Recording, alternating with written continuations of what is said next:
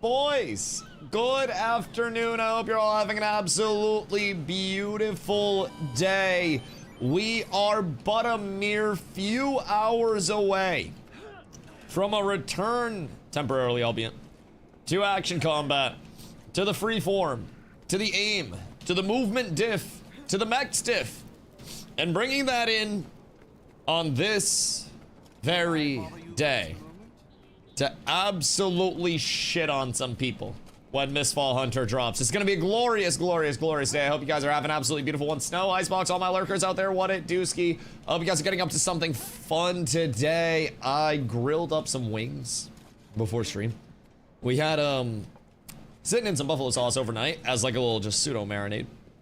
And let me tell you, just took them out, slapped them on the grill, got the outsides nice and crispy. And let me tell you what, those shits slapped. Those shits went harder than they had any business going, if I'm being completely honest. Just absolutely insano style. Have you decided what you're playing? I skimmed the video, but honestly, I'm kind of trying to go in like relatively blind. I'm gonna give it a full look over when I get in, because honestly, like, this may sound conceited of me. Oh, excuse me. But I'm confident in myself to go in blind and still just shit on people, even if I don't end up playing the most optimal thing. I know that might be like the greatest Dustyism of all time, but I just outplay motherfuckers. I do shit. So we'll see how it goes once I actually get back onto action combat. I might be rusty as fuck and miss every single one of my attacks. I genuinely just may not have it in me anymore. I might be too old, too washed. I haven't done action combat since I was in my 20s, a decade ago. So we'll see what's up with it. We'll see what's up. Smoking a 10-pound boar belly right now. Oh, wait. So is that just like pork belly? Or is that different? Because boar is like wild pork. Also, Dr. Chefron, what up, brother? What video? Ice sent me a little MISTFALL Hunter video that someone had made about the bosses and about some of the class balance and whatnot. So a little bit more like, you know, introductory stuff, but shows a little bit of the structure of the game and some of the classes and whatnot. So we'll probably check it out. We'll probably go over to MISTFALL Hunter a little bit before it actually drops and start doing a little bit of a deep dive and trying to plan some things out. And then as soon as it drops, it's gonna be buying it, it's gonna be downloading it, and it's gonna be getting the fuck active. So excited to see exactly what they've got going on. It really gives me shades. Also, hello Snow. It gives me large shades of Legacy Steel and Sorcery and Eldegard, which may they rest in peace. Same game, two different names, both dead. Exciting times. Excuse me. So yeah, very much hoping that we can hop over, have a little bit of fun with it, see what's up over there. And if we just happen to get a good night or two, then we are up. Truly tremendous. Truly tremendous. So, we'll see what they've got cooking up. That, again, that's at 8. So, leading up to then, we're probably going to do our boss rush a little bit earlier today. Get some credit for that. Because I do not want to get behind on that shit, if I'm being real. Wait, what do we have here? Bag of gear. Resonating silver. Right. By mining ore in the guild halls. Rune bag. Rune bag. I think probably this, but that's also only one silver. Talk to you later. And I think we could just gather to get more than that. I'm pretty sure. But yeah, so we'll probably do a little bit of kicking around over here, getting some loose ends tied up before we pop over. And then we'll pop over, start doing a little bit of research. We'll probably watch that video the Icebox had sent along the way, just so we can try to keep everything nice and informative along the way. But hop over there a couple hours or hour or so before it actually kicks up and see what we can get ourselves into. Now, as you guys know, Extractions Day 1, that shit's gorgeous. Everybody's on the same, you know, the same playing field. Everybody's on an even platform. And sometimes those that played early accesses and testing phases may have an advantage, but let me tell you, 90% of the players over there probably will not have. And it will actually be open season over there. I'm not even about to lie, bro. I'm very excited. I'm very excited to see exactly what we're cooking up. Extraction? Yeah, so did you ever see Legacy Steel and Sorcery? Or Eldegard? I don't think you were chilling when I played them way back. That was like a while back. But if you happen to see them in passing or anything before it died, it's like a fantasy action combat extraction game. Very similar to Legacy Steel and Sorcery or Eldegard, but seems to be a bit more... How do I say this? Casual accessible, and they emphasize a lot of ways for like your group to get your shit back if you do die. And they talk about a lot of ways for like, you know, as long as someone grabs your stuff and brings it out, then you get loot recovery and whatnot. So it seems to be pretty chill, pretty like casual oriented, but also action combat, which I fuck with immediately. Different classes, so we'll see what's going on there. Builds for the classes as well. So I mean, anytime there's action combat, I feel like the action combat itself is always just a little bit, you know, a little bit fun to get into, dig your toes into, and see if it's responsive, see if it's good, see what it's got building up. Because I think action combat, when it's well done, that shit can go crazy, bro. Shit can go crazy. Might actually try it out with y'all. Sounds cool. Yeah, I didn't play the early access or anything like that, so I'm pretty clueless overall. But, you know, I think it'll be a good time for us. I think it'll be really, really, really fun. I don't think I want to burn for the guild enhancements. Yeah, I think I want to get some WoW upgrades going, because we should have mats for those. New league season, new me. You better get in MISTFALL Hunter mode. I don't know. You better log into New World and start polishing up on action combat type shit. Because if you're cooked, like if we got to carry, then I don't know what's gonna happen to your slot. No world versus world tags right now. None, like at all. Like legitimately zero. Because that's a little cooked. I do say so myself. We really hate to see that. All right, so what do we need here? We need 100 mystic coins. That's going to be expensive in itself. And we need pile of crystalline dust. I almost have all those. And we need molten lodestones. So, hold on. Does anyone have mystic coins for the guild upgrade? This one is for WoW XP in our guild aura. So right now we have the supply capacity. What do we claim? And we can claim camps right now. That makes it so we can hold +5 supply. The next aura that we're getting is world versus world XP, so 10% increase world versus world XP once we claim the objective. And then we can do towers soon. Coins are so expensive. Have you been doing your dailies? And do you have all the coins from your dailies? So if you go into Astral Rewards and then go down, you have Mystic Coins here. And if you haven't grabbed those yet, I would highly recommend doing so. That shit is big value wise. The hell? Weird. But yeah, this and then your bag of coins here. Massive. I need them for Legos. How many Legos do you have already? Dr. Chevron. Can't find shit in rocks? You gotta look harder, dog. You gotta look harder. Alright, Mystic Coins. I gotta buy, I think like 30 of these, and then that's probably gonna wipe out my entire supply. Ugh! God, I hate it. I hate it. That's okay, though. The things I do for you guys with your own money. Lodestones. We need 30 of these. And then we need piles of crystalline dust. And then we're gonna need, I think, like 20 of these. And I'm broke.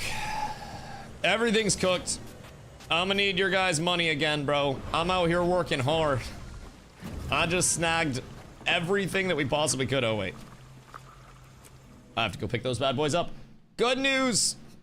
We'll have world versus world XP aura whenever we claim something. I'm out here truly providing for the gang, the squad, making sure that everybody has everything they need. And honestly, it goes just past us. Whenever we claim something, that's for everybody in the area. So we're doing something not just for ourselves, but for our fellow man, our fellow people that are coming in and grinding alongside of us, our fellow soldiers, making sure that they have everything they need to succeed. And it's honestly a great feeling, knowing that none of you contributed. You guys don't fuck with the soldiers. Should I tell this guy, who has been fighting for your freedom, to walk around Tyria as you please, that you guys don't fuck with him and couldn't even donate a singular coin for the brave soldiers that are out here on this fine day? You probably wouldn't even share a Facebook post if it came across your page. You literally, you wouldn't even forward it to 5 friends' timelines to spread awareness about our soldiers needing mystic coins, would you, Ron? I know. I know, you can't fool me. Can't fool me. I'll tell the soldiers. Tell every one of those goddamn soldiers. Let them know. I'm letting them know. And I'm letting the goddamn army know as well. Letting everybody fucking know. They'll know that this motherfucker doesn't have any coins to spare. Goodness gracious me, oh my. And we called him Mr. Jangles because whenever we went to the strip clubs, he was making it rain with some pennies. Now we know why. I thought he just liked coins more. Always happy to see customers. Now it just seems kind of fucked up, Mr. Jangles. Oh, RIP all of my crystalline dust. RIP 30 coins, and hold on. RIP all of the rest of my mystic coins. I want you guys to know I'm dropping like 200 gold in coins myself for this. Just to get you little rat shits some upgrades. I want you to know. Whoops.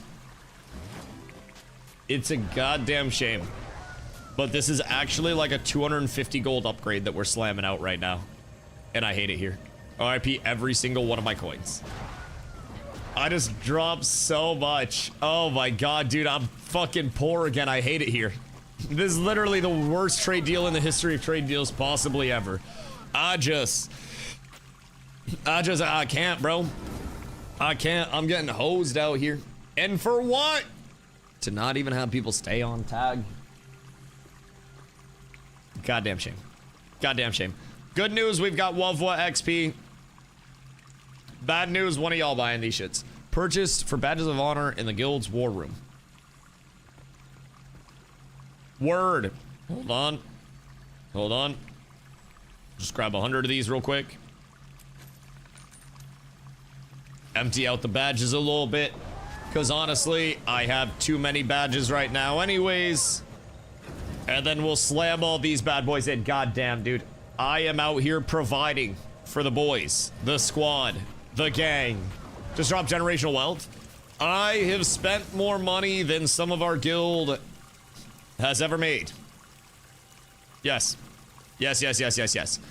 It is something that I'm not necessarily proud of. But it must be done.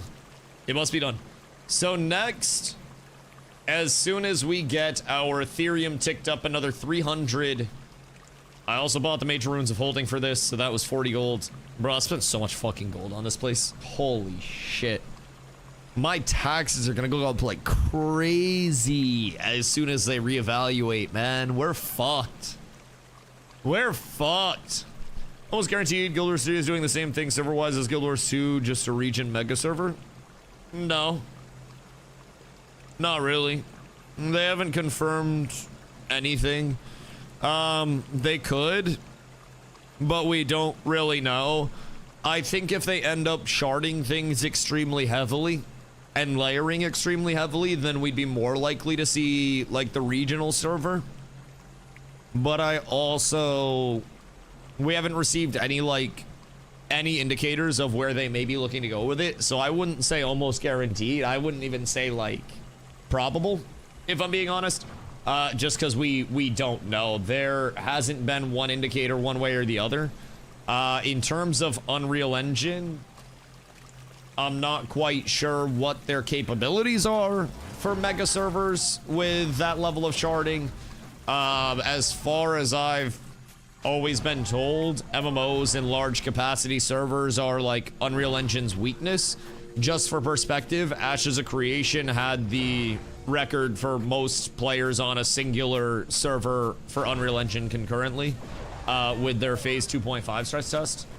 So that was, as far as they could find, the most players on a singular server at all points in time, which, again, that could be interpreted probably multiple different ways, and you could probably slam more onto it with limited levels of success. But I also am not quite sure exactly what their limitations will be going into it. So, Gilbert was one of the first to do it for the top MMOs. I don't think they're going to go backwards on that. We don't really know. I mean, I don't necessarily think their goal is to, you know, go backwards. But we have to keep in mind it's a brand new engine for them. It's something that, yes, it is probably the most widely used engine in gaming, and they're going to be able to work magic with it. But it's also a matter of like, okay, what are the limitations of the engine? ANET has their server shit down and done properly.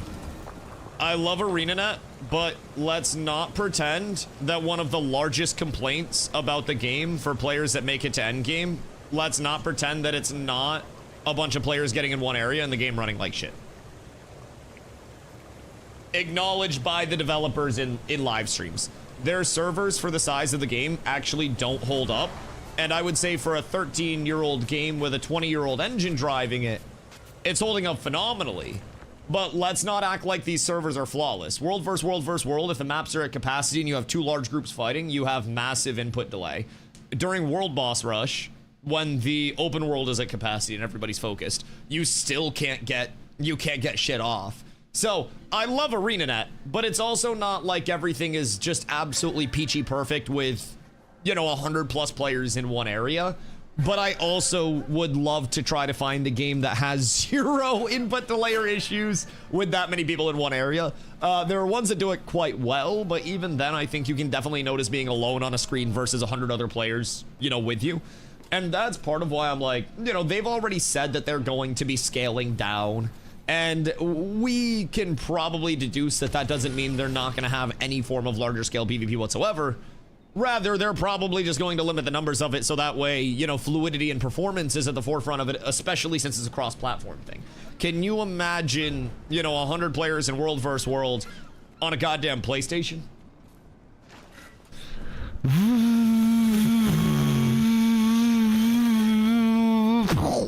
Just blows the fuck up. Blows the fuck up.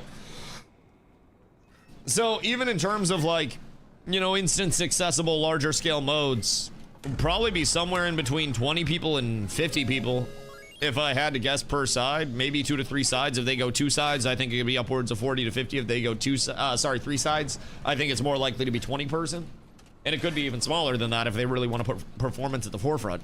So with Guild Wars 3, we may see, you know, a little bit of that MMO light feel where you don't really have that mass scale like you do in a lot of MMOs, which will be an interesting way to see how they handle it. I don't know that mass scale is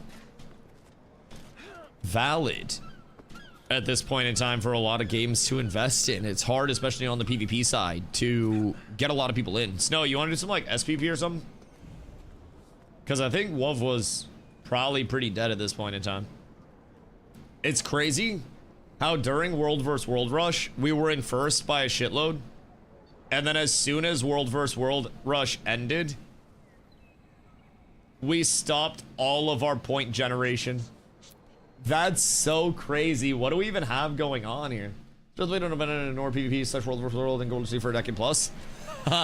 Yeah, no, I've totally heard that grievance from the Guild Wars community as well. It kind of feels like PvP got pushed off to the side. And some people have said even like the side of like, you know, them wanting to make esports work and not exactly having that be the most successful was kind of a catalyst in them just abandoning the PvP side in some people's minds. The thing is, I look at the PvP structure over here, and yes, a lot of it's probably this self-fulfilling prophecy where it's like people are leaving, so they don't invest in it, so more people leave, so they don't invest in it, so more people leave, so they don't invest in it, and then you have this.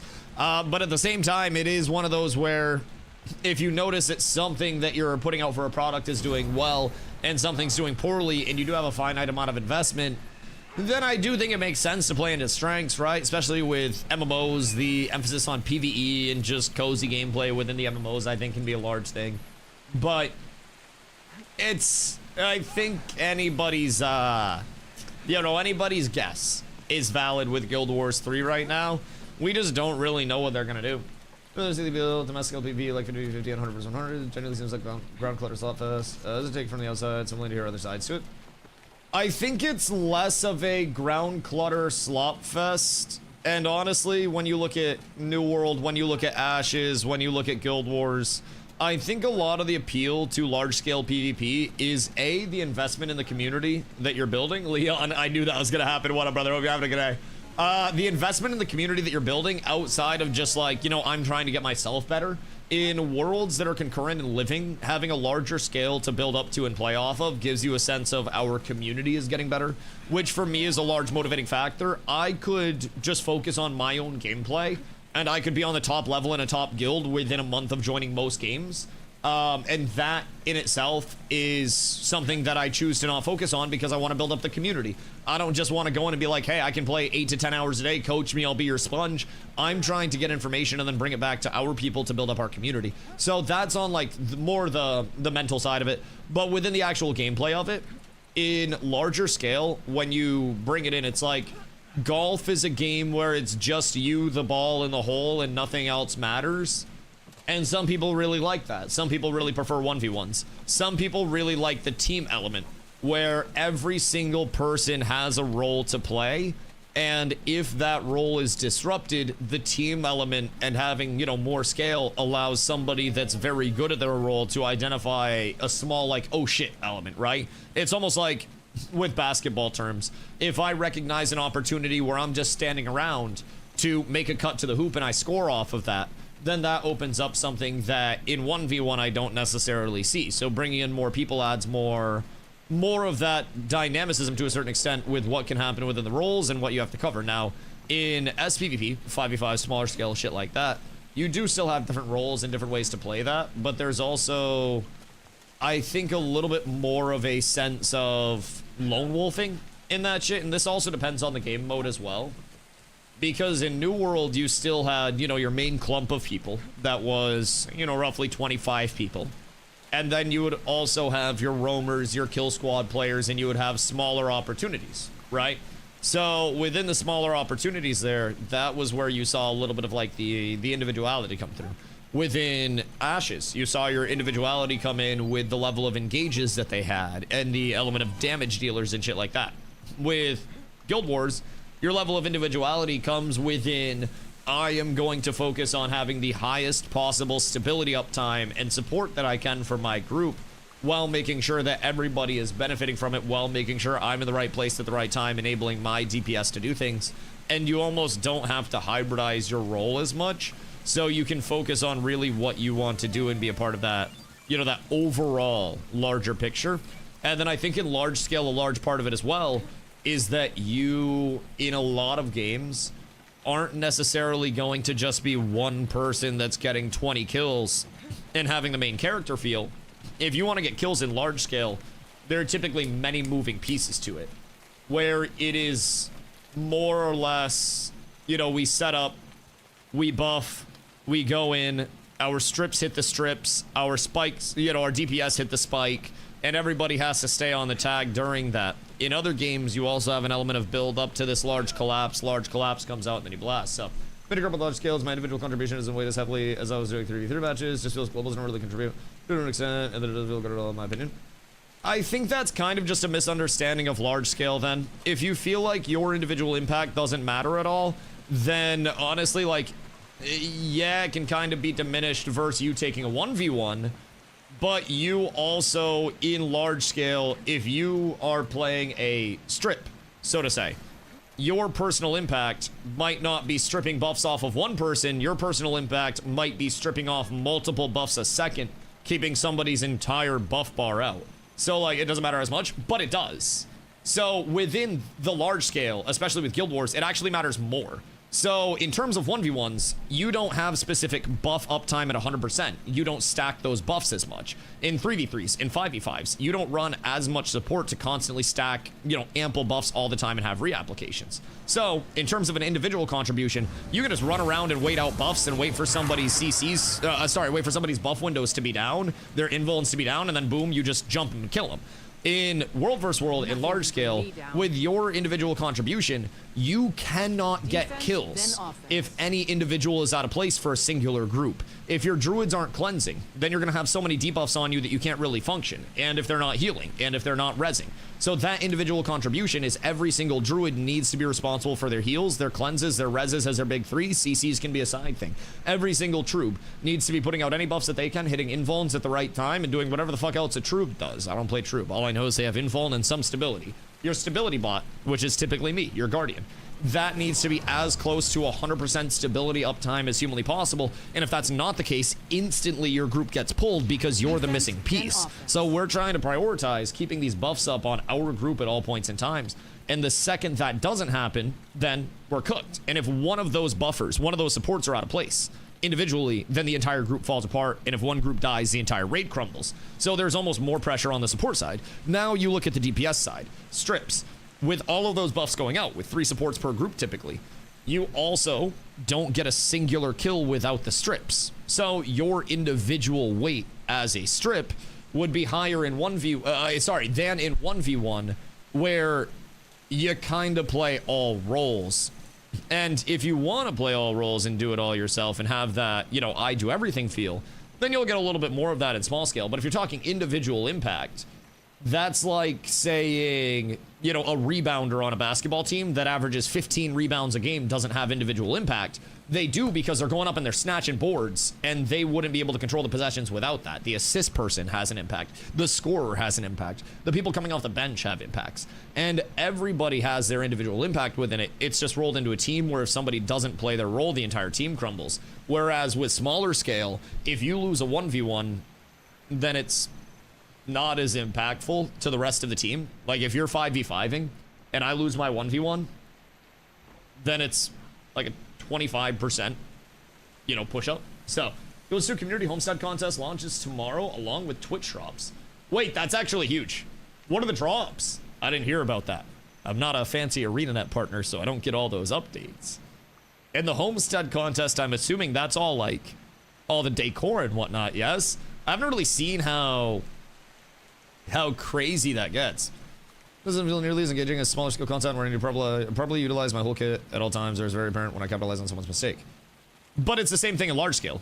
If you don't properly utilize your entire kit, then your group falls apart. And if your group falls apart, the raid falls apart. So it's like a larger cascade. It's still the same thing. Like if I'm not using my entire kit, then I'm not putting out stability and protection and all the buffs that I need to. If DPS aren't using their entire kit constantly, then their spikes aren't going to be in the right place at the right time, timed up around the strips and everything. It's more of just like, I think what's weird for people, then you just say there are people dedicated to solely just purge buffs. Yeah, and that's their entire kit. Now, they're still doing damage and putting out other CCs and ailments and shit like that, like other debuffs. But their emphasis, yes, is purging buffs and doing damage, which requires their entire kit. Yes, that is an entire build that requires an entire kit. And that's something where, keep in mind, you are purging multiple buffs per second constantly around you the entire fight. So you have your strips, and then those strips are also capable of doing damage and other things on the side. So it's not like you're just going in and you're saying, oh, I strip your buffs and then do nothing else, and you sit there and like, well, the DPS hits. Like, you're still a DPS. With my kit, I can take you through everything right now. This is a 3-second invuln, where if I ever get caught out, pulled, anything like that, massive. Also recharges my virtues up here. This gives me quickness, so that way I have increased action speed, can do everything faster. Huge for fights. Radiant Resolve is a big heal and removes conditions, so basically debuffs. This is one of my strongest abilities, Radiant Courage. It gives Aegis, which blocks next incoming attack, reduce strike damage. Non-damaging condies currently on you are ineffective. Stability, which is can't be CC'd. Protection, which is incoming damage reduction. Resolution, which is incoming condi damage reduction. This puts me into Forge where I get different abilities. This is an AoE heal just on the ground that people have to stand in that also sets up a combo field that gives regen. This is protection for incoming reduced damage from strikes, and then Aegis as well for an attack block. Every Aegis that I put out gives me 1 second reduction on my Radiant Courage. From there, Shield of Judgment is a little shield in front of me, also gives protection in Aegis. This is a Shield of Absorption that grants like a projectile absorb and shit. Then I switch over to my staff because I need to keep these up. This is super speed and then swiftness, but it also creates a combo field. If I 2 the combo field, then that does an area cleanse and also heals. So takes debuffs off of people and also heals. This is a might, so increased damage increased power for people and also healing. This is a wall, one of the strongest CCs in the game. Can trip 10 people if they don't have CC protection. Big heal and, you know, Condi cleanse. So a lot of what I'm doing is buffing, cleansing Condis, putting out buffs, shit like that. This is more stability, protection, and then also heals allies when I grant them boons. So this can be big healing if I pop this going into a fight. From there, hollowed ground. This puts a circle on the ground that we can all fight in that ticks up stability, which is 1 tick per second. So if we're fighting in a consistent area, we're always getting that CC, you know, that CC protection. And then last but not least, this is just resolution and stability, tankiness, and the ability to not be CC'd. So with my entire kit, if any piece of that isn't there, people are taking more damage, having more CCs on, or more debuffs on them.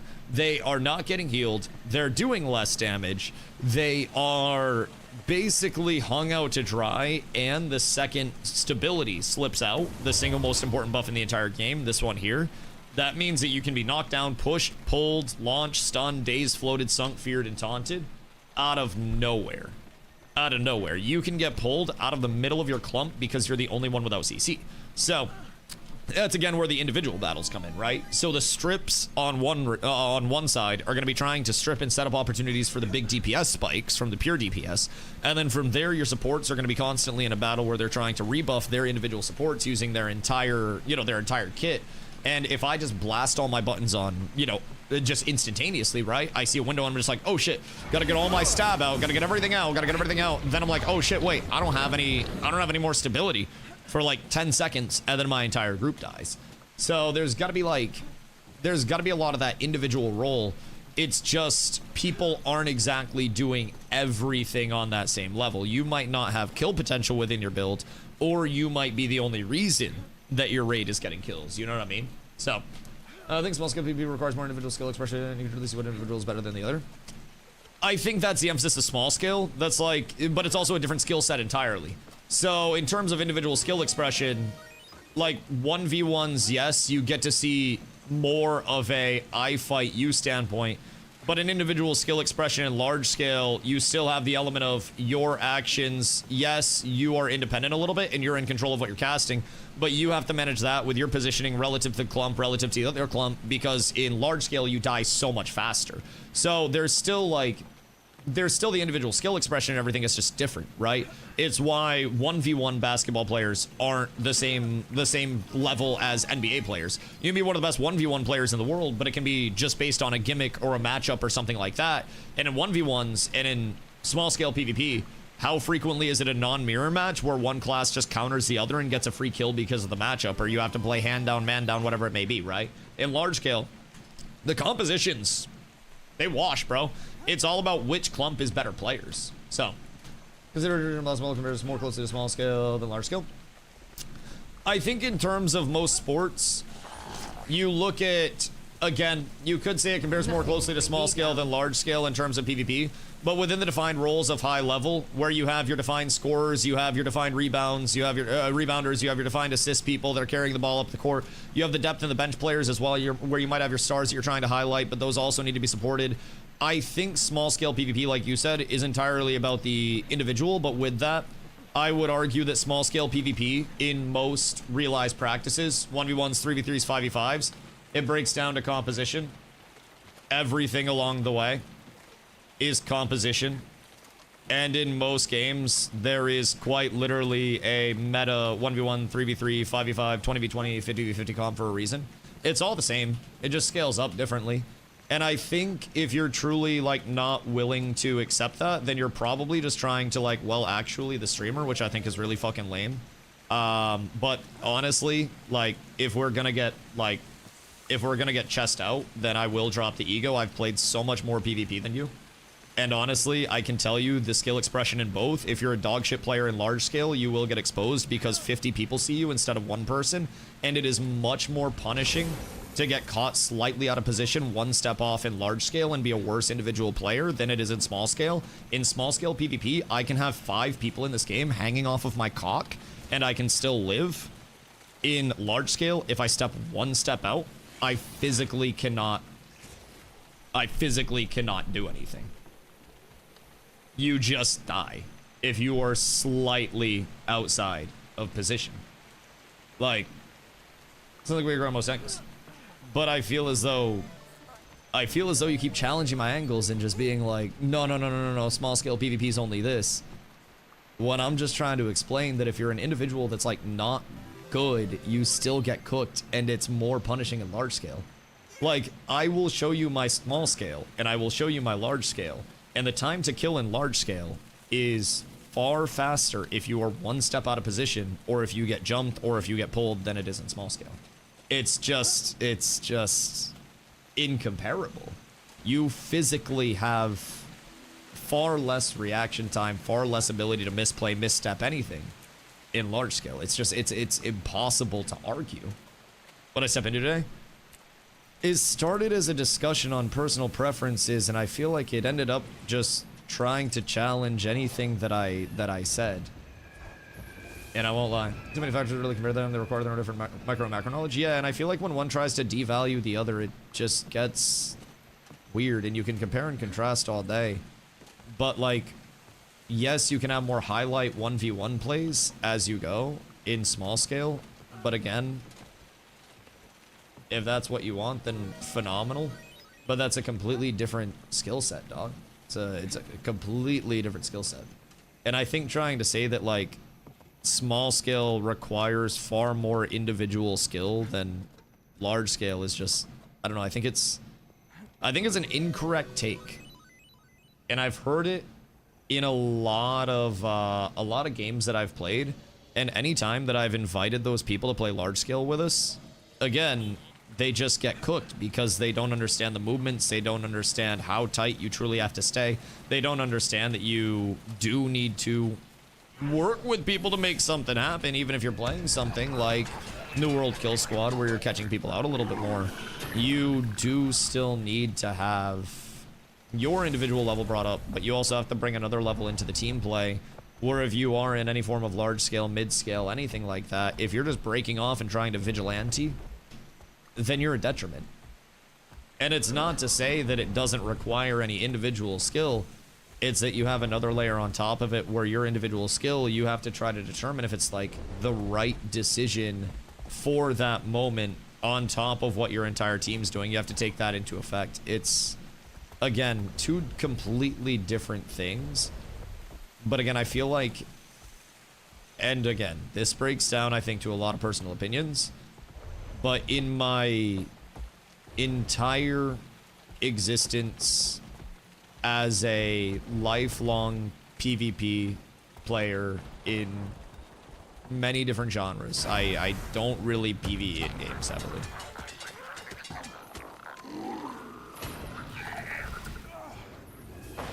Large scale is typically far more punishing than small scale. If you try to deviate and go outside of what you're supposed to be doing in a proper manner, you get punished a lot quicker because there are a lot more people to punish you. And in small scale, I can win a fight simply by iframing an ability. I can win a fight simply by popping an infall and having that counter in at the right time. That's one action that can turn a fight. One action can be huge in large scale as well, but like, you have to be better than just, oh, I see your combo coming, I counter that, GG, I immediately win because you have nothing else. There's always more. Alec, what up, brother? Thank you for the 15-day. Large scale is by far more punishing, especially in a game like Guild Wars 2 where stacking and spike timing is insanely important. And there's no argument. There is literally no argument. Your time to kill, even if you get completely caught out by the highest of damage classes in small scale, is more survivable and is longer time to kill than getting even slightly remotely caught out in large scale. If you are 2 steps off of where you need to be in large scale, you just die. If you do not, say you're playing support, if you do not have stab up at all points in time and you deviate from your role even a second, you die. And your entire group dies, and then if your group dies, then your raid dies because you're now down numbers. And I think the same thing translates, again, it's all PvP in general. Everybody has a role, but I think there is always a misunderstanding when large scale works cohesively that it's just a bunch of people spamming shit, not realizing that in large scale you're typically forming a composition that includes every single possible buff, debuff, form of damage. Like, that is being completely optimized, and you have a very hyper-specified role within that, and every single one of those small pieces has to turn together. And it's almost like, for me, what has more complexity to it in terms of its operation? Something with 50 moving pieces, or something with 3 to 5 moving pieces. And sometimes some people will like 3 to 5 because it's simpler and there's less going on and there's less chaos. But to argue that the intricacy of something that requires 50 moving pieces to function is lower than that of something that requires 3 to 5 is, I think, entirely crazy. Small scale, you literally have a single build that can tank and survive the other team solo. The bunker build. And in small scale, it's legitimately incentivized to be able to branch off and kill people's time and distract people and just sit on point and hold it down. Now, again, you also have some glass cannon type shits where if you do get caught, you're going to get punished heavily. But I really think in small scale, there's always the element when, you know, you're in small scale. I think if things go poorly,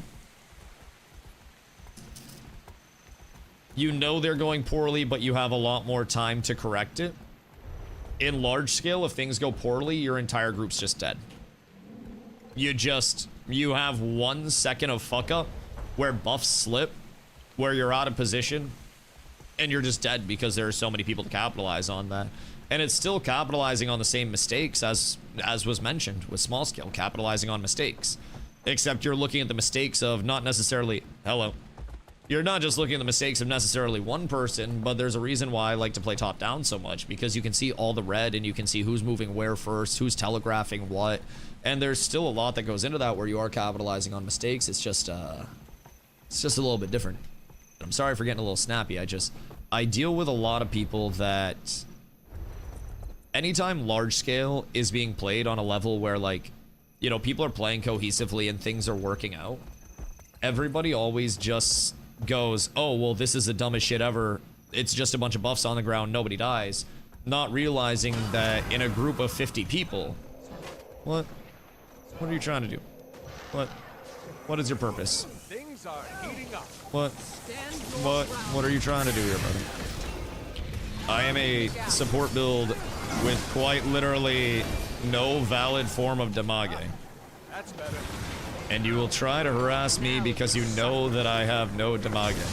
I think if an Amalgam lost this matchup, it would probably be the single worst Amalgam in human history. If I'm being completely honest, it would probably require actual talent to lose this. And I applaud him. But I don't do any damage, bro. I actually don't think that I do enough damage to, like, force him off of this at any point, nor can I stand toe-to-toe. I don't know what his goal is. But I don't exactly think that it's going to end in the way that he wants it to. I'm not quite sure that either of us really get something out of it. Snow, you want to work your way over here and just kick the shit out of this guy or something? Because I think the fight might still be going by the time you get here. This seems to be something that's going to last for quite some time. So, you know, we got that to work on. Yeah. What you gonna do, brother? Is this just what we're doing for the rest of the day? I think I should kill you 100% of the time if you press his buttons. But again, 1v1s, dog. Super, super, super punishing, by the way. If he gets a single ability off, I just die, bro. Prime example, by the way. Incredibly punishing these 1v1s are. No room to misplay whatsoever, baby. This is peak punishment of gaming. I feel as though I am back against the wall at all points in time, and there is literally nothing that I can do to combat this fight. Are you full minstrels? Oh yeah, I hit for like 100. Like, I have as much kill potential as like a paper towel. I am effectively a wiffle ball bat, but like one of those really fat wiffle ball bats. Like, I had time to call in backup. Actually insane. Gravon, the VIP redeem ski. Oh my goodness. I'm so sorry I had to call in backup, but like this wasn't ending without it, brother. I'm not gonna lie. Look at this damage. Look at that shit. I'm so sorry, dude. I'm so sorry. I wish there were a way that that fight could have been resolved without that, but like, I don't win that fight and you don't win that fight, and MISTFALL Hunter launches in 4 hours, and I don't think that that fight would have been done before MISTFALL Hunter. I'm so sorry. I don't think that that fight would have ended before MISTFALL Hunter. Wait, Snow, let's get active. The fuck we got going on here? Let's get some goddamn picks. Hold on, chat, like 3 more people and we're cooking. First small scale rank content as opposed to large scale. No, I 1000%. I feel it. Everybody has their own preferences, and again, I'm sorry for being snappy. It's kind of like one of those, I feel like nobody is willing to budge on that discussion at all. So it's one of those for me where it just breaks down to like, I like this, you like this, and it's one of those where I try to take it on as like, okay, we all have our preferences, and sometimes I just lose my patience a little bit. That's my apologies. I still love you, Irving. I see you're starting to get snappy. Yeah, I'm trying to work on it, okay? I'm trying to be a more patient person. I think we all work on things, and interacting with so many people on such a long basis, I have to work on being more patient and wiping my memory clean of previous conversations, because sometimes I let the outcome of old conversations kind of weigh in on my feeling for a topic, you know? I sometimes am very... How do I say this? I hold old conversations with other people against people for certain topics. We all need more patience. Also, Grava, the VIP redeem. Speaking of patience, that's a lot of patience, big dog. I appreciate you. Hold on. Slash VIP Gravon the old. This is also partly why I like streaming so much. I think you get actual interactions. Instead of like everything being super curated and fake and like, ha ha ha.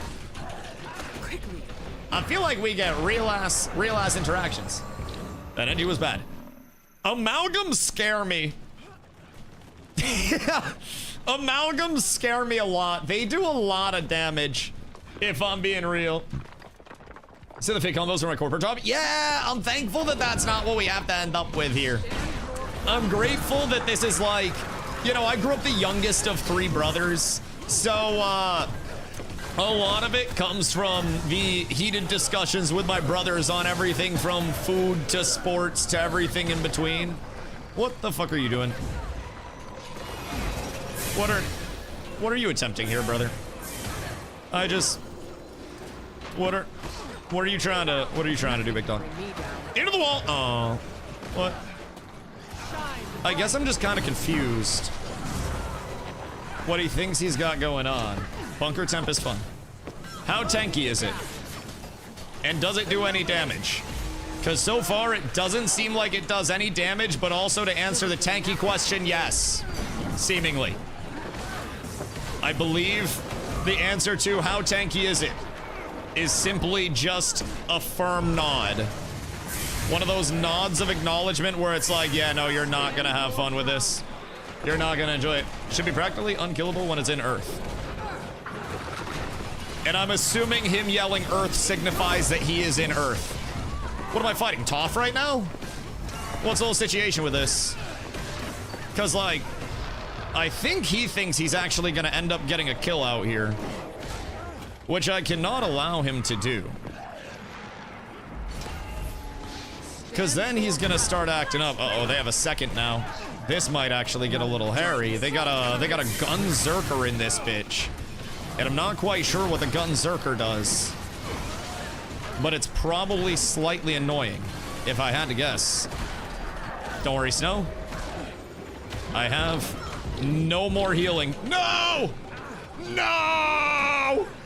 Snow! I'm sorry! Snow, I failed you. It's my fault. Did I just get... What the fuck was that? Was that an ability? What the hell just sponked me? What the hell, Leonte?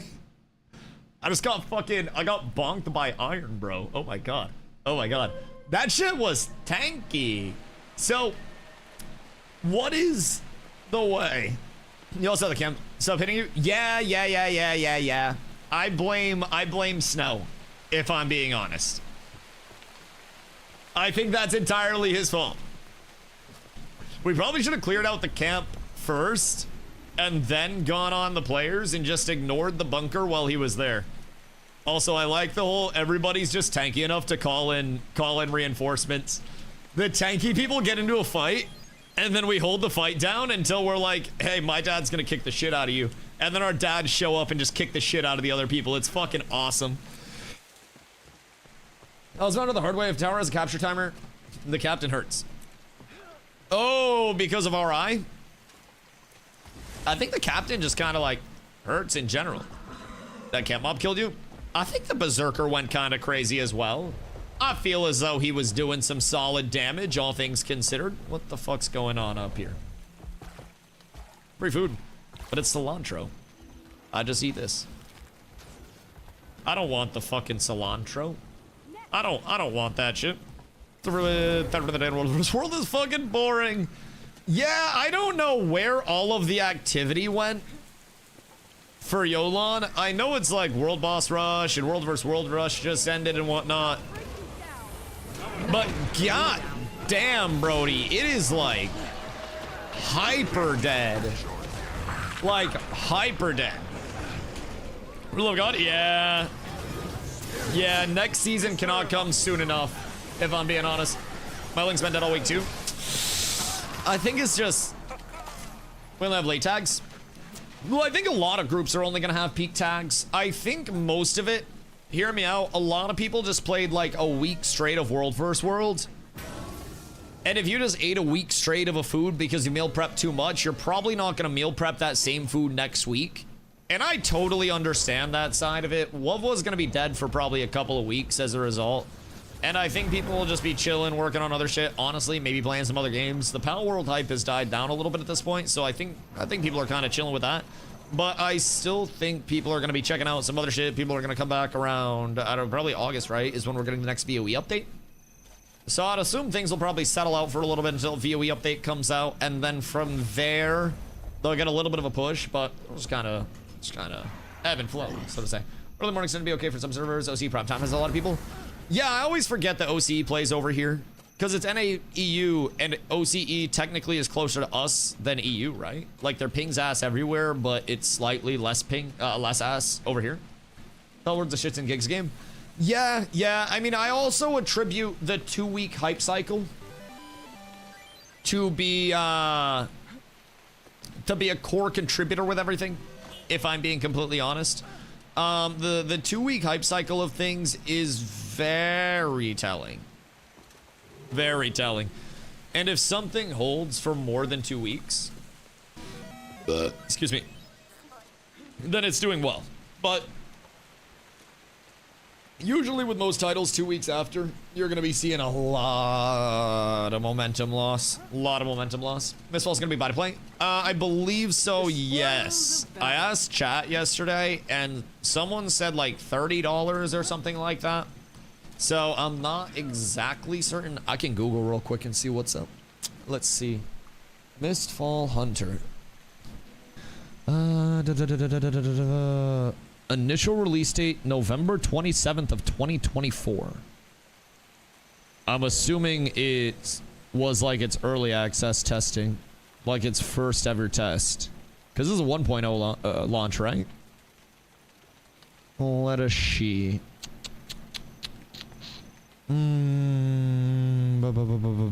Mistfall Hunter price. Oh, $24.99 for the standard edition. I think that might be over here as well. Deluxe digital edition. Where will it tell me the price? If I would like to purchase this fine product. I would enjoy that very, very much. But I don't believe that that's listed here anywhere. I won't lie. Yep, nope. So I think it's $24.99 for the standard edition, and then $39.99 for deluxe. The deluxe is just like extra cosmetics and shit.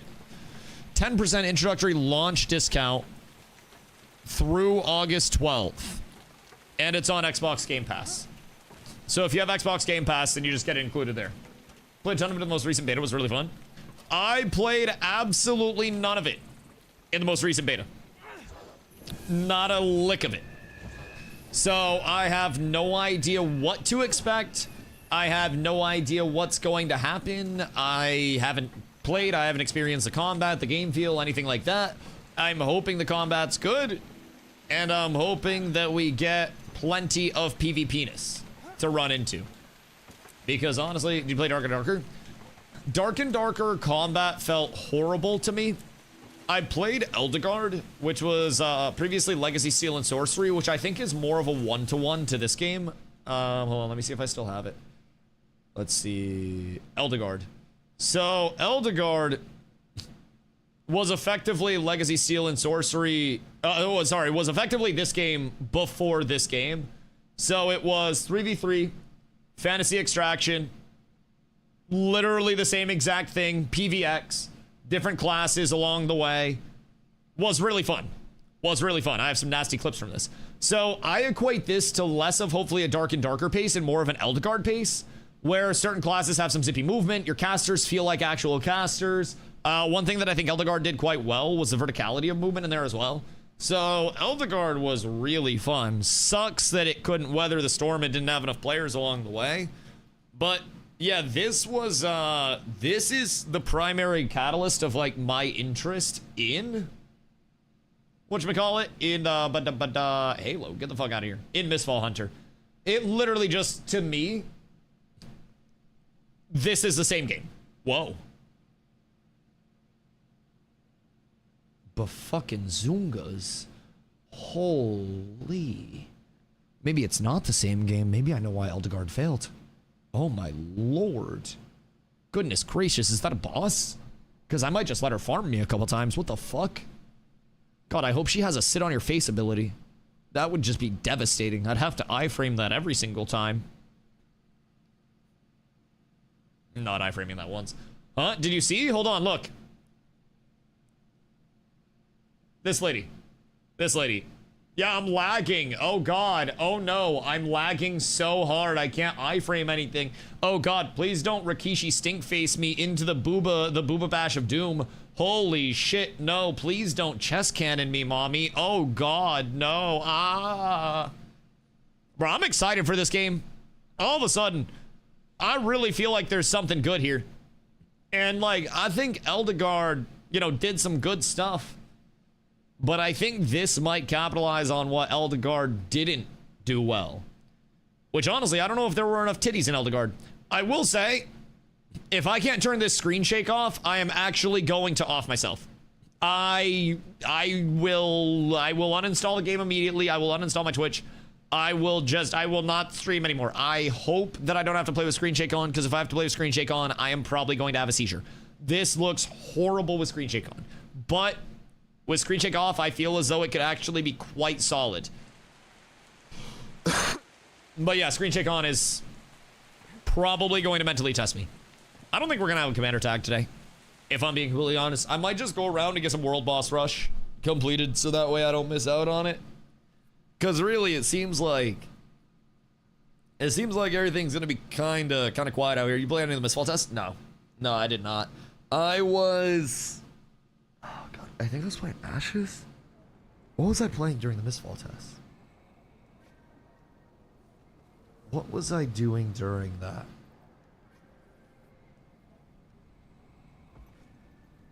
I was doing something. Not playing MISTFALL, I can tell you that much. So yeah, we'll see what's up with it. But I have genuinely, like, I have no meta knowledge, I have no experience, I have no handling experience, nothing. Probably playing Guild Wars 2. No, I didn't come into Guild Wars 2 until... Maybe I was. When was the last test? Because I came into Guild Wars 2 in June. When they announced Guild Wars 3. It's pretty recent. Might have been when I was doing my variety stuff then. Before Guild Wars.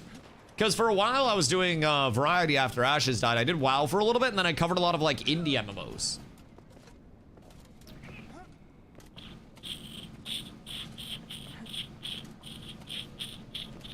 It might have been during that.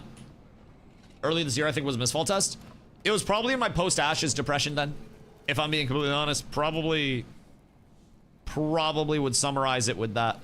What do we even have up right now? Anyone want to fuck around and do some world boss stuff? Because that might be the most productive thing that we can get going right now, if I'm being completely honest. We've already got a lot of our guild stuff done for the week. So we don't need to worry about that. Big shout out to World vs. World missions. That made it insanely fast for us. Wait, weekly favor cap 0 out of 2,000. Oh, because every time we level, it refreshes our favor cap. So we could also do the rest of these bad boys throughout the week, and then we can get more than our 2,000 this week. That could be kind of nice. PvP top stats be super easy. That one's a free 400.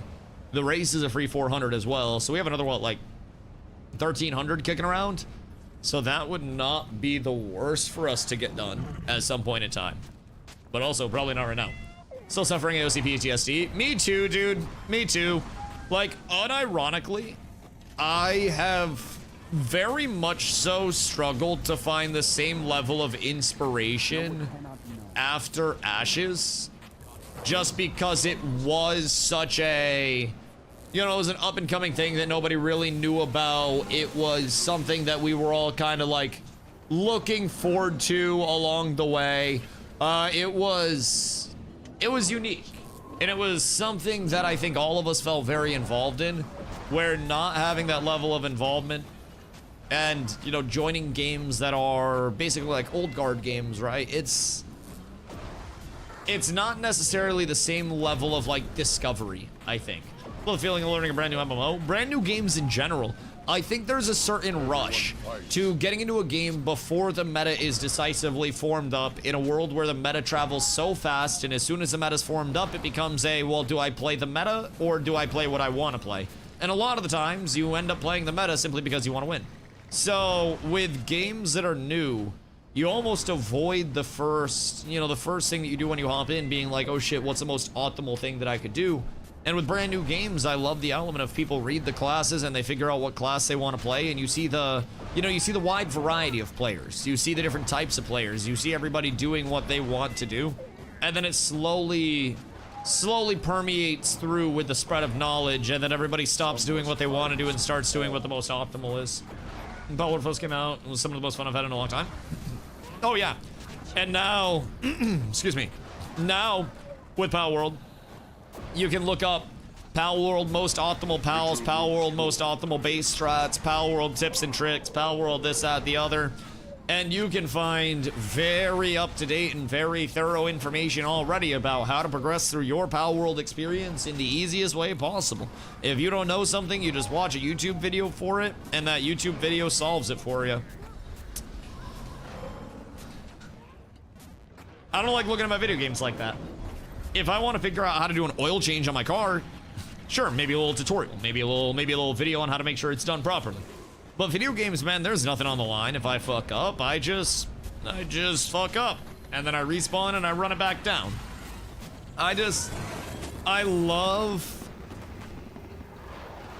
the sourcing period, if that makes sense, where everybody is still going through, nobody knows shit, and it's almost like the race to the top, where you are trying to figure out everything you can to give yourself a large advantage, and you want to make the meta, you want to be the meta. I yearn for that.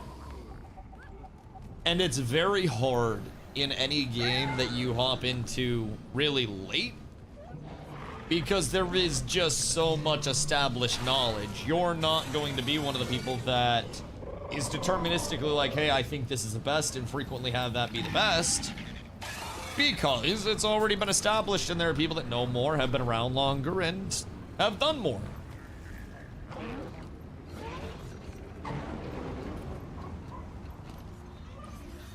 And one thing I think that nags people that are trying to make their own build, especially with games that are more established and have been here for a while, you'll make your own decision, but it's also like, is this the right decision? Am I doing the right thing that I should be doing?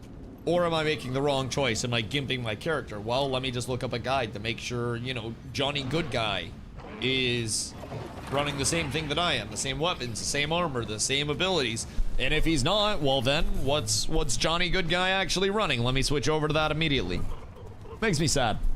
I feel like so much of the fun in MMOs for me when I was, you know, first getting into MMOs was running around as a group of people and sharing the information with those that we, you know, those that we encountered and helping other people understand more. It's like, I don't know, it's coming together to do something and improve everybody along the way. And that's a really rewarding feeling that I don't think a lot of other games present you the opportunity for. But we've gotten so far away from that in MMOs over the course of it all. I'm sad about it. You know, I'm quite sad about it. Excuse me about it. I feel like there's so much of the core MMO world that's been lost to time, where people no longer, I don't know, no longer want to play MMOs for the socialization. They no longer want to play MMOs for the people side of it. They just want to play an MMO because it's another game and they treat it the same way that they would, you know, a single playthrough ARPG. And then they look at the game completely different because outside of playing in the community front, they just sell themselves so short. So, part of that problem, I mean, it is what it is. Instead of the single stuff. Yeah, I mean, I think the same group of friends, right? But even then, you're playing with a group of friends and you're engaging in group content. I don't think everybody necessarily has to be the outgoing social butterfly, but I feel like so much of it has shifted from, you know, my group of friends will accept more friends, to an element of like, my group of friends is my group of friends, and if you're not in my group of friends, then you're not with us. And I feel like a lot of communities in a lot of areas in MMOs put walls up and no longer want to accept the new player, no longer want to find the odd person out and do the video game equivalent of sitting with the nerd at lunch that doesn't have friends, right? And I think a lot of what made MMOs amazing was the element of like, hey, I see you doing something solo, I'm in the same area, random group invite comes through. And you're like, hey, question mark, and they're like, hey, you working on this quest? Sick, okay, and then you end up doing 10 quests together. Congratulations, you just made a new friend. I feel like that's something that has gone to the wayside. As everybody figures out guides, as everybody gets on their own path, it's less of the small town, you see somebody and you're like, hey man, how's it going? And it's like the feeling in New York City where you walk by so many people on the street, yet you interact with none of them. And it's something that I really like about not living in a city, honestly, where when I visit a city, sure, I can keep to myself, I can just stick with my group of friends and not talk to any strangers. But man, the yapper in me really wants to see a stranger that, you know, looks cool. And I'm like, hey man, sick as fuck. Like, I like the drip. What led to you dressing like this? Where do you get this shit? Like, have you always been this drippy? I like talking to people about random shit. And in a lot of scenarios, I feel like people are now conditioned to not just start up a conversation about some random shit because everyone's in a hurry to get nowhere. So, something I like about Forever release, there was a lot of just inviting each other to do random stuff. Yeah, it was a good feel with Forever, and I think what spelled death for Forever was how quickly the community turned towards, gotta make a damage meter, gotta have the best build being advertised, gotta speedrun this, gotta have the world record for that, and people that can't be competitive in actual competitive scenarios ran to Forever, which was the least competitive game that you could possibly imagine, and wanted to flex that they were the best player in a game that being the best didn't matter at all in. And everybody that was streaming wanted to have the #1 damage build, and they wanted to have the #1 speedrun record on a boss that was designed to be conquerable by children on a console.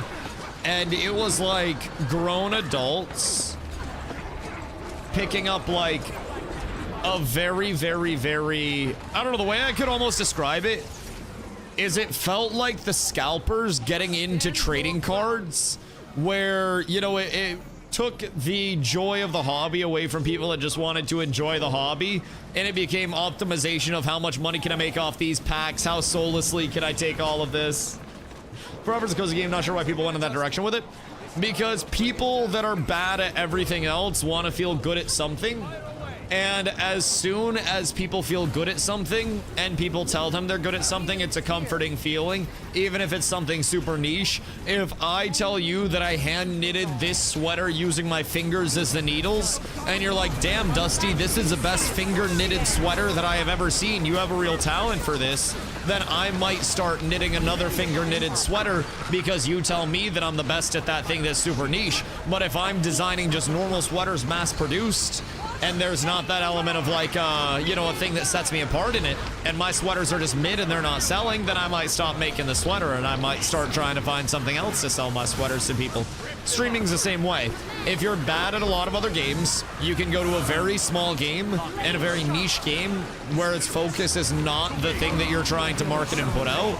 And you can say, look at me, I'm the best player in this casual game. All of you people that are playing this 2 hours a day, exploring with your partner, here's the #1 DPS thing that you can do. And everybody wants to be competitive in a world where the competitive doesn't actually matter, so they can say they're the best at something. But realistically, they're just the worst at the actual competitive side of things, so they go where that competitiveness can be gauged out. It's like, I can't make it in the NBA, so I go back to a youth league basketball court and just start dunking on kids on an 8-foot hoop, and I start saying I'm the best to ever do it in this youth league because I deserve to be in the Hall of Fame, because I'm the best player in that youth league. Averaged 100 points, but I dunked on some 4'8", you know, 9-year-olds. I don't even know how tall a 9-year-old is at this point in time. Kids scare me, bro. Zob, what up, brother? Hope you're having a beautiful day. We're saying he's going to start knitting sweaters for us. Hand knitted, definitely not drop shipped. So weak wrist, my wrists are reinforced. You wouldn't call a deck weaker if it had screws reinforcing it. You would look at the construction quality of aforementioned deck and you'd be like, holy shit, that thing's sturdy. It's held together really well. It was no comparing one bis was tied behind opening a chest that can be used once and a 0.1% chance of getting the good time. I mean, hear me out. It's a little bit of everything, right? The current state of trying to make that competitive in the first place was always going to be a little bit of a meme, right? It was always going to be a meme.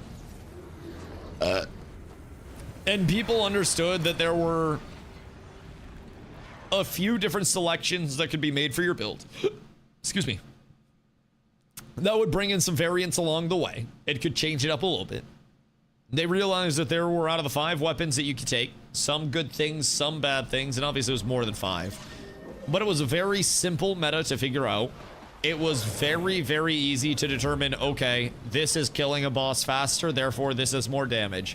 And then everybody just ran with and acted like they had some super proprietary tech where it's like, I played this one build that nobody else has ever discovered. And I still remember people trying to be like, oh, I came up with this build. This is my build in chat. And I'm like, brother, I have no fucking idea who you are in the most disrespectful way. Please stop being sociopathic. It is not your build, and I will hijack this shit and call it the Dusty build if you keep talking like that, and people will respect it. People were weird with that game, man, and everybody wants their little claim. And there is one reason why there are any content creators still over there streaming it in the first place. They got more viewers there than they would anywhere else, and they call themselves the best player for X or Y.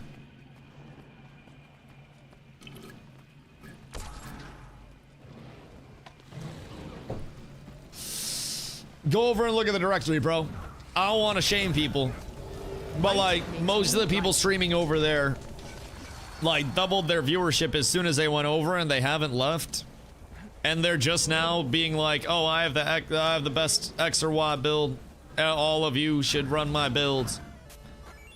And they just completely lost the plot, so to say.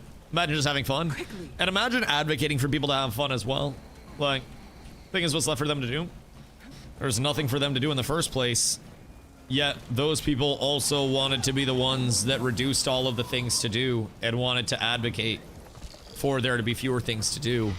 And when I mentioned that the game had a lot of issues that would stop people once they got to the end game point and would cause a lot of pain points, everybody told me, no, Dusty, you're crazy. Casual players will never hit that point. And I'm like, man, I have seen more games die than you have played in the last 10 years. If anybody knows pain points at this point, it's me and my comm, Brody. And let me tell you what, I called most of the pain points with that game just like at face value, and so many times the community over there, not my community, but the people that would just be randoms coming in, were like, nah, that's crazy. Why would any casual player ever run into a, ever run into a point of needing to make alts for their progression? That's absolutely wild. That would never happen. Lo and behold, casual players ran into that. Bro, my hair's too long. I could do a ponytail in the back. I get that ass. I could man bun that shit. That long as hell. Long as hell. As someone who's playing the game super casually as filler until my Final Fantasy IV training rate's filled, got level 20 best on all 4 classes in 2 weeks. Well, keep in mind too, best in slot over there was a little bit interesting.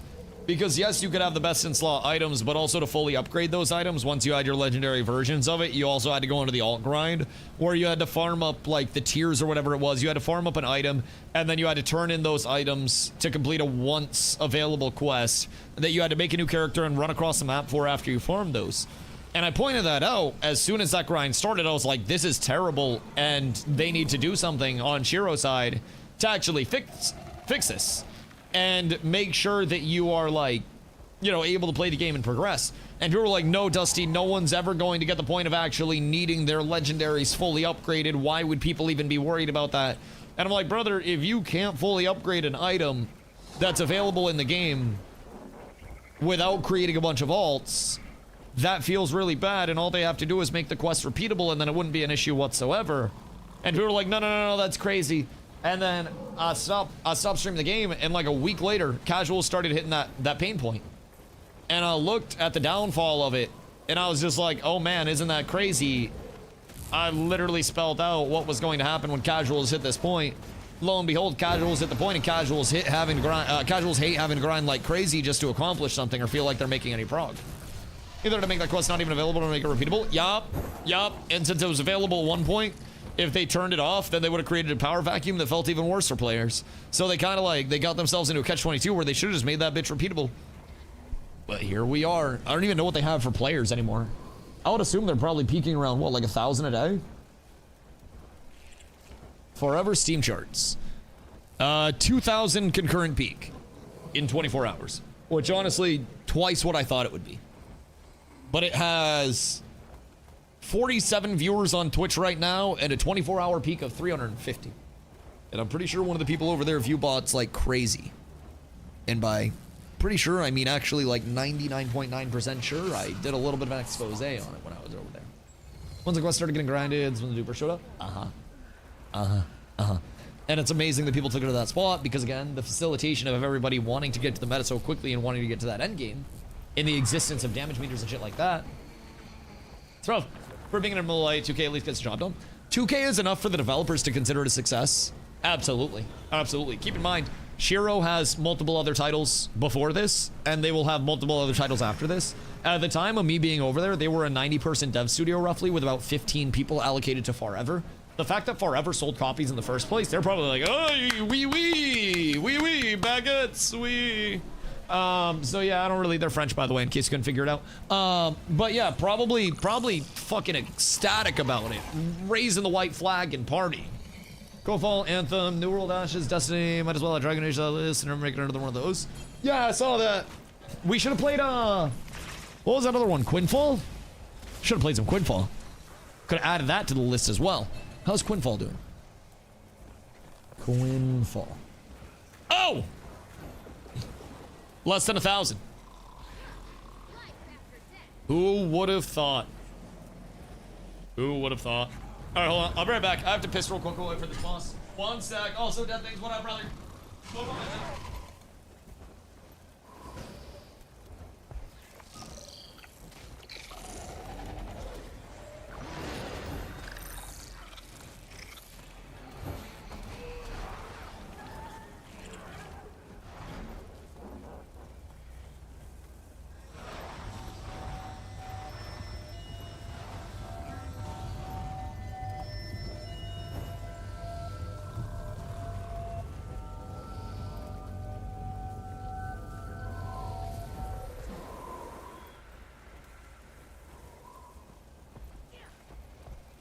Knowledge is power.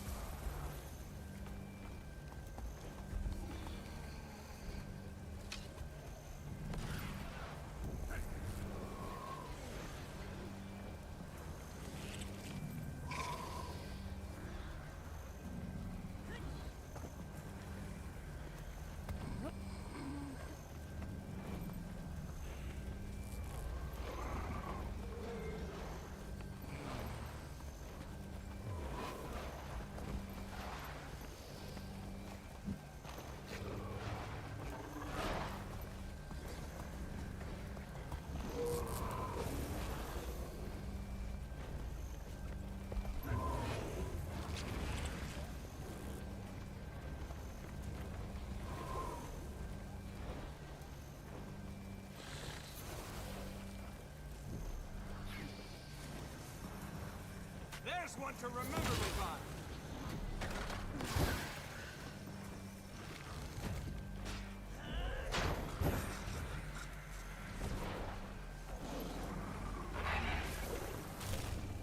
Hello and good day, my friends. So much quality share time. I had prison one and movie a little bit. I had to keep the mental up. Otherwise, what will we do, Merkington? What will we do? World Boss Rush is an interesting one for me. It's got so many people active, which is cool.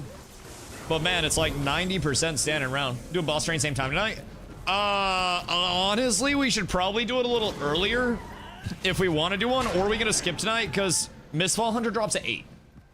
So I'm going to be over there at 8. I believe it drops in, hold on. Refresh. It drops in approximately 4 hours.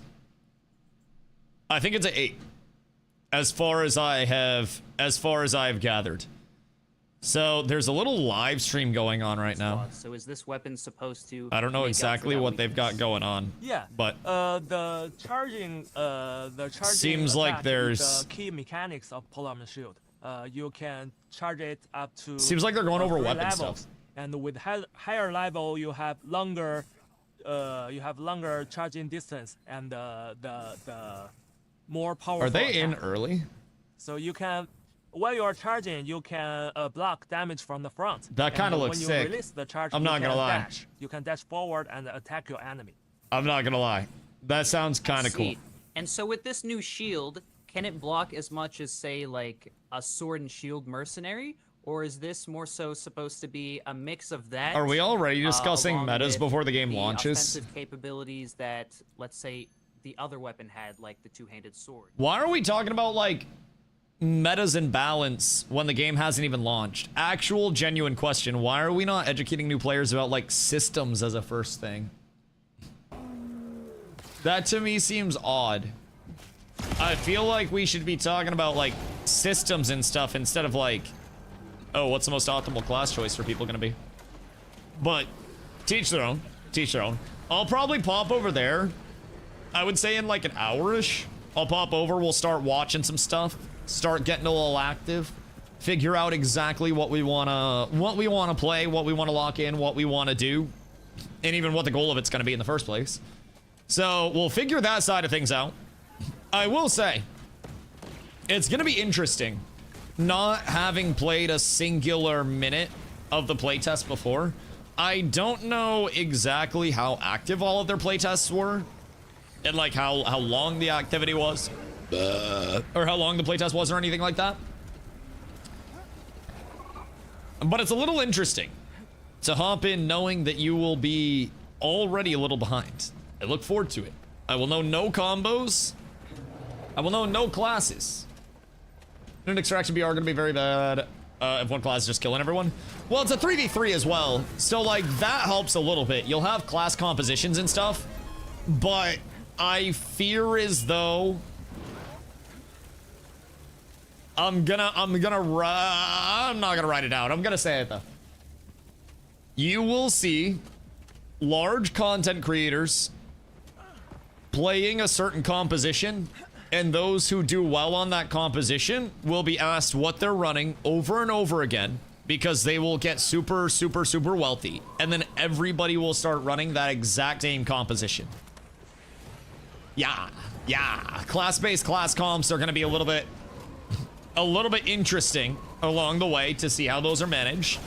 But I definitely agree. In an extraction, if there is a certain composition that is just like far stronger than any other comp whatsoever, like if there's a triple DPS comp that can just 3-2-1 an entire team, whatever it may be, if there's like an unkillable composition with like a healer and a tank or something like that, only valid comp is 3 healers and rage rate the enemy, just all range all the time and then just sprint away from everybody as soon as they start to gap close to you.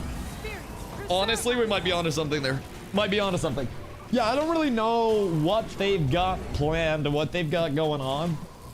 I do want to give us a little bit of time to research when we go over there so we're not going in completely dark. I know there are a few people from the community that are going to be checking it out. So we'll see exactly what's going on. I believe they have a lot of melee options, which I really enjoy. I really, really enjoy. But it's like when people trying to kill me in one of those rather than to seal their damage. Yeah, it's always interesting when people try to jump me 1v1 in World vs. World, because it's almost like, you know, I'm not gonna kill you, and if you kill me, then that's what's supposed to happen, and if you don't kill me, then I just sit there and heal and make fun of you constantly because you're kind of struggling with it. So, there's that element behind it where it's like, why would you even take your time hitting me? It just, I understand if you get the kill, it's great, but not a lot of the time do people actually follow through with that kill. Oh, also, something about MISTFALL. It's gonna be interesting. Supposedly with MISTFALL, they're attempting to make it very casual. And like, if you die, and anybody in your group, I think like recovers your gear once you die or some bullshit. I think there's a way for you to like get back in even if you get full wiped and like get your gear back or something. They have a lot of systems that are meant to be casual, which is what we're gonna be watching a little bit of. But it's really interesting. Really interesting. I think obviously it's an extraction. The lifespan on extraction games tends to overall be quite short, because you're either bad and getting cooked every time you go in and having to just play PvE, or you are insanely good and you are shitting on everybody every time you go in and you get more loot than anybody else.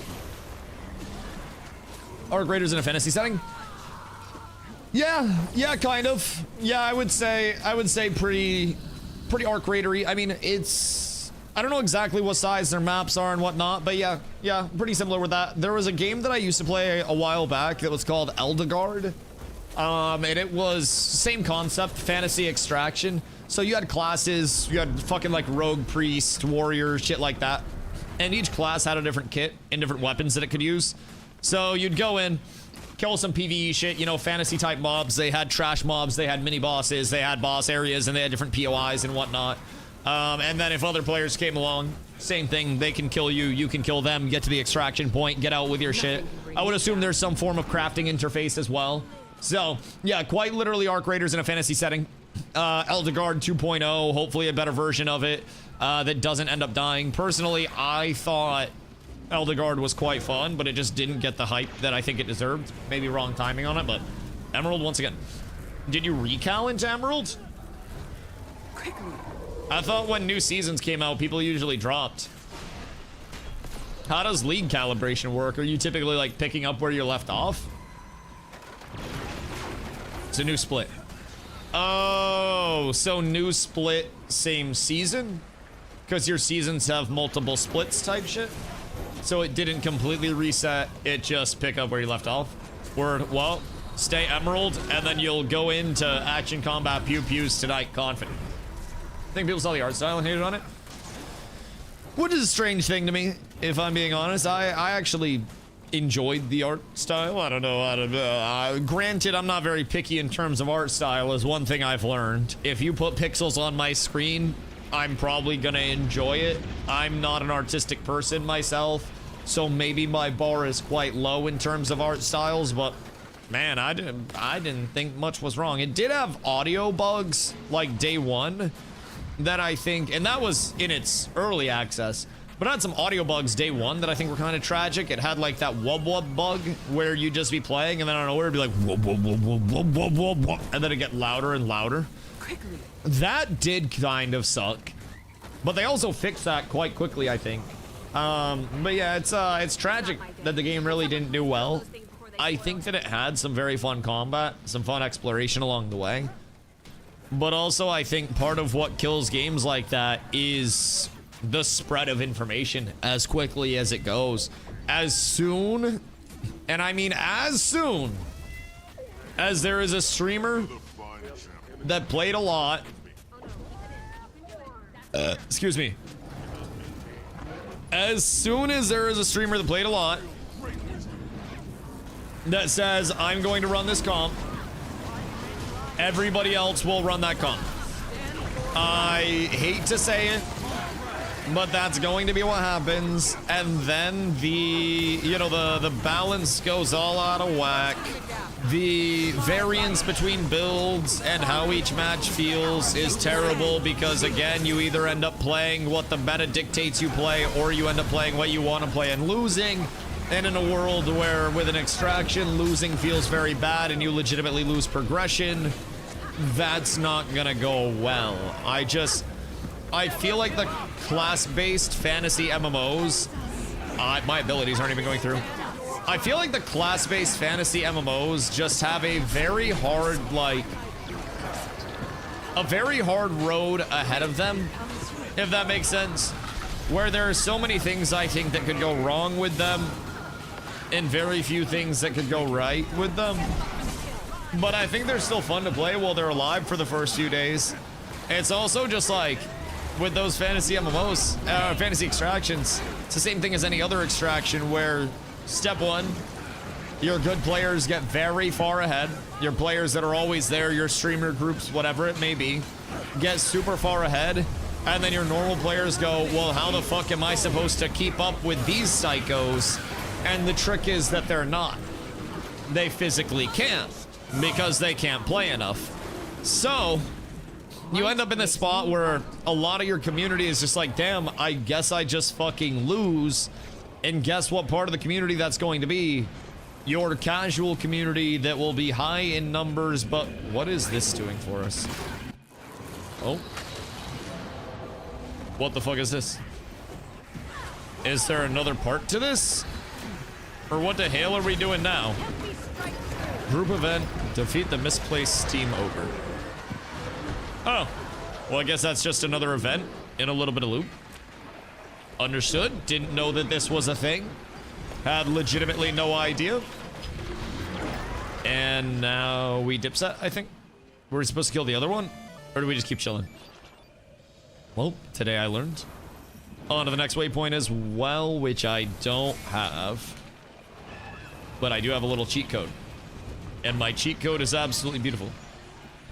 Bloodtide Coast. We're gonna try this one. We're gonna try this one. So many skeeters. Oh, wait. I didn't do the apple cider vinegar. You can take a cup and put apple cider vinegar in it. And then you can take like a couple drops of dish soap and then mix it up. And then basically the little, those aren't mosquitoes, by the way. Those are like little fruit flies. But the fruit flies get like attracted to that basically. And then they fly in and then they all die. It's like a little fruit fly trap.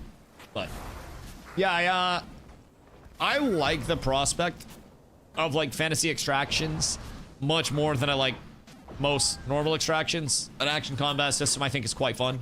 But I also I worry about the longevity. I feel as though there are very few extraction titles in the existence of forever that have managed long-term consistent success as an extraction.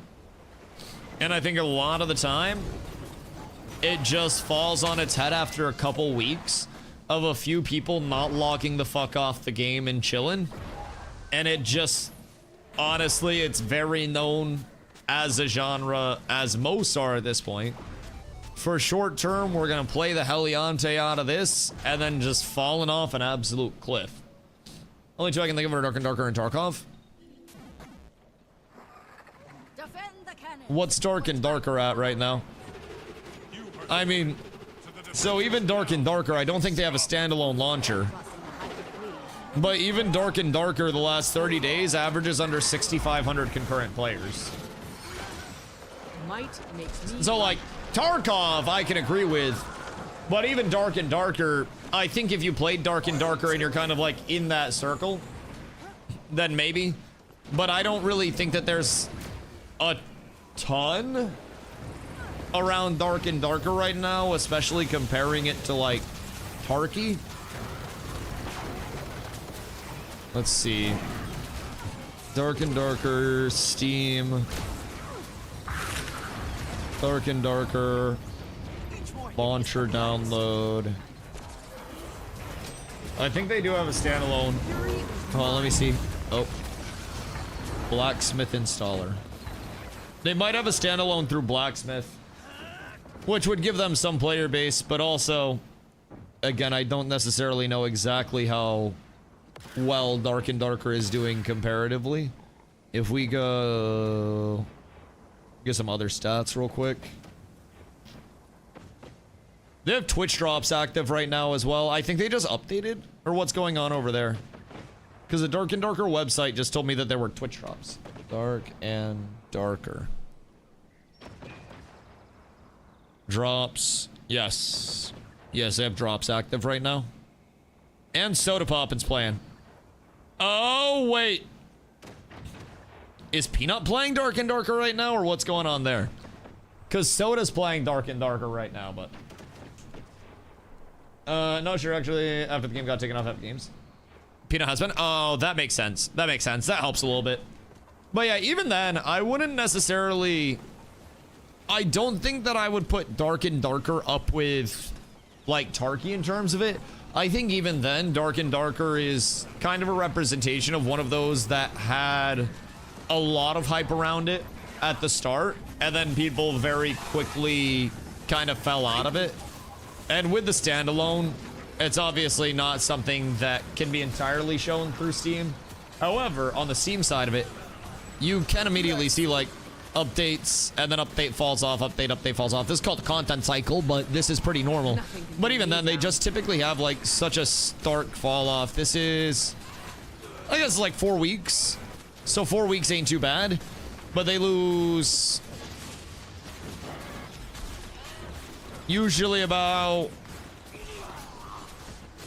40%-ish within 2 weeks, which really is pretty solid retention, if I'm being honest. So maybe it is one of those, like, one of those cult shits right now. I haven't heard much in terms of it, like, being a legitimate competitor in the scene. But potentially with some new eyes on it. I mean, I haven't played it myself in quite some time to even feel out the updates and what's been there, but this also going to be on console, crossplay, and on Game Pass for Xbox. It's going to bolster the player base. Yeah, it'll be interesting to see what ends up happening with that. Because usually... Also, Fupo! Hope you're having a beautiful day, my friend. Hope you got your mask on. It is another day, another grind, and we've got a brand new game ski to check out today. But yeah, Templar, I also agree there. It will help the player base. And this may be me being, like, devil's advocate, so to say.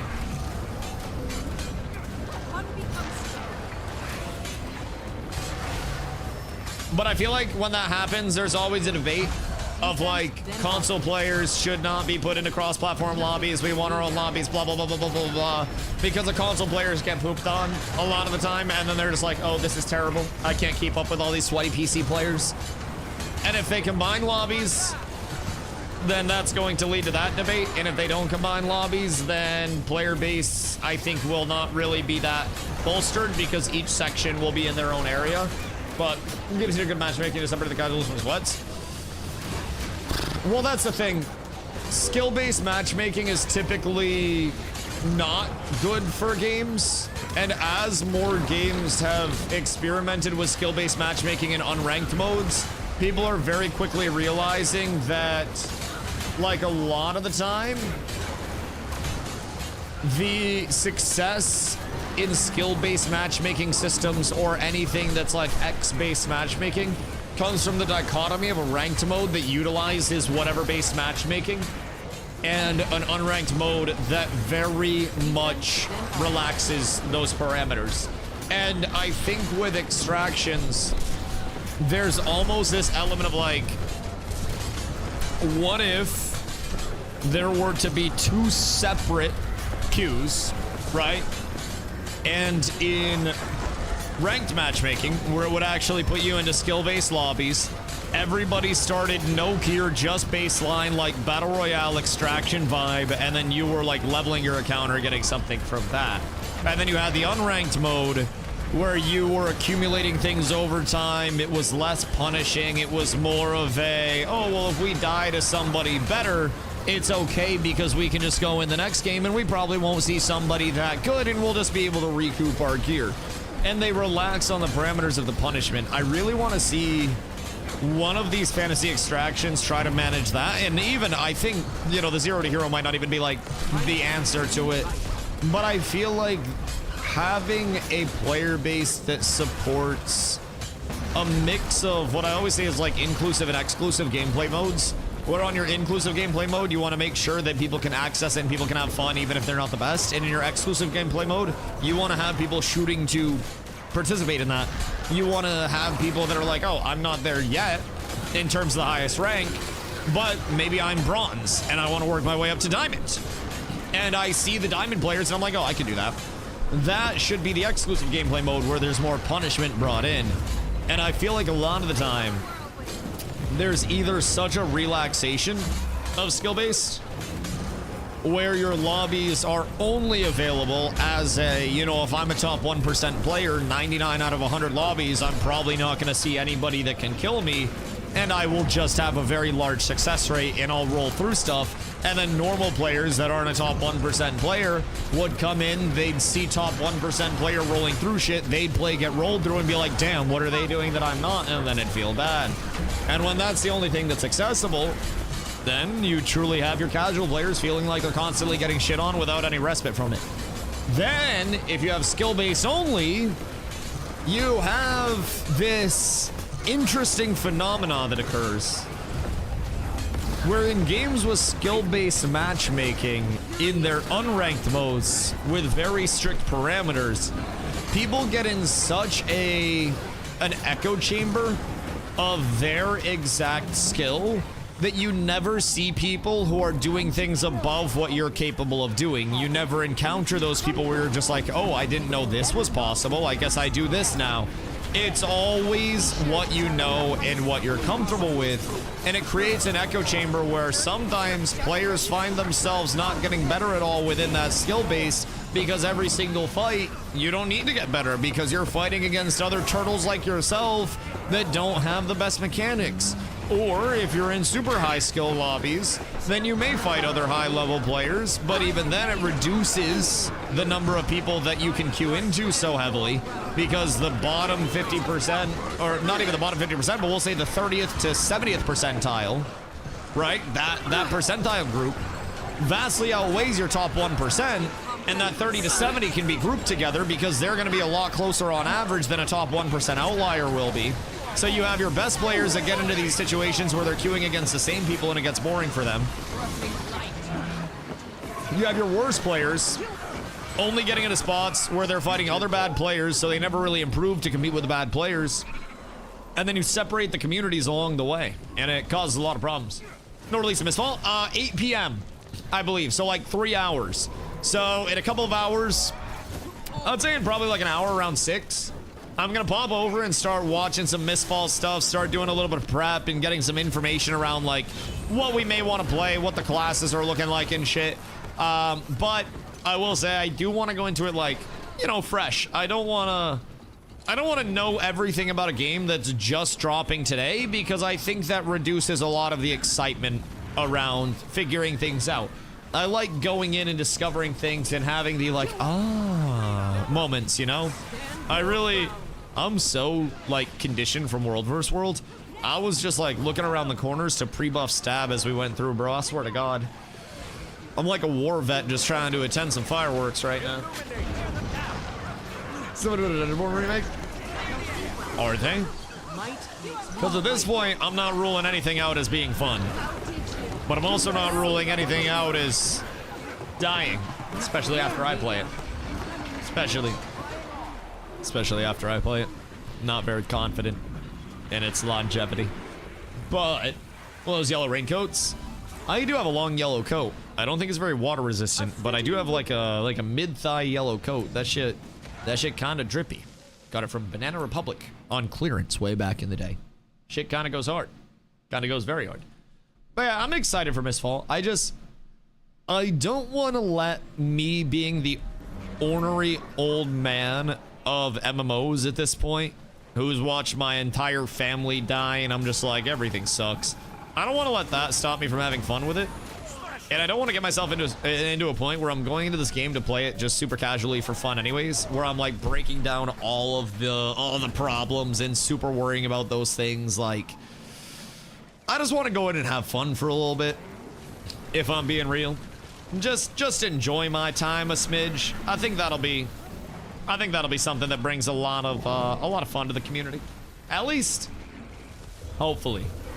Even if it's just for a few hours every now and then and we pop in. I think that's one of my largest hopes for the game.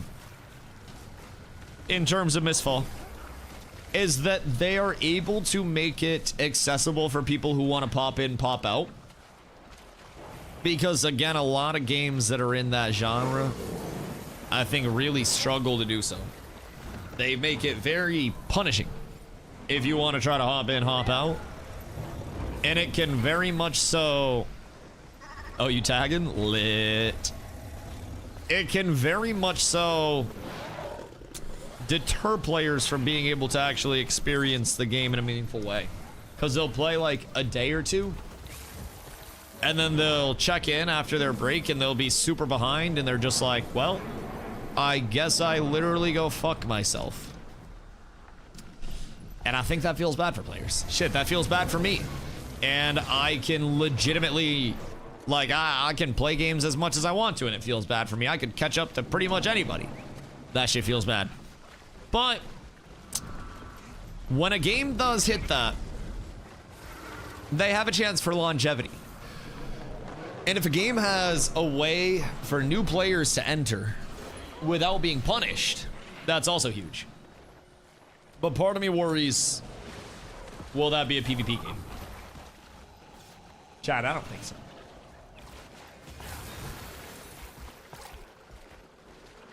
I don't think in things with concurrent gear progression, where I kill stuff and players, and I get more powerful, and I accumulate that power more over time, I don't think that can exist while also onboarding new players in a meaningful way, without players just feeling bad.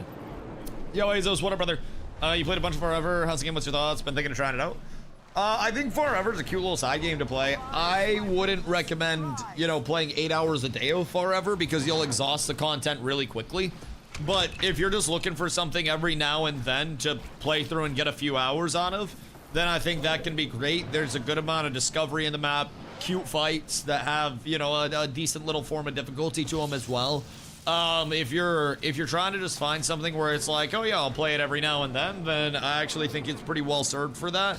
Especially with the different builds, different classes, you can get some solid time out of it.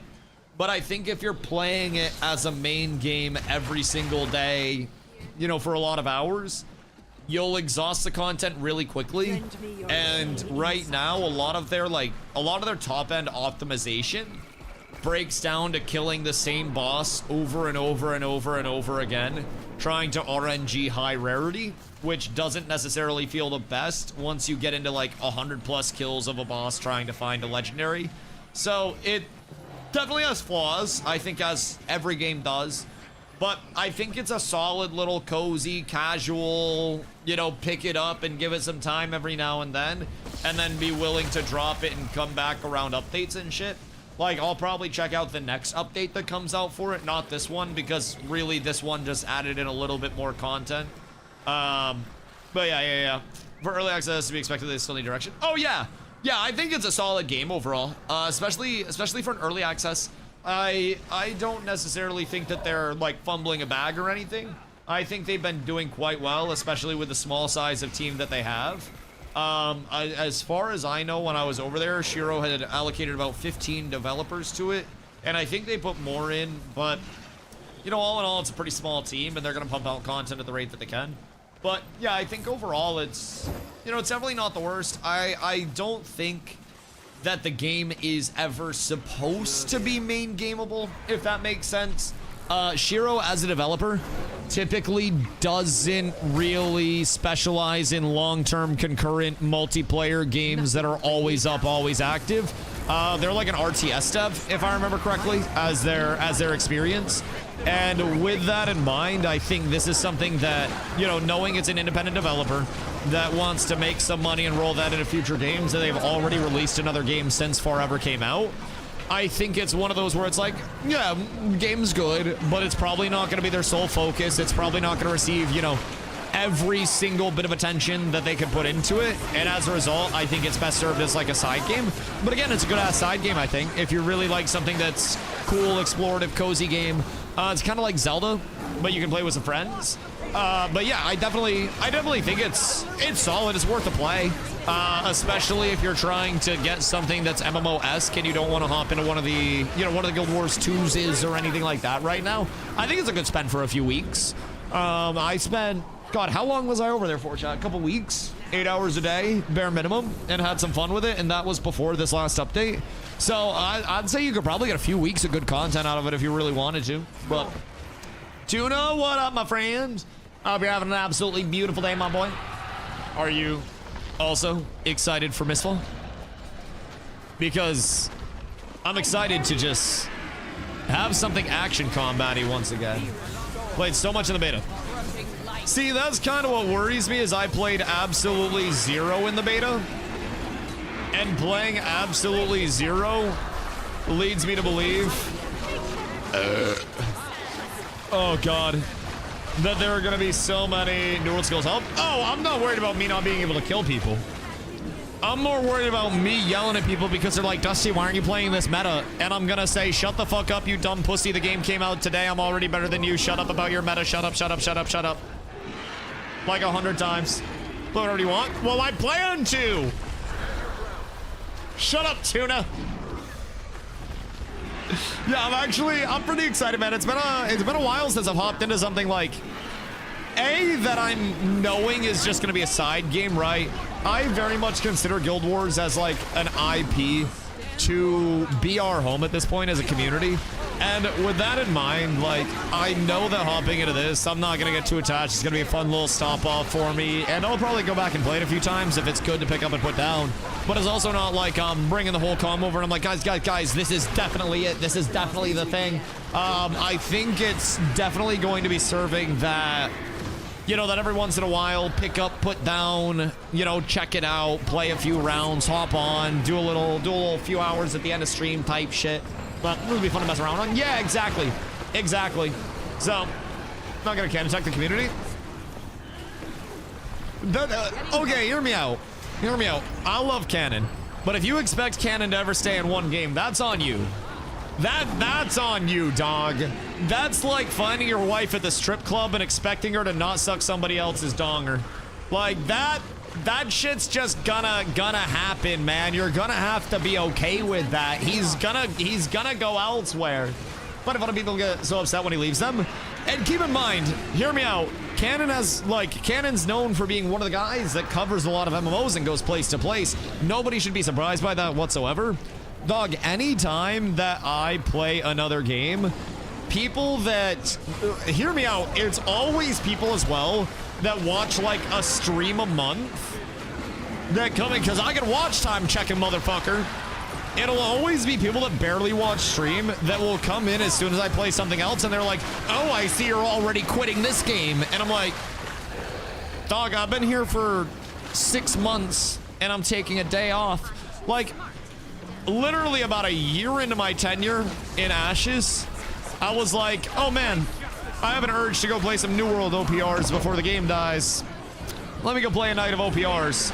And this was after like 8 hours of Ashes, and I did hours like 8 to 10 of the stream on New World just for a couple hours and hung out and said hi to people. And people were like, oh my god, Dusty, you're quitting Ashes to go back to New World? You're quitting Ashes? Is Cats gonna still be in Ashes? Oh my god. I'm like, bro, I'm just playing a couple fucking OPRs. I just want to grab auto dodge mail. Like, relax. It was so strange. And I understand that people get like, I don't know, scared that their content creators are gonna leave them. But golly, streamers change games all the time. I don't know why a lot of people care. I will tell you, I don't run into this as much with my community because I'll tell a motherfucker right off. But a lot of streamers allow fucking fruit fly. Allow their community to interact with them in a way where the streamer is a service provided to the community, so the streamer owes the community something, instead of the streamer being a person and a member of the community the same way that everybody else is. And a lot of communities will have chatters that almost take ownership over their streamer. And what I mean by that is an element of like, I think the streamer should do something, so I'm gonna tell them to do it and get mad when they say they don't want to do it. And I think there are a lot of very parasocial people in, you know, in watching streams every single day that very much feel like they have an element of control or say or know what's best for their streamer or know what their streamer wants to do. And they'll almost like definitively say, hey man, I don't know why you're doing this. You'd be so much happier on this. You'd do so much better on that. And sometimes it's meant in a good way. And I think with my community, like I mentioned, a lot of people come in very well-mannered with this. And they're just like, hey Dusty, putting this on your radar. If you ever want to check it out, would love to hear your thoughts on it. But I think a lot of people that don't really set boundaries with their community, like, hey, I'm an actual person, you're going to talk to me like I'm a real person, or I'm going to talk to you like you're also not a real person, and we're going to exchange words. A lot of streamers shy away from that because they're like, oh, well, I don't want to come off as an asshole. I want to come off as me, and if somebody comes at me weird, I'll come at them weird because you get what you give, and people know that as well. So, I don't know, you wait, nothing? Well, you have a gifted sub badge. So, a little bit different, noob. A little bit different. But you better not let that sub badge wear off, brother. End of the month's coming up soon. Just saying. Just saying. Phew, yeah, you were close. You were close. People in Jonah's community often get really butthurt when he goes to certain games. Yeah, and I don't really deal with that shit. Now, again, I think that can also be something that's a little bit detrimental to me, is the fact that I am so willing to speak my mind that sometimes people don't like that because they want their streamers to just be completely like, I don't know, viewable, not real human content all the time, where it's like, oh, you're showing emotion and not just sitting there talking and dancing on screen. Fuck you. And that's where I go back to people being parasocial and not expecting their streamer to be a real human being with, like, you know, real thoughts and sentience behind the screen, where so many people just and again, in certain communities, it's far worse than it is here. I deal with it very little. But like the sense of ownership that some chatters, some communities take over their streamer is genuinely crazy to me. Where it's like, man, are you showing up to support the streamer because you enjoy the streamer? Or are you showing up to support the streamer because it feels like they're your little puppet that you throw $5 at and then you tell them to do something and they're like, yes, I will gobble that glizzy for you. Thank you, sir. Yum, yum, yum. Like, it's basically an NPC that you throw money at. And some streamers are cool with that.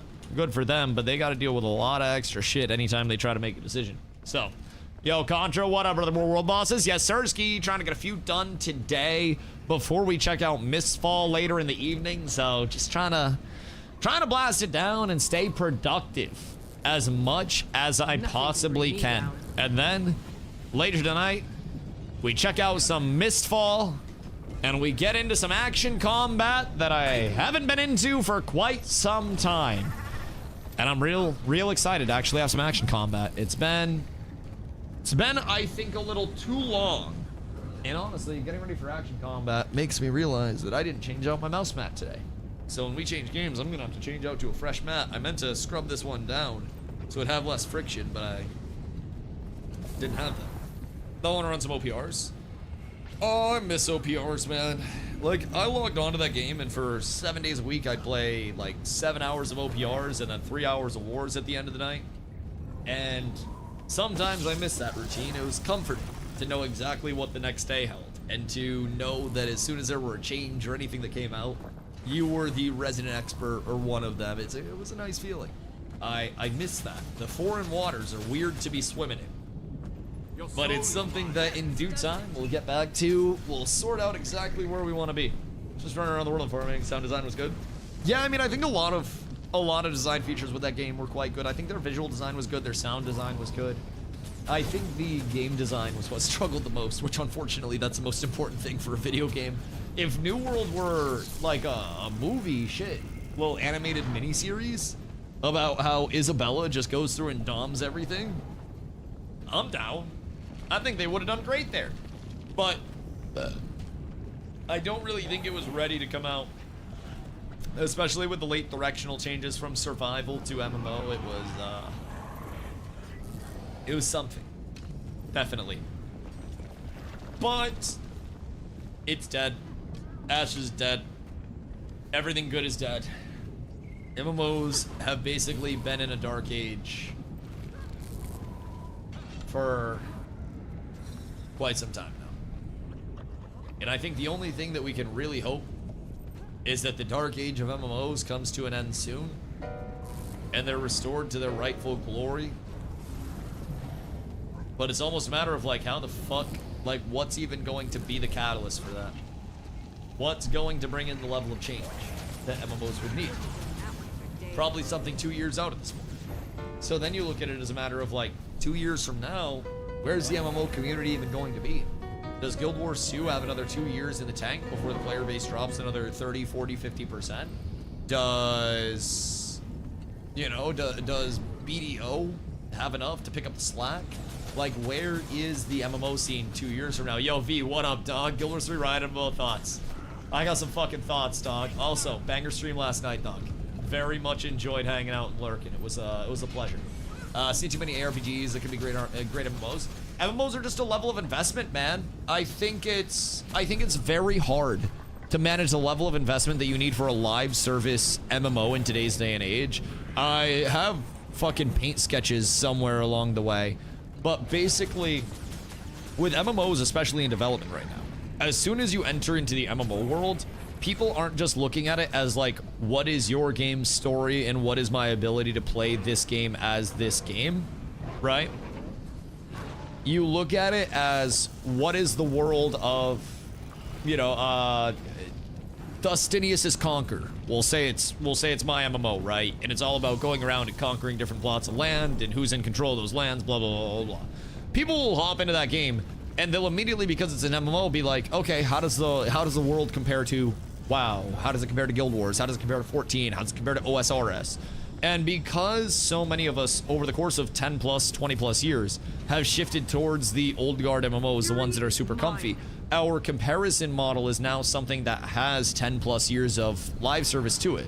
It's like taking somebody and putting them in the NBA with the highest level trainers ever and giving them 10 years of development there at the peak of their fitness, peak of their gameplay, and then taking a high school player and being like, how does this high school player compare to, you know, the best players in the league right now? Well, they simply fucking don't, because they can't, and they also haven't had the same route of accessibility for developing that the professionals have had. So when you're looking at small MMOs that are coming out right now, you face a predicament. You either stay in development for so long that you can release a 1.0 that's competitive with the large MMOs in terms of content catalog, world building, story building, you know, everything that an MMO actually needs, and you invest so heavily monetarily to have a team, have a large enough team, and have a long enough length of that team being working to actually catch up to those, you know, to those old guard games. Or you say, fuck it, we go fast, I give you game in 2 years. And you just say, we're gonna give you DLCs and expansions after the fact, trust us. You then have to convince everybody that your game is so fucking good from step one that it's worth waiting for those DLCs, for those expansions, but also you face the battle of retention. If you drop a game that doesn't have a lot of content, players will play through very quickly. They will complete the content, and then what are they gonna do? Wait around? No, they're gonna go play another fucking game. They don't owe your game anything. And a lot of developers seem to think that players owe their game something. We don't fucking owe developers anything. There's nothing that causes me to be here, causes you to be playing what you're doing or anything over there. People will legitimately just play through, exhaust content, and then dip. Very quickly. Very quickly. Go show save us, hold on, sexy beast. Yo, Final X, what up, brother? Oh, I really hope it will. I really hope it will. Did I put it aside, put it on its way? If a game 7 out of 10 nowadays is 0, which you kind of understand. Yeah, I mean, keep in mind with an aging player base, comparison comes in, right? The first time that you have a meal and it's something you've never had before, it's like, oh my god, this sushi is the best sushi. It's the only sushi that I've had, but I love sushi now, right? It's amazing. And then as you start having more sushi, you travel the world having sushi. You go to Japan, you go to the West Coast, you go to the East Coast, you go to Florida, you go to fucking Canada for some fucking reason. You go to Iceland and you look at theirs, and you go everywhere across the world and you look at various forms of sushi. Over the course of that, your bar goes up and up and up and up. Because if it's the first sushi that you've ever had, then that sushi is gonna have a lower bar. If it just tastes good, then you're like, fuck, I like this sushi. But after having hundreds of plates of sushi, you may look back on that first sushi that you ever had and you go back and you're like, man, this isn't quite as good as I remember. I wonder if their quality changed. Only thing is, your mental changed. Your palate developed. And as gamers, our palate develops in the same way that it would if we were eating. And the more games we play, the more we experience positive points of that game, where we catalog that in the dopamine receptors, and we say, oh, that's nice. I like this. Jot it down. And then we catalog pain points, and we say, oh, this is scary, I don't want to have this.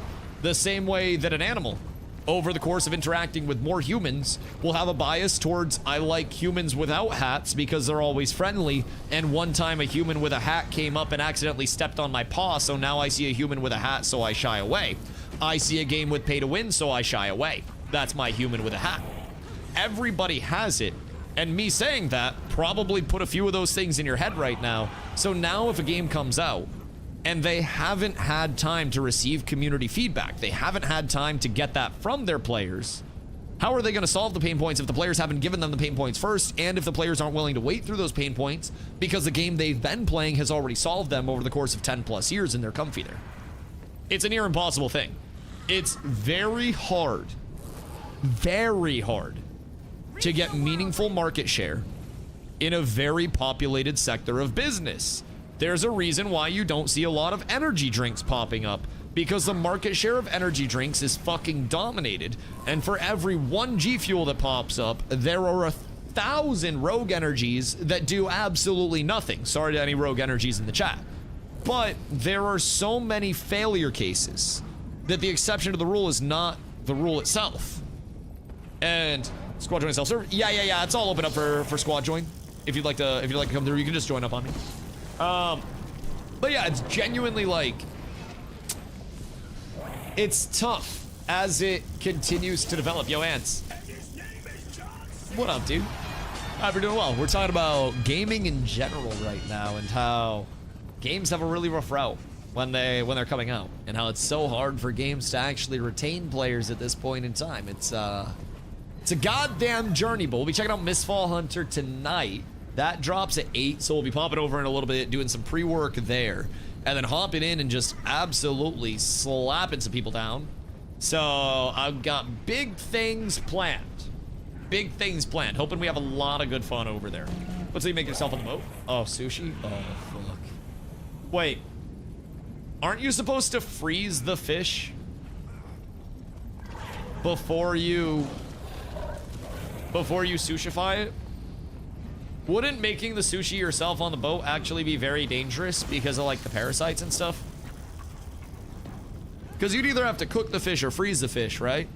I'm not a biologist, but I'm pretty sure everything raw has to go through specific preparations. I'd be scared if I were you.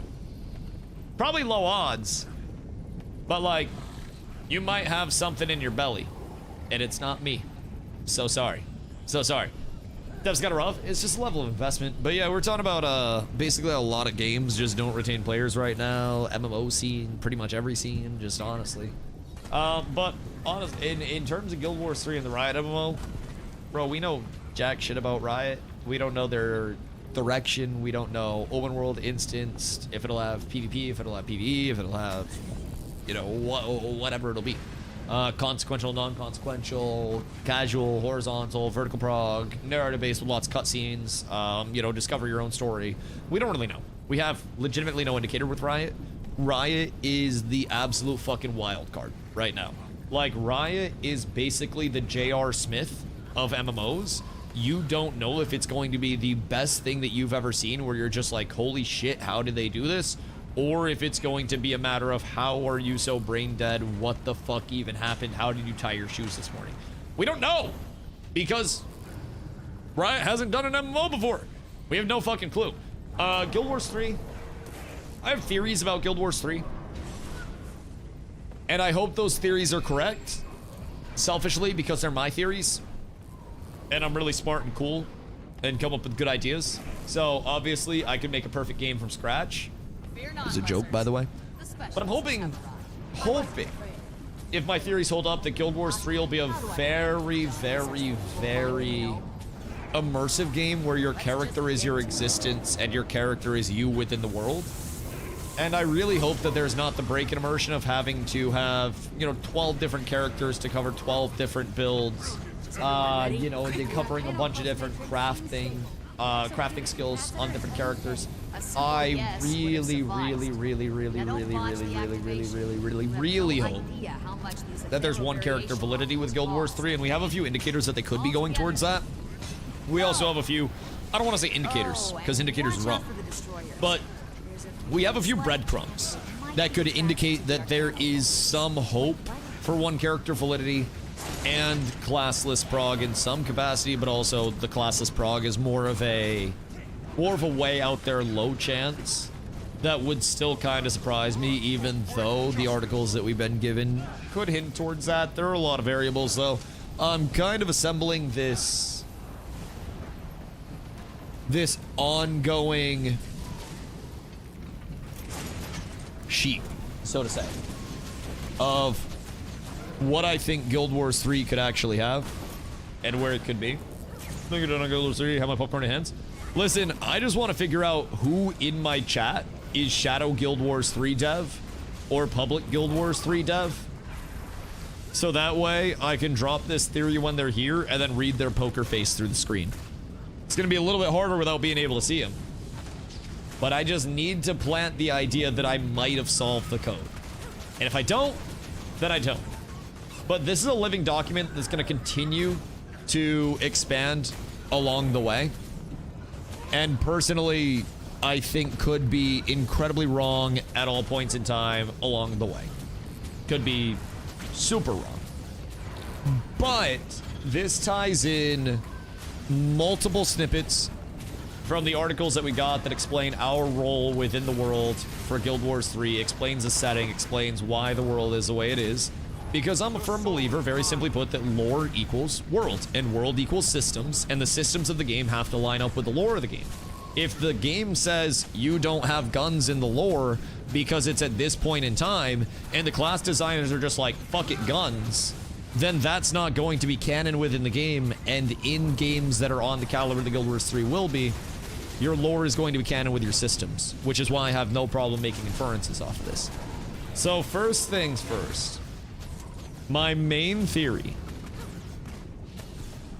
we've talked about it already, but one character validity and classless prog. Very simply put,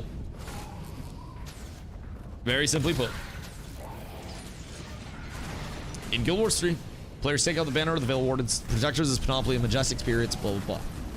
Years before the gift of magic would have been given to the mortal species of Tyria, the Veil Wardens, sanctioned by the human gods in support of their charge, are renowned in this period for their artificing and mastery of sigils. Artificing mastery. Small gems containing fixed expressions of magic. Fixed expressions of magic could translate to either spells or classes directly, depending on how you're looking at it. But even there, it seems like a lot of our power scaling is going to be off sigils. What are sigils? According to the Guild Wars 1 wiki, sigils is a skill derived from the original ring concept of skills. During Guild Wars development, characters had one skill for each of the primary fingers and derived their skills from skill gems dropped from bosses. Again, skill gems dropped from bosses. Could be an indicator that we are artificing, that we are unlocking these skills from a mixture of crafting, from killing bosses, whatever else they may be. So we had a few questions on these. Are they like PoE 1 skill gems, where we put them in here? Do we have signet crafting? Because they mentioned artificing. Where do the recipes come from? How do we get them? How many signets are active? Are they BOP or BOE, and will we see any form of trading with them? So we had a few answers, potentially. So again, for us, a group devoted to the Veil Spirits, those who would become the Order's founding members, met with the human gods hoping to stave off further ruin. They found unexpected allies in the goddesses Melandra and Dwayna, who, moved by the Veil's suffering, offered to sanction the creation of an order that could assure the Veil's protection in perpetuity. To prove their commitment to the cause, Melandra and Dwayna gifted the fledgling guild with the capacity to create and refine signets, empowering the order with the strength to fulfill its purpose. So, again, big thing here is create and refine signets. We, as the Veil Wardens, they've already told us we are Veil Wardens, are humans with nothing remarkable about us whatsoever. So, they've already said here, create and refine signets. We're known for artificing, creating, crafting, and refining signets, which give us fixed expressions of magic, which is what we can deduce from the last couple of snippets. This means that, in some capacity, signets will be made by us, and they're the differentiator, and they're our power scale, to some degree. So, what else do we have? Those years drew settlers and fortune seekers from all corners of Tyria, lured by the immense opportunity gathering in order. So saturated with magic was the land that it crystallized in soil, condensed in flora, and created all manner of exploitable and valuable resources to be extracted. As more guilds being in the game, of course the other groups of people, were given access to their manufacture, signets proliferated as the decades passed and magic became a coveted commodity. Signets were bought and sold, which could indicate some form of player-to-player buy, sell, trade. Pilfered and stolen, which could indicate that we are receiving signets from battling other guilds and trying to fight for Tyria's protection from the guilds that learned how to craft these signets, as mentioned up here. And traffic through black markets reaching across all of Tyria, which black markets across all of Tyria could indicate different factions that you have to raise reputation with to be able to buy different signets, different signet recipes, variations of those signets, whatever it may be. Then, what are the signets actually used for? Why are they being talked about so much? You and those like you are all that stand between the fading majesty of the Veil and the forces eager to strip it from parts, exploring a world that's only just beginning to understand the revolutionary power it represents. You'll wield an arsenal of magical signets and deepen your relationships with spirits like your Seeker, more on them later to see your charge fulfilled. You'll adventure the legendary lands of war at the absolute height of its splendor, challenging the encroaching forces that seek to dominate it and determine the course of your guild's future in an uncertain and unsteady time. And you'll fight in service of the Veil and its wondrous spirits who have no one else to stand in their defense. Y'all caught that? Everything has a place in the eternal alchemy. Right? Y'all caught that? Event started. I got credit for it. We're chilling. I'll pop over to the next one. You'll wield an arsenal. Right? Arsenal. That means more than one. It's a kit. It's a collaborative thing of more than one. of magical signets, again, you'll wield arsenal plural signets. A portion of our class progression will come from skill gems that are called signets that we can buy, sell, find from unlocks and completing content, and also potentially have rep grinds. And those signets, as they are passed throughout the world, will allow us as Veil Wardens to have more power to actually do shit. A signet wouldn't be attached to things that are rings. Wrong again! Wrong again, Alan Pattern. Coming in confident. Signets, small gems containing fixed expressions of magic. Confidently wrong. They are not rings, they are small gems that are not faceted in anything. Signets can be placed in things, but according to the lore, signets are special tablets designed to hold a limited charge, essentially magic batteries, for use by individuals otherwise unskilled in the use of magic. So nowhere in the lore does it ever say that signets are rings. The first lore in Guild Wars 1 is special tablets, and the defined word for signets here is used as specific small gems containing fixed expressions of magic. So it seems like it's leaning very heavily into the Guild Wars 1 design. And keep in mind, the developers have also mentioned via dev streams that we will be unlocking skills kind of akin to Guild Wars 1. So this also leans into the fact that signets make us, again, they've told us that Veil Wardens are just humans. Part of what they said in the lore article that came out was something along the lines of like, you are not remarkable. You are just a person that has been gifted the ability to have these signets from the gods themselves, and our entire thing is accumulating the signets to make us more powerful than other people. So that seems like a portion of our scaling. So within that, maybe they just redefine a word. Probably, honestly. And no, honestly, I just like giving people shit. I just like giving people shit. I like the dramatic flair. They said, you're not the chosen one. That one. Word for word, you are not the chosen one. Yes. And they iterate throughout the article, we're just humans. We are literally just people. And we met with the human gods, and we were like, hey, we really want to protect the spirits. Help us protect the spirits. So, now the question is, how involved are these signets with our progression? What percent of our power scaling comes from signets versus seeker, versus weapons, versus armor, versus potential classes, right? If the signets are indeed maybe classes and elite specializations, with the refining of those signets, maybe on the side of instead of classless progression, right? We make signets that give us fixed expressions of magic, aka classes, that we can then refine to have elite specializations or subclasses. It's hard saying exactly which way it will be, because we can all but assume that there will also be a form of power scaling coming off weapons and whatnot. To some capacity. As, you know, Guild Wars 2 has, but even then, they could just do weapons as stats and as basically cosmetic flair or functionality with that. It's interesting to see what they'll do, and we really don't know. This, again, I want to reiterate, none of this is necessarily correct. I cannot say this enough.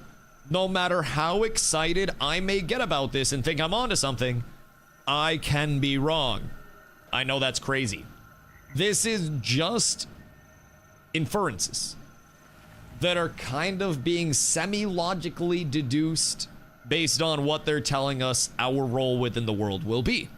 So, right now, we know for sure that we are humans, basic humans, and the signets are what make us special.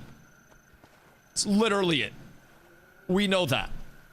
We can also probably deduce that there's going to be gear, weapons, and armor. Pretty safe bet, right? What will the scaling be? What will the power reward of those be? I don't fucking know. We don't fucking know. We need more. But this is really just their article that was like, hey, here is your exact role within the world, and here's a little bit of background on like what these signets are and why these signets are important. And it seems like they're setting the tone for the entire world to be, the gods bestowed us with the power for signets, right? Those signets ended up making us remarkable, therefore other guilds also wanted to access the signets. Only thing is now there's an ongoing battle over these signets where he who controls the signets controls everything. And our goal is to amass the signets as much as possible and upgrade our signets. And every other guild's goal within the lore would also be to get the signets, and it seems like they're trying to extract the magic from the world. We're trying to use the magic to protect the magic from the world and be like, you know, the canonic airbenders, so to say. So it's a little bit interesting. But again, all of this is just speculative. I don't know if Colin happens to be in here and wants to confirm, because we know that little rat knows. And he could absolutely tell us at any point in time, but he doesn't want to. And he won't. He won't. I could offer him $20, and he probably wouldn't do it. I think it's kind of fucked up, if I'm being honest. But I could literally have every single bit of this correct. We wouldn't know. I could have every single bit of this incorrect, and we wouldn't know. But all I can say is I am relatively confident. Relative confidence that we will very likely see one character validity and the ability to, at the very least, change your class or how your build is playing through a combination of signets, seekers, and sandbox guild. Locking it in, final answer, pretty confident that we'll see some shade of that. Now again, been wrong a lot before. Played Nuke, played Ashley Creation, played Eldar, played Terrasant. Maybe I just shouldn't be giving any predictions whatsoever. Maybe I am quite literally the reason the predictions go bad. But we'll see. We'll see. Grenade, what up, brother? You already did the bosses earlier without me. At 8, we're gonna be over on MISTFALL. MISTFALL. So MISTFALL Hunter comes out tonight. At 8, that's the Fantasy Extraction action combat. Excuse you. So, gonna hop over there and absolutely blast fools. Don't really know what class I'm gonna be making. Not entirely certain on that. All that I know is that I will be fucking shredding. I am hoping that we can get in with a 3-stack and just start decimating things. And I miss action combat very much. I just want to get in melee range and start cooking motherfuckers. That's my one desire, man. I am so over playing tab targets for the last like 3 years. And I don't think there's any validity in MISTFALL becoming main game or anything. I think it'll probably be pretty short-lived from its like presence. But man, having just a little bit of action combat is going to be such a big refresh. Oh, also, I think it'll be, I think Guild Wars 3 will be action combat. I'm talking like full freeform action combat, projectiles and whatnot, but could also be wrong there. I think tab target's so fucking archaic at this point in time that a lot of next-gen games have an option of feeling like not a next-gen game and nothing different with a core tab target base. Or they have an opportunity to try to innovate the genre and bring in some form of tabby along the way. Some form of action along the way to get out of tabby. That would bring in a lot of freshness for most of the player base. So, I'm kind of locking that in as well. Part of the supportive evidence of that is the emphasis on the movement system, where you are going to have such an ability to zip around everywhere. They've talked about carrying over mediums of movement to keep momentum going. They've mentioned momentum weighing in on the amount of damage that you do in fights. So there's a lot that leans towards a very, very, very mechanically skill-based movement system as well along the way that I think could be quite fun. I'm gonna say in the trailer there's gonna be action combat. I don't think so. In terms of a full confirmation of action, they've talked about the movement system a lot, but I don't believe there's been any specific mention of the combat system, but I could have also missed it. As I put out the disclaimer for before, I am wrong sometimes. If you have a couple minutes, go back and watch, and if you're right, then you get to yell at me for being a fucking idiot. So I'll compromise on that. I should know this stuff. Website specifically says action combat. That's good. That's good. I hope it's full freeform with like physics-based proj and stuff. I really fucking hope. Because honestly,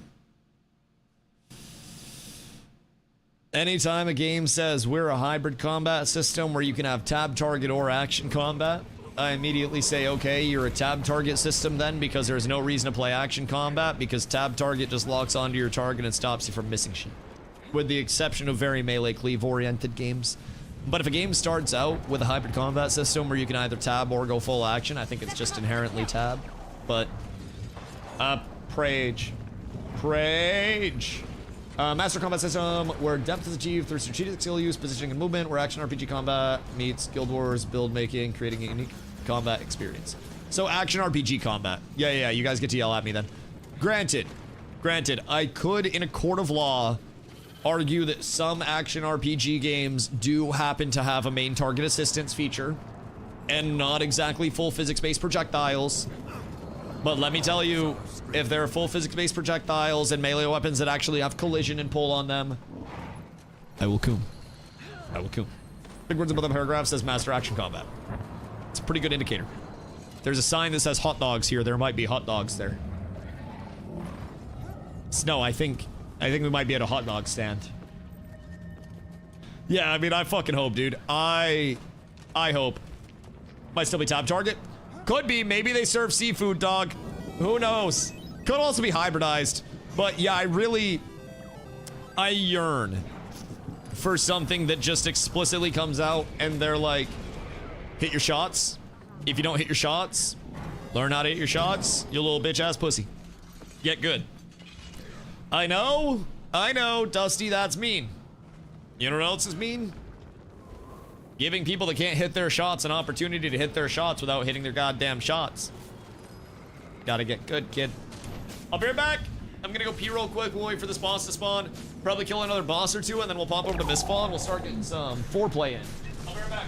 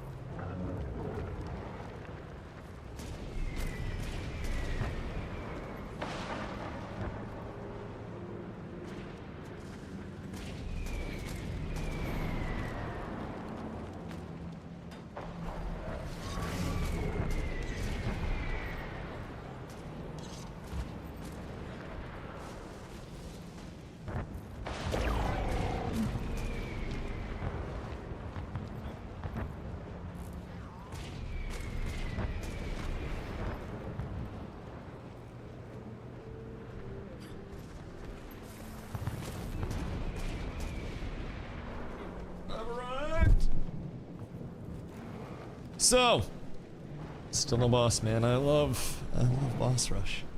This shit. This shit's actually the greatest. Actually, the most phenomenal thing that we've ever seen. I love world bossing. It is exuberant. I don't even know what that means, but no, it's not Guild Wars 3. Wait, just did. So I call them sexy bees. Look at viral and launch predictions. Honestly, I try to make predictions that sound fun and may line up. I feel like you gotta swing for the fences a little bit, and I think my personal bias absolutely weighs in on things a little bit. But when we look at everything ArenaNet said, right, I may read into things way too much, but I also think that means I pay attention. And I think a lot of the times there are things that we can pick up on between the lines if we just open our ears a little bit and try to think in relation to other things they've said and build out this little bit of a vision board, right? So a big part of it in support of this, right? The theory seems like it's just a theory with a little supporting evidence until you look at the top left of this. And part of the reason why I think we're gonna have one character validity within the game from their development philosophy. And yes, I fucked up on screenshots of this a little bit. I'll get new ones. Respecting your time and investment, right? Respecting players' time has always been a core part of Guild Wars, and that's more important today than ever before. One of the most common perceptions about the MMO genre is that games require massive time investments to play. Historically, MMO engagement has been viewed as an experience like a second job where players spend large amounts of time preparing to have fun before they can actually engage in the fun parts. Only 30 minutes to play. Don't play an MMO. You'll need that time just to organize your inventory, right? Pain point 1. Figure out what content you're going to play. Pain point 2. Get your character set up. Pain point 3. And oh no, time's up and you haven't even begun the gameplay yet. ArenaNet tells us time and time again. They solve for pain points, they develop to solve for pain points, and the entire emphasis of what they're doing is to solve for pain points at different points in time. And that's why their games are different every time they drop a new game. They literally tell us what their 3 pain points are. And this is straight from their guildwars3.com website and their development philosophy. They tell us these are 3 things that we have immediately noticed that stop you from experiencing the fun parts. And guess what's going to probably be fixed by the time Guild Wars 3 comes out? Well, I'll tell you what, I'd be surprised if after saying these things suck for casual players, right, that they have these things as pain points. I just find that incredibly difficult to believe that they would be like, oh yeah, you guys hate managing your inventory? Yo, dog, I heard you I got you more inventory. I heard you like inventory, right? I heard that you really want to spend time having 6 different alts to play 6 different classes instead of just switching in the signets and the weapons that you might need for that, right? I think they might take a page out of New World's book with weapons having abilities and weapons being able to be your class, basically, and making your build off of that. Combine signets with that to give the world exploration incentivization and the power scaling off of that, where weapons are more or less implemented as a horizontal thing where you still have different rarities like you do in Guild Wars 2, but the weapons, as they do in Guild Wars 2, determine your ability set. I could expect it to maybe be fewer than 5 abilities. Maybe it is 5 abilities. I think we'd get 2 weapons again from a switch, but maybe they simplify it with just 1 and then combine the signets off of that and have the signets be the power, the primary form of power instead of the weapons. It's hard to say. Regardless, I think it would be silly to force people to continue making alts every time they wanted to play something slightly different or get into another group. I think a huge pain point for players is like, oh, I want a DPS, but I don't play the meta DPS spec, and I don't play the meta DPS class, so I'm not gonna get invited in the first place. Whereas if I'm posting for a DPS and someone messages me and their character is just a character, and their weapon and sigils are what impact their build, then when they get in, if I need to, I can be like, hey man, do you happen to have this sigil that you can switch in instead? We really need this. It makes groups more friendly and approachable as well. And I think that's something about class lists that a lot of people forget. Instead of someone that may be a casual player with a few hours a week to play, and yes, I mean a few hours a week, them not having to re-level characters, pay for boosts, whatever it may be, as a wall to get into content could be an incredibly low-hanging fruit to pick and solve for that allows players to get the worth out of their gameplay session without necessarily having to spend their time being like, hey, will you take a DPS thief instead of a DPS whatever's meta, right? Will you take a core thief, my good man? No? Oh, well, I guess I'll fuck off. Well, it seems like nobody will take a core thief. I guess I can't play core thief. Just switch out a couple of sigils. Instead of having to re-level a completely different class, and out of nowhere, you have a completely new character. And I think a lot of it breaks down as well with casual players. When you start leveling alts, it doesn't really feel like your character anymore. And you can get kind of disconnected from your character. And one thing that I actually really like is the prospect of, you know, if I'm DustyWhy, and I'm DustyWhy in game, this is my DustyWhy in game. If I want to have alts to go incognito, I can, but I shouldn't be forced to create a brand new character and lose my connection to this DustyWhy just so I can play another class, or just so I can craft something else, or have to manipulate the crafting system to be able to omnicraft. I just love the prospect of you make a character, and if you so desire, your character's you. You don't have to have alts. Even if you want to do all the content in the game, even if you want to be every class, even if you want to have a fully completed account, you do that on one character. I think that is such a large selling point potentially for an MMO, where it's like, meta shifts, guess what? You're still on your character that you have thousands of hours on, bucko. You just change up some sigils, maybe bring a new weapon in, and you're good to go. You can prepare for those meta shifts without having to level a bunch of different classes, and you can spend your time, again, if you do want to level other characters, you still could. But making it so players aren't forced to is quite nice. If they don't want the tea, don't give them the tea. Personally, that's a big thing for me. Just making it where we can have one character make every single interesting skin, require paying real money. Yeah. But I literally read that as I'm not a massive alcoholic, and I was like, Ars, where are we going with this, dog?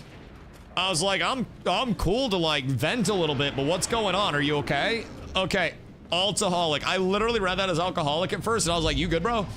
No, not a massive alcoholic, but sometimes I like to day drink during stream, Dusty. Just wanted to thank you for that. Oh god, heroin addict just really loves strong women heroes. Good fucking god. Ay. Call the cops and be like, yes, there's heroin on this street corner. And then I get to the street corner and it's just like fucking Wonder Woman standing chest out type shit. God fucking damn it. God damn it, Phoenix, what up, brother? Hope you're having a beautiful day. Nothing wrong with the muscle mommy? Nothing at all. Rumor has it they're quite addicting. They hit you once and then you're hooked or something like that. That's mainly why I like playing all or at least most classes. The hot swappable classes are usually good. See, and I think for altaholics as well, if you could still, you know, have all of the accessibility of classes without being forced to play with the boundaries of you are guardian, you are thief. Say you wanted to truly hybridize, right? And you wanted to bring in, you know, 2 weapons, but you also wanted to bring in some abilities that would typically be healer abilities on, you know, something maybe guardianly, or something that would be DPS-y. So you bring in 2 sigils from 2 different builds, and you try to make this hybridized build where you don't have to play within the confines of your alts or your classes. You could main a very tanky build that has great single target damage and sustain, but you could just augment that sometimes, PvE or PvP based, with different sigils along the way that may make you play as something that is truly hybridized. When we get out of the constraints of classes, I feel as though it not only makes it more accessible for players to take ownership of their character, but also increases the cook potential so much. So much. It's like the difference between having pre-made plates for people versus having it buffet style, where yes, pre-made plates will still sell and a lot of people may be able to find something that they want to put on their plate, but when you give everybody the same amount of plate space and you say build your own plate, everybody can curate exactly what they want on their plate and they can make the meal of their dreams, given you have the options at your buffet for that. And when I think of buffet class style, I think of, I have all of these sigils, I can combine these signets, I can combine these signets as I want to. I have access to every weapon in the game, and I can combine those weapons as I want to. I have access to different weights of armor, which have different, you know, different impacts. Maybe heavy armor is far more defensive, but slows you down on a base movement speed and reduces your dodge range. And then also, if you're carrying momentum, you decelerate faster in heavy armor. Maybe medium is your baseline, and then maybe light gives you a little bit more momentum carry, or something where, you know, if you're in full light and you go into a slide and then a jump, you get a movement speed bonus because you're so light coming out of that jump. There's a lot that you can do with armor to also open it up, where on one singular character, I could have a tank build, a DPS build, a healer build, a heavy armor build, a light armor build, whatever build. And I think that level of accessibility is a very, like I've said, a low-hanging fruit within games. That's a pretty common pain point for players now. And even from my standpoint, right, if I want to play a strip and see what the impact of a strip is in World vs. World, I have no choice but to level another character to have that strip. And if I don't level another character, then I guess I just go fuck myself. I can't physically play a strip because Guardian can't strip. So there's already an element of, if I want to, yes, I do happen to have level 80 boosts. That's amazing. That's awesome. That's all fine and dandy. But say I didn't. Say I didn't happen to have boosts because I didn't buy the expansions, or they just didn't give boosts in general. I'd either have to buy a boost or spend the time leveling another character, and that in itself would be an inconvenience and a wall for players. Maybe not like myself that can play 24 hours a day if they choose to. Rather, the players who can play a few hours, a few days a week. Simple things. Might be overcooking, but the thing with Gold Wars 2 and also, pimping a lot of an alt of the same class, just play different specs. Buying a character slot brings more value than buying a build slot. Comes down to how easy it is to keep all those builds, and if there's a paywall. See, I think that's where alts come in handy if you want to have alts. But I also think one character validity for people that want to have a lot of builds but don't want to have to buy a character slot, have an extra character slot, level another character. Why would you make somebody jump through hoops that can just be negated? Where if you go classless, one person can just have one character, and if you want to have different characters that are pre-made with different names, different builds, different sets, so you can just swap, that's still there with classless prog. It's just you're not forced to. And I think a lot of what ArenaNet's alluding to here with their, you know, their principles of game development, their philosophies, is that they don't want people to be doing things that they're forced to do with their time, especially if you only have 30 minutes to play. They're very much calling out to those heavily casual players and saying, hey, we see you being forced to do all this boring shit. We want to make it so you, yes, you can enjoy your short gameplay sessions without feeling like you have to be forced to do stuff. And I think they acknowledge that, you know, there are a lot of builds with Guild Wars 2. That's one thing that I immediately noticed before I came into Guild Wars 2. One of the times that I was looking, I was watching, I believe it was Naru, and this was when I was still in Ashes, and chat was trying to get me to check out Guild Wars 2. I watched Naru, I want to say it was, and he had so many builds as soon as it pulled up the screen. And it was like, okay, how am I going to have all of these builds at my disposal? This is ridiculous. There's so much to learn. And then you also factor in that it's multiple other characters with multiple builds as well. And that alone for a new player, it's going to be intimidating as fuck when you see, first things first, how many builds somebody has, yes. But also when you realize that they have to have multiple different characters kitted out, geared out for multiple different scenarios along the way. And you have to level those characters or invest the time to get those characters set up. You lose the connection to your first character. It just, I think it seems like one of those hoops that players have had to jump through for far too long, where it's like, why do I have to say I am a warrior to be a warrior? Why can't I just be a character and then build as a warrior as I would IRL, right? If I want to be an archer, I can just pick up a bow right now and I can start arrow-leeing shit and going heavy, right? I could blast Carlos PC with an arrow. I could one-up him, but I don't want to do that. I want to pick up my sword behind me and ooga booga. But having that option to pick up the arrows and the bow, that's a nice thing for me, right? And if I had to completely remake my character just to be able to pick up a bow, well, that'd be kind of bad. I wouldn't be able to physically access something. And I think giving people the simple route of, I see what you're doing. I like what you're doing. Can you send me your build so I can try to, you know, try this? And then, hear me out, from a retention standpoint, if I see somebody that's doing something that I'm not doing and using something that I'm not using, Would retention be better? Hear me out on this. If the answer for that player to achieve that thing they wanted to do was creating a new character or exploring a part of the world on their main character that they've never explored to get the things they haven't got yet. If you want my build, you just go clear this part of the world on your main for it. And then you have your build. People feel more connected to the world, to their character. People explore more as a result, and they accumulate that completionist status on their being as they go physically within the world. I think it solves so much where instead of like, oh, hey, you want to play a Spellbreaker? Well, just level through the same first part of the game 7 times because it's your 7th character, and you have to play through the same part of the game so many times to progress and to access the things that you want to access. Where if I have 8 alts, that doesn't mean I've completed the game 8 times. That means I've 1 to 80'd 8 times and geared up 8 times, and I've done the same thing 8 times. That doesn't mean that I'm exploring more and I'm being, you know, incentivized to explore more. That simply means I'm being incentivized to go through a hoop and repeat the things I've already repeated, which gets tedious, gets boring, and people are going to be less likely to do over time, especially as metas shift in a live service. So let's take out the barrier of that. You haven't gone and explored the desert yet? Well, the desert's where I got my super cool whirlwind build. Oh, okay, well, I'm going to take my friend group and we're going to go out to the desert so we can get this super cool whirlwind build. GG. Retention's up. I think it is so foolproof for getting players active in the game and players exploring a massive world and engaging in it to just have ability exploration and have character progression for your main character throughout the world. What better way to cause me to want to go explore an area than it's like, hey, Dusty, if you want to play Lumi, well, it turns out you've not only got to have the X-Pack, of course, right?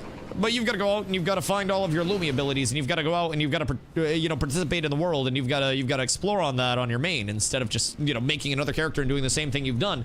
And as a result, over the course of me wanting to play Lumi, I've gone out and I've taken a day and I've done Heart of Maguma exploration, and I've got my Lumi from that. And then I wanted to get Firebrand up, so I went over to the Ruins of Ore and I did my completion over here because that's where I get a lot of my Firebrand stuff. And then I wanted to be a Willbender, so I came over to Elon River.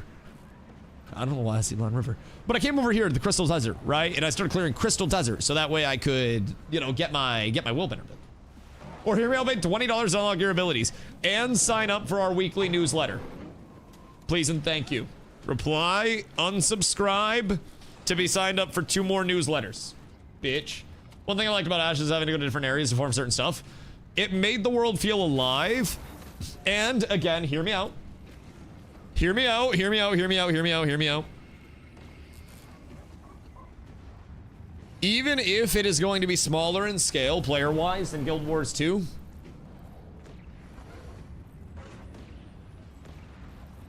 if signets are bought and sold, and signets are coming from specific areas and specific bosses and specific recipes and things that you have to farm and craft, then that encourages regional trade within the world as well until players diversify. But then you'll have your server first crafter for this thing, that thing, the other thing, and then it'll eventually get out where you find that thing, so there will be a gold rush to go over to that area and get the signet. Then the price will drive into the ground, and then there will be a race to get the next signet in the next meta, and whoever has that on their crafter will be the one that's making all the money and running the market.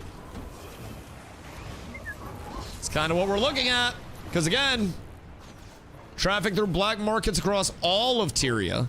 Now, it seems like they want us to be playing in a smaller area of the world. I don't know how much, you know, functionally that will feel smaller, but I believe the scale of the map is meant to be much more focused on, like, the ore area, from what we've gathered. Regardless, I don't exactly know how far we'll be traveling within Tyria as a whole, but even that just gives us an indicator that different regions of the world, different areas of the world, could see different unlocks, different forms of power scaling along the way that would indicate that there will be some play. Assuming ore will just be the base game, one would think, but that ore is a lot bigger than Guild Wars 2 ore. Because Guild Wars 2 ore got sunk and then re-brought up and then blown up and shit, right? So is this kind of like, I guess saying Orgia feels bad, because that just sounds like it's Pangea that everybody has orgies on. But like, is this ore that we're getting in Guild Wars 3, Guild Wars 7, basically going to be like OG Pangea type ore before there was a lot of strife and shit? Like, what is the... Do we have an area comparison? Because I'm hoping it's a very large map. I think the larger the map is, the more it supports regionality in play. Depends on how they do fast travel as well. I don't think they go fast travel-less, nor do I think it would be wise. A lot of people at Ashes hated fast travel, or hated no fast travel. For every one person that was like, oh my god, it's so cool that there's no fast travel, me, there were like 10 casual players that were like, Dusty, I just logged on and spent my entire session just trying to go town to town. I'm going to die. And I felt bad. I felt bad. So I hope to God they don't do that. That's just a level of inconvenience. But they can add more areas through X packs. Yes. Yes, yes, yes, yes, yes. Keep in mind, too, they also... Hiya. Excuse me. They had... Hiya. Equipped with this power and sharpened by their close bonds to spirits of the Veil, the Order finds itself teetering over the brink of ruin at Guild Wars 3 start, struggling to keep a foothold in a world that's rapidly and irrevocably changing. So... probably just expansions. And then also, with this one, challenge the encroaching forces to seek to dominate and determine the course of your guild's future in an uncertain and steady time. So we'll probably end up having the storyline of, like, again, what they've alluded to is us fighting other guilds within the lore. Not player guilds, but, like, you know, the guilds that are trying to pilfer the magic, shit like that. For control, for signets, and to preserve the state of the world. And then from there, I'm assuming if we preserve the state of the world, then the next expansion will come out. And then we eventually see ourselves, I don't know, maybe like marauding or something and becoming the bad guys as the Veil Wardens because power goes to our head. I don't really know how the story's supposed to go or some shit. But they basically bring us in expansions to kind of close some of the gap in between here and, well, there and Guild Wars 1. But even then, that's a 1,000-year gap to close. So it's not even like we're going to see any concurrent carryover in the story where it just links up. They can be completely independent timelines for years and years and years and years and years. So it's interesting to think about. Very interesting. For every awesome part of Ashes, there were 10 people who hated it. I think it was just like certain systems within Ashes were definitely catered to players that had a shitload of time every day. And it was absolutely a, you know, a bit of a kingmaker system to a certain extent, where those at the top could keep snowballing so hard and those underneath didn't really have an option to catch up, so to say. So within the kingmaker system, once you were large and you got larger and larger and controlled more of the econ and you could snowball out of control. It was basically like free market capitalism, but you could also just shoot people in the streets. So like the richest people could get more people to join them because they were powerful, and then they could have the people just go out and blast motherfuckers in the streets whenever they started contesting their area to get rich, and then they would just hold that area regardless of what happened. So like there definitely was a little bit of a, you know, if you're not in power in Ashes, it did just feel bad, and if you're a casual player, it's hard to get in power in the first place because of the time investment. And I think within video games, there's, you know, there's a spot for that. But that being the persistent, you know, reality for every single person in the open world, where they could just get held down and face fucked at any point in time by the long dick of a guild declaration. It's not a good thing. It wasn't a good system. And I think there needed to be far more options for people to basically, like, protect themselves, so to say, within the structure of the game. But that was also some of the pain points of something completely open world. I firmly believe, even though I love PvP in games, I like being able to compete with people. PvP always feels better when both sides actually want a PvP. And when it became a point of just one guild that's very clearly in power just punching down on another guild because that guild was trying to farm something, and you know, the powerful guild determined that it was not okay for them to even be farming that, so guild 2 goes out of their way to declare and shit on guild 1. It wasn't healthy for the game, and I don't think that it's a long-lasting thing, because at the end of the day, it just facilitates more people moving into fewer guilds. It discourages small guilds and small startup players from, you know, being the startup players. And with one layer like Ashes had, it restricted a lot of the content, which player-driven friction was a big part of that game. But I also think that's inherently why a lot of people, especially those that weren't in a strong spot, really did find some elements of oppression with it.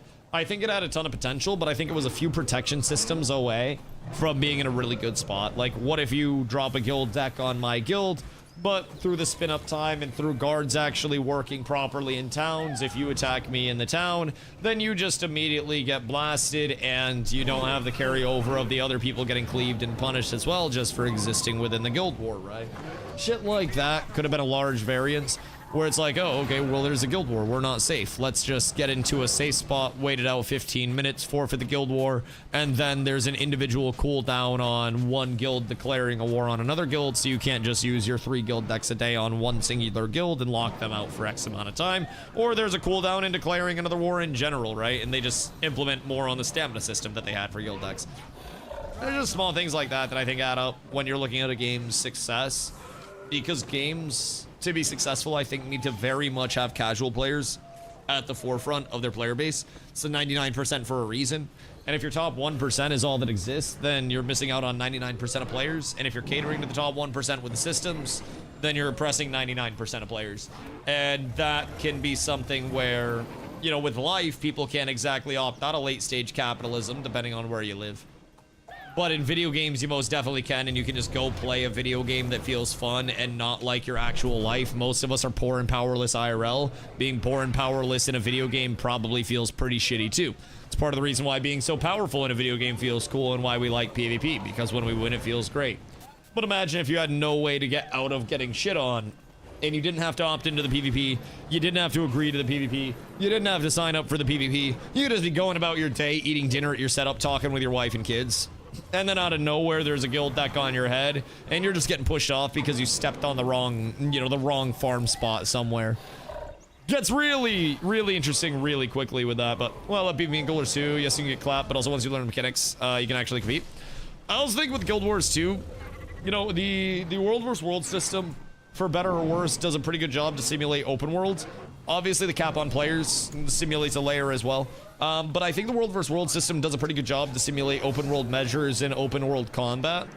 And with that, it also does a good job to, for the most part, have exclusively players that opt in there, right? You physically have to click on world versus world and enter a map to be able to compete in world versus world. It's not like somebody's going into world versus world to try to just get their gathering done out in the world or hit some mobs and NPCs and maybe, I don't know, complete some bosses and shit. They want a PvP there. So when I come across somebody in world versus world, I know that they're looking to PvP, and if they die in PvP, it's not going to be a matter of like, oh my god, they're quitting the game over it, holy shit, like the casual player base is getting decimated because we're just going around shitting on them. It's healthier. And even though world versus world might not be the most poppin', I think world versus world over here actually does a great job to illustrate how many players are truly interested in PvP. When people have to opt into the PvP, you really see on display that PvP is simply a side focus for MMOs, especially successful MMOs, and it should never, ever, ever be forced upon people with no way out. And I think that is the largest thing that Ashes, from a, you know, from a massive amount of players standpoint, I think they actually could have had a massive amount of players if a good chunk of new players or prospective new players weren't coming into my chat going, hey, Dusty, is the open world PvP really as bad as people say? People are saying as soon as I leave town, someone's just gonna come up to me and kill me. That was a perception about Ashes of Creation because there were, you know, few safeguards in place. And even though it wasn't nearly as bad as people made it out to be, there was still that perception as a whole that made new players iffy on joining in the first place because it was always, oh, I'm gonna step out of town, I'm gonna die, I'm gonna get griefed, it's gonna be impossible to play. It's a barrier of entry.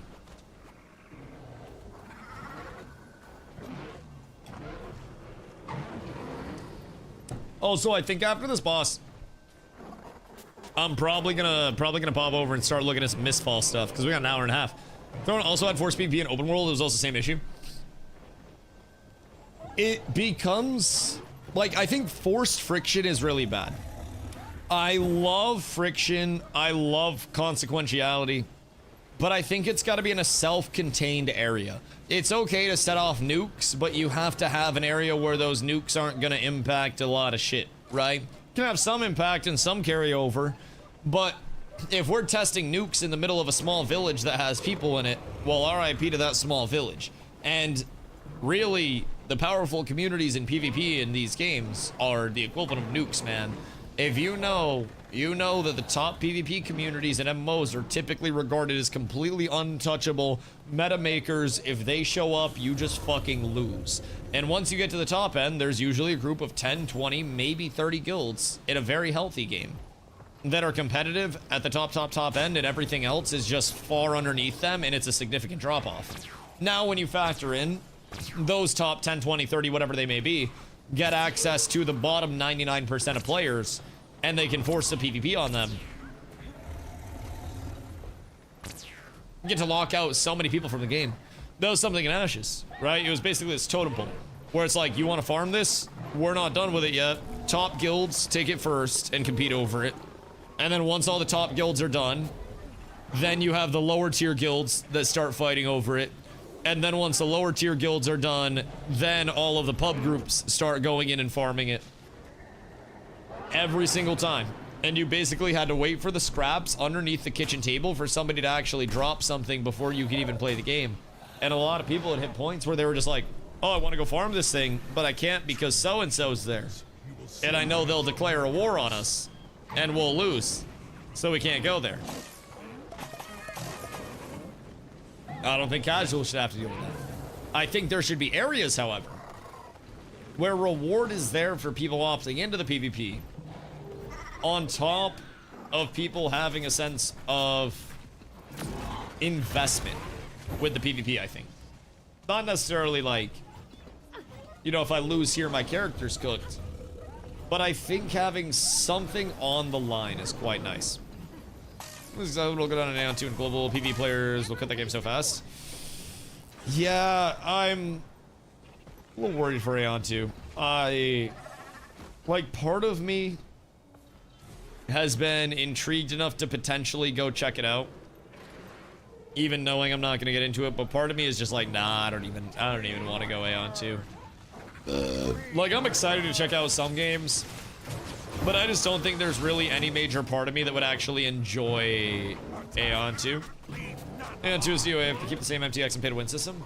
I just think with Aeon 2, you're already gonna run into something like Lost Ark in the first place, where, not even from a sense of like pay to win and shit, and the grindy systems, but if any game has already deployed in another region, and the classes and the items and the balance exists in another region,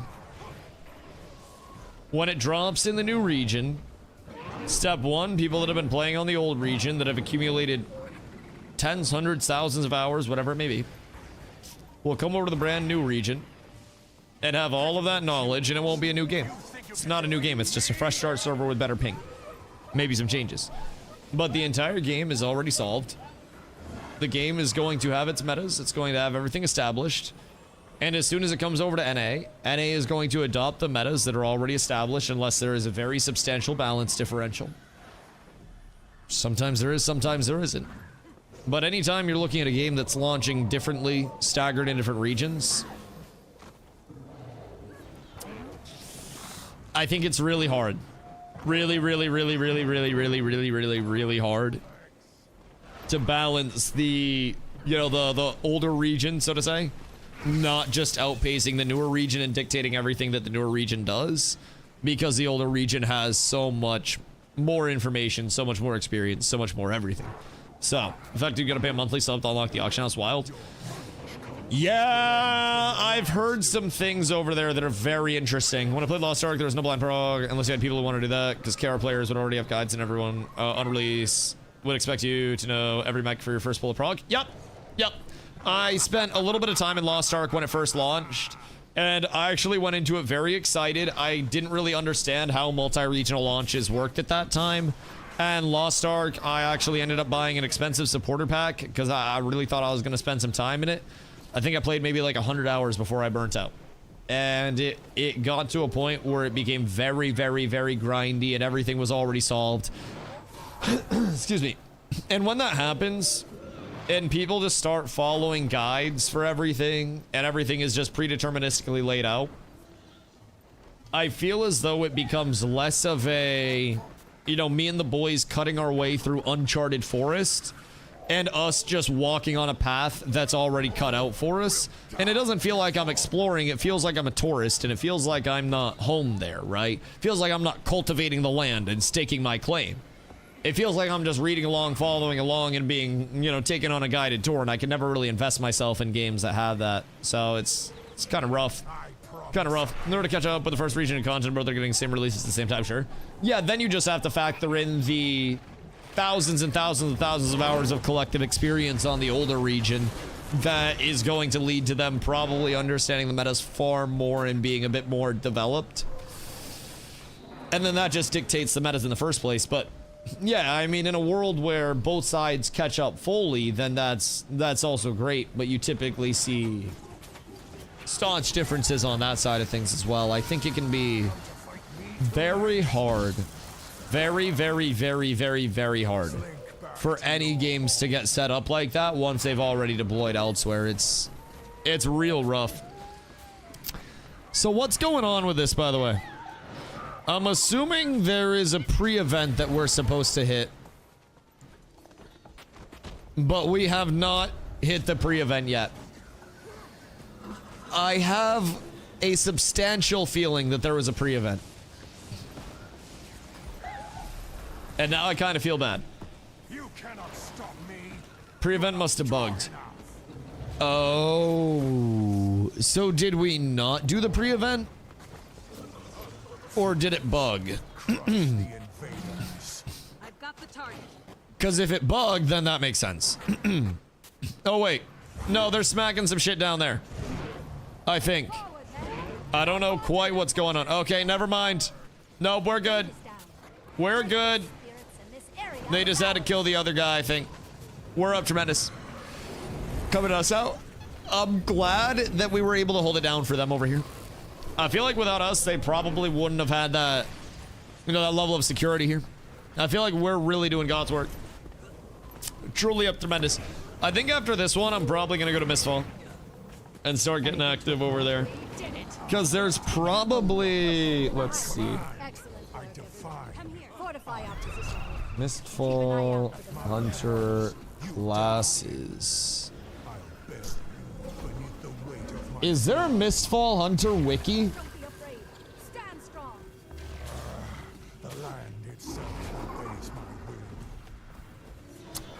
Or what do we have going on here? Because I'd like to be able to get some information. And no content creators have paid me to watch their videos. Therefore, I shall not. I shall not. I like how everybody has shitty tier lists though. And all of those tier lists are completely different. Like every single one of them is completely different. Interesting. Interesting. Oh, I have something in my eye.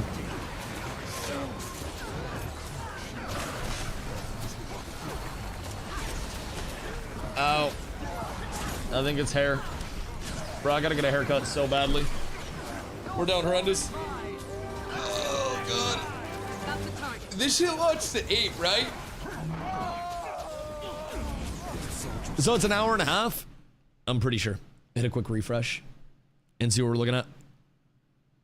This game plans to unlock in approximately 2 hours. So as soon as uses kernel level anti-cheat. Don't people get really weirded out about like kernel level anti-cheat type shit? Because apparently they could like hack your passport and shit. They could basically turn you into a robot and then turn your ass out of your ass with kernel level anti-cheat. League does that too. Isn't that like the most thorough form of anti-cheat though? Which I think would be quite good. They can brick your whole PC if they wanted. but they're kind of expected not to type shit. Because I would assume if they did, that would be very bad.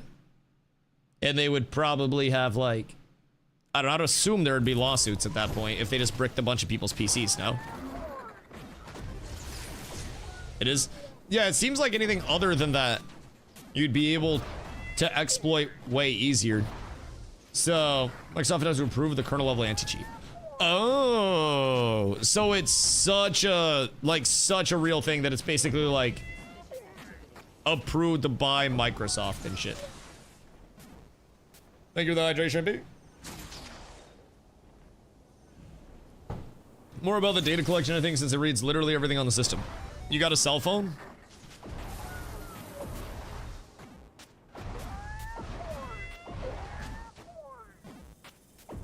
Cause, like, I got a story for you about data collection. Let me tell you what. Those that say you don't take OPSEC seriously enough, I think are fooling themselves in today's day and age that consumer level OPSEC does absolutely anything for keeping your data safe. I'm gonna be completely real. You can try and you can give yourself the illusion, but if somebody wants your data, that shit exists, dog. That shit is probably public domain somewhere in terms of most of your personal information. Some people argue about kernel level programs. Yeah, I get it.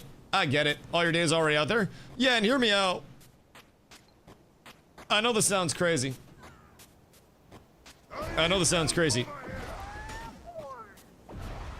But why would somebody hack me? How to get 100% free data collection, unplug internet? Wrong again, boyo! There's information that is attainable out there about where you have rented in the past, where you have worked in the past, where you went to school in the past. There are public records about where you were born. If somebody has any bit of trace to you or wants to figure out who you are, somebody with enough clearance and capability can get any bit of information whatsoever. You can't even get away from it if you unplug the internet. If you were born on the grid, if you have ever walked by a public camera, a government facility, anything, if you've gone to a post office, congratulations, there is a catalog of you out there that can be accessed at any point in time by those who have the access. And there are basically living documents on pretty much every single person that exists because surveillance is so thorough now. And to some, that's a very terrifying thing. To some, we say, I can't do shit about it. I got nothing to hide. Fuck it. You want to look at my butthole while I shower? You look at my butthole while I shower. Just let me know if anything looks weird back there. Unless you literally live in the woods and no one knows you exist. Even then, if you had to get a building permit to live in the woods at any point in time, if you've gone into a store and you've used a card, if you have a bank account, if you've had a payment on a vehicle, if you had to finance anything for building your house in the woods, if you went into civilization to buy your axe to cut down your trees. I mean, woods?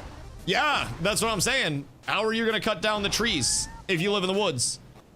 You go into town to get your axe or your chainsaw and to get the things to build the thing to live in the woods.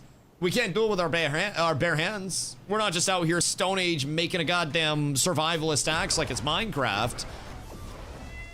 Go full Stone Man. I'm sure somebody out there is, but even then, if you dig deeply enough, I'm sure Stone Man at some point in time has gone into civilization, been seen on a camera, been seen somewhere where it could be traced back to them. It's a really interesting thing. But like kernel level anti-cheat, man, I'd rather not have easily accessible cheats in games that I'm playing. And honestly, if they brick my PC, then it's probably for the best and I'll just go outside. I'll just get a fucking 9 to 5 at that point and call it good. Maybe it's not meant to be. Maybe that's just where we call it and just say GG along the way. I had to figure my data. I'd rather stay away from me. See, that's what I'm saying, man. It's always the motherfuckers that's got like a 520 credit score. And they're like, man, I can't have anybody hacking me and getting my bank account information. And it's like, dog, you have 1476 in your savings account, 712 in your checking account, and your credit score is under 600 and you rent an apartment. It's not even financially worth it per hour for hackers to target you. You are so unimportant I am so unimportant.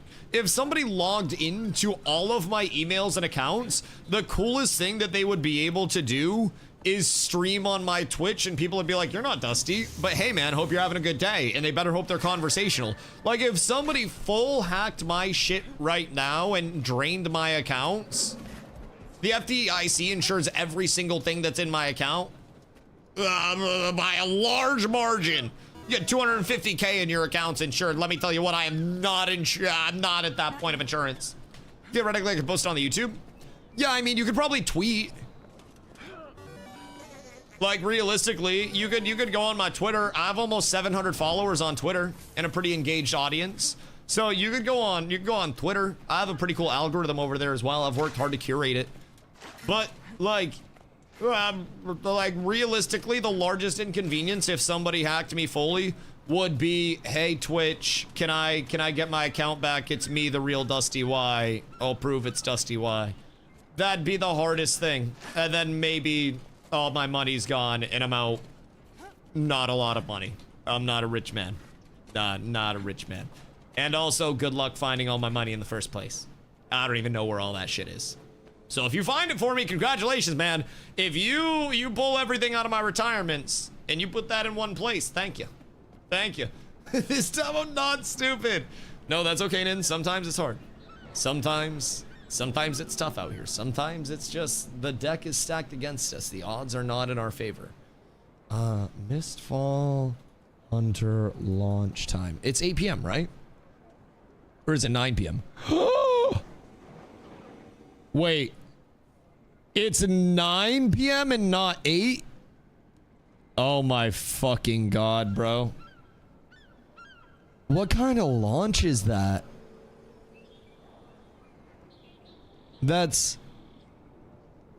Are the developers from China? Because that's 9 a.m. China time, 2 a.m. British time, 10 p.m. Brazil, 9 p.m. Eastern, 8 p.m. Central, and 6 p.m. Pacific. That is a really weird fucking time to launch the game. That is... I do believe they're from China. That makes sense, but damn, that's disappointing. That's sad.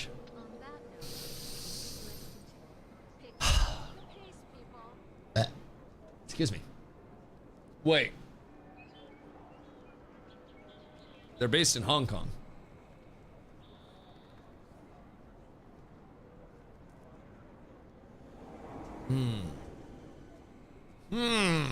Interesting. You're the dead gamer owned by some form of Tencent? Tencent is daddy at this point in time, yes. Yes. Everybody thought that when Grinding Gear Games was acquired, that it was going to be the death of Path of Exile, and then Path of Exile just kept getting larger and larger. God damn it, Tencent. God damn it. Yo, Meta, what up, brother? We are getting ready to check out a new game this evening. MISTFALL Hunter drops at apparently 9 p.m. EST. I thought it was at 8 p.m. EST. So, we'll be popping over and doing a little bit of pre-work and figuring out what we want to play and what we want to get into over there before the game actually does go live, and then hopefully it goes live right around 9 so we can get a nice little late-night grinding tin in for that shit. Pog new game? Yes, sir. Ski little fantasy extraction. So, hope it doesn't cost $70. $25 is the standard edition. And then I believe there is a $39.99 like collector's edition if you want to. But base edition is it's $75. $25. Does that include the 10% discount? That is before the discount, so I believe it'll be $22.50 after the discount. 10%, $250 off, $22.50 type shit. So I believe that goes through August 12th. I'm not sponsored or anything, so I don't know the talking points. I've just been Googling throughout the day. I just want to check the game out. So I think it's gonna be $22.50, as far as I know. Would have checked it out if I didn't break myself with Pokemon. Wait. Wrath has been selling Pokemon cards on eBay. Have you been buying Pokemon cards from Wrath? Meta, how much have you spent recently? Meta, what you got going on out there? Or MSRP? Oof. Oof. Yeah, you hate to see that. Cold streak? Do you try to resell or do you rip to play? What level of what level of pack rips are we talking?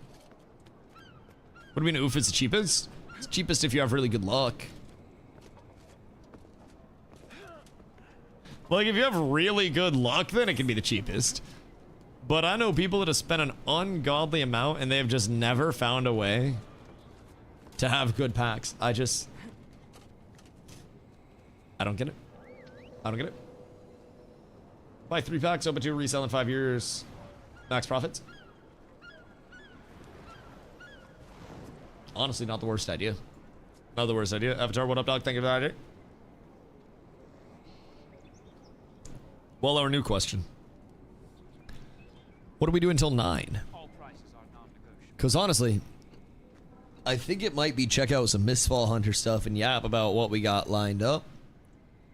I want to try to find some information about the classes and abilities.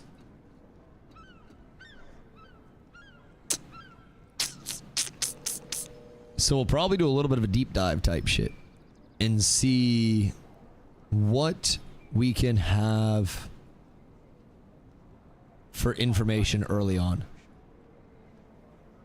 Because I do worry a little bit.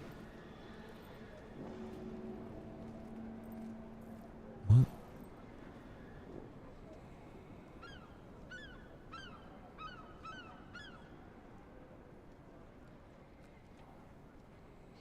Weird. Found a really weird thing with their website. If you go to their website,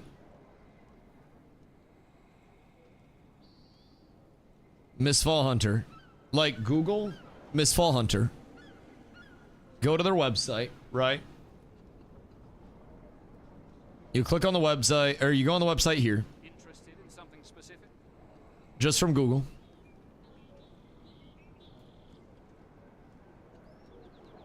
It bricks the website. If you click on the logo up at the top left.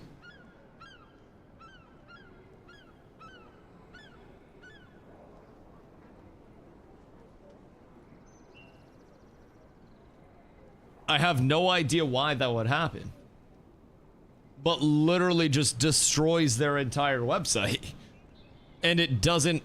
I don't know if it redirects to a different domain or something. But it just cooks your entire shit. You have to go all the way back out to the Google search. A little bit strange. A little bit odd, if I do say so myself. Regardless, we ball. We ball.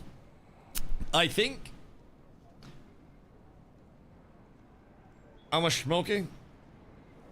And then we're gonna pop over and stake our claim in the directory early.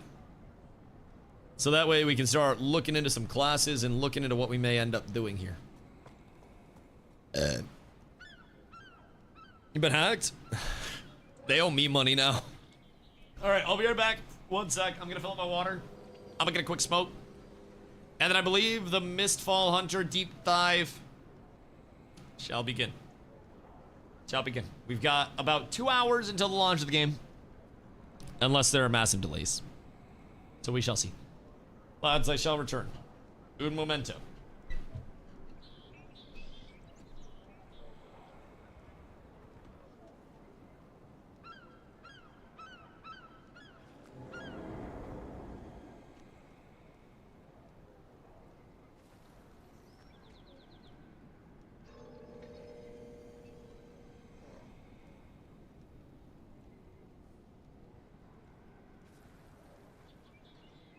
Excelsior.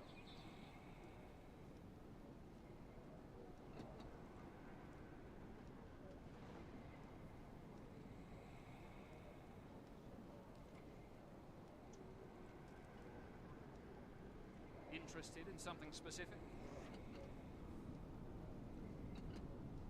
All prices are non-negotiable.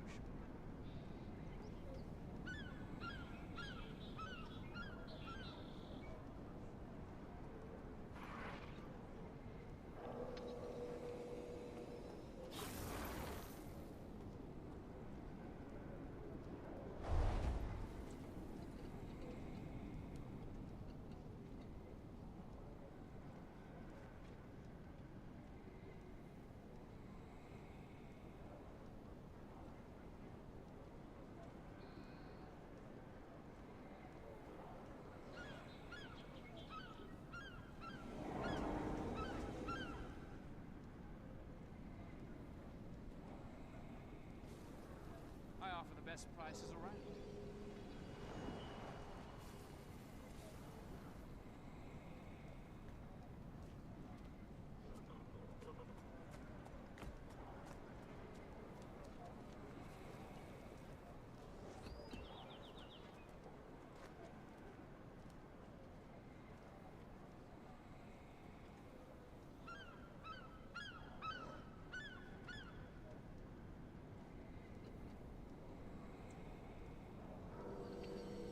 I offer the best prices around.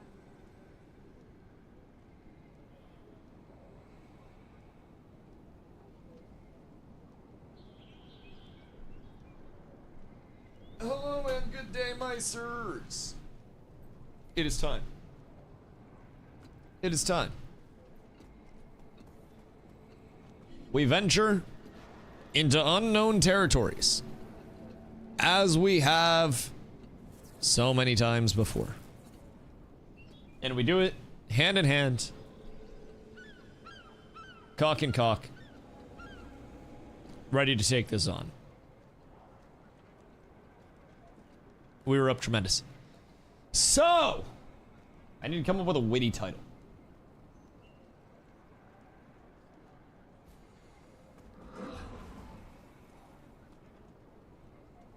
Action, combat, extraction.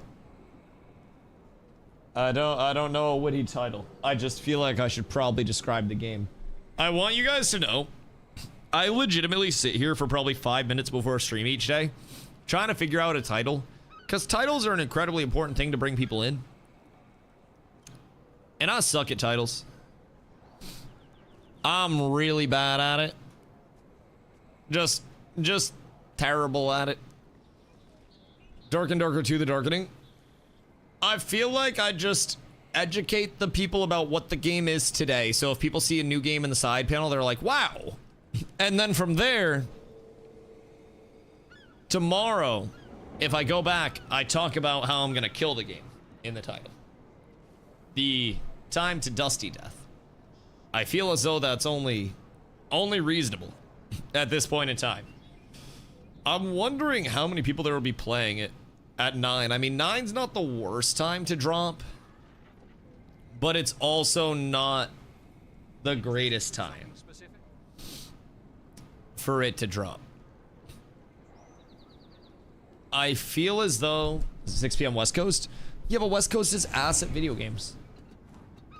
Sorry to like anybody from the West Coast, but like I don't know how you guys just historically fucking suck as a server, but goddamn, every West Coast server that I've ever seen is just fucking butt cheeks, bro. I don't understand what's up over there.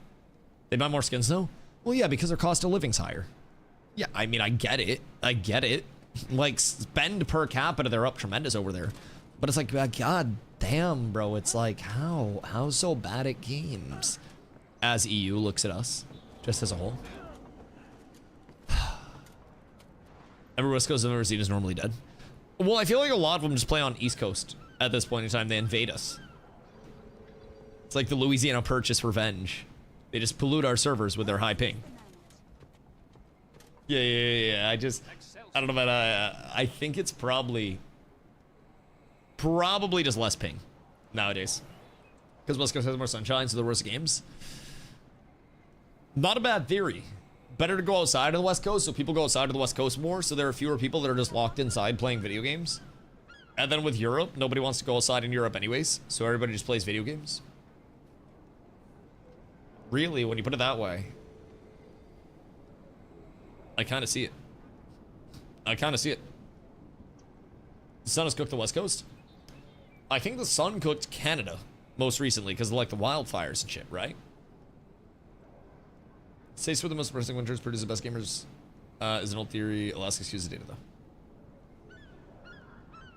I know a lot of people in Maine that fucking suck at video games. Like, ass. Granted, our internet hasn't always been the greatest up here, so we've had a limiting factor there. And I feel as though we're kind of too far off of like the national setup to be able to pull that off, you know what I mean? Still Halo? Nobody still plays Halo. Nobody still plays Halo. You fucking stop that. You cease that right now, brother. That's I don't necessarily know if that's something you should even ask people at this point. What's cool freeze frame to hit right now? It's kind of a cool freeze frame. Gotta fuck with that frame a little bit. I want to find something that just looks aesthetically pleasing. Where are that lady's boobas? It's a cinematic trailer. That's a launch gameplay trailer. There was one that actually showed some gameplay. Gameplay footage overview, I think. This one actually, I think, shows a decent amount of gameplay. Did I actually play 3 games 2 days ago? Did you actually get into the matches? Jesus fucking Christ. Jesus Christ up. I don't know, man. I don't know what I can even say about that.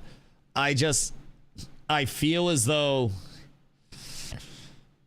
that's a level of nostalgia that probably shouldn't even exist.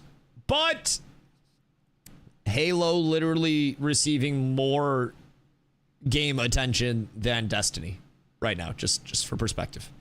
Just for perspective. I want to throw that out there. What's the narration like in this? Is this... Dark creatures lurk in the ruins.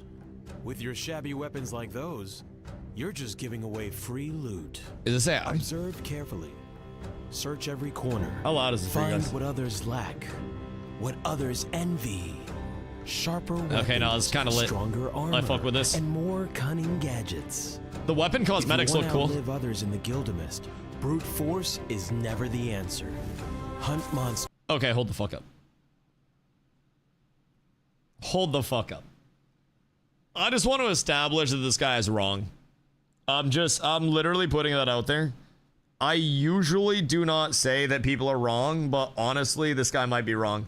Oh, also chat, I am taking applications for a third. Carla and I will be playing. We are taking applications for a third. We have to figure out what class everybody wants to play though and make a comp around it so we're not absolute dog shit. Preferences, action combat experience, willingness to absolutely blast, and I also don't really know exactly what the classes are looking like. We do have, I found a tier list that we'll read through just to try to get a little bit of a view of what the classes are looking like as a baseline. So, what do we call if I would have signed up? Fair. Does me playing with you in Deadlock count as more brownie points in my app? What if I auction it, like our third slot for bits or something like that? No, honestly, we'll probably be playing pretty late tonight. So I don't know if people plan to get off or whatnot, but I want to figure out exactly what classes are available in the first place. I have this tier list up, and it seems like there is a sorcerer, immensely powerful choice for both PvE and PvP. And again, every tier list is different.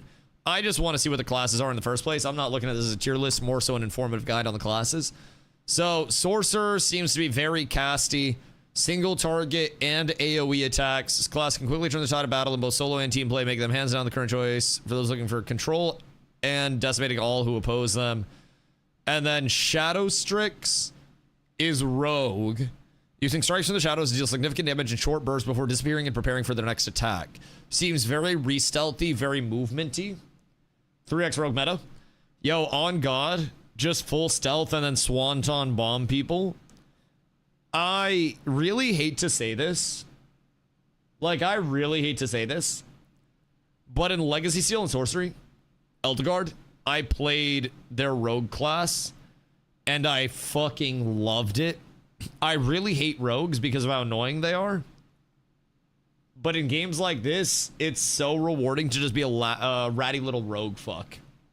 Just a little rat piece of shit. Hold on. Oh, it's hot take. Stealth classes should be given high burst damage. Yeah, and then if you catch them out of stealth without their... It should not be. Oh. I mean, I think there's a certain element where there should be an intro where you're rewarded for your stealth windows, and then if you get caught out of stealth, then you basically, like, lose the advantage. I think the hard thing with stealth is balancing the fact that, like, you want to reward the stealth player for stealthing and then getting an engage off of that. And if they start standing toe-to-toe, then it kind of eliminates the point of stealth. So sustained damage, you don't really want to be doing.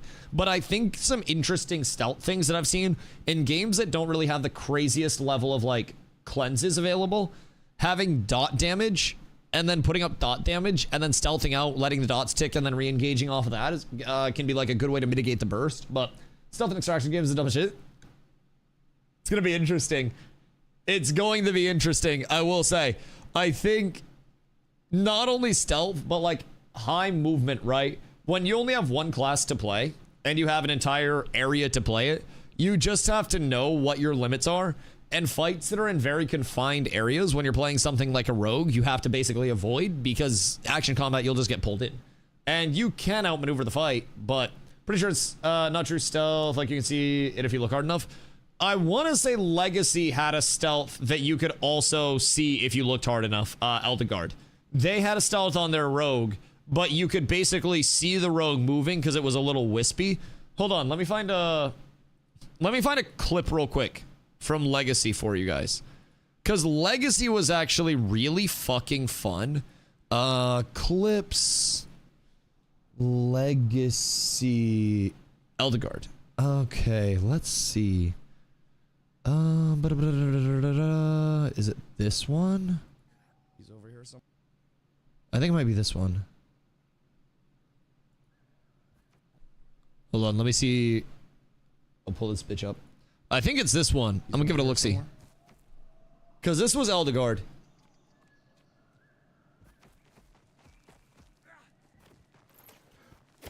So they had, like, the range projectile pew-pews with our dots. They had the stam on the double jump. And then on that stealth, you see how he, like...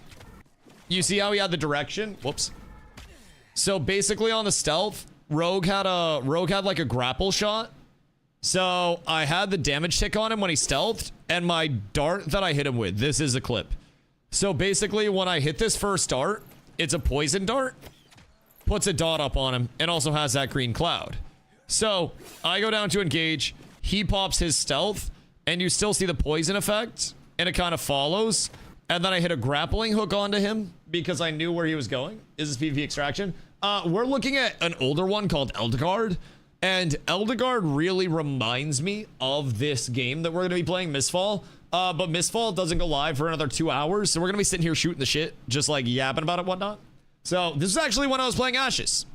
Funny enough, this was when we were in Ashes when we played this. So this was like last year when this was in the rotation. So we hit the grappling hook while he's in stealth. And then immediately, one thing that was really like cooked about Eldegard, I don't want to be yelling over myself. One thing that was kind of cooked about Eldegard is they had an incredible amount of stagger when you got hit. So you'll notice as soon as I get in here, I kind of like stagger lock him like absolute crazy. So once I hit the grappling hook, it breaks his stealth. Go in, stagger him again, stagger him again, stagger him again, stagger him again. And then I hit a charge, stagger him, and then hit him again, and then he's dead. So like the stagger over there, I think was really, really, really, really, really OP. And it was one of the things that made Rogue very strong, in my opinion, when we were looking at it from that perspective. But it was also something that could work almost like against you to a certain extent. There was one, I think this was the one that showed like the aerial stuff a little bit. Hold on. Ashes, those are two things in common. Oh no. Oh no. Is it me killing the game? Is it me? So this one, there's Ranger on height, looking down. And then they throw a little like seed projectile. That's a priest that had a float ability. And again, you see like the dodges and everything, right? I just miss action combat so much, but the staggers over there were absolutely crazy. So clean up the kill there. Tank a bow shot or two just for funsies. Oh, I can't reach. I don't have stam. Oh, I'm cooked. This is GG. It's so incredibly rough for me. Yeah, GG. I miss this game. I sold. It's just that being dead. The no stam. They're both my fault. Sold my bag. They're both incredibly my fault, I think. I can just like full cook him, but I think I just ticked down here. So like the not being able to gap close there because of the stagger cooked me, and then I get him in the stagger, and as long as I can keep him stagger locked, then he's just cooked. No way! So that was, maybe we can rotate people, or we can auction slots off. I think we auction the slots off if I'm being real. But this really gives me the same vibes, and I think for that reason exclusively, I'm very heavily leaning anything rogue-sided. It just seems like it's going to be pretty strong in a situation like this. So, I haven't even gone through everything. Absolutely. Yo, Pluto, thank you for following myself. So, Shadow Strix looks relatively strong. I mean, just seems like it's strong in a baseline. Any rogue is typically strong. I feel like Withered Knight, I didn't play the previous playtests, but I heard a lot of people bitching about Withered and saying that it was absolutely stupid. I don't know if that's still the case. I don't really know. I think it looks like Legacy, Steel, and Sorcery. Okay, well, that one that we were just looking at was Legacy, Steel, and Sorcery. That one that we were just looking at is Legacy, Steel, and Sorcery indeed. But I was showing that because this game that we're going to be playing really reminds me of Legacy, Steel, and Sorcery. So when we look at, this is Never the their answer. little like gameplay trailer. Hunt monsters, sneak into labyrinths, open chests, and challenge the mist. It's Legacy, Steel, and Sorcery. Whatever path you choose, remember. We have one Eldegard thing. again. Stay close to your Notorious teammates. Studios is back. They're just Chinese now. Your team's strength, the monster's threat, the lure. of Like, hear me treasure. out. Any of them can change your path. It's just Legacy, Steel, and If you Sorcery fall, again. Your soul will wander to the place that lingers Also- in your memory. Before it's too late, you still have a chance to reclaim your body and your equipment. Whoops. I meant to But pause. the real danger always comes Wrong from mouse. This is a really interesting concept. I don't understand this as I haven't played it. But if you die, you basically, your soul is lost in the mist, return before your body decays. If you die, you have time to run back and get your body and save your loot, which is interesting, which is really interesting. Kind of want to try this, but extraction games always degenerate after a couple of weeks. I agree, and we actually talked about that earlier on stream, how really, like, most extractions, I feel like you fall into one of two categories, right? You're either so good that you get ahead of everybody and you shit on every single person that you run into, and if it's, you know, emphasizing the PvP side as well as the PvE side, and you run into a solid amount of PvP and something is lost, then you have the people that are so far ahead that they dominate the PvP fights, and then you have everybody else who's just constantly getting shit on and losing their stuff. And if you're constantly getting shit on, it doesn't feel good. And if you're constantly dominating the fights and then you get everything, then you're going to reach a completionary point in content where it also doesn't feel good to be fully fed. It's a little bit of a back and forth that's hard for extraction games to actually, like, manage. Because you do have players that are good and you have players that are bad. So it'll be interesting to see how this one tries to manage that. Templar, thank you for the Prime, dude. For 5 months, crazy. I appreciate you, brother. I appreciate you. But it'll be interesting to see how they try to deal with that. I'm wondering if this level of gear protection, someone that played before, this was in for the previous test, right? So if you die, you can still go back and get your gear and shit within a certain amount of time as a spirit, right? That's what I've kind of gathered from this. Yes. So do I loot you and get your gear as well? Like, I get a copy, you get a copy? If you die to PvE mobs. Oh. So if you die to PvE mobs, you can go back in and get your body. If you die to PvP, I take your shoes. That makes sense. It's for like if you're learning bosses. I have a question. Teacher, I have a question. If I'm in PvP and I dive into a mob and the mob gets the last hit on me, do I die to the PvP or the PvE? Can I protect my gear by diving into people if I'm going to die and using the mobs as a way to stop players from getting that? In PvP, you go on the floor and your team can res you. So you want to perm kill someone after you down them, like Arc Raiders? I think that was the most recent made it. Okay, so you get a down state with it.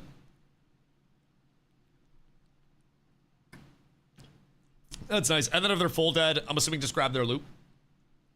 Probably combat tag. Yeah, interesting to see how it'll work. I don't plan to lose any fights at any point in time, but, you know, if I ever change the plans and want to experiment, I may dive into some mobs just to see what happens if I can get a mob to last hit me. If you die in PvE, can people still come up and loot your body? Or does it have to decompose and degenerate before people can actually loot it? If I remember correctly, PvE death doesn't stop your body from being looted. Interesting. Is it protected for any time frame, or like how's this spirit mechanic work? Like, say you died and then you were running back to the spirit and I just stumbled upon your body. Could I take your pants off? In like the not creepy way? Restore your soul, then have to reloot your gear. And if somebody stumbles upon your body, can they loot your gear in the first place? That's a little bit what I'm intrigued about right now. Regardless, seems fun for learning some PvE stuff. Now, I'm also a large fan. Bro, I'm gonna be real. I don't want to play this because you guys are gonna learn that I'm actually the rat fuck that I complain about all the time. Like, part of the reason why in MMOs I hate people that play like little rat pieces of shit is because I played battle royales for quite some time and I played like a rat piece of shit. I third partied, I rode the outside of the zone, I dub keyed only when it was beneficial for me. I played thousands of hours of Fortnite. And you guys have to understand, part of it is that I understand how I used to be. And I don't want to go back to that. I like Ooga Booga honor duels in the middle of an open field and not fucking with people around LOSs and peaks and only taking advantageous fights and waiting for people to get low from PvE before I go in and swoop on them. And you guys are going to see it. You guys are going to see it in full force, man. It's not going to be good. Basically happens in boss fights. Which when you start, other people can't get out of the room while they're fighting the boss. Oh, interesting. Interesting.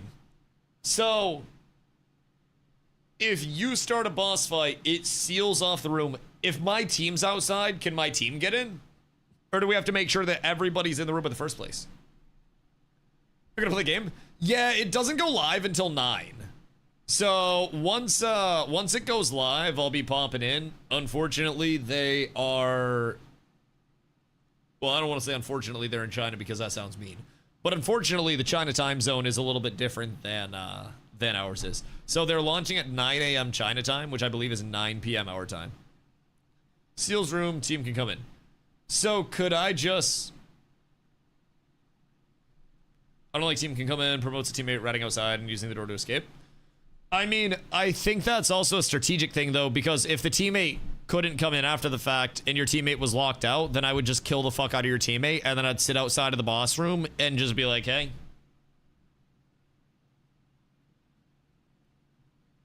You want to give me your gear? I'll be licking my lips, bro. I swear to God, if I see a boss room that's closed, as soon as that door goes down, I'm in that ass. I'm spreading those cheeks. I'm getting in there. But other people coming in while you're fighting the boss? Yeah, absolutely. Absolutely. It's definitely interesting. Definitely interesting. I think with extractions, there are so many small things that can add up over the course of it that can give people a little bit of a sense of like, I'm not going to get constantly third-partied when they're doing something important like a boss fight. But if you're out fighting trash, the element of getting third-partied is always there, and then you have a little bit more of that risk. I will say, I have to ask you guys to not get angry at me if I sit directly outside of the room and then pee-pee poo-poo on some poor souls that may have lost a teammate during the boss fight. That's, you know, it's gonna happen. A wolf has to eat. Awoo. That's what these games are all about. I'm going to, like, in MMOs, I love the fact that I can play as an honor dueler because there's always a respawn and shit, right? But man, in battle royales and extractions, fuck honor, bro. Fuck honor. You gotta be the slimiest little snake that there is. Trust nobody. Get everybody else to trust you and then break their fucking heart. Stab them in the back. It's It's a snaky world, man. And I'm excited. I'm excited. See you in an hour? It's in 2 hours. It's in 2 hours. So, let's talk about what else you've been playing. Guild Wars 2. I've been in Guild Wars 2 for a little under 2 months now. Since the Guild Wars 3 announcement came out. I did a little variety stint for a while where, you know, I actually didn't commit to anything. And I was truly just floating. And just going, like, place to place to place. So, from Scars to Guild Wars 2. Scars directly after Guild Wars 2? No, I think I did Forever. Was Forever after Scars? Cat with abs is absolutely Sorry, S Bo, thank you tier. for the follow. I think it was Scars to Forever to Guild Wars 2. No, to PoE. Forever and then PoE solo self-found. PoE 2, I should say. PoE 2 solo self-found. And then Summer Game Fest hit and the Guild Wars 3 announcement came out. And I was like, oh, bet we just play Guild Wars 2 now. Awesome. Because honestly, I've been kind of waiting for an excuse to hop into Guild Wars 2. I just didn't want to find myself in a spot where I was sitting in a 13-year-old game for 5 years waiting for something to happen, poking it with a stick, and trying to play catch up for the next X amount of years. So, in terms of that side of things, I really, like, I brought the community over to Guild Wars 2. We plan to stay over there until Guild Wars 3 launches, because honestly, there's not much in competition with it in terms of what it provides. Obviously, variety is a spice of life, and I think making sure that every now and then we take some time to check out some new and fun things can be a very, very large importance. Getting the community a breath of fresh air along the way, myself included. I hear action combat, I like action combat. So now I'm like, you know, I'm kind of at the spot where I'm comfortable with Guild Wars 2 as home for now because it's very consistent. Very low chance that it dies, even with me existing there. So in the next year and a half, 2 years, whatever it is until Guild Wars 3 or next-gen MMOs or even anything else that comes out along the way that could just surprise us, we have a safe and consistent home at any point, which is something we haven't had really for a little bit now. So it feels good. It feels really good. I'm excited to be able to do some variety here and there where like a game comes out and people are like, oh, Dusty, are you going to check out this game? It seems fun. And I don't have to be like, I don't know. I feel like it's going to kill the stream. It might be really bad. It's, you know, it's one of those where because of Guild Wars consistency, I'm very comfortable doing a day of variety or a few hours here and there, a couple days a week, whatever it may be. So Darren's, what up, brother? How you doing? Thinking about trying it? Are you going to go hard?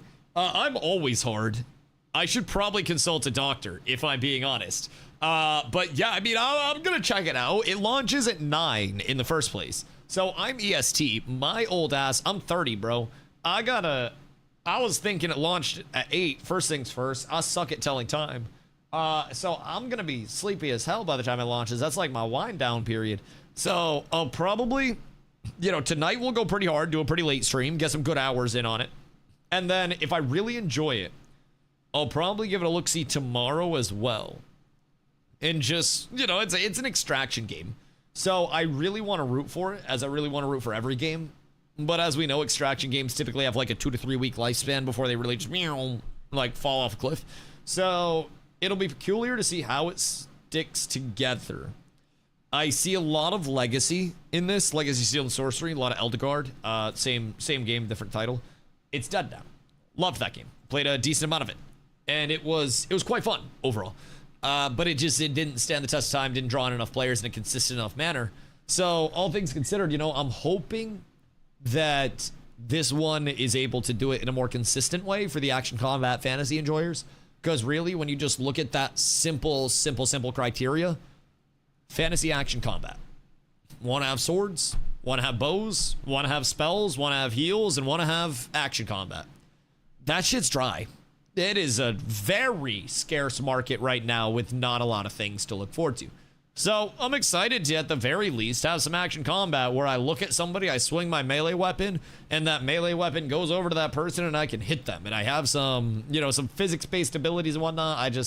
I'm excited for it. Even if it only lasts tonight and tomorrow, and then I go back to Guild Wars 2 and just chill because I'm like, I've had my time over here. $25 game, probably get some hours out of it. Check it out every now and then. Play with the squad, and then vibe. So, is OG Star Trek Kirk. Didn't you have massive amounts of aura though? What do you mean bothering me? You bother me. Bitch. Skin of combat felt similar to New World, so I was enjoying it. Kind of with that, like, weighty feel. I think, as I'm figuring out what it reminds me of. You bother me, bitch.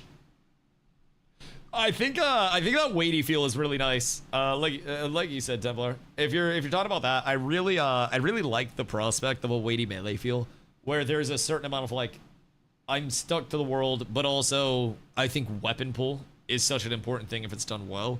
If there is no weapon pull and it's just like a meh, and I swing weapon and then it goes clean through and then there's damage allocated, it doesn't really feel right. I really enjoy a, you know, weighty melee where I get a little bit of a pull and a little bit of a collision feel when I have my melee attack go off. So really want to be excited for the game, but they didn't allow reviewers to release their reviews before release, which has historically been a not great sign for these types of games. I mean, I think reviews early are also very subjective. I think personally with reviews, one thing that I talk about a decent amount is my lack of respect for like most gaming journalists nowadays, and honestly a lot of content creators. I'm kind of like an anti-streamer club person. I think a lot of streamers will put in a very minimal amount of effort, and then they'll try to publish a review, and they'll try to be the person with the first word out. So they won't even give something a fair shake. And a lot of the time, the people that are looking to come in and really grasp at the depth of the game and understand it don't get a chance to come in until later. I don't think obscuring reviews is ever good, because I also think with Steam reviews, they can serve as a timeline of like what was bad with the game and then how it evolved over time, how it may have got better if the game stagnated. But I do think that overall, early reviews can be one of the most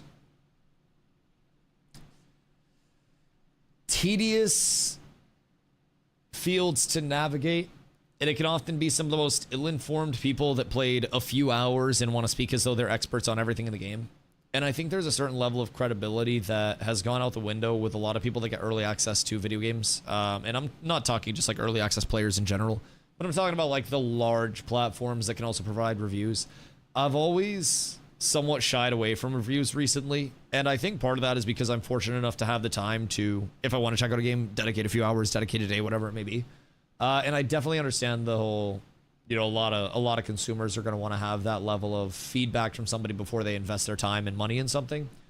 But I also really feel like people just nowadays mindlessly follow reviews, not realizing that tastes and preferences of person A may not be the tastes and preferences of me, you know what I mean? So that's a big thing. In terms of the game, I agree. However, the technical state is usually pretty accurate. Beta of MISTFALL had a ton of people saying optimization was a warning sign to an extent that they had to address it. Remain hopeful, but I'll hold back until a few days of shaking out some consensus. Yeah, I think that's the best way to do it as well. I think anybody that immediately tries to hit, you know, on either side of the coin, right? Either terribly bad review or terribly passionately good review within the first, you know, day or two, I think that's going to be something that is sensationalism. And I think it's important to not get caught in like the sensationalist aspect of like, this is the best game ever, this is the worst game ever. I think it's natural for games to have problems and games to have strong points along the way. And like you said, waiting a few days, if you're kind of on the fence about it, for organic feedback to come out, where almost that like, you know, that post-nut clarity for people has gone away and the refractory period's done and they're back to like their normal selves. You come into a new game and it's just immediately like the honeymoon phase, and it's this euphoria of something new. And you'll have people that immediately grasp it and they're having success in the game and they're like, this is the sickest game ever, dude. You have to play it. If you're not, you're such a bitch. And then you'll have people that are just not having the best time, and they make that very known. And it takes a little bit of time for people to shake out in terms of having good and bad experiences, because that takes a lot of games, a lot of preps. So as that happens over the course of the first few days, I think we'll get a lot better of a feel of like what the major problems are. If optimization still reigns true, is it certain settings that cause the optimization issues that could just require a bunch of people to get in, fuck with the settings on different systems and see if it's system related, see if it's a certain setting. I've played a lot of games that also had optimization issues along the way, and in these smaller kind of like potentially niche titles, it can be important for the community to really get their hands on it to figure out, is it a certain GPU CPU combo, is it a certain specification with the rigs that's causing optimization stuff, is everybody experiencing it versus only a set number of people, is it something like a memory leak where it could be a lot more tedious, is it a setting that's just causing some wackiness, whether it's lighting or spell effects or character models or some bullshit like that. And I think in limited time early accesses, it can kind of be hard to have people that take the time and even have the time to really dig in on a super deep level. So again, a few days in, you'll figure that people have some more reasonable takes on it. I myself, I'm gonna try to reserve judgment as much as I can. I didn't play the early accesses at all, or the testing phases at all. So this is gonna be my first interaction with it. I just dearly miss action combat. I was a large New World enjoyer, and so anything action combat immediately it's a little bit of a double take for me. So, Blotto, what up, dude? We have new game. Now, will this game be home for the community forever? Probably not. But fantasy extraction, action combat, different classes along the way, PvX seems fun, at least for a little bit. So don't be looking at MMOE. Hold on. Ah, it's so loud. So picture almost like a New World-y type combat system. Seems like it's going to be a little bit slower than a New World will be, maybe a little bit weightier. But seems interesting enough to give a look to and see what the combat system's got shaping up. Is there a pre-download? I don't believe so. I still have to buy my game. I have no motion, so I didn't get like a free copy or anything. But I'm in the same boat as you guys. I think we're all going to be hoping the servers go up at the right time, and then we're all going to be trying to buy. So, can you buy it? Yeah. That's what I'm also worried about. Everybody's gonna be trying to buy at the exact same time. So, gonna be a slightly longer stream night. Oh yeah, we'll probably go pretty late tonight. I got on at 3 today just so I would have an extra hour to chill. But we're gonna be vibing. I'm sure the looting in the middle of the fight, so classic. I have a clip somewhere from Ashes. There was a mechanic in Ashes of Creation where if a PvP flagged player killed a non-PvP flagged player, they would do what's called corrupting, and they would lose pieces of their gear when they were finally killed. And there was one time where we were PvPing against another group of individuals, and somebody on the enemy side just cleaved somebody that wasn't flagged up, and they corrupted. And in the middle of the fight, you see, I shit you not, about 90% of our clump scoot right over to that corrupted person, disregarding the fight, disregarding the calls, disregarding everything, because there was somebody on the ground with gear to loot.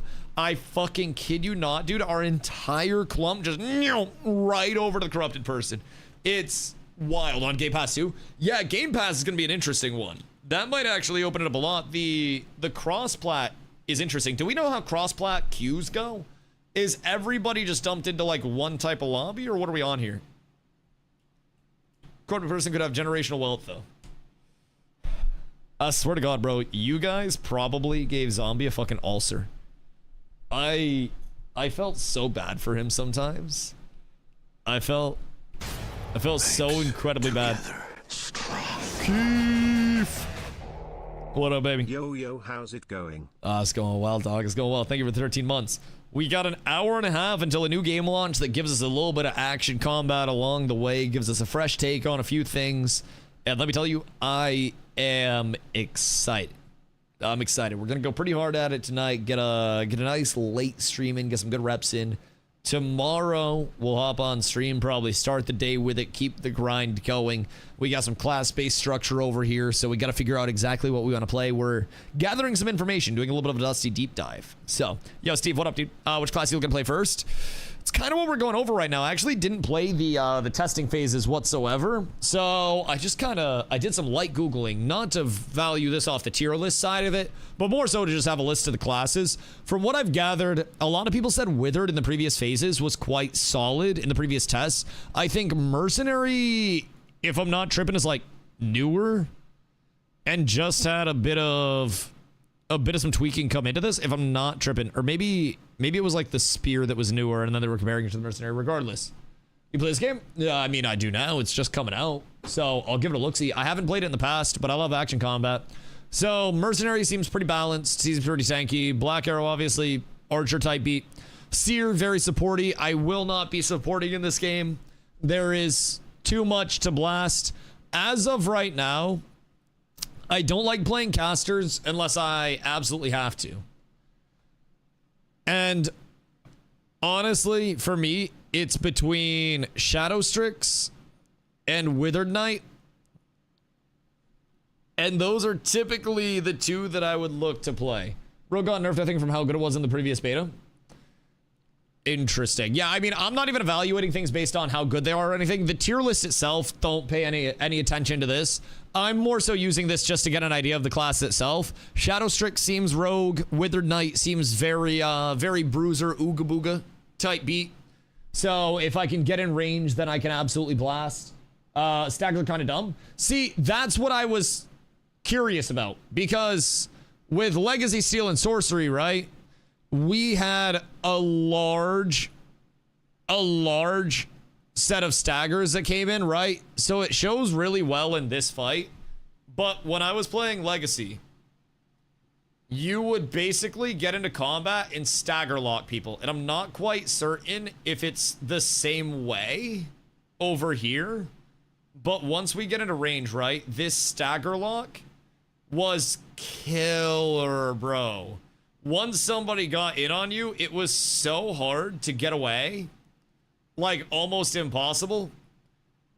And that stagger was genuinely, I think, one of the reasons why people didn't fuck with the game super early.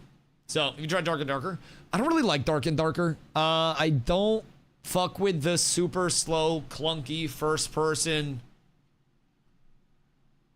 combat system. It feels really archaic and slow for me. Some people really like it. I tried to give it multiple chances, and it just never really hit for me. Dark and Darker is very dry camera-based combat for the melee combat. Yeah, it doesn't really, it never really resonated with me, if I'm being honest. It felt a little clunky, a little slow, a little odd along the way. And I like the concept, but I think it's also a pretty particular type of combat. It's fucking like For Honor or some shit that also has a type of combat system like that. Some other game like that has another type of combat system like that. I also didn't play those games. Well, didn't enjoy them, I should say. Chivalry and Mortal. Yeah, I've seen a couple of them. Do we know how much it costs? $25. What are you thinking? Yeah. Mordau sounds like the right one. Played a lot of MO2, so Dark and Darker combat was easy for me. Yeah, I think that's part of it, is like it felt slow and clunky for me because I played a lot of like third person, snappier, you know, responsive combat, faster paced, a little bit of movement back and forth type shit. It was very foreign to me, and I think going from the games that I played back to Dark and Darker's combat system almost felt clunky, is the only way that I can describe it. It felt like it was tedious to navigate the space in fights, and, you know, it wasn't a matter of like, oh my god, I'm so bad at it. I was still fine. I didn't really enjoy it quite as much as I do the third-person type combat systems. But personal preference is personal preference along the way, and I think that's important. I think it's ever a good gameplay style to take away control from the player. Yeah, I mean, I think there can be a good balance of like, oh fuck, I've been caught out, this is gonna hurt, while also having, like you said, counterplay opportunity, where even if you get caught out, there's a little bit of forgiveness. And I think that level of forgiveness really varies based on, you know, the style of the game, the systems that are brought in, and where the developers want to find it going, right? Time to kill is a big thing, CC breaks another large thing. But the level of forgiveness once you get caught out can determine a whole hell of a lot for you. Dark and Dark is really missing more interaction to his combat. It needs a proper block and parry system, so it's not just speed stat that matters to Kai Barbarians. Yeah, and I can't even speak too much on like the deep metas of Dark and Darker, as I was pretty casual with it when I did play, but John G, thank you, my goat. I appreciate you. Much love, much love. I can't speak too much on like the depth and complexity of the combat systems of Dark and Darker. I was very... Yeah, I appreciate you, dude. I was very intro level of Dark and Darker, I will say. Like, played probably... I'd say I'm in like the 50 to 100 hour bracket with it. So again, still very casual. Enough time to kind of get in, but not enough time to really get hooked or anything. So I played much more on a superficial level, and even through that, it didn't even grip me enough to make me want to stay long enough to understand the complexities. I feel like Anything, Subi, thank you for following. Absolutely. I feel like anything short of a few hundred hours, you really can't even start to grasp past the basics of a good combat system. And I definitely don't have that level of knowledge with Dark and Darker and won't pretend I do. But it just, I don't know, something about it felt off. Like casual only 100 hours, game 11 out 4 days. No, I played Dark and Darker on Steam I think I didn't play through standalone client. I don't even remember exactly when I played Dark and Darker the first time, but it was quite early on when it was still a pretty small title before like lawsuits and shit. It's been out several times. Yeah, I played it before lawsuits. If that helps clear it up at all. Dark and Darker getting into legal trouble was news when I was playing the game. Dark and Darker is sluggish. I feel like that's their fight style. Yeah, and I don't think that it's a bad thing. I just think it's a particular flavor that I myself don't really enjoy the flavor of that much. And I like something that presents a little bit more of a snappy, impactful combat system where D&D just feels like, I don't know. I don't want to say like slow and unresponsive, but less Souls-like. Yeah. I think less Souls-like is a pretty good way. Like fast dopamine hits. I mean, not even that. Not even really like fast dopamine hits like Eastern combat, but like Dark and Darker is really fucking slow. I can unironically hold a sword IRL and swing it faster than you can in Dark and Darker. And I feel like Dark and Darker, every single class plays like a fucking old person trying to grocery shop and reach for something on a shelf. It feels like if I want to swing a weapon, it's...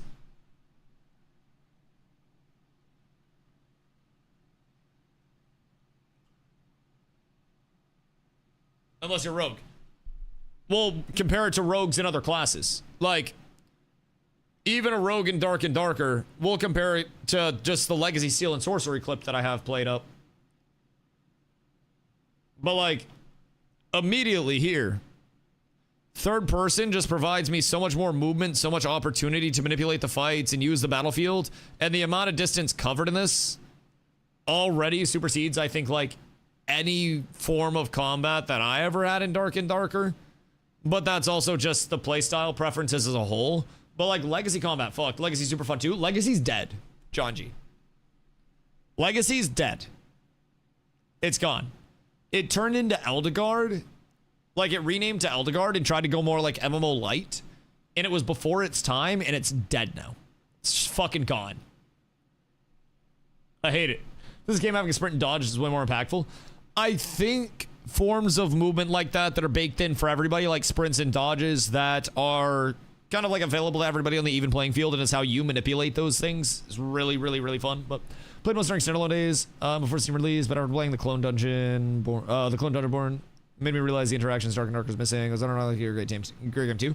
Yeah, a lot of people really like Dungeonborn in chat. I've actually heard multiple people talking about Dungeonborn. Apparently there's some like developer that's been working on another version of Dungeonborn or some shit. I think that actually came up today. Apparently there's like a Dungeonborn clone that's been in development for a year now or something. Somebody was telling me about that. Legacy and Eldegard had so much potential. Hope MISTFALL will be good, and they actually say. Yeah. I do really think Legacy was a little bit ahead of its time. And I think there were definitely things that it did wrong along the way, but I did really appreciate their take on the action combat system. I think that they had, you know, a few things like the amount of stagger that definitely could have been sorted out along the way and could have been done a little bit better. But man, it was fun. It was really fun. Good for MISTFALL as well. I must claim the souls. I must. I have to consume, dog. If I don't claim the soul of at least one game each quarter of the year, then I shrivel up and die. So, you know, here we are. We'll see what's up. Guild Wars 2 was a little bit too large to consume. Wow, far too large. So, we'll see what's going on. I got a couple indie MMOs that are bleeding out right now. So when those are ready to be consumed, I shall devour once again, like Dormammu consuming galaxies. Honestly, I just like action combat. Did a game soul counter with hours played in each? Shit, you can check Twitch Tracker, and you can see every single game that I've ever streamed on Twitch Tracker in the amount of hours. Granted, back in the old days, I did play games off stream sometimes, but what do you think MISTFALL's player count will be on launch and also after a couple months? I don't know enough about the market, if I'm being honest. I play MMOs. So this whole like fantasy extraction thing, I think is first things first, a niche market. But it's really hard to predict. It's a $25 game, first things first. In games that are smaller in the first place have so much volatility in terms of their player base, because if launch goes well and then a YouTube video goes viral and then a large streamer hops in like Summit because of it and then that spreads to a lot more people, then that could, you know, really exponentially increase the player base on a very high level. So it's really hard saying, and I wouldn't even be able to formulate an educated guess. I don't know enough about the trends of these games other than, you know, really Legacy being dead. I don't know exactly where the rest of the fantasy extraction market has been outside of Legacy. So it's a really weird, I think, kind of like unestablished market, so to say. This game just slightly easier, faster paced, darker, darker. Hard saying. It's only had tests so far. Comes out at 9, well, in an hour and some change-ish. So we'll be checking it out. Personally, I think Dark and Darker quite clunky. So it's in 15 minutes. I thought it was too, but then I looked it up and apparently it's supposed to launch at 9 a.m. China time, which is 9 p.m. Eastern time. I thought it was supposed to be at 8, and then I went to switch over and I looked it up and it said 9, and I was like, damn, well, I guess I gotta come up with an hour of coverage. So here I am improving and doing crowd work. I hope I'm wrong. I fucking hope. But everything that I could find said it was 9 a.m. China time, which was 9 p.m. our time. Go through all the classes. We already did. There's not a lot of literature. I was watching the dev stream. They said 1 o'clock UTC. What time is 1 o'clock UTC? In EST. Go through the classes again. All right, take it from the top, baby. Run it back. 8 p.m. EST. Fuck, I hope you're right. Steam says it's about to unlock. Fuck my ass. Wait, really? Hold on. Didn't get to play the beta. Is this game any good? I also didn't play the beta, my friend. I was playing some other stuff at the time. So you'll be getting my first take on it. I'm excited for the action combat, but I'm also not entirely sure exactly what it's going to have. It's 14 minutes. My Google says 8 p.m. EST. Your Google says 8? Wait, what? MISTFALL Hunter. Launch time. Your Google says 8? What the fuck? Bro, my Google literally says 9. Granted, it's the AI overview, but who the fuck is this guy? He's lying to us. What is going on? I'm using Bing. Someone like DuckDuckGo this shit or something. Somebody DuckDuckGo this. It's 9 p.m. release time. It's in 1 hour. Abs is absolutely Is it? S tier. Hey, sir, thank you for the follow. I appreciate you. The Steam page says so. The Steam page says approximately 1 hour. But that could always be, does it go into minutes when it's supposed to hit minutes? I don't know how these things work. I typically don't wait in line for games anymore because every game I want to play is dead. So, 9 a.m. China is 8 p.m. EST. Is it? 9 a.m. China to EST. China Standard Time? 9 a.m. in China is 9 p.m. the previous day in EST or 8 p.m. during daylight savings time. Official release time is 6 p.m. PST, which is in 1 hour and 15 minutes on the website. Where's that? I'm on the website.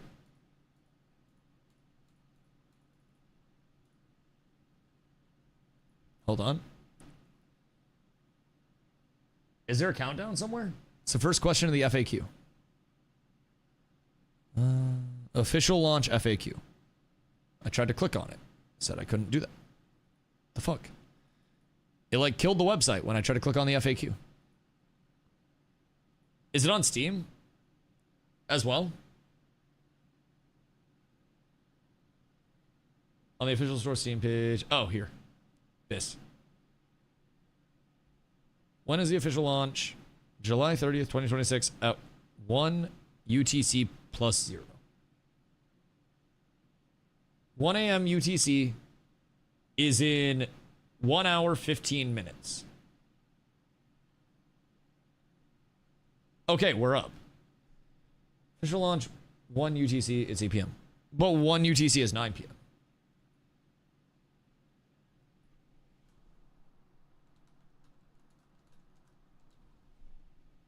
Wait. Yeah. 9 p.m. EDT, current Eastern Daylight Time.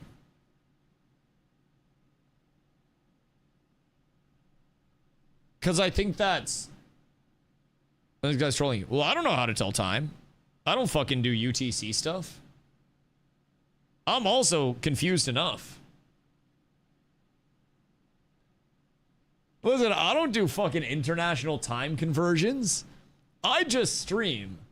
I deadass earlier today thought it was at 8.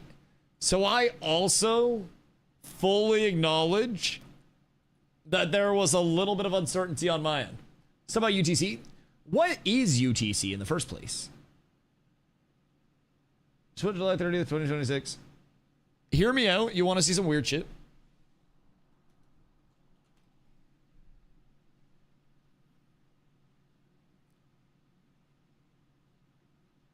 Ready?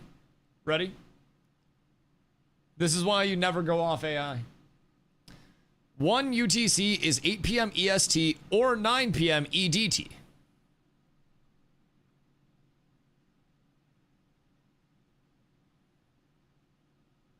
I don't really fucking know what the difference is. I'm pretty sure EST and EDT are like daylight savings because America does that. Only some of America does that. Not everybody does daylight savings time. Daylight savings. Wait, so the D is when we're in daylight savings? Bro, I'm not gonna lie. I thought people that said EDT were the equivalent of people that made their Z's with the little line through it. I just thought it was like saying EST with your pinky out.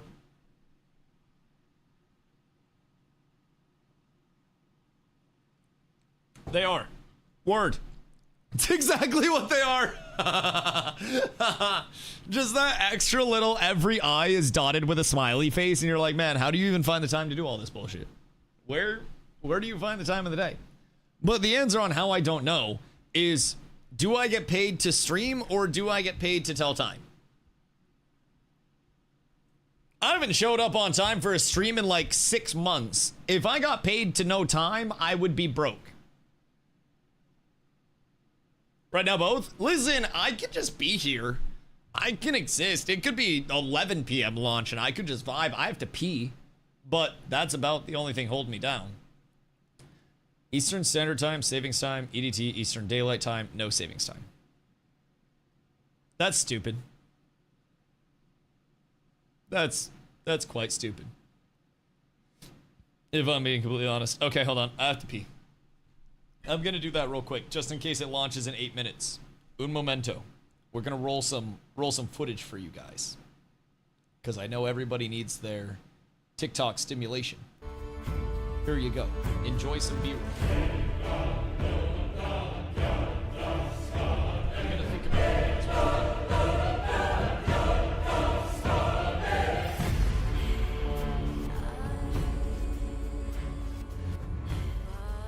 Have I ever told you how greed finds its way into every heart on this Gilgamesh-shrouded land?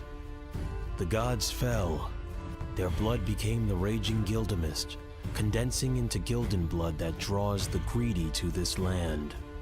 Guild hunters are among those drawn by greed, and you are one of them. Gather your team. Go to the continent rich in fortune and death, Weaverreach.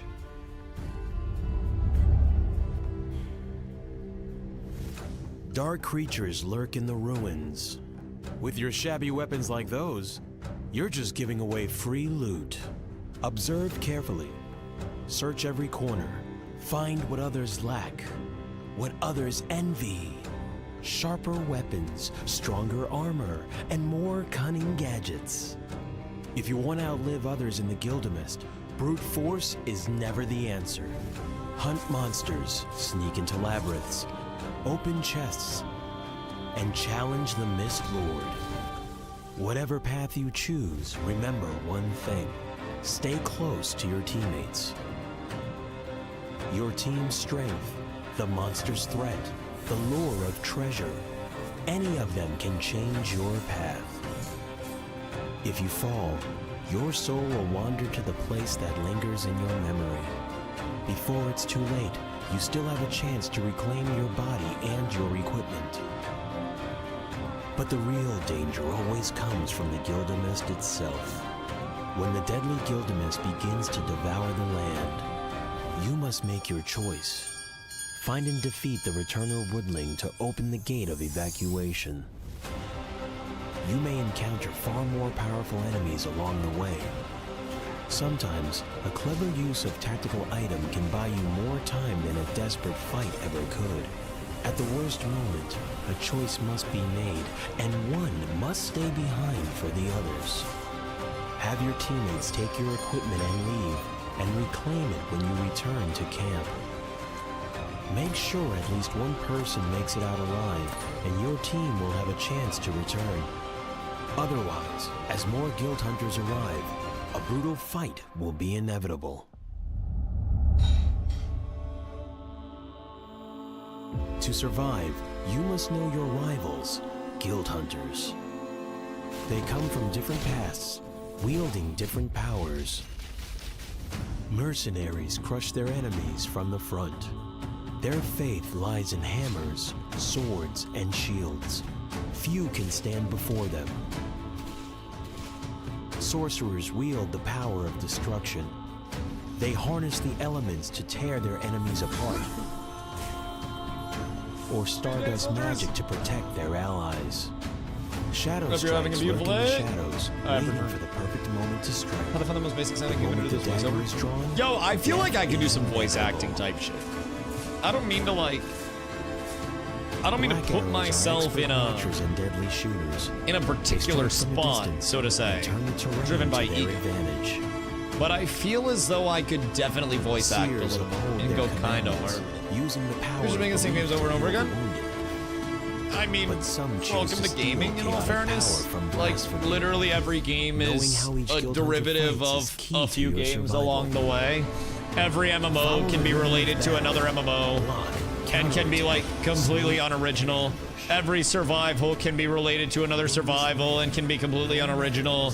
There are more games launched in a month now than there were in a year, 10 years ago. So it's like, Strike them all down, and you know, everything is yours. I understand that there's only so much that they can vary, but I will say, it does seem like they're taking the traditional trope of like, everybody gets incredibly punished on death all the time, and they're trying to at least protect like the If PvE you side of can it go a back little bit, alive, and give PvEers a fighting win chance to back to actually win progress and do some This is shit. where guild So, hunters Steve's, catch their what up, breath my and go? prepare What am I for gonna roll? comes next. Shit, if you go Organize your caster, I'ma warehouse find and you. make sure you have enough You know supplies. that's gonna happen. You know that's gonna Strengthen happen. yourself with the Gildan blood you've collected. So this is a crafting, sorry, the talent tree, Master right? new combat skills. And then we got new skills as well. Dispatch Wait, is that new scavenger weapons on an squads auction to house? gather more Wrong supplies. keyboard? Combat. Organize your warehouse. And Where's make the auction sure house? You have enough supplies. Right. Right. Strengthen yourself with the Gildan blood you've collected. So that's different masteries. Master new combat skills. That is definitely an AI voiceover, by the way. So is this a player trading post or is this just a vendor post? It looks like it's just vendor. But it also seems like there's going to be a Dispatch scavenger. shitload of options in there. I haven't even seen the game UI yet, if I'm being honest. I saw a little bit about it when it was in testing, but I'm rather blinded to it. So you have normal zone, anomaly zone, danger zone, and cataclysm zone. And danger and cataclysm zones are seemingly the most rewarding and the hardest. So they'll have like different difficulties to zones. Heard around this whole damn game is AI. Scavenger squads I mean, can welcome to gather game more development. I don't know the supplies. exact involvement with it, Put on a but new outfit I in think your the direction that game development is headed is effectively every project that is coming out will be influenced in some way by AI, and I really hope that that's not the case. But holy shit, I wonder if those are influenced by AI. Anyways, if that's not the case, then I think it'll be heralded within the scene, but I see a world Face the where Mist Lord, in a and lot of lead the markets broken right web of now, fate. Find out what AI makes is pretty much MISTFALL. present everywhere to some We extent. become the strongest So guild hunters I really in the hope world on the edge of doom. the gameplay just presents something fun for us and something that feels like it's not just not just boring repetitive. I'm actually kind of excited. Now, in terms of like the fantasy extraction vibe, right? You have Dark and Darker from a first person standpoint, but this combat to me already screams to be far different than Dark and Darker just in terms of movement. This to me really seems to be more akin to Legacy Steel and Sorcery, primarily. I'm really excited for that side of it because I enjoyed the combat system on Legacy extremely heavily. Like, I loved that shit. So if I get shades of that, which I'm already getting shades of it from the Melee, even how it looks in the gameplay trailer, I'm getting shades of that, and I really enjoy the prospect of it because that was I don't want to say like a New World reminiscent combat system because New World was so peculiar in its feel, but it was that weighty combat system which was really enjoyable. People's jobs now to go to a place and train the employees how to use AI, do their jobs for them so they can be replaced. I'm pretty sure that's like happening constantly. Yeah, that's one of the most secure jobs that you can get right now even. But yeah, I wish that it were in a more compatible spot where everyone could just be like, oh my god, AI is, needing to be expelled from game dev. We have no say over that. We have no say. Everybody could be like, hey, consumers, stop buying the products. Let's boycott these products. There's always another consumer. There's always someone else. And if the product ends up being fun, then guess what? People can protest outside of a restaurant, and if that restaurant's really good, then people are still gonna go in and eat their food completely unbothered by the protest. Doesn't fucking matter. So with AI and game dev, we have to remember anytime AI is brought up, AI learns exponentially faster than we do. And AI 3 years ago is not AI now. An AI video of Will Smith eating a plate of spaghetti is far different than it was when Will Smith eating a plate of spaghetti was a thing. And the same thing is going to continue with AI's capabilities to understand and replicate the jobs that humans do, even in something like game dev. It just learns exponentially faster. I played Dota for a while, and a big thing in Dota around the time that I was playing, just for a little bit of that time, was the entire OpenAI Dota 2 model. And we in the Dota scene saw OpenAI train a model to play Dota 2. And it started out just getting shit on by, basic players, and they ran it publicly at a tournament. And if you beat it, you got like a shirt or some bullshit. I don't even remember what it was. But it used all of the information that it got from those games to just run session after session after session after session after session at a rate that humans couldn't. And it learned exponentially faster. So eventually over the course of, I want to say it was like 6 or so months, the model continued to learn and continue to evolve to the point where it then started playing pros in 1v1s. And then eventually the AI model was able to be a fully functional five-person team, I guess. Person is what we'd call it. Five clanker team. And it was competitive with professional teams. Now, part of it was that it was entirely console demands, and AI was able to directly input everything at a rate at which, like, humans couldn't respond to it.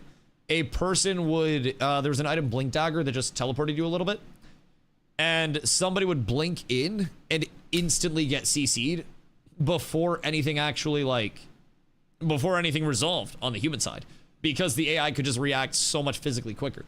It was really interesting to see it not, at the start of it, not be able to last a creep and get completely shit on and overextend. And then a little bit later, you saw it perfectly creep blocking along the way as the mid matchup started.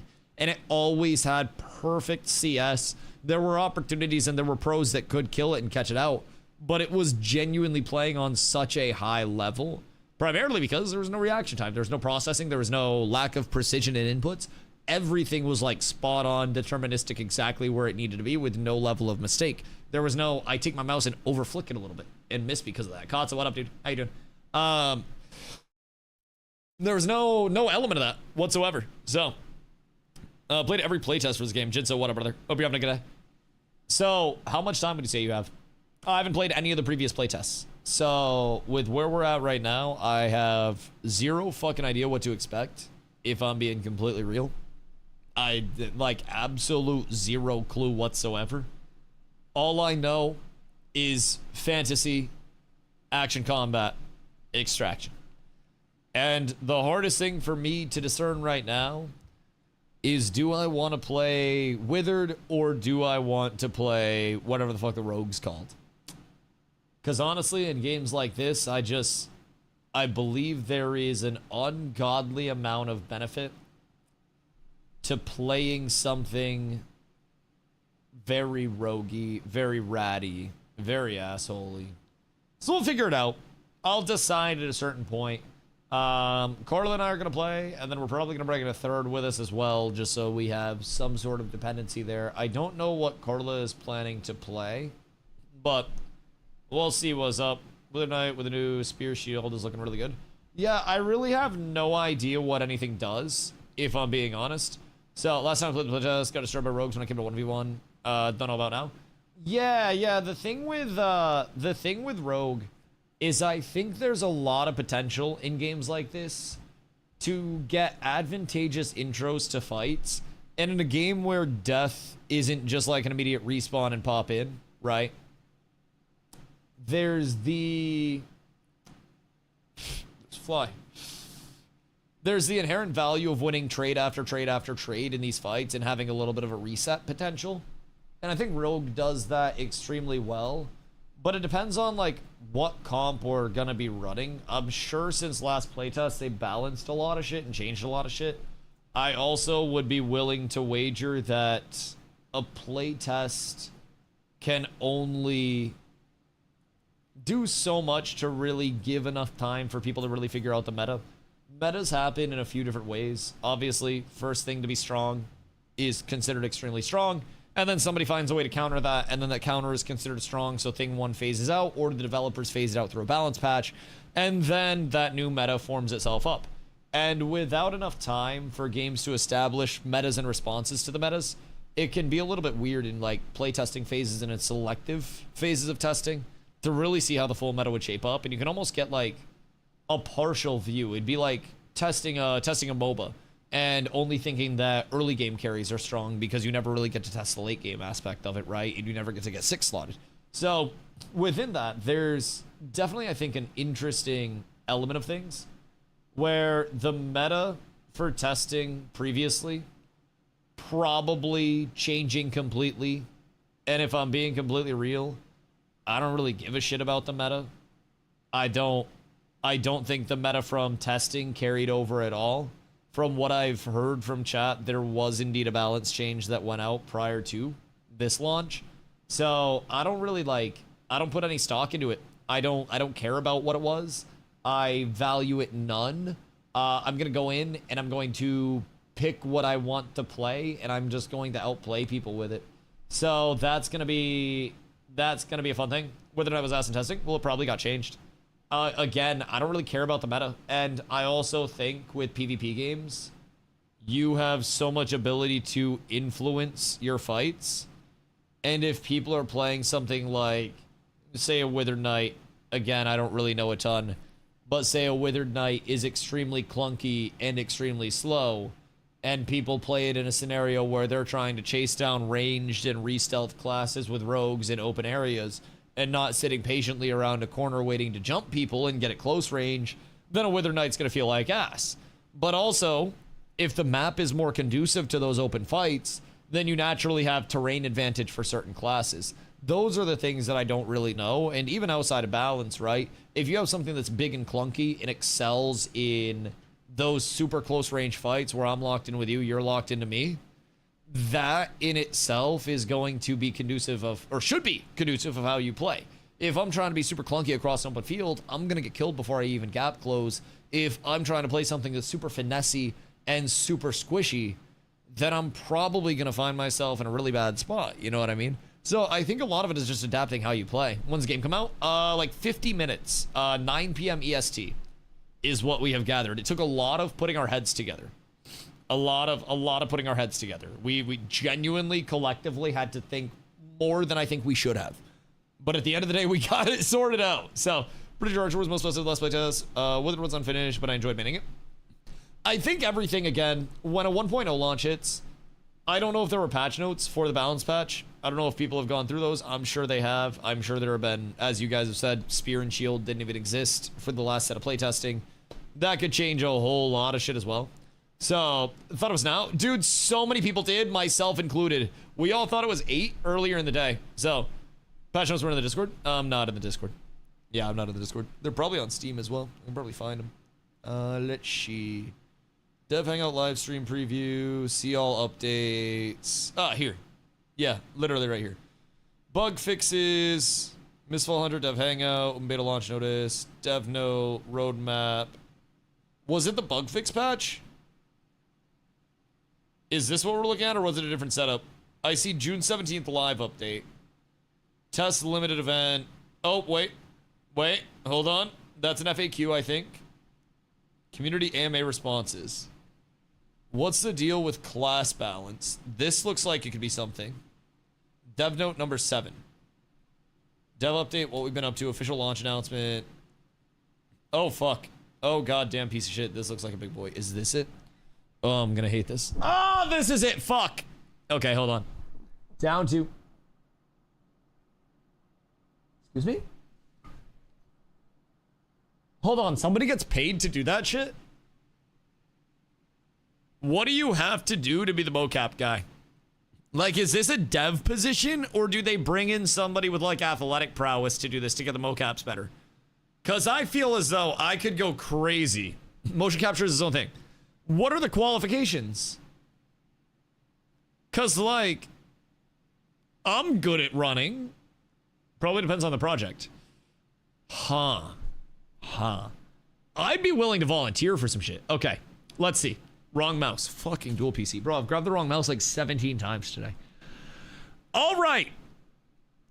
Overall, the official launch version will deliver a noticeably smoother experience across all core gameplay scenarios. However, actual improvements may vary depending on your specific hardware configuration and system environment. Once the game goes live, we'll closely monitor performance across all scenarios and devices, quickly deploying optimization updates based on your feedback. So, a lot of people were saying that performance was ass in the last set of testing. That was one thing that I heard that people were really worried about. Seems solid to hear that. Let's talk about Wither Knight's brand new weapon, the Polearm and Shield. The combination of Polearm and Kite Shield creates a distinct playstyle differentiation from the more offensive-oriented Greatsword branch. In terms of design philosophy, the Polearm and Shield will preserve the Knight's core combat traits while introducing team utility value, expanding the class's battlefield roles and tactical options. The Polearm offers a major attack range advantage. Its thrusting attacks, demand precise timing and aim, requiring a bit of practice to master its combat rhythm. For combat balance, we've adjusted the turn rate for certain Polearm and Shield skills to prevent its range advantage from becoming overly oppressive. Overall, the Polearm and Shield has a slightly steeper learning curve than the Greatsword, heavily testing a guild hunter's mechanical mastery and battlefield prediction. The shield design features a distinct spin compared to the mercenary's sword and shield playstyle. Polearm and Shield players can charge up power while actively blocking damage, preparing for a devastating counterattack. Additionally, certain Polearm and Shield skills can come with block protection, providing reliable interruption resistance akin to super armor. This gives guild hunters a stable window to execute their counters. So, is this block protection kind of like an uninterruptible type shit? Because this seems to be an uninterruptible, which could be kind of strong. When you first start the game, def starters a lot while it deals with the shaders and stuff. I think it's reasonable. I think I'm main on Wither Knight now. It seems like that could be a really good option to deal with burst. If things were extremely burst heavy last time, this could be a good option. But I also don't exactly know how much you're going to be able to save team with this. In terms of core gameplay mechanics, we fully retain the Wither Knight's foundational Wither and Execute systems. ensuring a seamless and coherent playstyle across different weapon branches. I don't know what those systems are.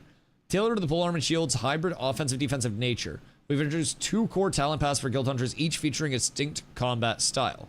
Quick Shield Bash, this playstyle leans towards an aggressive offensive role with its core mechanic focusing on increasing the charging efficiency of the shield's heavy strikes.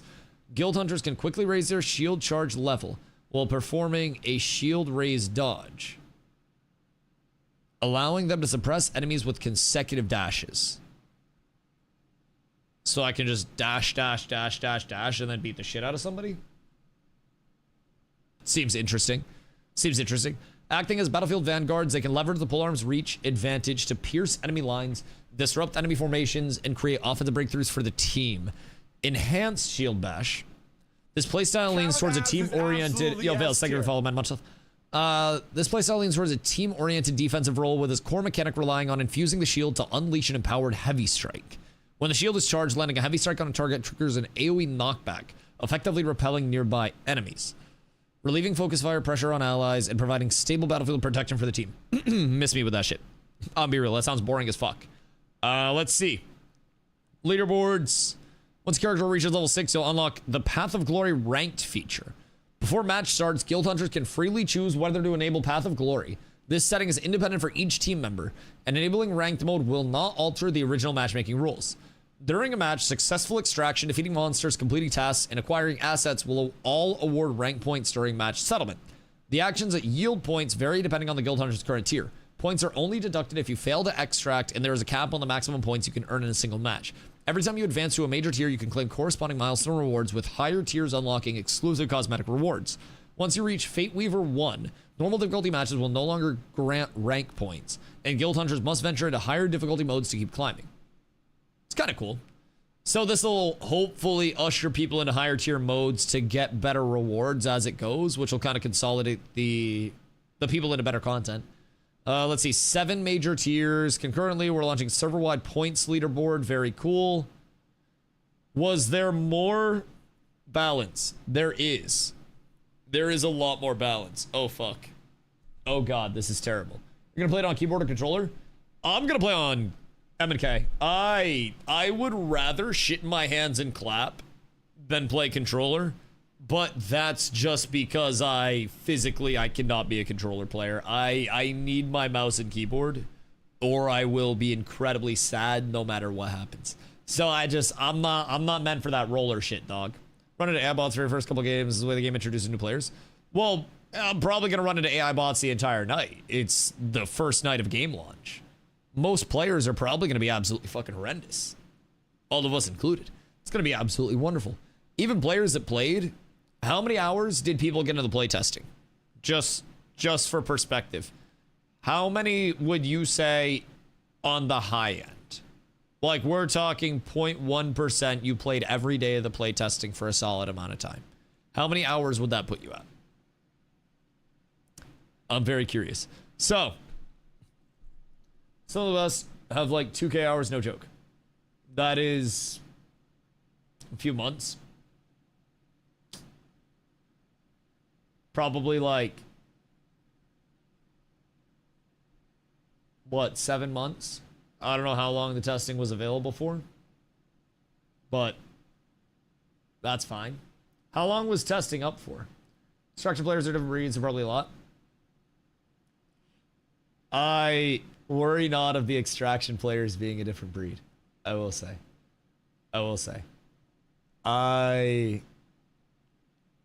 I fear no man's consistency more than my own. If I'm being completely real, I think I've got, unfortunately, most people beat in terms of that element of it. So, especially on the stream side, I take some solid pride in that. Rust players are a different breed. Rust players aren't human. Rust players don't exist. But I will say, on the degen end of things, you always got to remember, anytime that there is a reason for people to be comp, somebody will throw out a 48-hour boot camp session for whatever fucking reason. They will. Degen Ash's hours? Oh god, dude. I don't even want to talk about rocking a 24-hour stream, sleeping a few hours, and then getting on and rocking another 20-plus hour stream so we could get leveling grind done, and having statics with us the entire time, and then after that, averaging 14 hours on stream a day for the next like 3 weeks while we got set up. That shit, holy fuck. I'm shocked I didn't have like a heart attack, bro. I also lost my voice multiple times. That's my nerf, by the way. I can't physically bring myself to play, or I should say on stream at least. I don't play games off stream because that shit's boring to me now. I can't play games unless I'm yapping y'all. But I physically, if I stream too much, will lose my voice because I talk too much. I sit here and yap with you guys.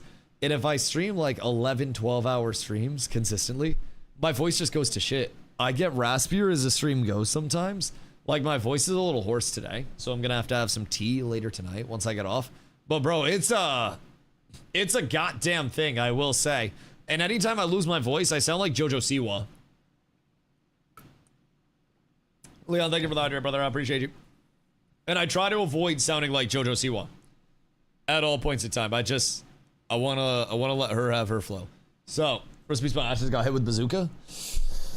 It got a bunker buster dropped directly on top of it, but it was above ground. Just minding his business. Yeah, that shit's a goddamn tragedy. Okay. Let's start with the Wither Knight. It was the most popular class during Next Fest. Looking at the overall data, the Withered Knight's killing power was excellent. However, due to the sluggish nature of heavy weapons, and the fact that polearm and shield skills weren't live yet, some players, especially high-skill players, felt the class lacked sufficient strength. The Withered Knight's other weapon, the polearm and shield, will launch in Season 1, and we've also further optimized the Greatsword's weapon skills and talents. So it sounds like Withered got buffed, right? Withered Knight Greatsword adjustments. The parry skill now unlocked at an earlier level, and the parry counter window has been extended. Thorn Guide has been tweaked to resolve collision issues during the pull, increasing its success rate. The second stage branch attack from Breakthrough Charge no longer has a massive knockback effect, preventing you from losing ground when fighting ranged enemies. The core talent Legacy now grants increased health recovery when knocking down rival guild hunters. Light and heavy strikes have had their hitboxes slightly increased so that the actual damage area better matches the visual effects. Additionally, the polearm and shield will also benefit from the cooldown reduction provided from the Endless Flow talent once it goes live. We've slightly reduced that talent's cooldown reduction percentage. Okay. So basically attacks got buffed, larger range on attacks, better pursuit because the charge doesn't have a knockback effect. Seems silly to put a knockback effect on a charge in the first place. So seems like that's better. And then they made the parry easier to hit. Thorn Guide, I don't know what this is, but it seems like it's a grapple. And it seems like people were clipping into the ground when you were grappling, so that's probably a bit better to catch people out. And then you have to CC on top of that. Wither Knight, new weapon, polearm and shield. The polearm and shield introduces 6 new skills for players to choose from, along with a unique ability to rescue downed teammates from a distance. With a wide variety of talent and skill options for both DPS and support paths. This will provide a massive boost to the Knight's overall skill variety and strategic depth. For the Sorcerer, overall kill and damage data was relatively balanced. However, they still suffered from a steep learning curve, poor strategic variety for certain low-power niche skills, and an unhealthily oppressive chain CC capability with ice skills in extreme scenarios. So Sorcerer is your CC. Withered and Sorcerer could immediately sync up really well then if Withered has a good pull that's consistent. And then Sorcerers are bringing OPCC. Is game out yet? 40 minutes. It's 9 p.m. I thought it was 8, but it's 9. Let's see. We've introduced moderate optimizations of both Sorcerer playstyles, adjusting baseline and close quarter skills to lower the entry barrier and boost baseline survivability. General adjustments. Firebolt, Thunderstrike, and Meteor Charm allows fast casting, no channeling when energy is depleted, while still granting the fast version's energy recovery effect. Arcane Armor reduced channeling time, Windcraft increased AoE and cast speed. So this no channeling seems like if you don't have energy, does energy empower your shit? You spend energy for a better version of the spell? Dr. Pepper Zero and a dream. I don't know if that'll be enough, big dog. Sorcerer Staff, elemental adjustments, deep freeze. That just seems like buffs overall. Seems like they're increasing a lot of things. That's a large paragraph. And I do not want to read all that right now and be completely honest. Reduce skill cooldown and increase damage. So it seems like Sorcerer got buffs. From what I'm gathering. It seems like this is a little bit stronger now. For the Black Arrow, their performance in solo mode was slightly overtuned, with certain skills and talents becoming overbearing in high-tier gear matches. Additionally, the Featherlight Arrow and Splatter Arrow talents felt poorly synergistic with their respective playstyles. Introduce moderate adjustments to the Black Arrow's overperforming special arrows, ensuring their damage and crowd control capabilities retain strategic value while offering both sides fair counterplay. Concurrently, we better align the no-cost special arrow talents with their playstyles and slightly buff their raw power to give players a more distinct, impactful archer/hunter identity. So, some nukes to special arrows, but they also lined up special arrows with playstyles and then buffed the raw power. So is this a net cancel? Are those still strong? Mystic Fly Arrow slightly reduces true damage scaling to marginally lower its piercing effect against high tier equipment's affixes and stats. Paralysis Arrow reduce the duration of its exhausted state. Shadow Step toned down the charge speed boost gained upon breaking stealth. So they have stealth as well? Do you have drops for this? I don't know. I didn't look. Are they directory wide? You guys should be able to like Google it. I think I have drops. I mean, if they're turned on directory wide, then I have them. They're gonna have drops. Oh well, I'll throw that in then. Exclamation drops. There we go. There we go. I got you. Happy to help. Happy to help. Blotto's of course gonna try this. Blotto's gonna try this. Nin's gonna try this. All the homies are gonna try this. I swear to God, bro, it's gonna be lit for a couple of days, and then as most extractions go, after a couple of days, that'll probably pew. But for a couple of days, it's probably gonna be relatively lit, if I do say so myself. I'm excited to check it out because we just haven't seen any goddamn action combat in a hot second. All right, what do we have here? Watch streams on Twitch to earn limited time rewards. Link game account. Word. Excellent weapon chest. Open to select any excellent weapon for any class. What is an excellent weapon? Is that like, I'm assuming high rarity? Strong weapon? Because that's 30 minutes to get. All right, hold on. I'm linking this up real quick. Un momento. You guys are just going to have to wait 0.1 second. MISTFALL, Hunter, Twitch drops. I have not done this yet. I won't even lie. And I don't think... Oh my God, I flashbanged myself. Holy shit, that hurt. That actually just caused me substantial amounts of pain. Alrighty, let's see here. Do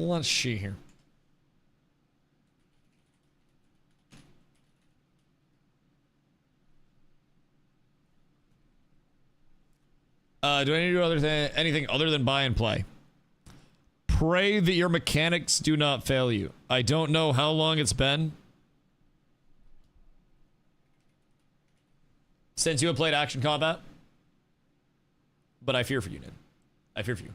It's $24.99 for the base version, and then there is a like $40 collector's version that you can get if you want it. I do not think it's necessary whatsoever, but link game account. My linked Twitch account is grayed out. Have I done something wrong? 10% discount for launch? Oh yeah, so like $22.50 type shit. I linked my game account to my Steam. And maybe it just like has my Twitch as a result. I'm gonna hope for that. Because if I don't get my drops, we're down bad. Back we go! So... Seems like so far, Withered Knight buffed, Sorcerer buffed, Black Arrow seems like it may have been slightly nerfed in terms of its mobility. I'm not 1000% sure on the actual effect of this. For the Seer Catalyst, looking at the overall data, the raw damage output leans on the weaker side. However, its proficiency increases. A Revenant Seer's strong cutting abilities allow for impressive combat performance. So we're not making any additional adjustments to their offense power. That said, the class still suffers from a steep learning curve, and the base healing efficiency of the support playstyle remains overly dependent on landing enhanced orbs. So, nerf for solos. And then just, I'm assuming, still relatively fine in groups. It seemed like it net canceled, more or less, because they reduced the power and then they increased it elsewhere. So, what's a mage type class look like? It is Sorcerer. And seemingly has a lot of CC opportunity, and they increased its baseline survivability and made the barrier of entry a little bit more accessible. So not entirely sure exactly the depths of it. Of course, I'm going in pretty blind as well. So elemental mage uses fire, lightning, ice, and there's another mage spec with Cosmo abilities. And ice was very heavy CC, right? Over anything else. Cosmo made 4 CC. They had a patch note where ice was going like absolutely insano style in terms of like chain CCs. What's Cosmo have? Is that like Grav and shit? Because Grav could be fun. Grav could be quite fun. All MISTFALL streams should get the drops. Yeah, I mean, I would assume we'll have drops here. Cosmos Grav. So what's the big AoE to like pair with that? Because they're gonna have to couch download it. You can't buy and download for another 30 minutes until it goes live. But then we shall be able to buy and download. I am waiting with open arms and open wallet. And they shall take my money very, very, very soon. But I just live when I go home. Well, get active, drink water, stretch. Because you gotta get yourself active. Oh, Carletta asked me to go through the classes again, because she does not know what the classes are. So, I'll go through those in a sec. And we'll see what's up. Seer has an AoE root and thorn that pairs well with Death. Interesting. New game hype. Skipper, what up, brother? Thank you for the 49 months. Absolutely massive. This is... Do you remember Legacy Steel and Sorcery that I played for a little while? Eldegard. Fantasy Extraction MMO type beat. I do. Yeah, it's kind of similar to that. Giving me very large Legacy vibes. So it's had a few playtesting iterations. So now it is going into, I believe this is 1.0 launch. So in half an hour, goes live, $25 for base game. And the only thing you get with collector's version is cosmetics. So $25 dues. And then from there, we ball. Get rid of the solo. No, probably not. Probably playing with a little squatting tin. I struggle to be able to fit many people in, which is the unfortunate part about 3-person queues. But I'll probably be playing the rest of tonight, and then I'll give it, I would have to guess, most of tomorrow as well. I have a haircut tomorrow that I have to hit, but I'll probably give it a full day tomorrow and really, you know, really dig my dick in, so to say, and see what we can get going. Do you know if there's solo lobbies? Yes, there are. There are, and some classes are also being balanced, like the Black Arrow, the Ranger, for instance, was literally nerfed to like 4 solo lobbies because of outperforming. So it seems like they're very cognizant of their different avenues of balance, I guess would be the way to say it, and their different gameplay modes. So game will launch on Game Pass too. Yeah, so if you have Game Pass, it launches on Game Pass at the same time, from what I've gathered. So you can just get it through there as well. 100% going Rogue. Rogue seems really solid, if I'm being honest. Like, any form of Rogue in games like this is very ratty, and ratty is annoying, and annoying is good. If I have kits that allow me to go in, jump, win a trade, get out, re-engage, and win another trade, when you look at PvP, it's all just trades. It's all, can I do more damage to you than you do to me? And if you can get very, very, very good at winning trades and resets, then you're up so tremendous. It's just a matter of, on a team level, if I'm not playing solos, right? A rogue in solos is fucking terrifying, I would assume, if it's played very well, as it is in most games. But in group play, I'm almost wondering if a big chonky withered would be valid as well. And that's really like, it's really what I'm what I'm a little torn between at this point in time. It's like rogue or withered.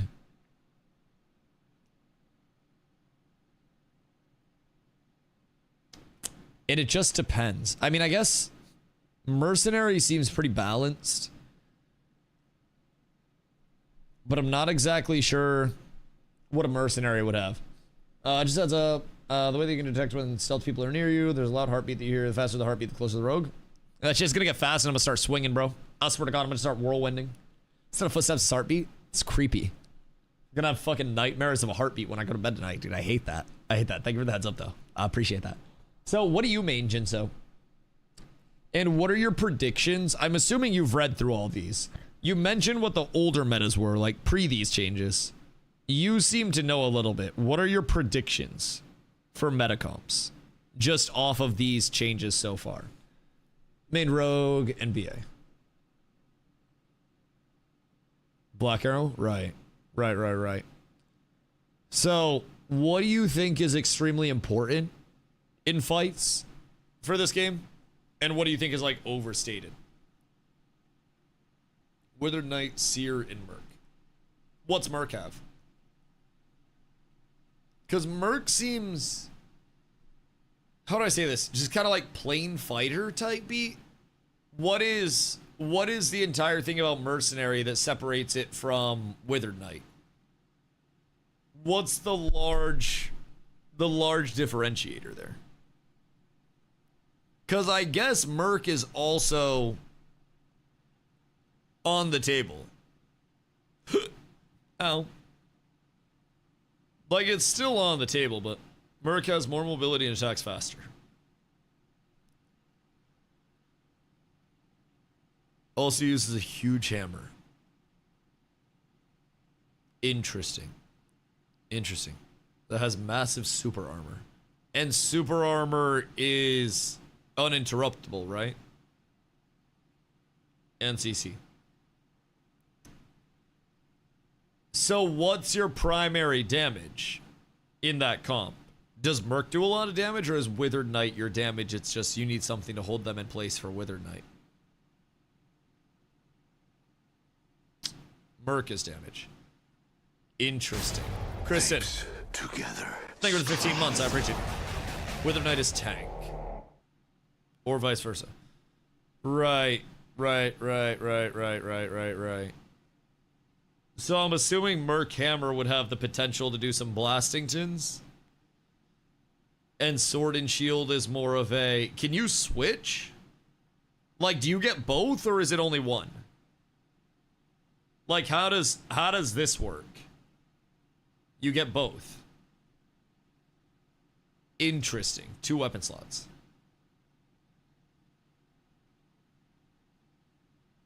But you only get the upgrade points enough to upgrade one?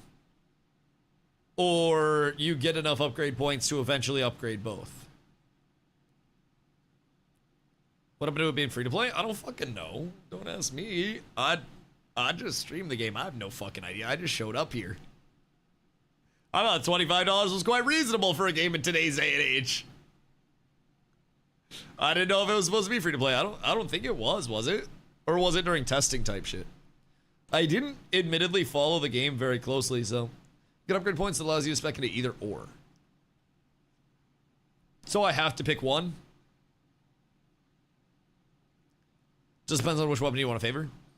Right. The demo was free to play. Ah, okay. That makes sense. Still use the other weapon. Right. As a little compliment. But what class is sword and board? Mercenary is sword and board and hammer. And I would assume the hammer side is the DPS there. It says mercenary hammer adjustments. And it says, let's see. For the mercenary, their overall data was relatively balanced. Therefore, we made some adjustments to certain damage and mechanic trigger conditions to improve overall feel. Concurrently, we slightly buffed the PvE efficiency of both the sword and shield and hammer playstyles to better align with their high-risk, high-reward nature. I fuck with that, actually. Mercenary, sword and shield, perfect parry. The trigger window has been slightly extended. Shockwave, strike, talent, increased PvE damage, block damage, boost, talent, increase the boost effect of this talent has now been... the damage boost effect of this talent has now been enabled in PvE. Mercenary Hammer adjustment. Skull Crusher improved the mid-air steering capability after releasing a level 2 charge smash, enhancing its mid-air targeting while reducing instances where players overshoot past enemies during a level 2 charge leap attack, thereby improving landing consistency. Skull Crusher increased its PvE damage. Warhammer Sling, the hitbox detection for its level 1 charge, has been slightly accelerated.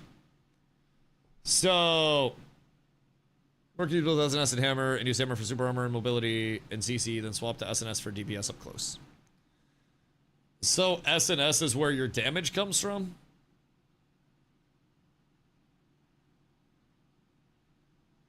Because that's gross. That's stupid. Is Hammer not your damage?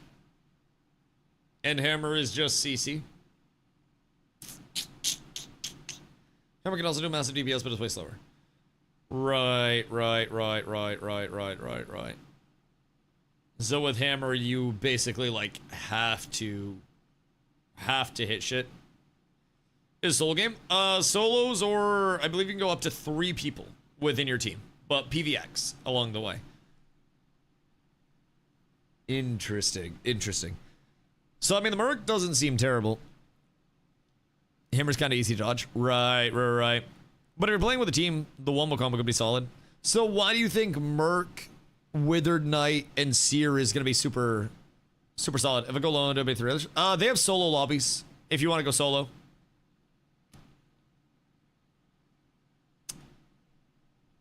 So what's that combo bring in? Basically just an infinite amount of brawl. So you can just sustain melee stack. Because Seer is like your healer, right? Over anything else? Seer solo was pretty good at it for me at least. Really died unless I got jumped after a fight. So pretty tanky, pretty sustaining. I guess we'll have a Merc or WK with Black Aura Rage. Right.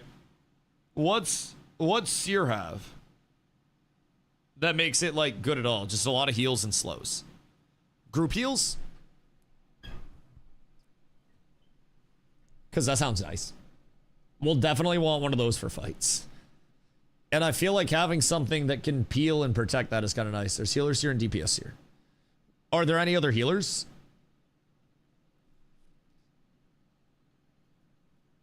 Or what's the deal there? DPS here, you can just cut around your totems. So you drop totems on DPS here and then just play around your totem specifically? Interesting. Seer is also good for 3s, but I like her Seer better.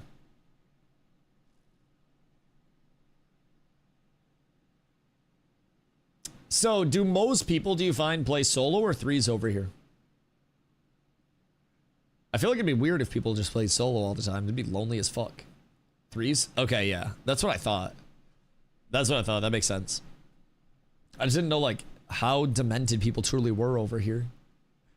On a similar game like this, it gives me... Anytime I play an extraction, it brings me back to, like, my Battle Royale roots, where all I want to do is jump people and get opportunistic fights. I'm lonely? Well, find a friend, brother. We got a lot of people in chat that are probably going to be looking for people to play with. I'll be real. I'm going to have to turn a whole hell of a lot of my friends down. So I know a lot of them will be looking for some people to play with. Speaking of which, I need to find a... I need to lock in my third. I need to figure out what Carla wants to play to start out. And then we got to find the third off of that. And then we must cook. I have to figure out what I want to play first, if I'm being honest. Because Rogue sounds really just good in general. Like, really useful all the time. Merc sounds like it would be very solid having a group because of Hammer CC. Sword and Shield damage with some good dog down. Withered Knight seems like it has a lot of tankiness to it. And we don't know what the polearm is going to do. The polearm itself, Withered Knight seems kind of insane because of this. The polearm and shield introduces 6 new skills for players to choose from, along with a unique ability to rescue down teammates from a distance. with a wide variety of talent and skill options for both the DPS and support paths. This will bring a massive boost to the knight's overall skill variety and strategic depth. That seems really intriguing to me. And if it's like an insta-res, I don't know if they've showcased the abilities. And we have more information on this to know, but is this an insta-res? Or is this like, I pull someone that's knocked over to me and get them out of combat? Because insta-res makes this S+ tier in any combat system like this. But if it's just like, you're knocked and I pull you over to me, then it's still good, but... Range, not insta-res, but takes a bit. But I can res people? Interesting. Interesting. When you reach next level, which in beta was 12, you can auto-level any other class to 12. Interesting. So as far as I've gathered, they've taken the typical extraction vibe and made it very casual accessible, right? They want people to not necessarily feel as punished and gated all the time. Seems to be a good amount of like what they've yapped about. It seems like some of their systems, especially like the PvE recover your body system, is a bit more casual friendly too. So it's interesting. It's interesting. Your fear is meh-ish. In terms of like what the verticality of scaling, be interesting to see. Cinnamon Sork, are you guys sorking? From what I've gathered, there's a Cosmos Sork which has a big grav ability that could pull people in and have some wombo combo ability. How slow and clunky is Withered Knight?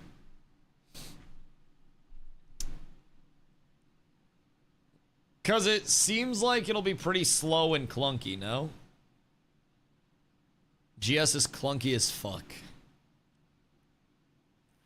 Right. Right. Go Spear Shield. Yeah, that's kind of what I'm wondering, because, like, I'm between right now, Withered Knight, Shadow Strix, or Mercenary. If I'm being honest. And I'm gonna be playing 3s to start. And I worry that Shadow Strix might not do a ton for the group. Whereas a Withered Knight, especially on Polearm and Shield, seems like it would have a lot that it could do for the group itself. Seems like it'd bring in a lot of utility there. So we can see what's up on that end of things. I'd go Spear Shield, Withered Knight ammo.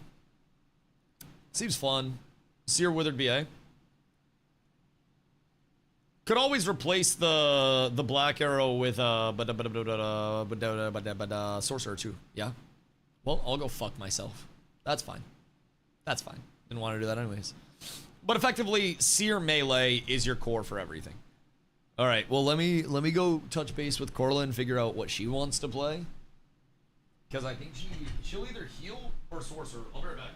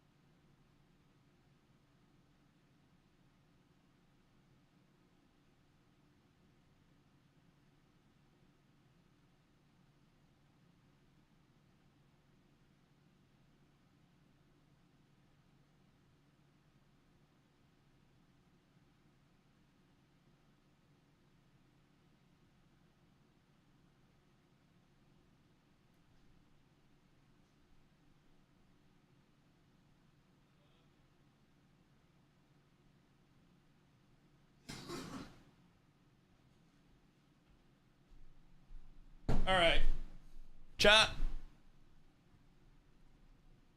Am I playing Withered or am I playing...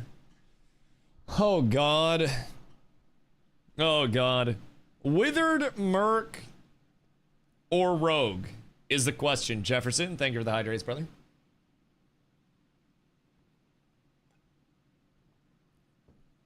Roll for it. I don't know if I can. I feel like I've got to figure out what's calling to me. If I can figure out what's calling to me, then we'll truly be up tremendous. Because honestly, they all sound fun to a certain extent. It's just a matter of what I think I would vibe with the most. Been going on about Rogue, so I'd say that. I just worry that Rogue won't have the same impact in squads as it would solos. I feel like if I'm playing with a squad, unless we're playing something like Rogue, Black Arrow, Seer maybe, that could be really bursty. But I don't know that it would have the same impact within a full group. Big cheeked up GS boy. Yeah, you want to see the Withered Knight? See, so with Withered Knight, we'll have Greatsword, which people have said is kind of clunky. Kind of clunky. Polearm and Shield, which Polearm and Shield seems interesting because of the ability to rescue down teammates from a distance. This could also be really bad, though, because it's not instant, so it might be completely underwhelming, if I'm being honest. We know a Rogue is a Rogue. And Mercenary seems to have big hammer combo potential that could just absolutely poo-poo on somebody. So that's going to be pretty interesting. Go watch the new class trailers he put out. Wait, where are they? What the fuck? Hold on. Why didn't you tell me about those, you goddamn rat? Trying to withhold them to yourself. Cinematic trailer. Hold on. Hold on. Hold on. News? Devno features gallery, videos, battle highlights. Do you have a link? I would appreciate the link very much so. Wait, YouTube. Launch gameplay trailer, gameplay deep dive. What the hell? Put a 1 to 2 minute video on each class, and then a withered spear, knight spear and shield weapon looks nice. Is it their shorts? Wait, videos. Dev Hangout replay. Oh, I see them. Thank you, thank you, thank you. I appreciate you. Okay, so this is withered, and this is a new spear and shield. Raise the shield to block frontal attacks, charge up to 3 levels while holding the shield, then launch a rushing attack to settle wither. So you block and then rush forward. Piercing throw. Hurl the spear forward to directly apply wither to the target. What does wither do, by the way? Question. Hurl the spear forward to directly apply wither to the target, then quickly leap in and kick the enemy, greatly knocking them back. Enemies knocked back into walls or units are briefly stunned. That's cool. So there's a mechanic, like collision mechanic on that. That's cool. Rainbow Rush. Raise the shield to charge forward, then thrust the spear. Oh. Hold on. Guess I don't get to read that. Can keep pushing 1 small unit forward during the charge. The push unit cannot use second hit escape. So, yo, Sauce, what up, I go? How much is the game? 25 for base. It's a mark that'll explode and do extra damage. I build it up and it'll explode at a set number of charges or expiration. Interesting. So I can basically charge somebody. Thank you for 14 months, baby. I appreciate you. Much love, much love, much love. Yes. Okay, word. So I can rainbow rush somebody, and then I can piercing throw the fuck out of them once they get put up against the wall. And then I can kick them back into the wall to perma CC somebody and then just beat the ever-loving fuck out of them. Use the spear to rapidly thrust forward. Then deliver a heavy thrust to knock enemies down. Hold to spend stamina and increase rapid thrust count. Pause. Okay. So, deliver a heavy thrust to knock enemies down. Okay, so charge, quick spear flurry, get the heavy thrust at the end to knock down. Honestly, I don't see the spending stamina to increase rapid thrust count being too crazy. I feel like I'd want the knockdown on that. Sacred Bulwark, raise a massive energy shield. The energy shield can completely block frontal attacks, recast and push the shield forward, dealing damage and knockback. We'll go back and watch this after. I just want to read all the abilities with continuity beforehand. Is that all of them? Okay, hold on, we'll watch this now. Stem is a huge bottleneck in the beta trust. Something tells me...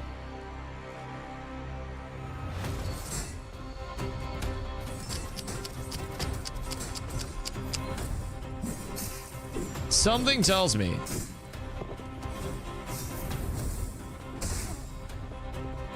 that this is probably going to be very CC chain based. And if I'm using stamina offensively, I'm probably fucking up. I have a weird suspicion. I won't lie. You one pump chump. Who, me? Why would I have wanted to play a healer? Brother, I play melee fucking everywhere. I'm honestly, like, it's shocking to me that I still play a healer on Guild Wars. Oh, interesting. Oh, wait. That's the res? Oh, that's kind of sick. So that's an auto res that I don't have to channel? Series and only heals, they did huge damage with their mace in the beta. Interesting. Apparently nerf CC chains can CC stack, can't CC stack people anymore from what I saw in a video. Like diminishing returns on CC? Or what's the dealio there? Seer's the only class that I've said needed a nerf. Was Seer that strong? Because this does sound intriguing. Like, Withered in itself seems like it has good potential to gap close as well. And it seems pretty disruptive. One try Sorcerer, this was not ultra nerfed. It seems like they're trying to make it a little bit tankier based on the patch notes. I don't exactly know where they're going with it in terms of that. But it seems like they want to make it a little bit more accessible to players on the baseline. We'll see if that plays as a nerf or not. I don't have any perspective on it. You guys said Seer as well? What class are you gonna play? We're kind of figuring that out right now. I might play Withered. I didn't play the previous tests, so I don't have any of the prior balance or anything in mind. I'm kind of leaning Withered at this point in time. I was thinking about Rogue, Shadow Strix, and then Mercenary kind of popped up, but wait a second. Okay, this is immediately sick. So you have runes. You can download now? Wait, can we? Add to cart. Boys, we're up! It's purchasable! It's purchasable! Everybody buy your game! Please, for the love of God! I've said about this work the most, kind of interested to try it. Oh, interesting. I mean, was the Sork weak previously? What was the big issue with the Sork that really caused issues? Installing now? I too am installing now. Yes. Carlo will probably also be installing. Okay, I gotta cover these abilities. Hold on. So this is Seer. So we have... I wasn't looking at the abilities whatsoever. Looks cool. Punishment runes. Summons a punishment rune at target location to attack enemies. Attacking enemies within your punishment runes area triggers a punishment rune to immediately launch a follow-up attack. So I'm assuming you stack the little totems and the runes and shit. And we want to fight on top of those and keep people in that. Binding rune. Summon a binding rune at the target location linked to all enemies within its area. Enemies are immobilized for a period after leaving the binding rune area. Damn, wait, this is actually insane. Wait, what the fuck? Wind Blast charge, launch a high pressure cyclone toward the crosshair. Deal spell damage and knockback to all enemies in range, hitting afterward with an empowered orb stuns enemies.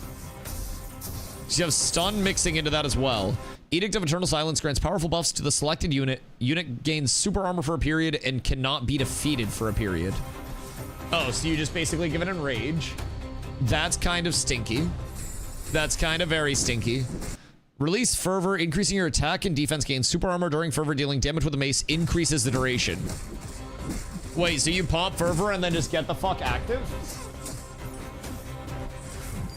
Berserk spec.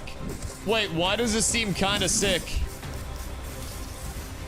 Hold on, wait. This was a Jair weapon had various attack effects, including dash, restore health, and deal spell damage. Effects can cause stun, immobilize, and totems. And then we would try to keep people on top of the totems type shit. Shadow Strix is gonna be very roguey. Very, very, very roguey. And I just don't know how this would contribute on a team basis. Enter stealth upon exiting stealth or shadow veil. Damage dealt by dagger backstabs are treated as crits. Throw a black crow at the target area to unleash a crow storm. Consecutively deals damage if enemies hit multiple times are stunned. Shadow strike, dash forward and leave a shadow that dashes again after a short delay. Enemy targets touched by the shadow are also stunned. Shadow hits greatly reduce remaining cooldown. Okay, so that's actually very... That's very similar to the Legacy Steel and Sorcery rogue so far with that dash. Flurry Strike, move backward after a light attack, then dash forward, dealing physical damage, hold to charge up to 2 levels. Phantom Shift, teleport to the target location after teleporting, increases movement speed, recast when the window to return. Oh, what the fuck? Wait, you can return to your original spot? Channel attacks forward, dealing physical damage after hitting enemies, increase physical damage for a period, can deflect enemy projectiles. Zap, thank you for the job, for the follow-up. Thank you for the Holy shit, wait. This kind of seems crazy. What the hell? Rogue seems kind of nice, too. Seems like it's got some solid... Oh my god. Bofa! Thank you for the 5, brother. I appreciate that. Much love, much love, much love, dude. This seems like it's actually got some solid potential to be the damage for the group. It would just need a little bit of setup. Rob, thank you for the follow. I appreciate that. Just seems like it would need a little bit of setup along the way. Is absolutely S tier. At this point in time, that doesn't seem the worst. Mercenary is the last thing that I would be like considering at this point. So we'll see what they've got for abilities. They look cool. Hammer looks sick. Stack slash, normal attacks grant 1 sword tip stack on hit. At 6 stacks, enter blade edge status. Cast stack slash while in blade edge. So I'm assuming blade edge is more damage. Within a very brief window under block, perfect block can be triggered. However, casting block consumes energy. So that's like retaliate, right? Leap up with the shield, then slam it down, block in front of the attack, starting the jump, grants super armor briefly.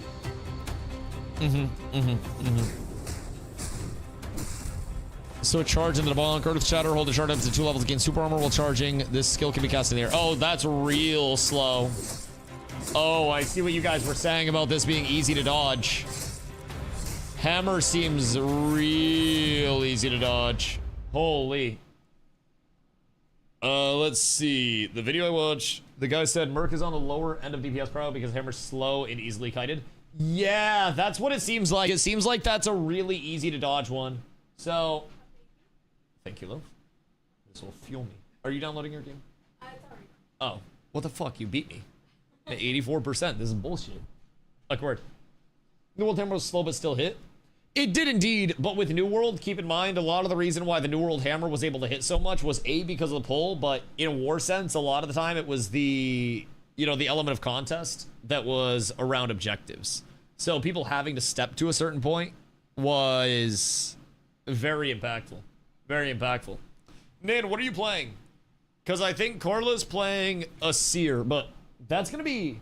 If she goes Berserk build, that wouldn't really be Healy. So I'm almost curious. What other healers are there other than Seer? You're playing Sork? Are you playing the Cosmos Sork with like the Grav and whatnot? When does the game come out? I think 5 minutes ago. People are in. So I'm finishing my download right now. I'm at 98%, and then we're up tremendous. Do I play Wither or do I play just Caster Seer's healer? Are there other healers? Or is it just Seer? Game has a lot of self-heal already. Rebirth, what up, I go? Hope you've been well. Interesting. Sword healer's not exactly necessary. Because I don't think we'll need double sword. I don't think that'll be a thing. I do think seer totems could be fun to play around. And it seems like seer for area control in these fights is going to be huge. They do have like a puck ult, basically. So that'll be intriguing. That'll be very intriguing.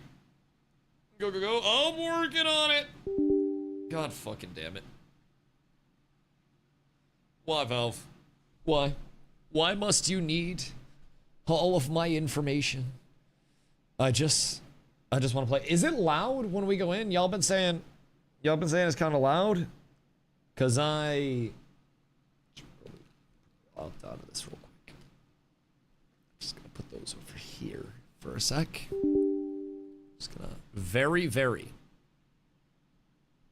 All right, I'm giving.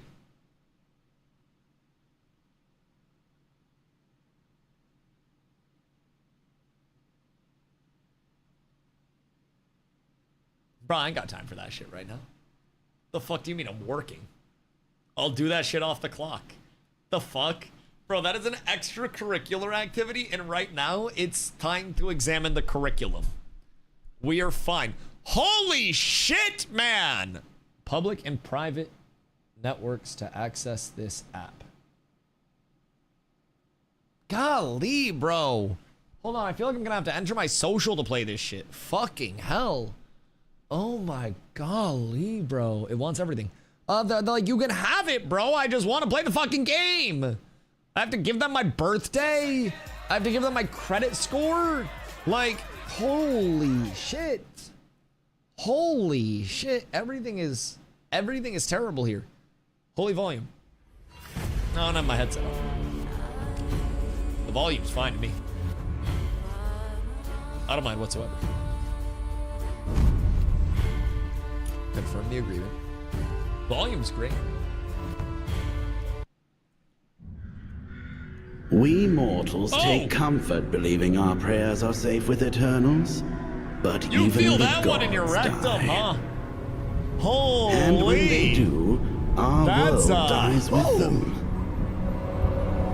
Smothered by God-spilled blood, a mist that drives to madness. Oh my god. Bro, it's like I surround knew sound. this end would come, as I know a beginning must follow. But until the web of fate remains torn, Holy a shit. new world must wait. What the fuck do you mean, bro? I take comfort God. believing we will not have to wait for Oh long. my god. Shit loud as hell. Fate foretold your arrival. You always have those settings? Yeah, I've had Guild these for so Hunter. long, the ear cups are falling off now. On to 30% immediately? What if I just keep it at like 130% volume at all points in times? We're the same headset? I bet we have the same cock size too. Let's see. Let's see.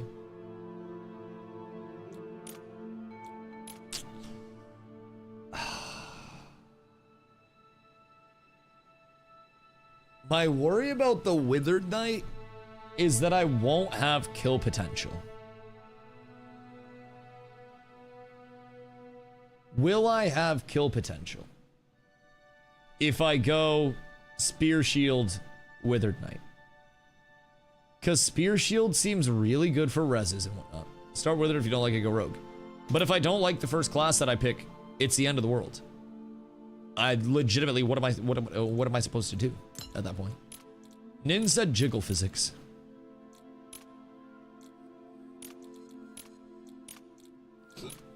I'm so in.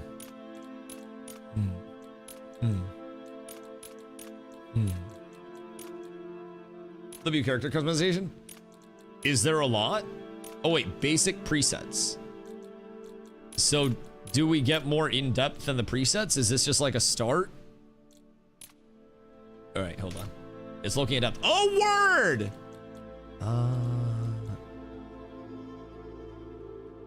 Titty slider? Where titty slider? Ev? No, I think it's just you. Is it because I showed the titties? What happened? I think we're fine. I think everything's good over here. At least On my end it is. Let's see. Skin glossiness. Oh. How, like, glossy should I be? God, it's me? Wait, what happened? Are you cooked? My drivers are going absolutely wild. Oh no. Not like this. Not like this. Did your driver update just cook you? Is there no longer hope? Need sandals? The sandal peen. You gotta update to the newest drivers. You don't have to update to the newest drivers. I literally just... Dude, I said no. Just literally tell them that you don't consent to the drivers. Apparently they're optimized for the game. Okay, and my PC's optimized to not light on fire. Doesn't mean that it won't. I don't like that this bitch is looking at me. I don't like that. That scares me. It's very, like, hypnotic in a terrifying way. I won't lie. Suit yourself. Chat, no. No gooning to the character. Please, for the love of God. And it was ready?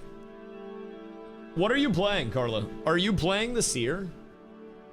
Because, like, the Seer itself seems kinda cool. But I think it also has, like, a melee Macy build where you just, like, pop a berserk and then go crazy. And every, like, hit gives you super armor and you just keep bopping. We looked at the class previews. Because they have little, like, class preview videos. The Seer one, I'll play it real quick. So, Seer has like a couple of totems, I guess, that you drop. This one just drops like a circle that while you're fighting in it, if you smack people, it does damage. That one is an AoE CC, and if they leave it, they get stunned. That pushes people back and then does spell damage. This one is a buff that just makes someone go sicko mode. And then on your mace side, you get Enter Fervor, increasing your attack and defense, dealing damage with the mace increases duration, and you get super armor during it. So you have like a berserk.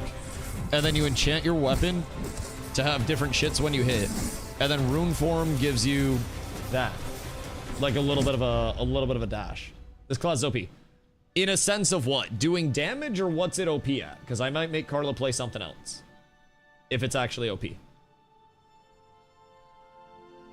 If it's not good, I might make Carla play something else so I can do this. I'm thinking I'll play Withered. Because we'll probably need a big chonky melee. But like this also seems like a big chonky melee. Has a huge toolkit. Recommend for anyone. Right. I do trust Carla to pop off. She does clutch. Merc also has a huge toolkit. Yeah, Merc seemed like it did a lot. The thing with Merc that I think wasn't the most intriguing was how fucking slow Hammer looked. Like, just how intolerably slow that shit looked. Seems very, very, very easy to dodge. Very. Shit just came out. Oh, but Leon, it had a very niche existence as an in-testing product. So through beta testing as a very small community, it's been established who the best players in the esports scene for this game will be. As we know with every beta game, it's always the exact same players that are the best once the game comes out and other people actually play it and invest time. As we know. But believe me, I clown it as much as the next person when people are just like, oh, these people played in beta, so everything that they say and do is sacrilege. And it's like, man, people can play in the beta in a small community and just like sometimes not know everything as well. But does literally set Mercs easy for beginners. Oh yeah, no, we're not questioning that. We're not questioning that whatsoever.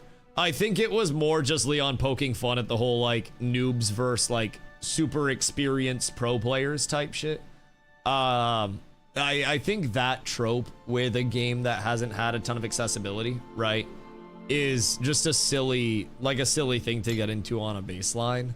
But more or less, I think he was just poking fun at that whole side of things. But I also kind of think it's funny. for me? It could have, but no, I mean, there could am a also be. guild hunter. Excuse me? Looking. I see you. Excuse me? Huh, salutations. Looking for me. Yo, honestly? Like, on God? I am a guild hunter. Greetings. Huh, salutations. I am a guild hunter.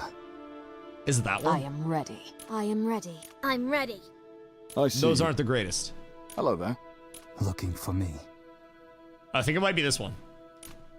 I think it might have to be sexy ASMR voice. Now we have a couple of options here with the name. We could go the classic DustyWhy. Or I've been thinking.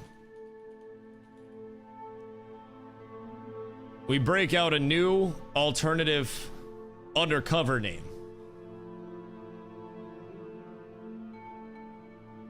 DustyWhy? I was thinking Casey Anthony, because I'm gonna be out here killing these kids. And I'm ready to commit. But it's a character that would have a little bit of lore to it. So to say. Part of me is also thinking about just the old DustyWhy traditional. But man, oh man, Casey Anthony sounds like a solid option.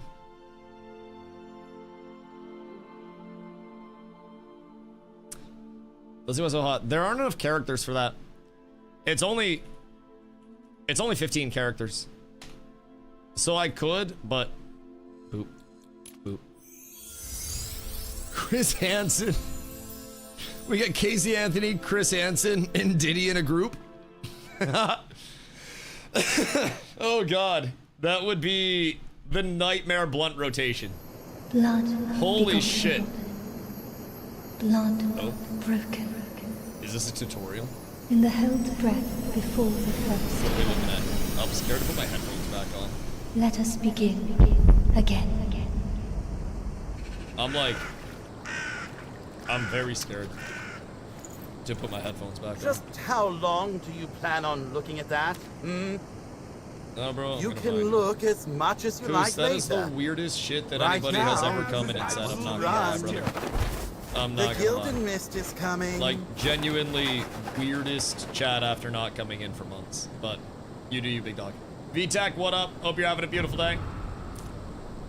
Like, I feel as though there are ways to immediately reveal that you think about me far more than you should. And I think that's probably one of the ways, dog. I'm not gonna lie.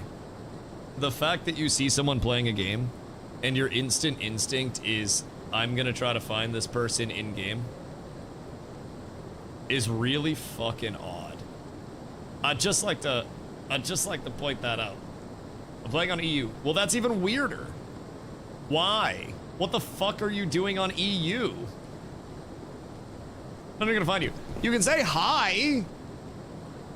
You could just come in and be normal and say hello. Golly. At least he's not from Canada.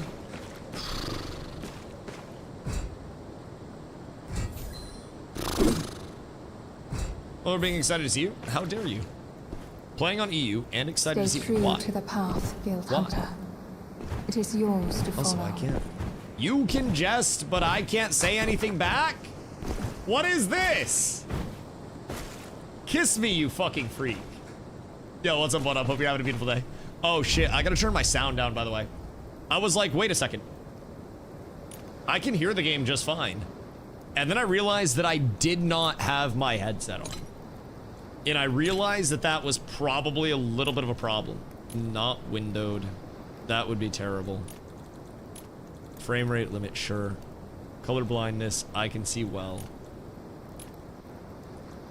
And then, let's see. Character animation quality. Balance. I need my frames. Motion blur off, global loom off. I like this. View distance up, shadow quality low. This is great. Mr. Monsters, just how little you care. Listen. Everybody's been too nice lately since I've been in Guild Wars. I like yapping. People come in and I have to get my words. I must, you know this. All right, let's see. Camera sense. So there's a camera sense here. And then, oh wait, that was controller settings. I'm gonna enjoy this game. I hope so too, dude. You know, it's an extraction. And I think as we know with extractions, right?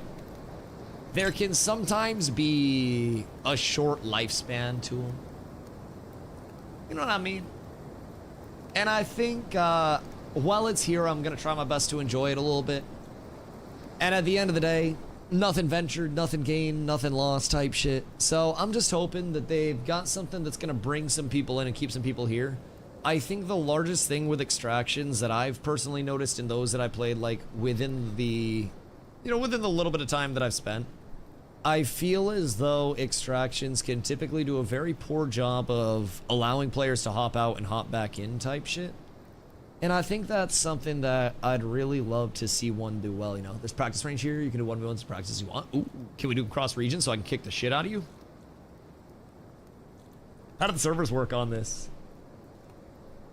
All right, let's see how we're feeling now. Oh! A little chonky. Okay, that's fine. Everything's good here. So what do we have for abilities right now? It's actually feeling kind of smooth. Yeah. Apparently NA will be region locked. Interesting. So like, other servers might be able to play together regionally. The fate of this world. And then EU and China are together? Huh, wait, that's a weird. Destroy the fence. Okay, word. And then my Q is the throw. And then I have the kick. How kick off of that, or do I need to upgrade it? Because it seems like I might need to upgrade that. Press jump, then strike. Your hands. To defeat withered enemies. Okay. The jump strike is slightly odd in terms of its collision. Is this what I'm supposed to be doing? You have other skills. Use them now. Press jump, then strike to defeat. Must I spell it out for you? I feel as though I'm misunderstanding this tutorial. It says press jump and then strike to defeat wither afflicted enemies. And I'm jumping and I'm striking. But I'm not getting...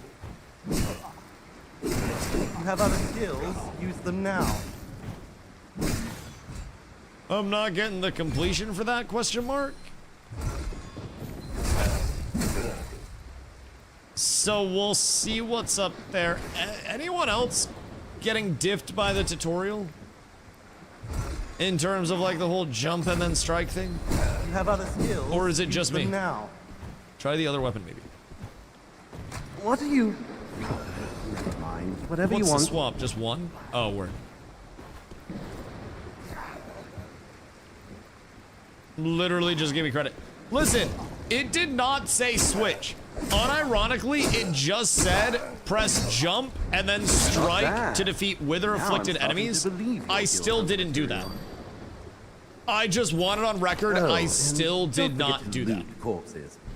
I don't know if it's a me thing, but I swear to God, like, it said word for word jump and then strike to defeat enemies. I jumped and then stroked. So many fates. And I don't think that I got the credit for it. But I guess now we just jump and then stroke constantly. Seems relatively... Who's this poor fellow? Relatively straightforward. Oh god, they have dodges left shift. He's got on him. We need to substantially rebind some shit, my boys. Those potions can You help did a good job, restore proud? your Thank you, condition. thank you. Better than I normally do. I won't lie, that only took me a little bit to figure out. And I didn't even get that hurt this time. It was phenomenal. Switch weapons so it changed goals. Yeah, it just kind of accepted the fact that I wasn't gonna jump and strike the enemy. Wait, so E is open. E is default and a bit. Oh god. Shift as a dodge feels so fucking strange. All right, hold on. We're gonna rebind some things real quick, chat. We gotta get in this real quick. Is it control? No. Keyboard? Wait, controls. Plus. Am I getting hit by something? No, we're good. I thought I was getting chomped. All right, let's see. The narrator yelled at you for quitting. You didn't complete. Bro, it didn't give me credit. I was just trying to do what I could. I was just trying to exist. Interact E. Okay. And then there's a crouch and a silent walk. Which is really interesting. Really interesting. We'll turn that into... Black Arrow, Switch Arrow, Seer Revenant, Switch Rune 3, and others. Make sure you level your horn plus your statue and camp. What do those do? Because I shall. I shall. So there's a silent walk, so we're about to be like tiptoeing in our Jordans type shit. Black Arrow, Switch Arrow. What are they?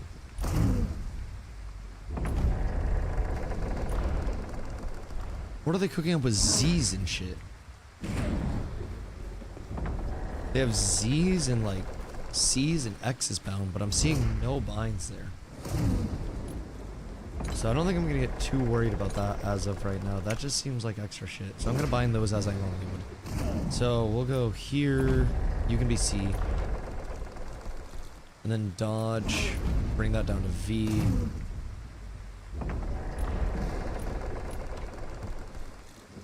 Special attack left alt. Responds to instant spells for the sorcerer class and target switching with the seer class. Don't play either of those, so I don't have to worry about that. Jump scare coming up. Jump scare, you say? Goes from 10% heal per horn. You have 3 to 60%. Oh, interesting. So, like, the mead, this thing? Interesting. I like that. I like that. Previous weapon, next weapon. So they have scroll wheel dodging. Or scroll wheel inputs. You have 3 horns. You get +1 every time you execute something. Okay, so when they go into down state, we can execute. New focus leveling, I don't want to be realized. Right, I'm assuming it's a lot of like resets and whatnot off of that. Makes me think Rogue would be really strong. No solos, no outstate. Right. Switch weapons. Use items. What if my weapon switch? Z? What if my weapon switch is Z? I think my weapon switch is Z. Apes Victor? together. Thank you for the prime. I appreciate you, brother. The 15 months. We are growing and going crazy. Goodness gracious. I don't have a tilde. So that's a little bit strange. If I'm being honest. Your brutal life shows up to 8 perks, which will help you reach break points.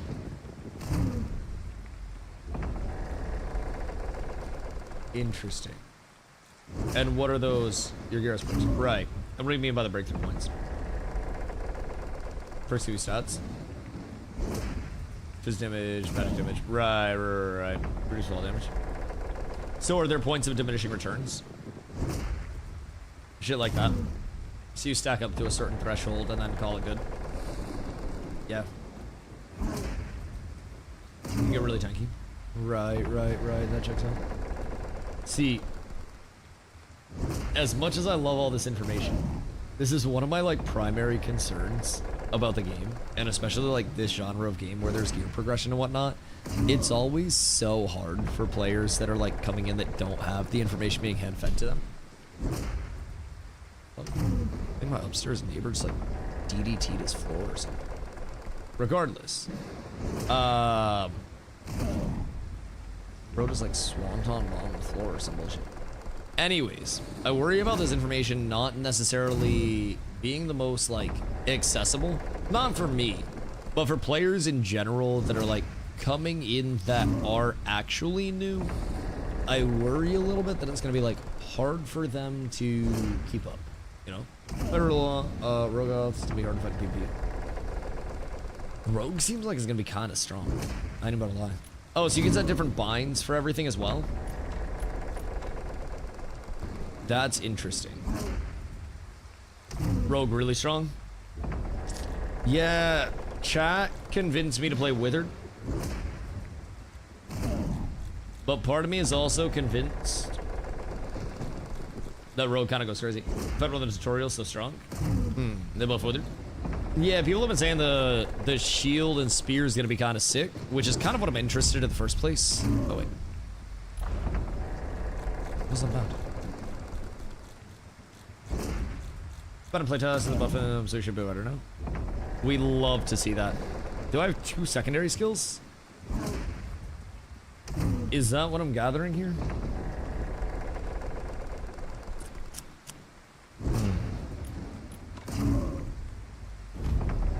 Some actions are unbound. Do you still want to exit? What do I have unbound?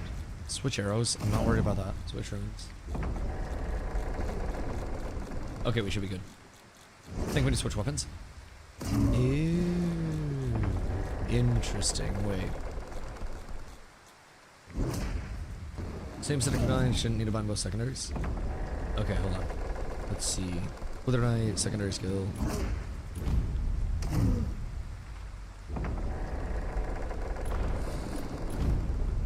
Mouse 4, confirm. Mouse 4, confirm. Alright, we'll try this real quick. And then we'll go confirm. Mouse 4 on 1. Weapon switch. Mouse 4 on another. Okay, we're good. We're good. We're truly up tremendous. Alright. How loud is it with my headphones on? Relatively. Relatively. Sound effects down a little bit. We'll call that good. And then we'll get fucking immersed, baby. We'll get immersed. Confirm. I am fine with those not being bound. The directional audio really isn't the worst. That's not too terrible. Oh wait, I need to rebind my interact as well. Because we need to go settings, controls, and then my interact to E. Or I will cry. I will cry. Very, very, very thoroughly. Interact on F just feels so clunky to me. Well, I'll let her press V to jump. Hey, where'd I'm assuming that costs stamina. Let's see for MISTFALL Goth Mommy. We must be tanky Dommy Mommy everywhere we go. Marked the There destination is on your map. one type. Open it and take a look. I do not like that scroll wheel being set as a weapon switch. That's actually quite fucking horrendous, if I do say so myself. Oh, that's awful. Is there any validity to crouching in combat other than to teabag someone? Because I definitely understand the side of teabagging. That to me sounds inherently valuable, but as of right now, it really only seems like teabagging. I don't think so. Yeah, I'm down with the teabagging. I'm 1000% down for that, but dodge projectiles? Maybe we could always just like teabag spam. Spacing's very big. Right, like hitboxes and whatnot. Hold on. What's my inventory bind? The fuck? Controls? Keyboard? Controls? Inspect? Inventory. Tab? Tab? In a way. In a way. That already sounds extremely cooked to me. Okay. So we have upgrade. So you can double of the same weapon? Are cooldowns independent? This is Arc Raiders Elden Ring edition? Kind of, to a certain extent. So if I have double spear and I use an ability and then I switch. Oh, same thing. Same thing. On Rogue, you can use different weapons. So you don't share cooldowns. Right. I mean, we can seemingly do that over here as well. Like, I use Greatsword and then I use my spear. And through that, I have 2 sets of coolies. I don't know which one is my better set, if I'm being honest. I'm not quite sure which one is, like, the impactful one and which one is the dud, but it's okay. Everything is fine. The hitbox being a little bit like to the right of the character's center seems strange, but it's kind of nice. Come on, Merc, you can use the big hammer to stagger and do big damage. Yeah, Merc seems large damage, but Merc seems kind of slow. Also, we're gonna go back in controls. I need my dodge. Oh, we're so up. We're so incredibly up. Okay. There's most of those can cut him, but he has a charge and a dive ability. Right. So if you do get the combo off, then you can kind of make that happen there. Interesting. Interesting. You have hands. Now the question is, what goes on my V? I would say probably crouch, but crouch isn't really that impactful whatsoever. What we must do over here. Sir, my good man. My good man. Can I interest you in fucking off real quick? Thank you. Thank you, thank you, thank you. I appreciate that. Okay, so real quick. Bruh. What if you chilled? Just a little bit. I'm just a man. I think Wizard's best ability probably is hook. You can pull enemy in. Yeah, that sounds kind of strong. Catch somebody out, hit a hook, and then just blast the fuck out of them. Seems pretty solid if I do say so myself. Do I have to train that ability as I go later on? Or is that one that I already have right now? And is that from... Is that from Spear? Level 12 was max. I'm assuming it probably... Oh, hello, sir. It's a beautiful day to see you on this fine one, if I do say so myself. I greatly appreciate all of the potential content here. And I'm probably gonna get my shit kicked in by this. Yup! Oh my fucking god. What in the souls is this, brother? I did not sign up for... I did not sign up for this. Going in at 25% HP. Holy shit. Okay. I understand. Cannot wander alone for too long. Oh god. Reclaim your body as soon I as understand at this point. Can you I hear understand. We must be a little more cautious for that. Hunters who died Maybe go in at max HP next time. Good news is we get an introduction. Their soul Wait. won't last long. Can I? Hurry and get back to your body. What it... Oh. Yes. Yes, yes, yes. It's on purpose to show you this mechanic. What if I killed him? What if I... What if I solo that? Can I go back and remake my character until the solo happens? Like, is there a chance that I could solo that? A spring horn. Good stuff. What if I was smaller? What if I was a little bit taller? Water from the spring instantly. What if Ash was still restores alive? physical What if my penis was larger than 2 inches? The greatest questions that may never be solved by mankind, if I'm being honest. After interacting with a returning time for a period of time, a Hollow Grove woodling. That's where Lil Wayne's from. Will be summoned at a random location. Visual effects will indicate where the woodling will appear. Okay. Wait, so what the fuck does that do? When a Hollow Grove woodling appears or engages in combat, special sounds and visual effects will mark its location. Once defeated, it transforms into a soul tree, ring the nearby chime to summon an extraction point. So we gotta kill the little treasure goblin? There's the returning chime. Go give him a ring. It's a bell, you kill it. I don't want to kill the little guy. Follow the butterflies. Ah! They know where the woodlings are. Like, locked my camera there. So, butterflies tell me where woodling is. Yes. That's a heartbeat. Someone is nearby. Yes. Stealth. Is it? You fucking rat piece of shit. I swear to God. I don't understand why you are this way, my good man. But you are. And that's what matters. And I don't appreciate that whatsoever. That little bit to the right is just so strange to me. But I shall get used to it. I shall. I'm wondering too, if Greatsword is a play or if the Spear is a play. I haven't really given Greatsword like any look yet. Seems like it has a little counter slash there, dash in, and then that's like a chain slash. So if I can get people in a wombo combo there, and once I can actually look at my abilities, will be up tremendous as well. Roll car beat. Right. The little doosh, doosh, doosh, doosh. Yeah. This little run. So, Don't ask is there stealth detection, or is my stealth detection just swinging until I hit something when the rogue actually comes up? Because honestly, at this point in time, it seems like it might be just swing around. The soul tree is about to wither. There's a ward. Hurry up, or you'll have to start Hit a over. heartbeat. Right. So the heartbeat itself, yes. And then press H to consume a soul of return and summon an extraction point. Do I have unlimited souls of return? Or is that just this thing that I consume? Closer. Reach out. Drop a ward to show invis in I'll an pull area? you back. Oh, okay, word. So that's like active items and whatnot? Just a bell? Oh, okay, cool. Easy peasy. Okay. Well, I feel as though there's only one way to get into it, boys. And that's to get into it. I'm probably gonna have to take some time to shake off the action combat rust again. And something tells me I'm gonna miss a whole shitload of attacks and abilities along the way. I have a growing suspicion we gonna be rusty as fuck out here.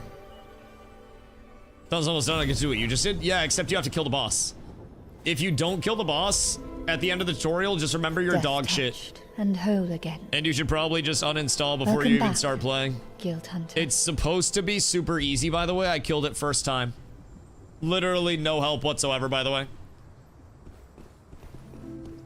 Is everybody just slash FOV 120ing getting... Your body and soul getting baited? will both find. In the past, At first learning this felt like learning Souls. It's what I love about action combat games that are done well. There's like enough of a... I don't know what I'm agreeing to, but... Yet Yeah. the guild involves Sincere as fuck, man. connection between life and death. Right. And because of that, I see greater Right. possibility in you. Right. I see possibility I in will you. walk alongside you. Okay. Go on. Are you just gonna follow me the entire time? Or what are we... You're literally not even walking beside me. I feel like I've been lied to. I feel like unironically she's not walking beside me at all, and I think that's kind of fucked up. But that's okay. So warehouse, I'm assuming this is just... That's not the actual UI. I thought that was the actual UI for a second. Jesus Christ. So we got a transfer all. That's incredibly convenient. Supply bag, I'm assuming we bring in with us and then can lose along the way. Can't transfer those bitches. So this is like our active items, right? And then stacks of these. 338 to 176 queue, 3 minutes so far. Wait, what do you mean queue? Like to get into the game or like to queue into a match? What do you mean by that?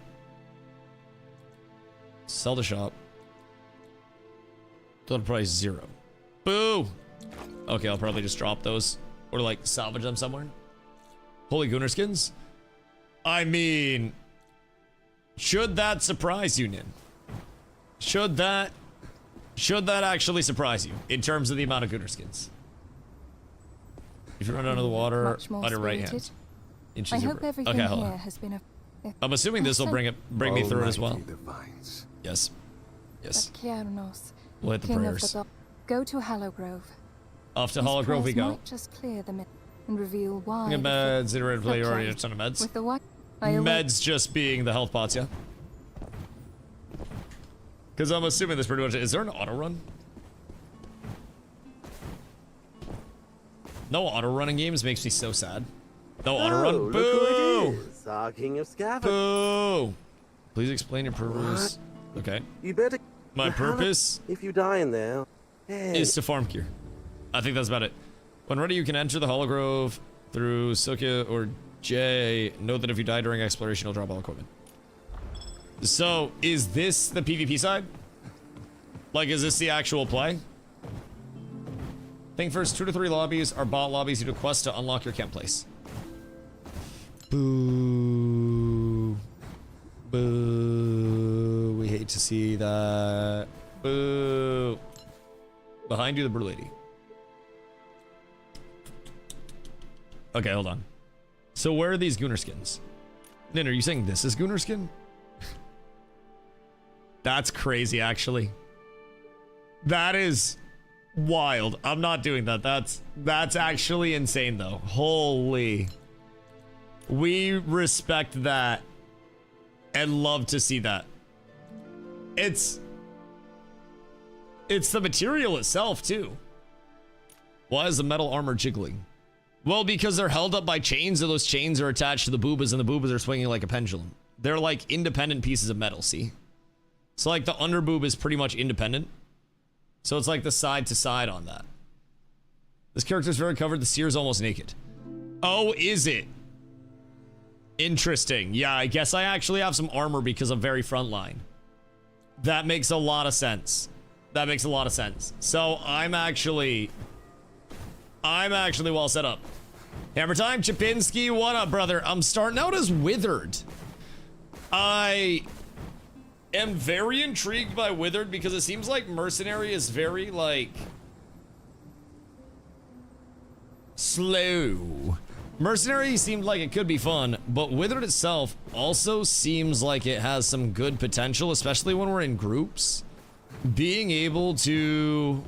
It seems like it has a pull somewhere along the line. Good initiates and shit. Oh my god, hello. My tavern's still in the Oh works. my god. I'm gathering some brewing ingredients. How can I help you with your tavern? You know how it is. It is, yeah. No, I understand that. Can I help?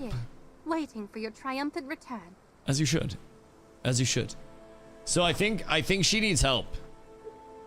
I think I need to do the quests. Can I zoom in? Holy. It's like the waves of the ocean. Just contained in one shirt. Jesus Christ. You start with 2 perks? I already see 2 perks, brother. I know which 2 I'd like to start with. Golly, man. You're telling me I get 8 of those? That shit's remarkable. We should help her. We should help her with whatever she needs. I don't know exactly what she needs. All I know is that she needs something, and I am more than happy to assist with that.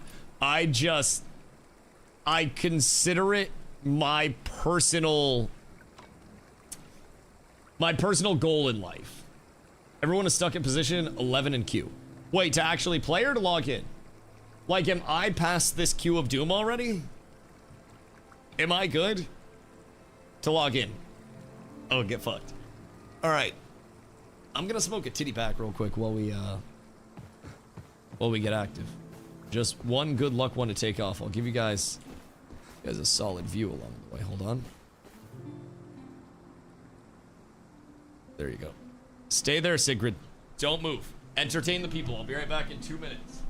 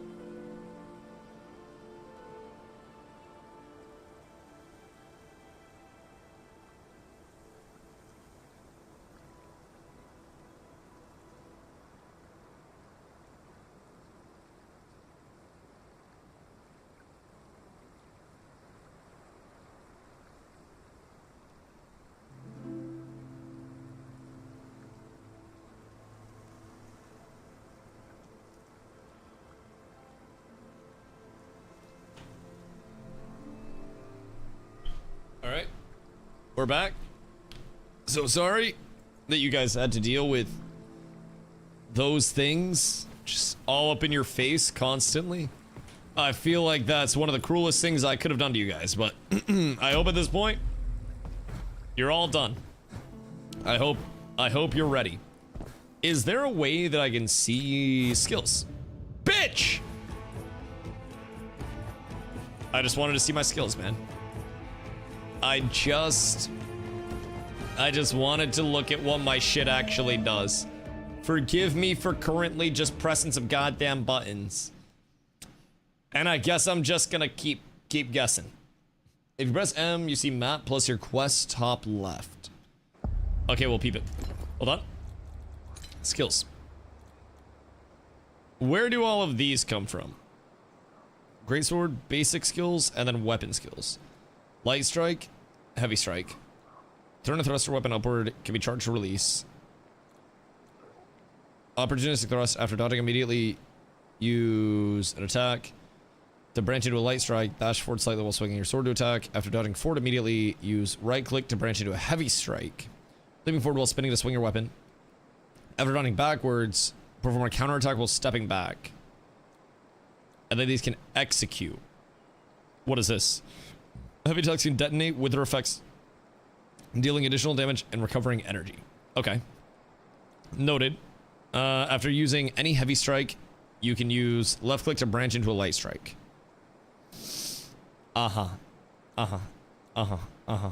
Okay. So this tells me you can perform a 2-stage dash attack. Stage 1, thrust forward with your sword. During the recovery, press either mouse button to perform a branch attack. Stage 2, branch, dash in a leftward arc, dash in a rightward arc, sweeping enemies. What the hell, Yante? Okay. So charge forward, and then either left or right off of mouse movement. Or not mouse movement, but off a click. Rapidly swing your greatsword, performing 3 wide slashes in quick succession. Each attack counts as a light strike, and hitting enemies charges your weapon. When fully charged, applies judgment to the target. Okay. So breakthrough strike. Word. Breakthrough strike is going to be a charge. And then if I pop that in recovery, then that... Whoops. Oh my god. The lag is so crazy when you first get into it. I feel like you just want to wait for all of the stutter to go away for a sec, and then you can actually play the game. But holy, the stutters are kind of cooked. To a certain extent, at least early. Okay, so... just finish the intro, this is badass. Seems fun so far. I think when you first get in, the stuttering is probably far worse than it is once you're actually set up. But, thought it was just me, stutters are really bad. I'm getting a good amount of stutters. It's still going for me. Interesting. I have a 4090 and I'm stuttering like crazy. Are you now? Are you? That is less than ideal. Some optimization issues with the playtest. Yeah, they mentioned in the patch notes that those were supposed to be a bit better and less optimization issue-y. But people start crazy. You need to look at your video settings and change them because the generic ones you load in with the roof. I dropped everything to low. 9800 X3D and 5080 in its red. Did you update your drivers? Because I'll be honest, I did not update my drivers. And it could very well be drivers. Like it could just straight up be that, but for some people's also playing for like 30 minutes, it got better. It could also just be the first time running it. If I'm being honest. Like, typically anytime you're running something new for the first time, it might have to do some funky shit on the back end. So I would say give it a little bit, because like at certain points it doesn't stutter. And when it's not stuttering, it feels great. I know that sounds really redundant to say, but like when it's not stuttering, it feels quite nice. It's just during the stutters, it's a little bit hairy. So loading assets and all that mumbo jumbo. Yeah. All of that whole first time hubbub and hullabaloo that all of the smart people always talk about happens really heavily going into new areas, I think. Like as I'm going into a new spot for the first time, I notice it a bit more, I think, than anything else. Is red dot supposed to be like their player indicator, basically? What is? Cannot identify other items while identifying. Okay, so that's high tier shit. Earning with American servers, lowest ping for me was 141. What? Brother, I'm on 33 ping in NA. What the hell, Yante? How is your ping so bad? Are you in, like, Florida or something? What the fuck happened there? That seems really interesting. Maybe if you have a VPN, try to go through a VPN if you haven't yet. I'm not entirely sure if it's just like a localized issue there, but some games that I've played in the past have had some weird VPN related, or I should say VPN solvable issues. But my ping's actually been pretty fine. Largest thing for me right now is just that my gameplay's a little stuck. I regret everything. I literally regret everything. I hate it here. Everything is goddamn terrible at all points in time. Okay. So, more or less, on Greatsword, I've got to not get kited. And then I've got to combo stuff. And then if I'm getting kited, that's when I weapon switch into the spear. And then with the spear, I have some range, which I can jump in and engage with. And even with that, I've got to play a bit cautious. Greatsword does seem like it's like more of the offensive once I actually get in. And it seems like spear is going to be a lot of my setup. 1000 Q to log in. Bro, what? The fuck do you mean? A 1000 Q to log in. What in tarnation? I mean, hey, that's a good thing. Means that a lot of people are excited for the game, but golly, that's oh shit. That's a little something. I think that's a good sign though. Probably be worse if it were no Q to log in at this point. I'll drop a separate loot. If I hit his backpack. Interesting. Okay, try to go a little bit too high. Apparently that's a little bit cooked in terms of the hitbox, but that's fine. Everything's okay here. We cook, we ball, we floss, we sauce. When he dies, can I also get it? No! It's like a mini boss's ability, sir. Apparently not enough. Apparently not enough. Game came out? Yeah, game literally came out, like less than an hour ago. So, go to the backpack early, and it'll drop separately. Interesting. What's a backpack do? Is it just like a slot? Like more storage or what? Gonna download this? It's 25. I don't know if there was any, like, buy it before, during the testing and stuff like that. But extra loot? Oh, word. Okay. Yeah, I don't exactly know all of what's going on that end of things. But, all the rest of the weekend, excited to dig and hope the servers hold up. Honestly, I mean, if they're queuing it already, then I think that's a good sign for the servers to actually hold up. I think if it's, you know, if it were in a spot where they didn't have anything actually situated for queues in a meaningful way, and the servers got absolutely slammed and overwhelmed and crashed, then I think that'd be worse. But honestly, seems relatively stable so far. It's not the worst. Someone said that the queue and tutorial is set up so that it takes you, it takes up your 2 hours, so you can't refund. God fucking damn it, bro. People are so wild with it. Put that legendary in your ass. Where in my ass? Do I have... Oh, is that Pip's pouch? Is this my ass? A secure place for getting... Yep, okay. So that's my ass. Can I make my ass larger? By chance? Or what's the dealio there? Yes, eventually. Honestly, ass expansion... That hitbox is strange. Ass expansion is probably going to be one of my highest priorities. Especially as a melee. I feel like I wouldn't want to find myself without an expanded ass. Just so if I got a bunch of shit, I'd be able to make sure that I could, you know, fit it all in my ass, right? So, thankful on this fine day. Boop, boop. Excuse you. Please. If I do say so myself.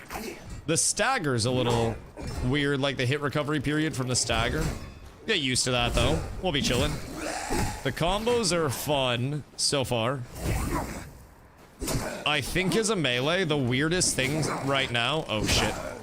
I think the weirdest thing right now is going to be getting used to the stagger and their stam mechanics. Because honestly, that is, I think, the largest hook for us. What are those worker classes in the game? Is he undead? It plays just like a CCG class. Well, that's exactly what I'm playing. They also just changed a lot of things, though. So, they went through and dropped some balance patches. So, I don't know when the last time you played was. But we went through and, is this the undead? Yeah, this is Withered. Yeah. So basically, they went through and they updated a lot before the launch. And I think they went through and solved, like, not necessarily solved pain points type shit, and balanced. But it seems like they brought in at least a decent amount of balance with it.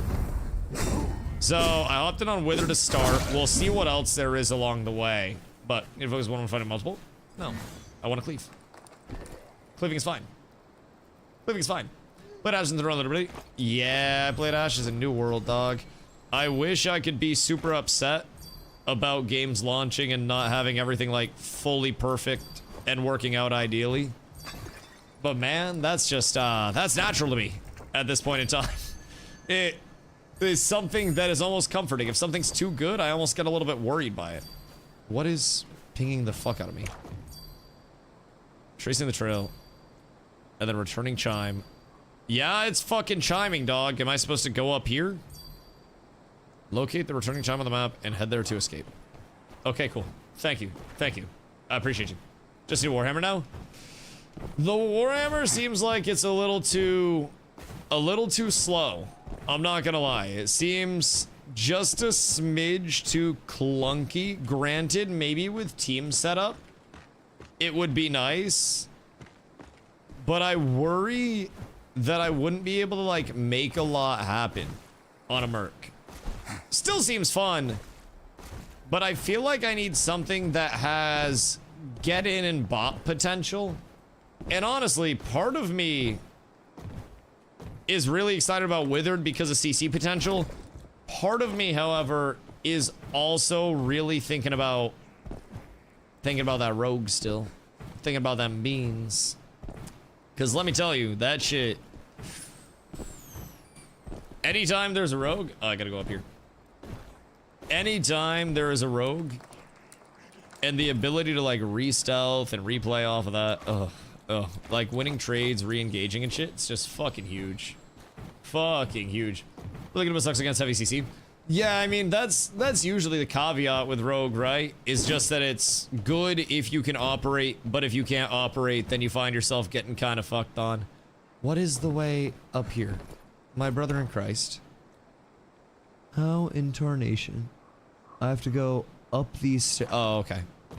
I have to go like down here and then around and then up some stairs type shit. And then we'll be fine. I have to avoid these. And then I think I work my way up. What is beeping so much, man? Goodness fucking gracious. Slower, but one good thing the Merc Hammer is you can move while charging up the big hits and you get super armor. Yeah, the super armor does seem kind of nice, so that way you can avoid getting CC'd to shit. Because super armor, my understanding was it's kind of like unstoppable, right? Where it's an anti-CC mechanic? Or what's the dealio with super armor there? I think I went the wrong way. I'm not even gonna lie. I think I've somehow... Oh, no, we're good. I think I have to go to the right instead of going to the left like I did before. I think I just shouldn't be allowed to guide anything directionally, if I'm being completely honest. I just... Every time I do, it ends in tragedy. The weapon swap's a little interesting. It almost feels like there's a small period after an attack where you're locked out from a weapon swap, so you have to wait for everything. Super Armor's anti-stagger and CC. That does seem nice.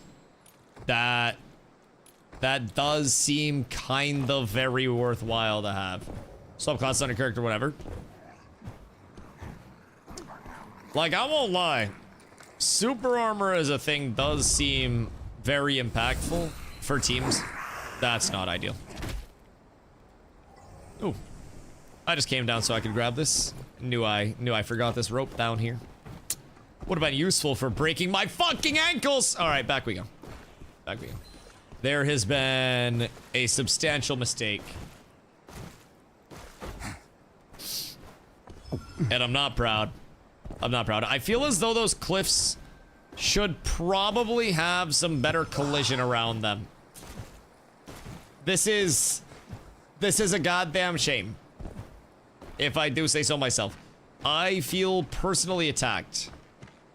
Why in tarnation is that melee nerf even a goddamn thing?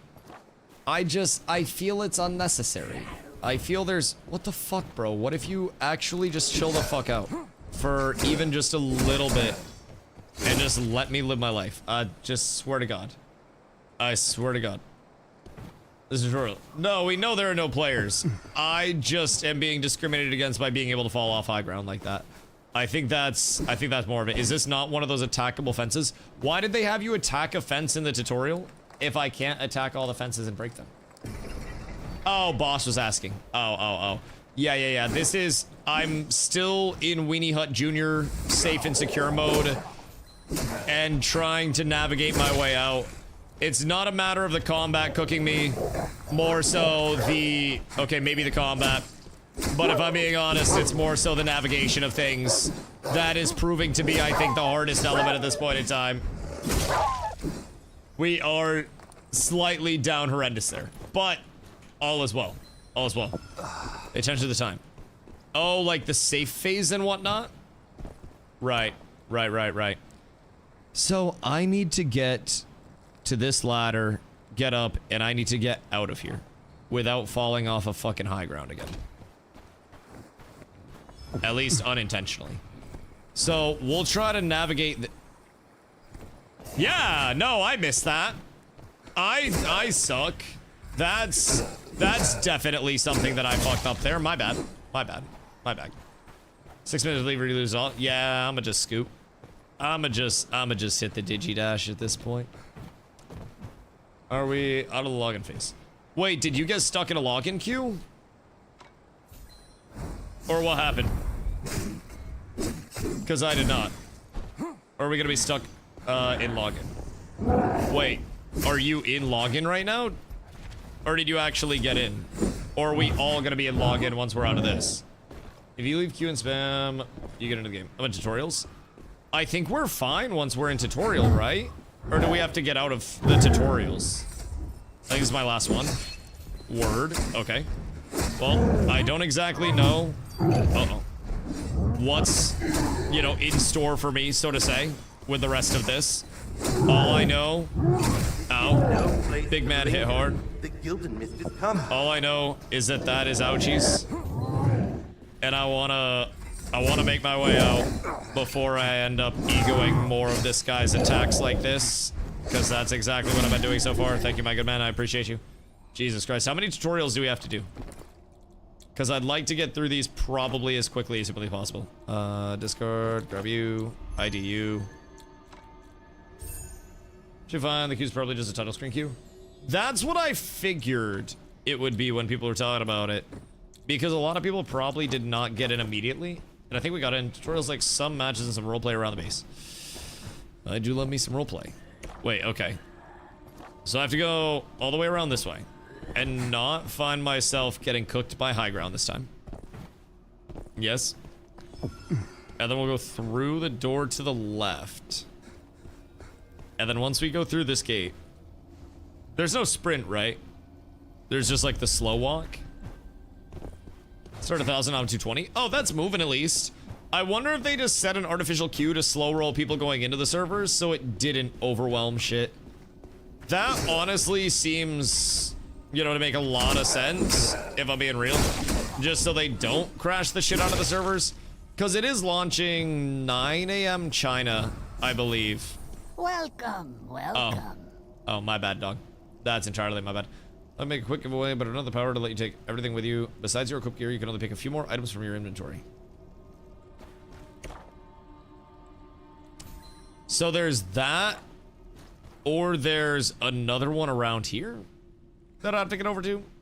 Hey, want to get out? Interesting. I can help. Players can only extract equipped gear and selected items. Does that count my pouch? Like, do I have to move it from my pouch into here? Or can I still extract with the pouch? Different types of extracts. Right, so this one's a smuggler one. So he can only get out so many. And then in other parts of it, we have different extracts as well. So that's a returning chime.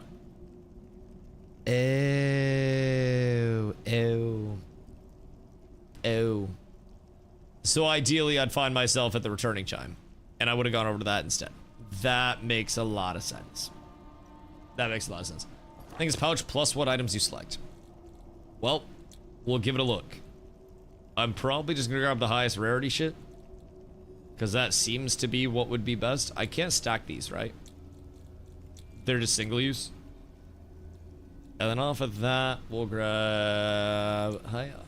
It's not worth, don't do it. What? This is bad extract. But I only have 2 minutes. Just walk there. But I'm gonna be slow. I have to walk all the way back. Gosh, heckin' dang it. This is why we should check the map first.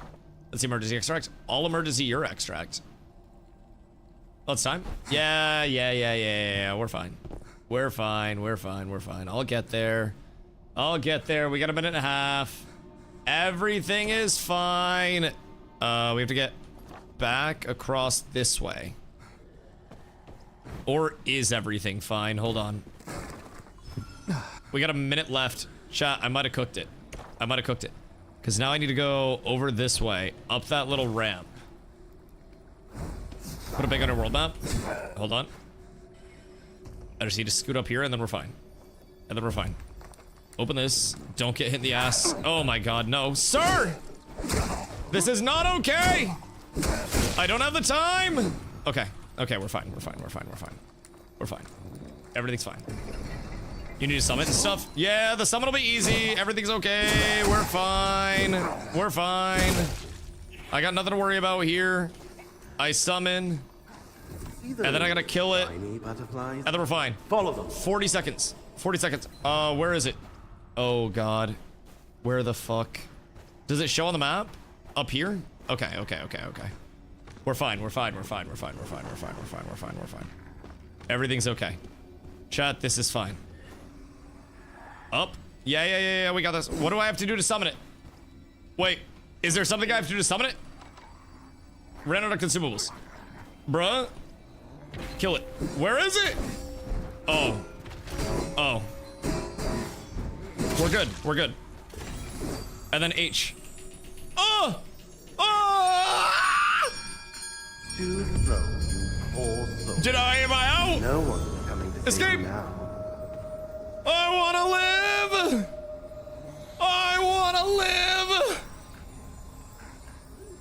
I think we're good. Holy fuck, not even close. Actually, not even fucking close. Genuinely 0% close whatsoever. Easiest tutorial of my life. Holy shit. It's not that slow HP loss. Okay, cool.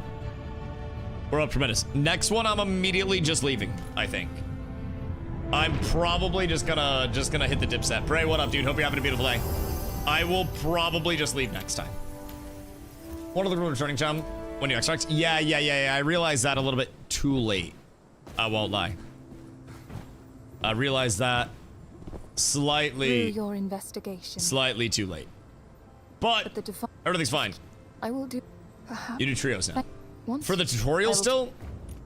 Or like for the actual thing? Receive blessings, switch class. What's a blessing do? Because I'm down for blessings. Blessings are always good.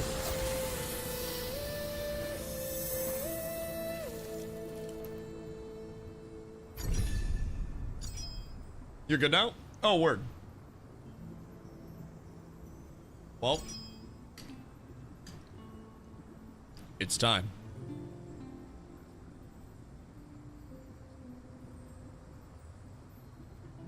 Blessing improves temporary stats. When you have 5 points, you'll get a bonus. 5 points. Oh god, I just got granola all over my mouse mat. That's not good.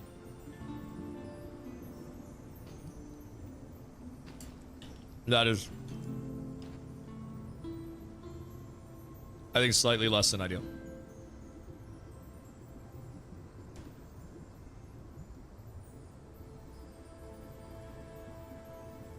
Five of what you want to upgrade.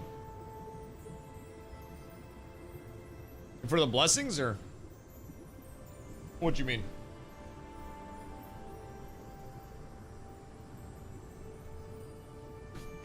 Sorry, I have to clean out my mouse mat. I had to get myself situated. I want to take a bite of my yogurt. Gears different stats and the blessing can improve it. Ah, okay. Got you. What class you playing? I'm starting Withered. But I mean, as always with any new game that I'm unsure of, it's hard to fully decide. So, there may be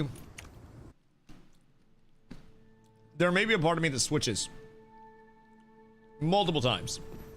Multiple times. But Withered seems kind of fun for now. Seems like I could probably cut somebody out.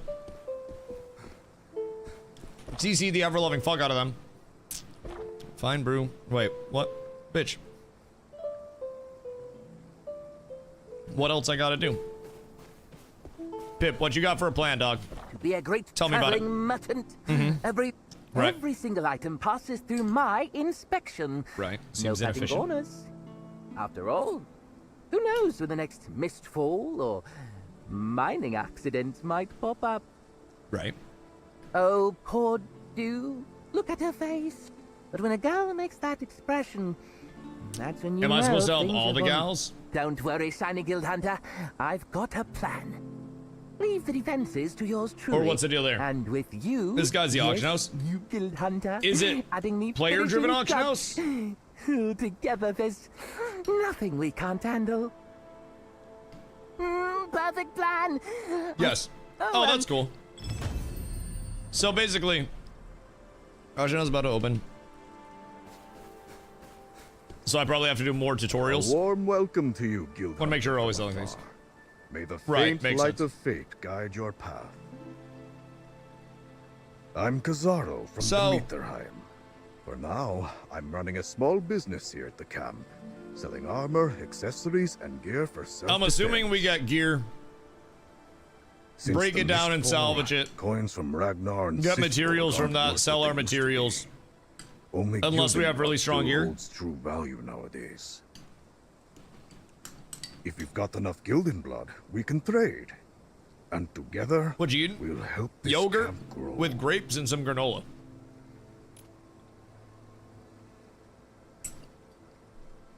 Just sell the gear? Okay, word. Is there like a salvage and breakdown? Crafting gun in the playtest was 20 hours for one piece. What? That doesn't seem accurate whatsoever. Or seem intended, I should say. Holy shit. That's insane. That's genuinely stinky. Alright, so... Let's see. Yeah? Yeah, is this what we're doing? This is where we're at? Carla's so high level. I think we kick her. Are we back? Oh, hold on, hold on, hold on. Stay there, stay there, stay there, stay there. Watch this. Watch this. Don't move. Don't move, don't move, don't move, don't move. Hold on. Stand up straight, stand up straight, stand up straight.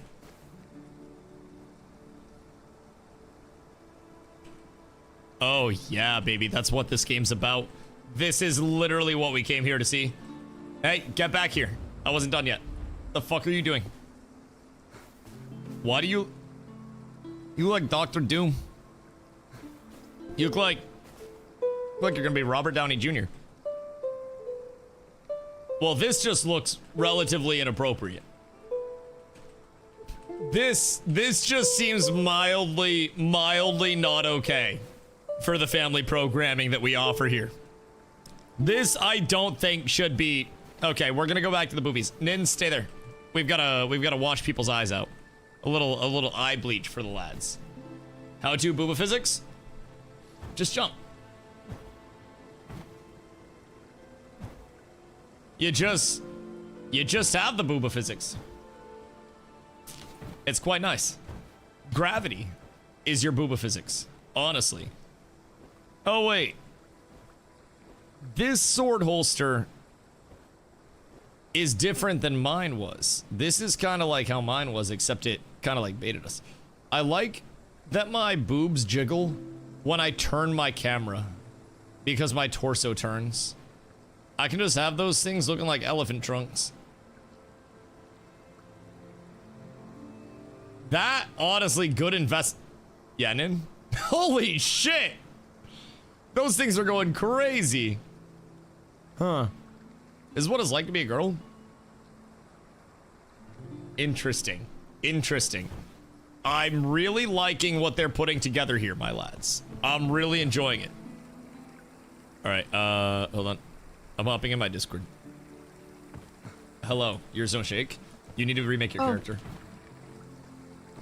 I think we go over to the boat to queue up. And then we have to do this. Trio mode. Are we still in... Oh, wait. I have to go to the storage. Are we still in bot lobby, chat? When we go into our next one? Or is it like actual person lobbies? Where the fuck was the storage? Over here. And is level 1? Nin's level 2. He's player 1. Oh. Yeah, put some respect on his name. No, but it's a level. Why am I so high level? So, I mean, in all fairness, the game just came out today. You did 2 tutorials. We only did 1. So, what? I think you only had to do 1. You have unused talent points. Okay, hold on. I have to use my talents before we go. Talents. Level to gain talent points. Have you used your talent points? Greatsword core archetype. Yes. Or polearm and shield core archetype. Casting polearm and shield skill increases the charge level of charge dash by 1 for a short duration. Polearm and shield skill enhances the shield bash your next charge dash. Upon hitting the first enemy, triggers an explosion. Allows 2 dodges while raising a shield during charge dash. Consumes dodge energy. Each dodge executed during this time.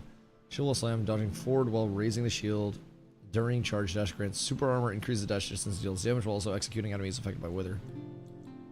Interesting. Spear rush, hold, and then every 2 rounds of thrust. Javelin thrust. Sweeping strike and javelin thrust is replaced with a heavy kick that knocks the enemy back a significant distance. Javelin stun. Oh wait, Thorn Guide. This is a pull, right? Enemies pulled by Thorn Guide have reduced movement speed for a period of time. So how do I get more of these? Oh, there's another ability that I'll unlock. Interesting. Oh, it's from leveling. Thorn Guide. Shoot thorns forward with your left hand, pulling the first enemy hit towards you. If the target's too large or in a special state, you'll instead dash along the thorns towards them. Okay, that's Insano style. Swing your weapon to unleash judgment energy that attacks enemies, immediately applying wither to the target. Oh, so this is where I can switch in different abilities, and I have to level for that, right? That checks out. That checks out. So we basically just have to play more, and then we'll unlock more shit. So we just want to start pumping as much as possible. There are weapon skills and class skills. Right. And you put passes in them? Mm-hmm. That seems accurate. Okay. Wait. I still haven't used my talent point. So this is Greatsword core archetype. Wither no longer explodes immediately when executed by Greatsword. Instead, it triggers an area explosion. Execute with Greatsword no longer consumes Wither and extends the duration of Wither.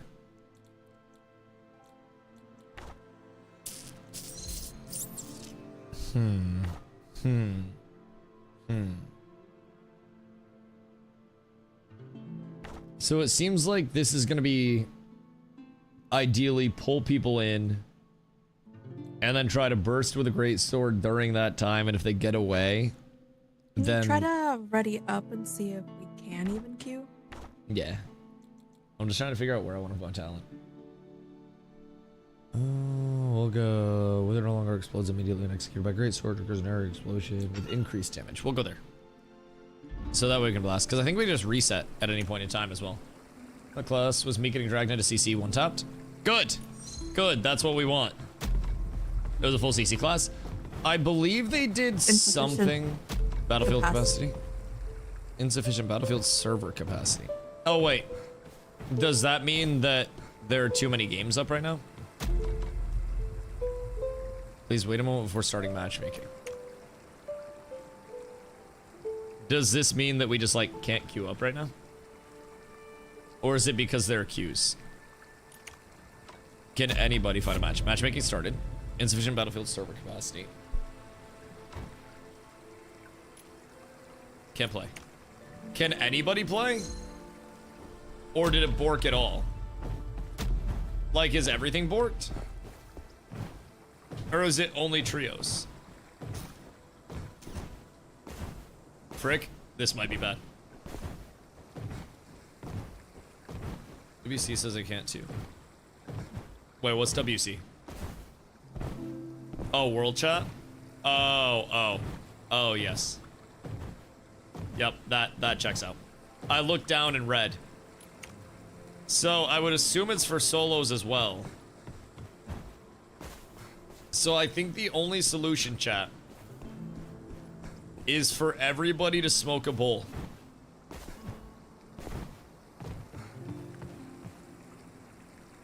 I'm just throwing that out there. Xbox in. Is he solo or is he trios? Packing the Puffco right now, you legend. Looks like trio. They did say that they're going to be dropping frequent updates for it over the course of the day. Yeah, someone just said solo queue's not letting them queue. So, do I just spam? I would say yes, just spam and try to get us in. And then if anything good happens, just yell, because I'm going to bring my yogurt bowl out because I destroyed this thing. And then smoke a good luck bowl. Chat, smoke if you got him!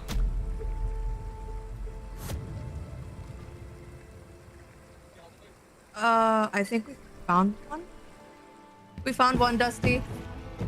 Dusty! Found one! Why does it always happen when I walk away, man? So, spamming is the move, and then get in. See. Why is that always how it works? Wait, where's Nin? Nin, get in my Discord. Jesus Christ. Jesus Christ. We're in the streaming channel. I don't know where he was.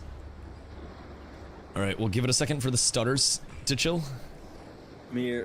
Hello, good day. All right. Apparently we opened this. I tried to attack. Are you guys good on like stutters and whatnot? Because that's probably gonna be our largest error so far. I'm just killing this shit to the right. Oh, it's so stuttery. Everything's fine. Should we just dub key a bunch of other players? I would, yeah. Because I feel like that's gonna be the best way for us to actually get familiar with things. Is just to absolutely ooga booga motherfuckers. And that may make me sound crazy and inconsiderate, but I think and while this you guys do that, I loot. Wait a minute. I feel as though that's not a good trade. Sure it is. How can we get the fuck out of here? Are these shells searchable? Yes. Kind of. Oh, I got a green ring. What the fuck is this bullshit? Alright, I'll just let you distribute everything. We'll just keep moving forward. And then we'll go find some people. Oh. Sharks are after me. Right. No, fine. I stayed. What, are you invading their house? I was, unfortunately. Alright, fine, I'll kill them. What I'll the kill heck? them so we can take their belongings. I'll murder them. Just chilling. They bothered us. There's a cave back here. I feel like we need to explore. There's armor for one of you guys. Sorcerer Seer, there's armor for you. I'll drop it real quick. Oh, listen, pretty tough. This one's have a red icon on the map. And I'm assuming boss loot, best loot, yes? And we go in here. Oh wait, so this is like a high loot area? Oh, I can't shoot past you guys. What? Oh. Yeah, I think there's like player collision on things. There is. Because with some of my abilities that I can unlock, I can like throw a chest. Sorry, I can throw a spear at somebody and then I kick them in the chest. And if they like, if they run into somebody else, then they collide. Rogue goes stupid so fun. Why? Does it just have like stealth and a shitload of dashes and whatnot? There's wither night boots in this, Dusty. Ooh. Ooh. I'm down. Thank you. Yeah, Rogue was the thing that I think was like closest to stealing me off of the melee bruisery type build. But honestly, Wither does seem quite fun. Excuse me, quite fun. It honestly seems like it's gonna be pretty fucking valid for this group stuff as well. Ow. Oh, Lordy. Jesus Christ. Motherfucker hurts. I don't know what his problem is, but Oh god, I fell. you. No, that's fine. That's fine. We're here. We're here. You surely didn't fall too far, right? Am I soloing this? No. Oh, Nin's here. No, we're good. We're good. Oh, I'm in a bad spot. That's not good. That was not ideal. These guys kind of hit hard. Was that players? Because that was like the Black Arrow Crow ability, right? I don't think they're players, but... Holy. He's tanky as shit. This is like Souls Light shit. This is more, I think, Soulsy than Legacy was, but less Soulsy than... Definitely Soulsy. Gives very Souls vibes. You don't think what? What is it? A sword and Legacy? Whatever. I don't think that was Those Soulsy, are... like, no, at all. not really. Not really. There is a blue pair of Seer Bracers and there's Sorcerer Pants on this guy. Gear for you guys. Nothing for me. A goddamn shame. Yoink! I don't know what that does, but... the extraction part of this game, what exactly is extraction about it? I mean, same thing as normal extractions, really. So, like, you have the map, you spawn in randomly, other players, PvX. You can run into players, loot their shit, run into mobs, and then there are these return chimes where before the end of the map, you and your team want to make sure that you are basically, like, getting in, getting gear, and then getting the fuck out along the way. So you don't get got. So that's you know, more or less the importance of it. Let's see. How do I get the So, buttons on these since things? you guys didn't do 2, Oh. does that mean that this is a lobby? No, I think this is actual, like, person lobby from what I've gathered. But yes, I do agree. Every piece of gear could ideally be for me, yes. I must have my income. And I feel like that's a very important thing to point out, yes. Without me having my income, we might be cooked. Do we have to break the channel? I think we have to break the channel. Came up with that idea all on my own. Good shit, Nin. Good shit. Kill the other one? Listen, I would have killed this dog eventually, bro. I swear to God, I would have killed the dog. Well, if I were at it coming. Oh no, not this height again. The dog had an accident. Don't worry about it. The dog won't be bothering us anymore. How many players are in these lobbies? Have we figured that side out yet? The barrier has been lifted. This is Sorcerer in this chest, and Sorcerer boots in the middle one. A lot. What? Okay, word. I was trying to You figure guys out how also many get players that? are. What? The Mist Lord challenge? Oh, I don't Am I know. crazy? Probably. I don't know. Somebody said something on my screen, but I was. I got that too. I think it's like world boss type vibe. I think the Mist Lord is like the hardest boss on the map. From what I've gathered. Chat was saying that one I think is like marked with a red mark on the map or some bullshit like that. But I'm not entirely sure how hard or not hard that is. We should probably go like central on the map. Bro, the tutorials are so invasive. There's such a large percentage of the screen. Hardest map is the one in the middle. Let's see. Oh, like the Divine Anchor one? Salmar? Or over here? Oh yeah, Salmar. Okay, interesting. Let's go north a little bit and see if we can get on somebody's tail. Also, Nid, make sure you heal out. I don't want you to get cooked as soon as we see someone. I think we have a little mini boss here. Oops. Me not following through with my ability at all. Oopsie daisy. Truly hate to see that. Oh. He kind of hits hard, bro. Oh, wait. This is the guy where if we hit his backpack, we get extra loot, right? Because first things first, he's kind of cooking my shit. I won't lie. Oh. Yeah, he hits hard as hell. He fucking blasts. I think if we hit his backpack, we get bonus shit. Oh. The ice is literally just a distraction. I think I heard mobs active on the other side, so be careful. There's players. Players next to us. Alright, get back out of this real quick. Back out of this real quick. Yep. They are on the corner that I'm at right now. Take your junk out of here. We might have to finish the boss, or we're gonna have to push them.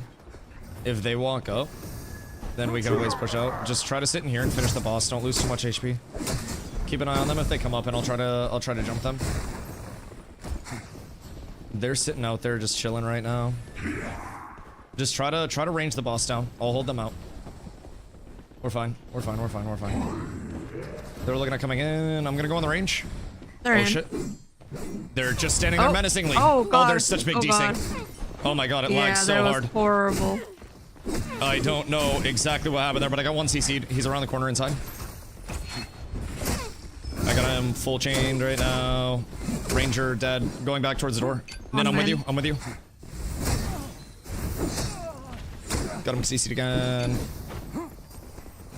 Good shit, good shit, good shit. Might be one more. Maybe one more. I'm executing. It's NPCs, AI players. What if he's actually just Sleepy Sad Trooper 7? I don't feel like that's too out of the... Oh my god, the desync is crazy. Yeah, if that's... wild. If this is bot server, I don't want to know what player servers will feel like, because that might be slightly tragic, I will say. Let's see. I don't know if there's going to be more lag around that or less. But I worry just a wee bit. Good news, we got boss now too. That. Discard, what's this do? Health and fizz resist. Yeet. Or, wait, can I not get that? Pick up. There we go. This guy? Didn't want to let me pick it up. Rings. There are steps on our left. Low ground. Oh, it's... One of them filthy clankers, I think. We got it in its natural habitat. You dropped it. Wait, what'd I drop?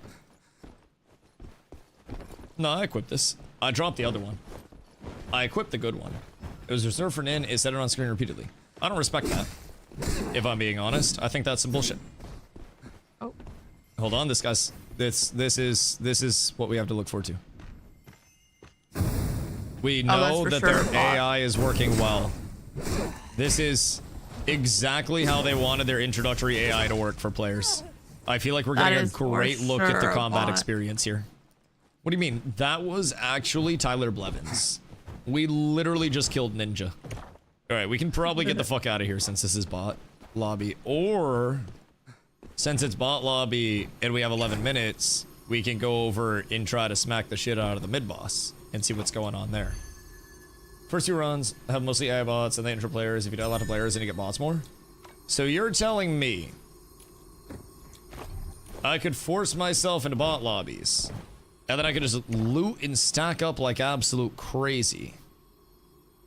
And then from there, I get rich, have everything I could ever want. And we win. This is bot lobby. Yeah. This seems like a solid comeuppance, let me tell you what.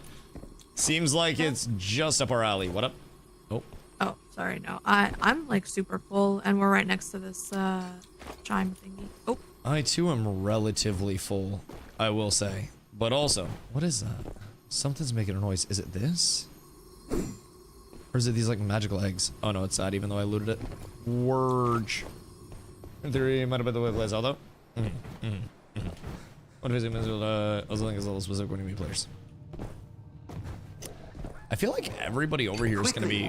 Follow those butterflies. Wait, where do you guys go? The returning chime.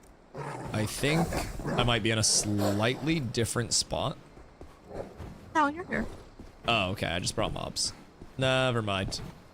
Never mind. Oh wait, so, I have a quest I have to do. You have a quest. Do we all have quests? The way out. Head to Hollow Grove and escape. I just have to escape. And then I think this will get us all on the same quest. I think. Well, also, Darren's, what are we thinking? I'm having fun with it. Oh, this is a minute and a half still. So we can loot around here. It's a little bit stuttery in spots. I mean, you can see it when I'm rotating my camera, especially as we go into new areas that we haven't been in before. Definitely some stutters along the way.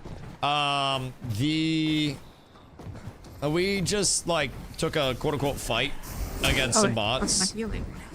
And the servers themselves were very desyncy during it, but I mean, also first day woes. The actual combat itself feels pretty fun. Once you get used to the hitboxes, I think it takes a couple of minutes to get used to the hitboxes overall, but once you get used to the hitboxes, it seems smooth. I haven't unlocked jack shit for abilities yet, because we've just been, you know, proccing on an intro level, but we need a key for the watchtower. pottery shard there. I'm assuming this will lead somewhere. Or maybe we're supposed to go like up or downstairs. But it seems like there's a key for a oh, you guys are already up here. Some investigators, I do say. What's this? Was I supposed to interact with that? No, that was my quest. Oh, okay, word. Did you happen to find a key up here? Because there's a chest downstairs. Wait, there's a quest marker over here. Cuckoos in the nest. Eliminate the priest in Gravekeeper's hut. Holy construction material, legendary construction. So I'm assuming holy is higher tier. And then we have to kill these lads. Some of the fixes are one away from me in beta after you play each map, but some for players who don't know have constant starter. Yeah, I mean, it is better once we get into an area and we're actually around that area for a little bit. Like, once I'm in, it's good. And I think that, you know, like you said, for players that are cool and know that that's going to be just a temporary thing, I think it's perfectly fine. But there is definitely an element when you're like just getting in where you're just like, oh shit, this is definitely slightly less than ideal. But honestly, gameplay is smooth once the stutter's gone. Can we like jump up across this or no? Because we might have to go like down and around. You have to go through here, I think. Okay, I'll trust you. You seem like you have a confident idea of where to go. Probably ladder here, yeah. Someone do the shaders loading for the first time. Hi, Vay! Yeah. I mean, like I said, once we're in the area for a sec, it gets a whole hell of a lot smoother along the way. So, definitely... Oh. Sir. Like, right there, those stutters were absolutely, not ideal. But also, being here, the stutters immediately get better, and they are far less punishing. Can I disappear? So. No, we ball. He was a tanky one. He was a beefy boy. Wait, we got another one? Is it only one person left? I think it's all of us. Oh. And then we just hit E, and we get the fuck out. Doesn't want us to... I love the sound for that. It's like we're just beating the shit out of something that has a pot on their head. It's very clunk. All right, I dipped. I'm assuming... We didn't. We got hit by the bell again. Yeah, but you guys can get out off that still, right? Yeah, I mean, I think so. I'm gonna think of a story as we huge for first impressions.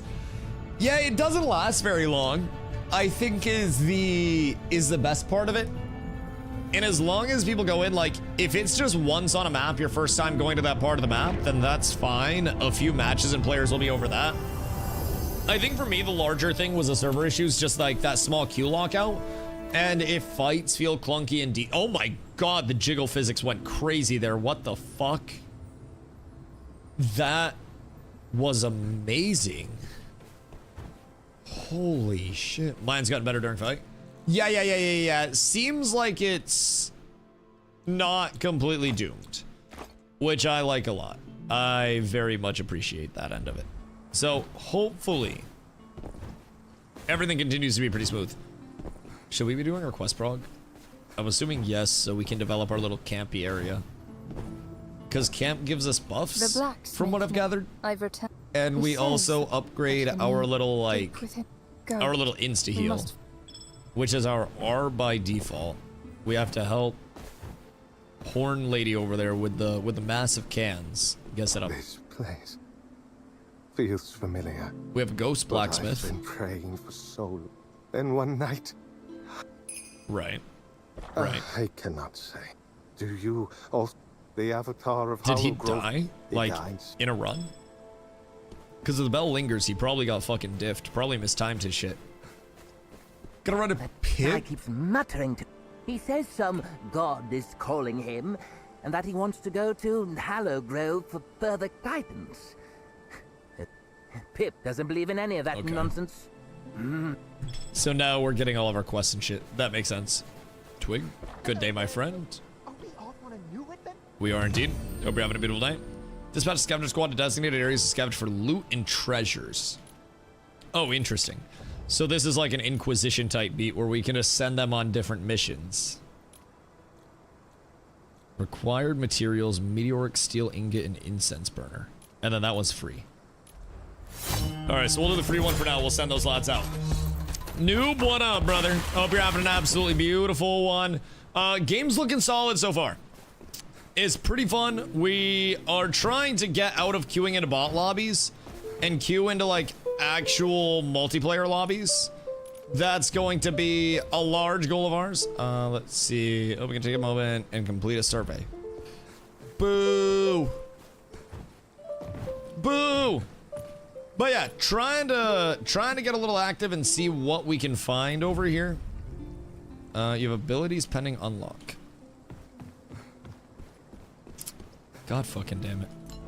We're in that phase of it where I'm just unlocking a lot. Hold on. Un momento. Un momento. We'll be right there. Receive blessing. Okay. Sure. We'll skip that shit. Seems like it has a very Dark Souls mixed with Monster Hunter vibe. Very Soulsy in terms of the combat. Yeah, I'm not gonna lie. Very Soulsy. What is this? Breaker Shield Bash. So is this all unlocked now? Since I hit level 3? Or what are we looking at here? Because I'm not seeing anything there.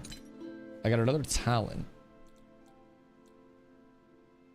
The area explosion from Wither executed by Great Sword reapplies Wither to all affected enemies. Wither applied by Great Sword now automatically executes itself when its duration ends, and the Wither status can no longer be refreshed.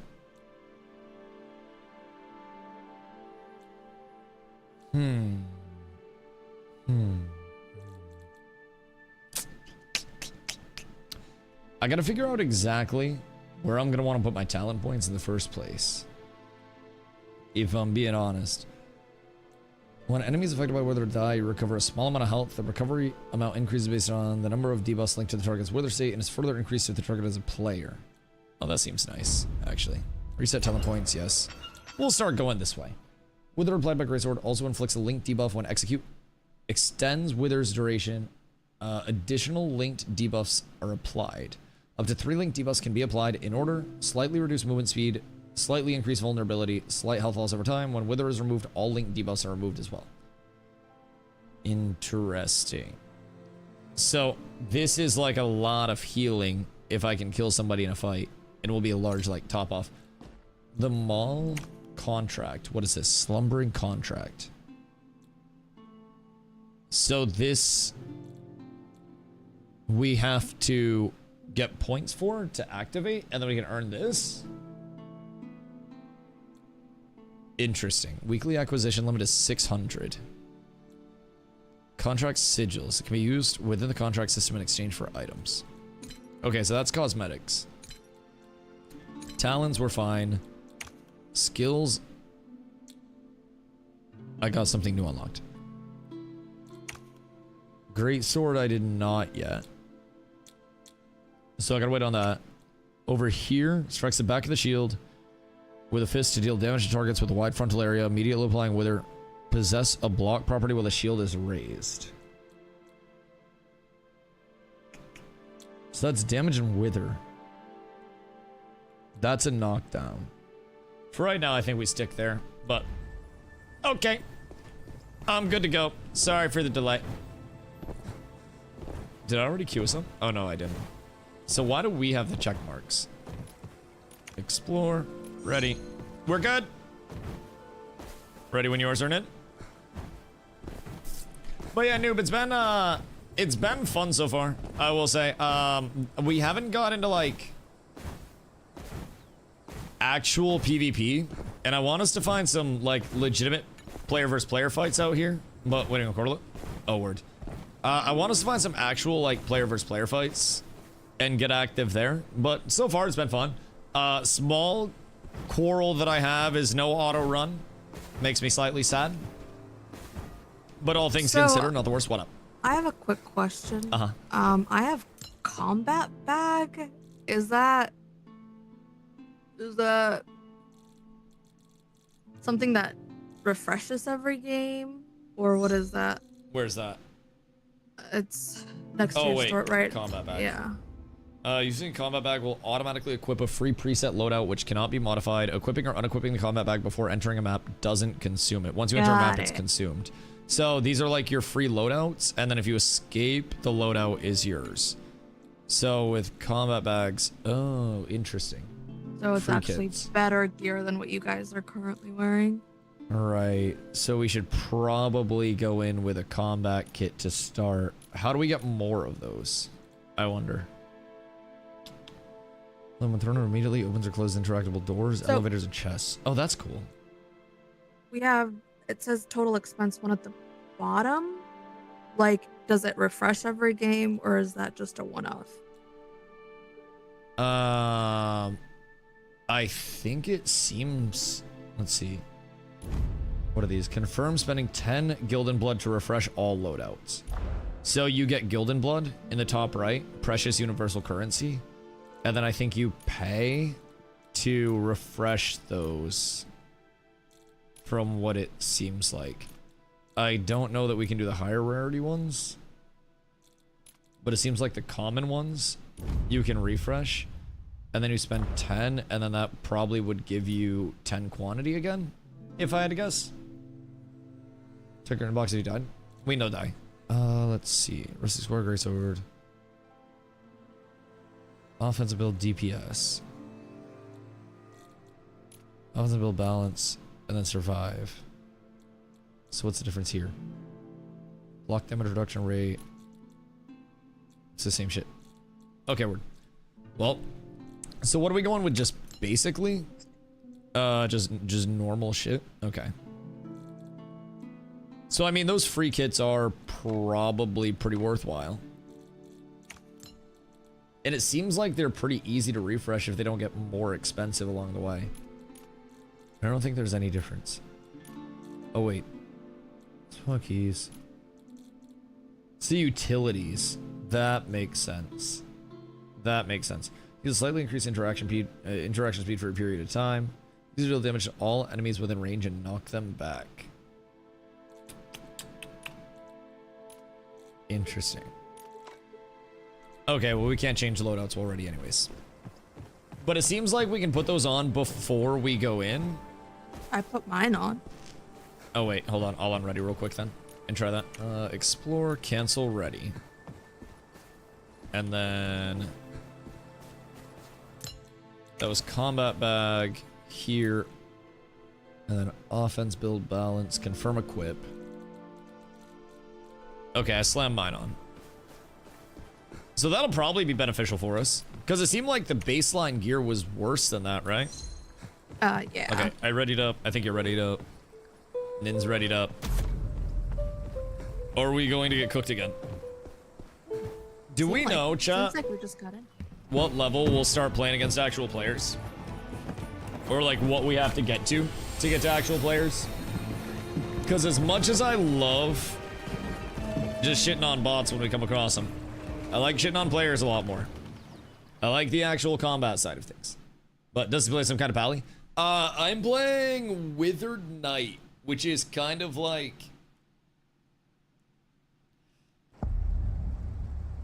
not necessarily pally-y, but it's very CC, very pulley, almost like Ash's tank. Would be how I describe it. The build that I'm gonna be throwing together, I will use my greatsword as like a pull, and then once I get people in off of that greatsword pull, I just look to do a shitload of damage to them literally all the time. And I think just set up like a big wombo combo on a 3-2-1. So that's kind of like my ideal that I can discern, is just find somebody, get an engage on them, and then we just cook the ever-loving shit out of them. But that's also going to require a little bit of familiarity and setup. So yeah, we'll see how it goes. Nitru isn't going to play her right away. Right, but was your player named like fucking Flexing Kegel 629 or something? Because we also got quote-unquote players, but I think those players were dirty fucking clankers. I won't lie. I wish it were any other way, but 420. Man, you might have actually got the developers of the game then. I feel like you've located them. The fair consoles on this? That is fair. They're unironically maybe 6-7 gods 420 up in this bitch. Yes, yes. That is a harsh reality that I think we do have to accept. that we're really dealing with the console boys out here. Okay, we have chests again. Ceremonial breeches, you say? Pantalones. Everybody gets one chest. Watch our back somewhere. Sounds like mobs, but nothing too... I got sorcerer wild. bracers. I got absolute jack shit. But I'm looting everything. I'm Sorcerer ready to go bracers dub in Q there. when you guys are. Okay, that's fine. That's fine. We're busy looting, Dusty. Yeah, no, that's fine. I'm just chilling, smacking the shit out of stuff. We're fine. I was just fucking up a little bit of movement. Sometimes the turn radius feels a little weird when you're like standing right over something, but is a vibe. I shall get used to it. I turned my sensitivity down and it actually feels a lot better. Oh wait, this is a mini boss here. Uh-huh. Let's kick the shit out of it. Well, not this guy. The one inside. Okay, that makes sense. Excuse I you. did one of these. Oops. Vessel kind of hits hard. Gotta smack the shit out of me. I'm not gonna use my spring horn right now. I appreciate the tips, but I don't want to use my string. I might end up disabling. There's a sorcerer staff in there. Oh. Oh, he a big boy, huh? Why are you Yeah, closing me in? What the heckington? The fuck is this? Get the fuck in here, you pussies. Close the door behind you. Close the door behind you. Closed it, I think. Okay, we ball. We ball, we floss, we sauce, we vibe. We absolutely win this. I believe in every single one of us. I will try to hold aggro in the most meaningful the most meaningful way that I can. I don't know how possible it'll be, but I will attempt it. Sir, please. I hear mobs outside. So just be careful on this right door by me. Seems like there could be hooligans around. I heard something out here at least. Ow. Bro, this mob tracking's insane. These guys are better than most players. Holy, brother. Relax! Golly, man. I don't know his fucking problem, but watch out, that shit hits hard. Oh, Din, that's kind of sick, actually. You gonna blink? All I do is get my ass kicked. It's a goddamn shame. And then I get multiple charges, and then we chonk. Ow. Trade my entire fucking life just to do a little bit of damage. We'd love to see that. Is he healing? Oh! I think he might have been healing a little bit. Yes. I will not lie. Yoink. And then we got an What ID the shit. heckington, Dusty? Oh, multiple people can ID. Oh, that's for me. Wither Knight. Wait, What? is that? Wither Knight.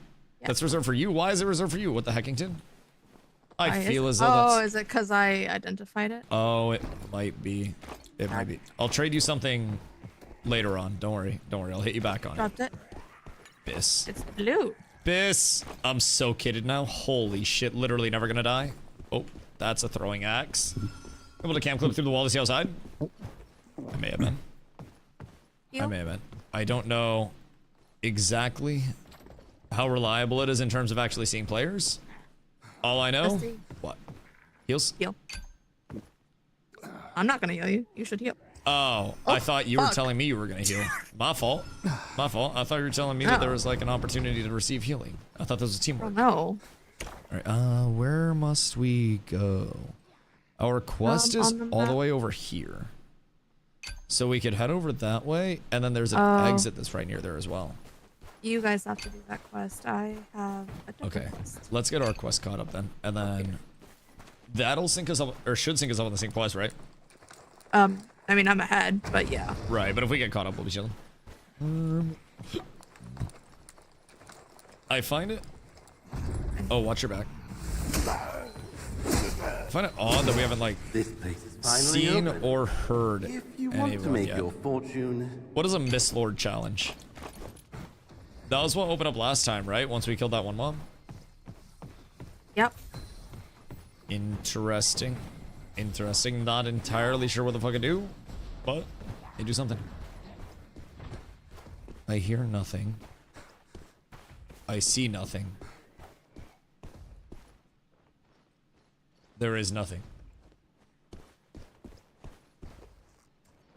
Yeah, no, I don't hear jack shit. I don't hear a single goddamn thing. I said we go over to the quest at this point. Surely at some point we will encounter players and we will be able to deliver Dickington to them, yes? Yes? Deep dick pizza served up hot and ready. I want a key. but I don't exactly know the best spots to key yet. Please don't cap on me as this is the best game. I mean, define the best game. Oh. I think that's, yeah, we're fine. I think depending on who you ask, the best game is always going to be so subjective, you know? I think it's fun so far, but I've also only played it for about, like, 3 matches, and we haven't even fought other players yet, just because we're so new. But I mean, it's fun so far. I don't hate it, and I think it's definitely got some good potential to it. We just gotta actually get active within the systems a little bit, get some fights and whatnot. Oh my god. There's like a big dommy mommy that's lurking, like through the wall area here. So I'm a little bit scared there. I don't really know what we've I'm got gonna going on. die. You're fine, just don't die. Oh, I killed you. Oh. Thank you, I appreciate you. I don't know how you did that, but... Quit standing around and bring the car. Oh, word. We have 2 units here. So I'm sure one of them is for you guys. There is actually. Sear Pants. And then that is magic damage. Then attack. I'm assuming someone magic should probably have that. There was a big Dommy Mommy through here. I don't really know what she is. Sear Pants. Do I have them? No, I do not have them. Could have a rogue character. Is it time, Mr. Gotchi? So, Right, if I'm unironically turning you the tutorials identify something, it's locked for you for a while, I think. Okay. Confirm. So we'll just have to calm that. And then we can also always just pick it up and drop it, right? Yeah. Is she thick? What is she? Is she just a trash She's bomb? thick. Oh my god, Yes. wait, it's one of the harpies. Oh my god. She real She thick. is What the hell? everything that we've always wanted. Oh my god. Holy cannoli. I feel bad for killing her. You hate to see her go, but you really love to watch her leave. My fucking god. That was gorgeous. I don't know who, like, the character designer is over here, but man, that is remarkable. I feel like they should win, like, an Emmy for that or something. Whatever we can give game designers a Nobel Prize, maybe. I'm not quite certain, but there's gotta be something that we can figure out along the way for them. What have we here? Good day, sirs. I think we're close to the quest over here. Yeah, I'm like right on top of the quest. Oh, word. Did somebody kill it last time? Or what's the deal there? Oh, wait. Watching over you. Maybe we just killed it too early last time and I didn't have the, actual quest for it. You just didn't have the quest at all. Right, and then we killed it too early. What? Well, I finished my quest. Eliminate the priest in the Gravekeeper's hut. Are we in the Gravekeeper's hut? It's above us. Alright, well, let's go up then. Are we vibing? The navigation is, I think, the hardest thing. We also haven't run across any actual players yet. So, thoughts and prayers at this point in time. But it's been fun in terms of, like, the content that we're experiencing. It's just, we gotta do a little bit more to be able to find... Someone just yoinked the fuck out of that. What the hell? Well, that was a seer necklace. So I don't know what you wanted that for. I wanted to be the seer of it. I wanted to acquire the necklace. I thought it would look good on me. I'm gonna look at one of the players real quick. If one in your party has the beginner quest, you'll be put in the quest pile lobby. I'm the furthest behind, and I don't think any of us have the beginner quests. Or did the third quest you get it in normal player lobbies? Which one's the third one? Is it this one? Investigate the designated location? I think so. Because that would make sense. That's the third quest I was on. Okay, so we can just extract here. I think after that? Okay, cool. You get player lobbies? Well, let's extract then. And then we can get in player lobbies. We're just playing on an A right now, having full lobbies. Full as in, like, you just get fights right off rip, or like how many players go into the lobbies? Because right now The other way. we haven't seen jack shit. Same place as before. So we're hoping, yeah. Oh, so there are supposed to be a lot of players. It's like 4 to 5 teams. Oh, that's it. I mean, I guess that's not bad for the size of the map. 25k on the game right now. Well, yeah, I'm just asking how lobby size. Let's see. Because I think not running into other players is more of a, like, it would be more of a lobby size issue than anything else. But again, we haven't got into the lobbies yet, so Officer and Q, that do be fair. That do be fair. Also, keep in mind, those are probably also the global players, so each region, probably a little bit different. It's 9 a.m. for China right now. It is, well, not 9 a.m. Now it's 11 a.m. But 11 p.m. for NA East, 8 p.m. for West, so. Take one fight and use all your horns. You want to escape? Yeah. I already clicked on it. It's a minute till it spawns. Oh, okay. Well, so we can just loot up in this general area then? I'm not good at math. I'm not very smart. I just don't plan to take any damage. I think that's my #1 thing. When we get into fights, I plan to execute extremely clean and not get hit a singular time.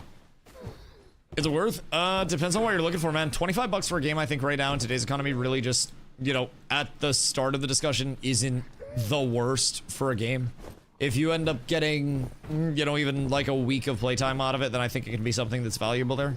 And it depends on really if you like the genre. It's very, very, very Soulsy, I would say, in terms of its combat handling. It's faster paced than just like, you know, than like a true Souls game, but it's, I think, far more Souls-like than something like an Eldegard or a Legacy Steel and Sorcery was.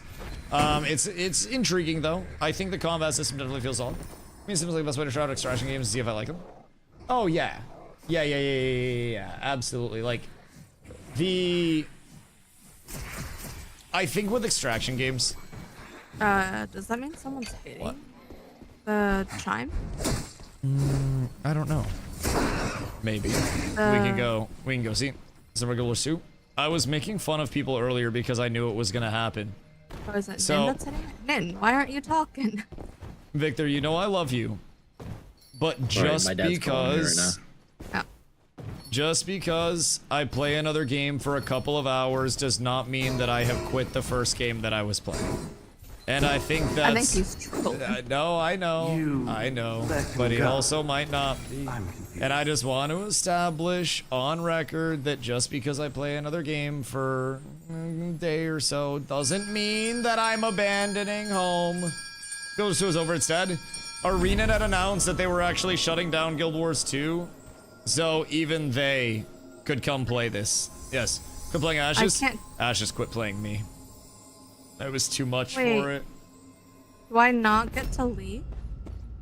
Wait, what do you mean? Oh my god. You guys were blocking it or something, but I wasn't letting me leave. Oh, okay. Okay, that makes sense. So I got scared. Is solo queue fucked? Or what's the deal there? Remember back AOC? Miss it. Miss it dearly. But I don't think that shit come back. I may have to head out. I have an emergency I have to attend to. I'll attend your emergency.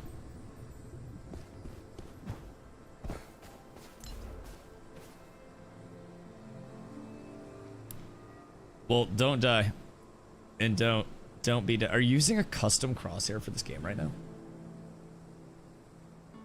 I have that on always. I feel like the sword's no longer the nerdiest thing that I've ever heard. But I won't lie, that's impressive. It's impressive that you want up the sword. Alright, do what you need to do. 8,000 hours on that crosshair alone, so. Gross. That's fucking disgusting. I do have to head out though. Alright, GG's. Have fun. Alright, GG's. Can I set up the booba shop yet? Or no? I don't think I can. I think we just need to keep progressing our quests a little bit. AOC will be the one that got away? I mean, AOC will be the one that got fucking murdered by its significant other. In all fairness. Like, I wish it were the one that got away, but it's more like it was that dear friend that we all had that had the partner that looked like they were a really good fit, and then one day they just turned out to be a fucking serial killer murderer with a bunch of bodies in the basement. And as of right now, it's just a matter of figuring out who actually murdered it. But at the end of the day, that bitch gon' get murdered. So, you really do hate to see it.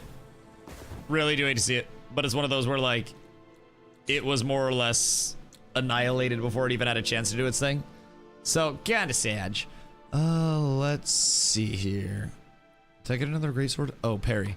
So defensive stance to parry frontal attacks. Recovering energy with each successful parry. Stance lasts up to 5 seconds until you parry 5 attacks. Pass. Pass. Because that's base coolie. I want to get Thorn Guide at level 10. That's going to be a very, very, very strong pull. And then it seems like it'll probably be like Thorn Guide and what else on my greatsword? Maybe Thorn Guide and Retribution just because of the Xing. I get a pull in, I get a chonk, and then they just die off of that. Could be kind of solid. Could be kind of solid. But I'm not entirely certain on that. I am unlocking... Oh wait, we got the charge now over here. First charge forward, followed by a violent spear thrust. You can hold the skill to prolong the forward charge, during which turning capacity is significantly reduced. Possesses a block property while the shield is raised. So I could go with the throw into the charge. And that would just give me a lot of CC. And allow me to basically teleport on somebody and then keep a charge going, I think. I don't exactly know how long I can hold the charge for once I collide. But I almost wonder if I could, like, abduct somebody with that. Seems interesting. This is a knockdown, though, and I still think the knockdown is really strong. Especially from a PvP stance. Like, really, really, really, really, really strong for a PvP stance. So I'm probably going to keep that up. I want to hit level 10, though. Okay, so we need to fill Nin's spot. Chat, who wants to fill for Nin? We need one, preferably, pew-pew range player. Preferably. When was the class earlier, they did release one person on the bridge. Yeah! Yeah, that definitely seems very interesting, and I think I might give it a try. I won't lie. I think it seems like it'll be kind of fun if I can get that combo down. Just hit a spear on somebody, then literally fucking abduct them out of nowhere. Riot, send me an ad. I don't know how you add people in this. Nor do I know how to kick Nin from the group. Disconnected.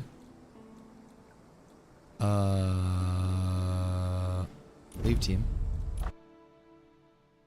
Well,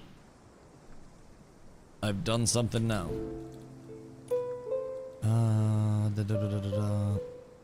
I can only request to join Carla's team. I can't, like, invite her to my team. Accept. Invite to team. Okay, Carla, go into your... Hit O, and then leave. And then... You should be able to join on us. Riot, have you done all your new player quests? So we get player lobbies?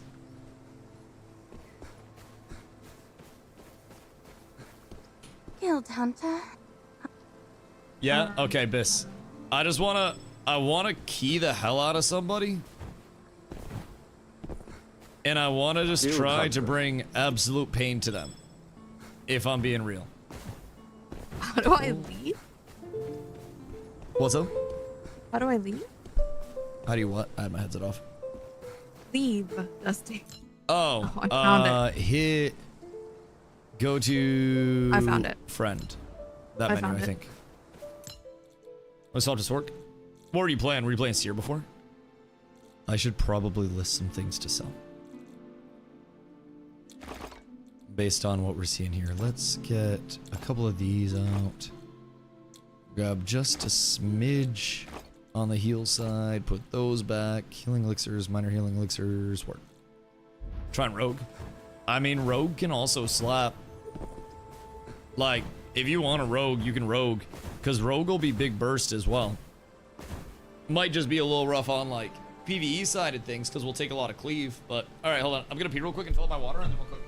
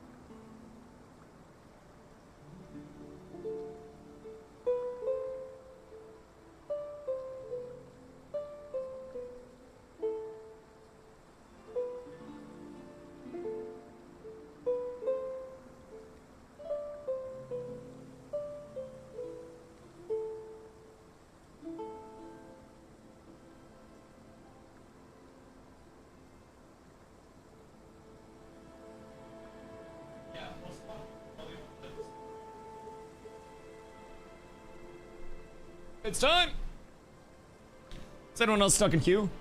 Probably. I have heard that the queues are quite rough. And then you also have a little bit of a... Oh wait, we gotta wait for Cordelet. Accept. But yeah, I've heard the queues can be a little rough. And then there have also been... What? What is RFC? RFC boost level 10 to 2500 gold per run. What? People are already selling boosts? I'm assuming RFC is like Big Boss? Or what's the situation there? Oh. Oh God. Oh. Oh my Christ. Nice. Do those things do damage? Holy. That one strap holding up, I mean, I guess it's two, but golly. Might need a third. Game designer was on one? Shit, bro. That's crazy. There's like actual coochie. Join Dusty's Discord. I'll pull you in. Also, we ready up and we ball. Actually, I'm gonna available somewhere already. Somebody said that they were getting players on their second tutorial game, by the way. Are we talking like real players? Real players? Cause if it's real players, then we're up tremendous. But I don't think we've seen any real players on our end quite yet. Builds very hard. Loki, Arrow seem to desync first players. I think the desync is not just on arrows. We had like a player versus player fight. It was us versus bots. But even then, the first intro, like the intro attack, so to say, was completely desynced. So slightly tried. So I guess past your bedtime. I know they didn't launch the game until 9, Fupo. They're trying to end my old existence. It's a goddamn shame. I'm gonna be all grouchy when I wake up tomorrow, man. It's gonna be awful. Oh, speaking of which, what? You got a haircut. Yeah, we have the haircut and shit. So, Britt, join the Discord. this is nice design. Oh my god, you can see like the texture on the skin. Wait, that's crazy. The character models are phenomenal. That's wild that you can see the individual like striations on the skin. Dusty's Discord, Britt, not Cat's Discord. The skin texture's bad? I don't know, dude. It's looking pretty good to me right now. I don't know what skin's supposed to look like. But this skin looks pretty solid to me, dude. Pretty solid. Oh, you can just join the waiting room or another channel, right? And then she'll drag you. The boards are wrinkled. Well, okay. I just sent the invite. In all fairness. Right. Yeah, Carla just sent one. In all fairness, these would probably have some wrinkles about them in some way, shape, or form. Like, look at the sun. The sun bounces off of those majestic beauties, Fupo. This is glorious. Holy. Like, I don't want to say that I know the sole 2 reasons why Eldegard failed, and there's a chance that this game will somehow do better. But I firmly believe it's these 2 reasons right here. I think these are 2 very, very valid reasons. She got that grainy skin. I'll lotion it for her. Huh? What? Huh? I could save her. Golly. They're like wider than she is. And it's one of those where you can't go through the door sideways, because if she turns sideways, they're voluptuous. Majestic. Bosoming. Goodness gracious. Okay. Sorry. Are we all... We all readied up. Dusty! Because we... What? We take our time. We can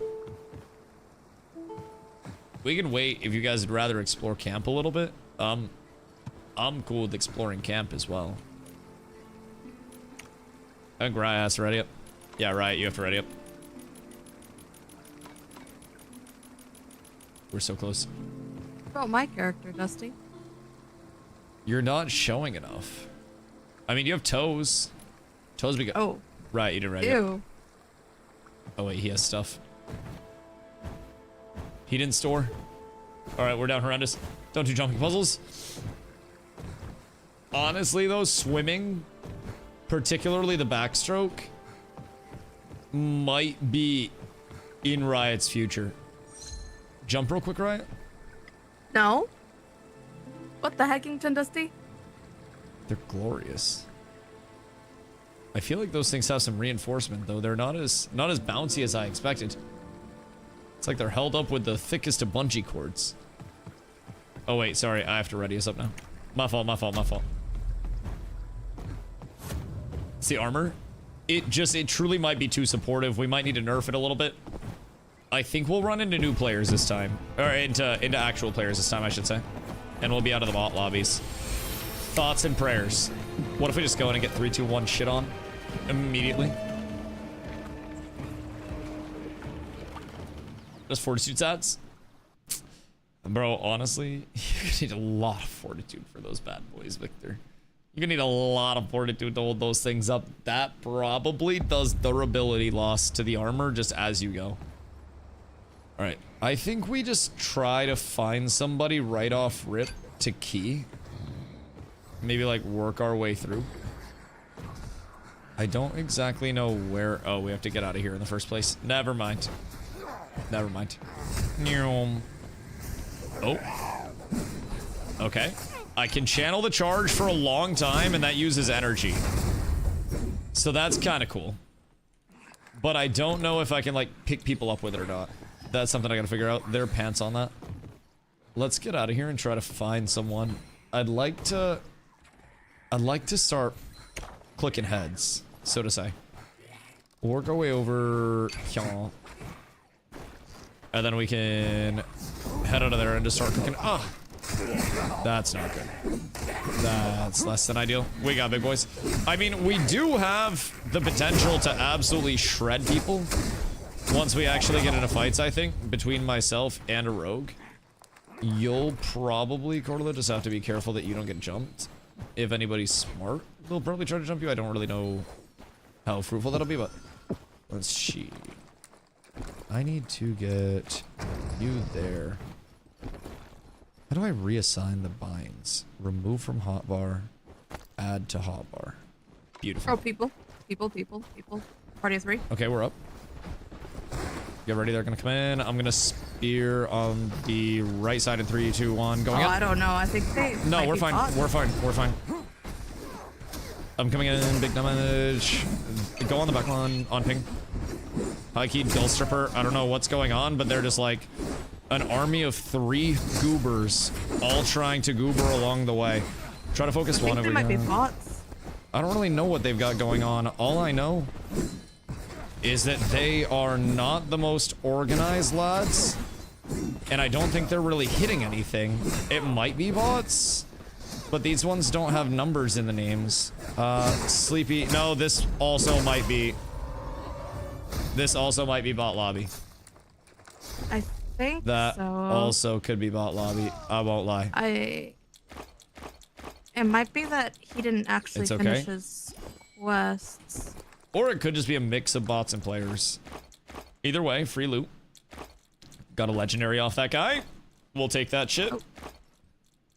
And a whole lot of heals. So, honestly, fuck it. I'm cool with that. They ran in so confidently. They ran in like there were going to be players that actually hit stuff. And then they just kind of like didn't. Also, I don't think the shield charge is very good. It doesn't seem to actually like abduct players like we thought it would. So I'll probably switch that out once we get out of this one. That seemed a little underwhelming on my end of things. Where did they come from? I guess it would have been like this way, right? So we can go through mid. Yeah. And follow where they came from. Oh. Thing's doing a fucking bridge. Do we walk past it or do we beat the shit out of it? Because I'm assuming that's a mini boss. I guess we just beat the shit out of it. Fuck it. We'll just handle this with violence. Odysseus taught me one thing, and it's that in completely unnecessary scenarios, the only thing that you need is just a little bit of extra damage, and then everything's fine. Oh shit, he's like going off over here. I wish that could abduct people. The charge. It'd be a lot better, because I don't think I need double gap close on it. And I think my throw is just a better gap close. So... probably mess with it a little bit and see what's up. But also... not exactly sure if I'm gonna end up sticking with that one. I think there's probably better burst or something that I could run. Owie. Yeah, it's kind of hard. Try to make sure we're healed up in case people do jump us. We don't want to get in a terrible spot with it. Oh, someone just Nothing took happened. all those. Nothing happened. I need you to not worry about it. This is health, magic damage. Oh, that's magic res. you took them. Here. Dusty. How can I... Is it discard to drop? Yes. Discard. And then that's max health and fizz. Okay, we're up there. Those are for me. That's fizz res, magic res. What the heck, Eaton? You were so quick with it. Okay, you can go there. I dropped another amulet for somebody. If you guys need neck. If someone picks it up, I'll grab it. Yoink! Alright, let's go. What is it? What was it? It was health and then magic and fizz res. Just a split. Oh no, it was just... Wait, yeah. Yeah, health and then magic and fizz res. No, just magic res. Sorry, those confuse me. It's 0% fizz res. I don't think... Wait, players? Question mark? Players! Exclamation point. Maybe heal? I think it's a bot. It has to be a bot. I think... Oh, it's fighting. It's finally open. Is it? If you want to make your fortune... It's fighting something. I think it's confused. Careful, it might aggro onto you. He's cooking out there. Yeah, it's a bot. He's cooking out there. Careful, careful, careful. He's dangerous. These are the ones you gotta be... He's shifty, dog. What the hell? He's going crazy with it. What if we get got by this lad? We might be actually down horrendous. He's so shifty. Okay. I won't lie, the bot lobbies are kind of getting to me mentally. This is my guy. I want to pillage. That's just a harpy. The guy was literally just trying to see titties. He was actually just gooning out there. If I were players, where would I be? All of these are closed. Stompington, what up, brother? How's this so far? It's fun. It's fun, I will say. I think right now we're stuck in a weird spot where we are still in, like, new player lobbies. And as a result, we're not exactly seeing the most riveting content out here. Does he have to go do his quest up here? Oh, yes. Yes. We should probably go get that done then. Right. What quest are you on? Maybe we have to go do your quest for you to get out of Yeah, is it lobbies. Is it where your marker is? Like over here? Or is that... The watchtower? Because if you did the quest where you went up and killed the witchy person, then we should be good. I just don't know... I don't know why we're still seeing so many bots. But yeah, Stomps, honestly, like, the performance of the game is better now that we're actually going around the map a little bit. And it doesn't have to, like, cache everything for the first time. It's feeling a lot smoother. Server performance is pretty solid as well. We're just not exactly seeing, like, I don't know, a lot of players in the way that we thought we would. Riot, are you able to talk? We thought it'd be more... a little more populated than it currently is. So yeah, that's kind of where we're at right now. The bot lobbies have been holding us down a wee bit. So we're trying to find our way out of those. Are you able to talk? What is your current quest? Do we need to... Oh, I'm so sorry. I was muted in Discord. My bad. No, that's okay. Are you on? No. So I switched to Rogue last game, and I reset my quests. Ew. Yeah. It wants me to like extract for the first time again, like it did on Mage.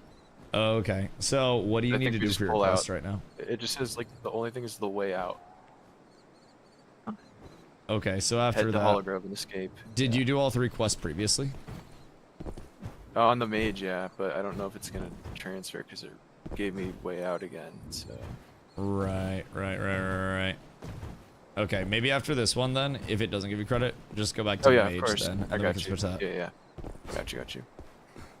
We'll start seeing more players until level 5. I mean, people were saying that they're getting actual fights and actual players in theirs.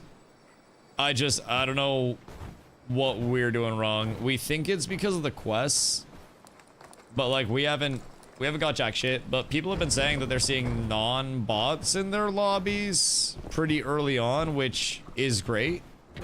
But also, I'm jealous because we are not in that spot. We'll probably get 5 soon. What's the quickest way for us to level to 5? Because I feel as though the current path, Jinso, has me very much yearning for a little bit of gameplay. Killing as much shit as possible and looting.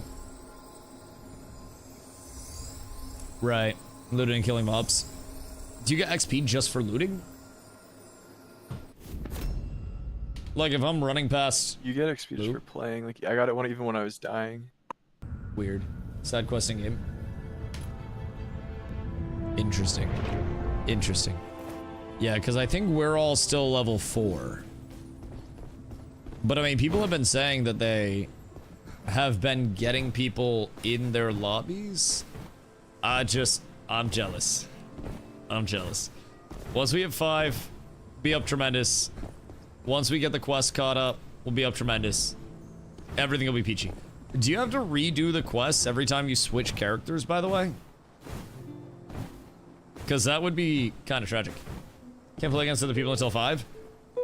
I've heard a couple of different things. Jinso says till 5, but chat's also said that it's just the first 3 quests that you have to do until you kill the witch in the hut, and then you're fine to start getting players. Welcome.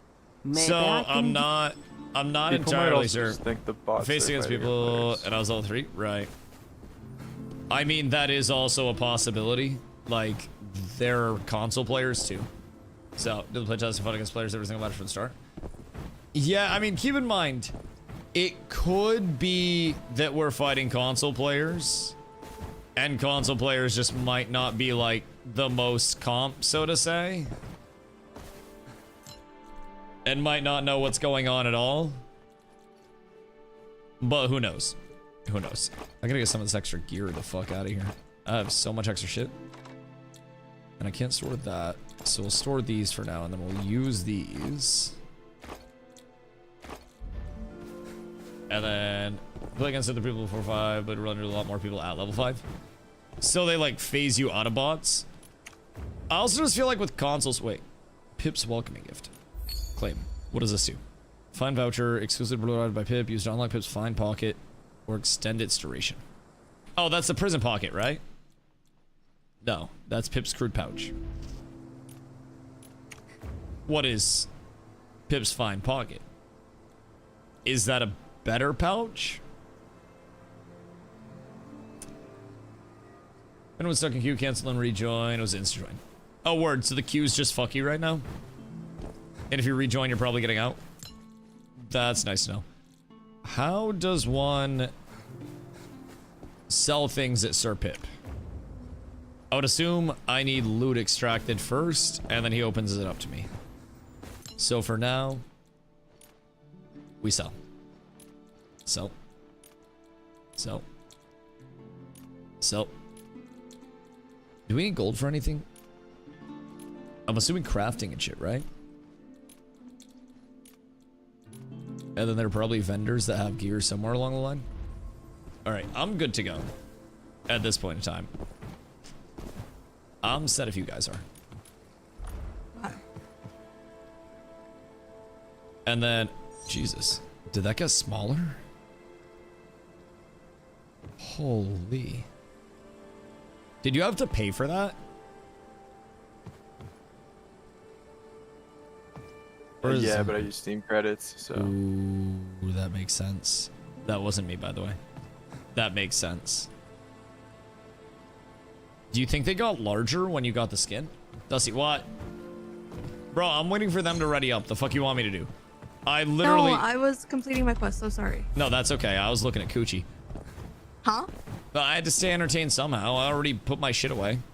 The fuck am I supposed to do? Then? I'm just trying to appreciate the character models that people worked so hard on. And show them that there are people that value your... Yeah, their hard work. And get hard over their work. Assets? Yes, assets that fair, they I work did so not hard expect it to look like that in game. Expected it to look even more revealing? Is it too That covering? would be a little more family friendly. Let's see. I made a mistake. The good news is I brought a shitload of healing pots. Like, I brought a fucking ton at a hover. I'm gonna hit a motherfucker in the face with an axe if I see one.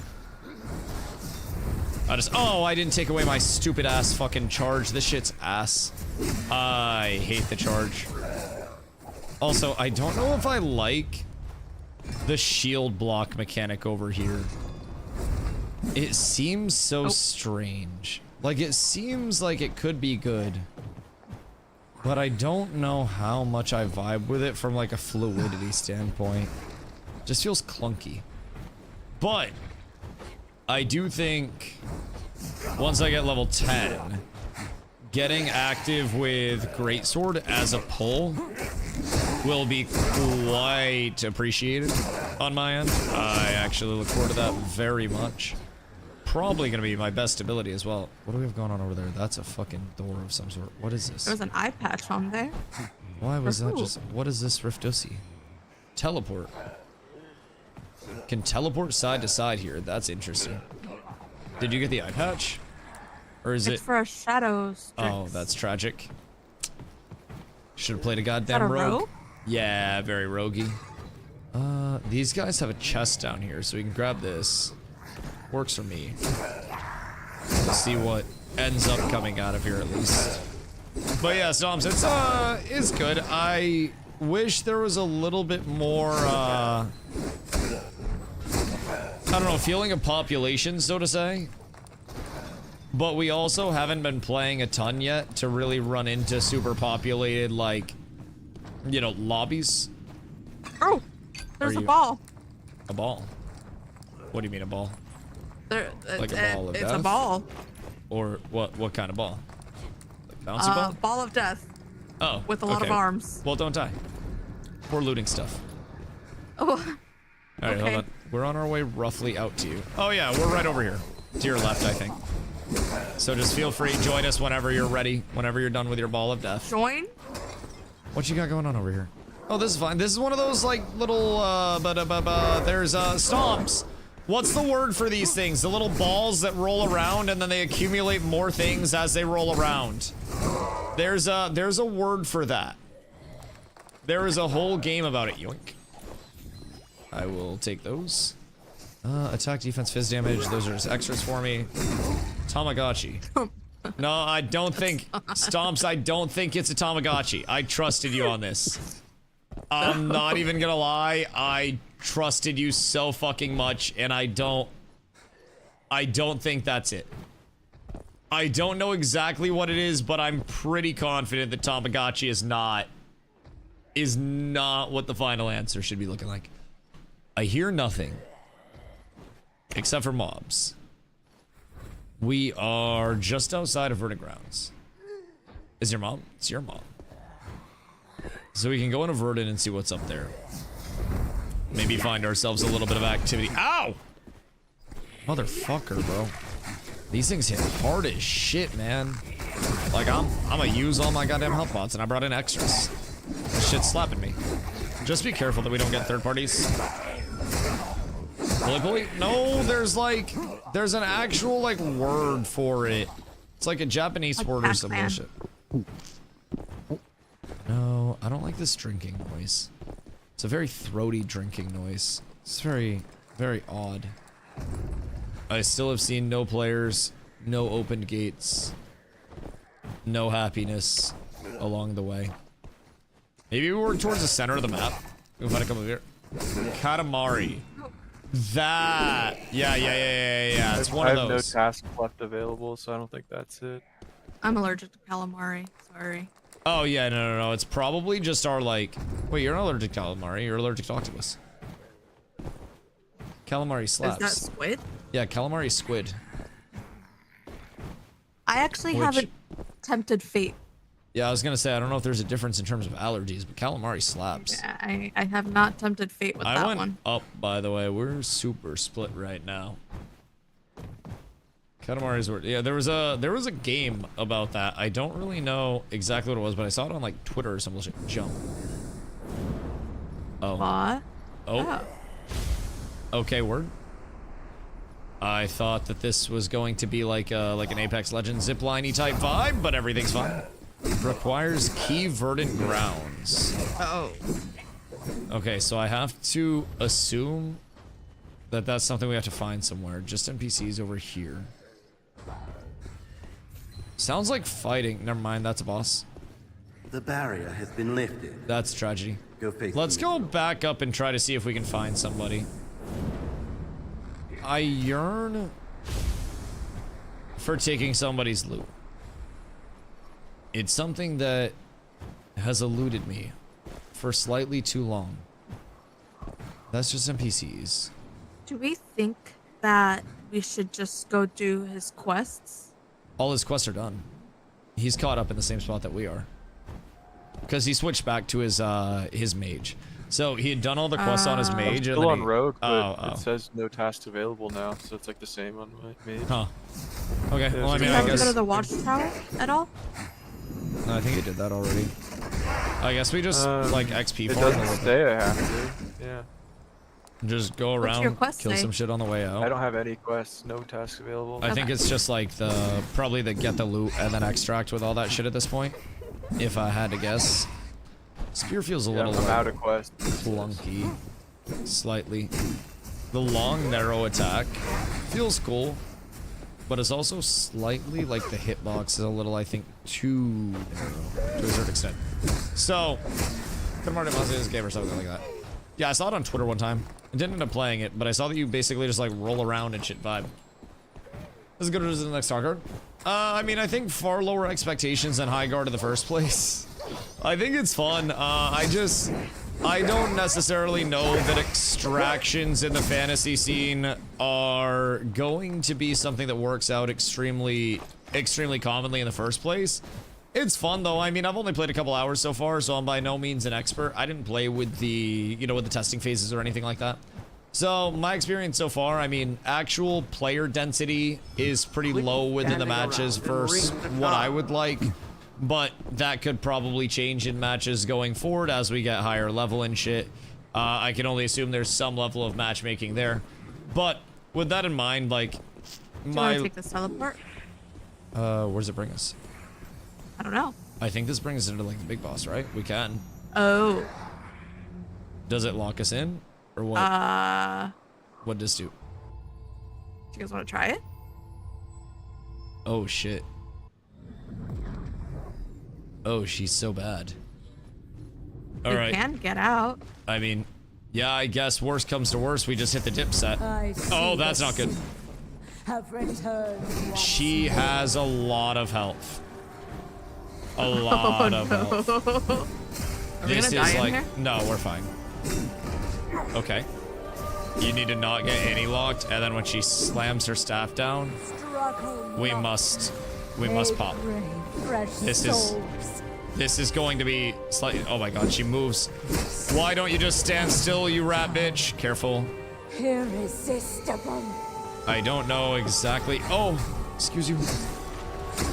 I keep getting caught in that. Oh, she hits so hard. Oh my god. Okay, I'm gonna run and heal a little bit, I think. The ads even hit hard. Holy shit. Oh. I can't get heals off because I'm gonna hit so frequently. Oh, I'm impaled. I'm getting wombo combo. This is not good. This is not good at all. I think we should probably hit the dip set. I'm not gonna lie.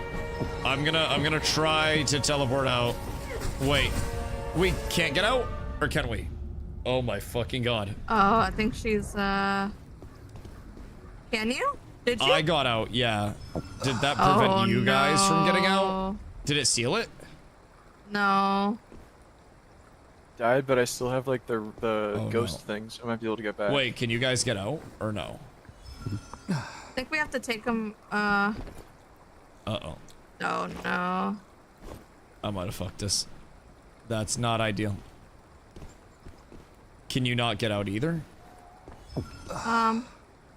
Oh, that's so bad. Should I come back in? I think we want to be a little bit more prepared for that. I think that's the hardest boss. Okay.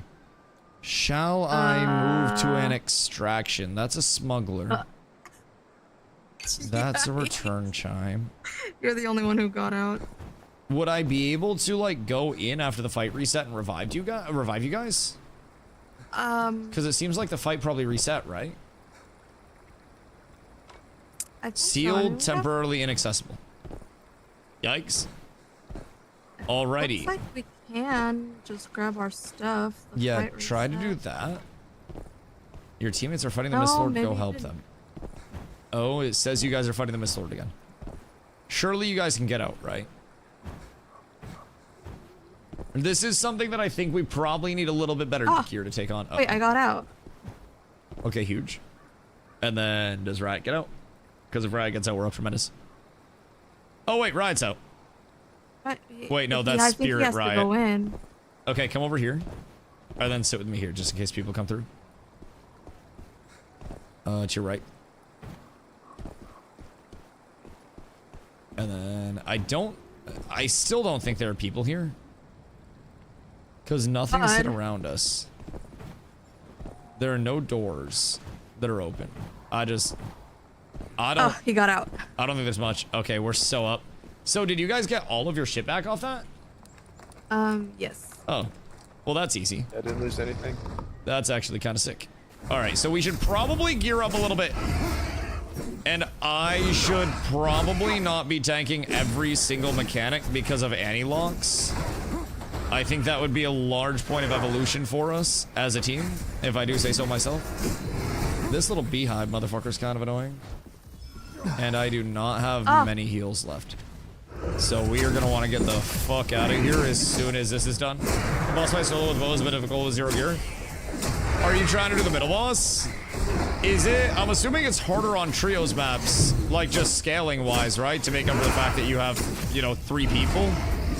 Wait, look at the chickens on the side. Where? Look, on me. Come here.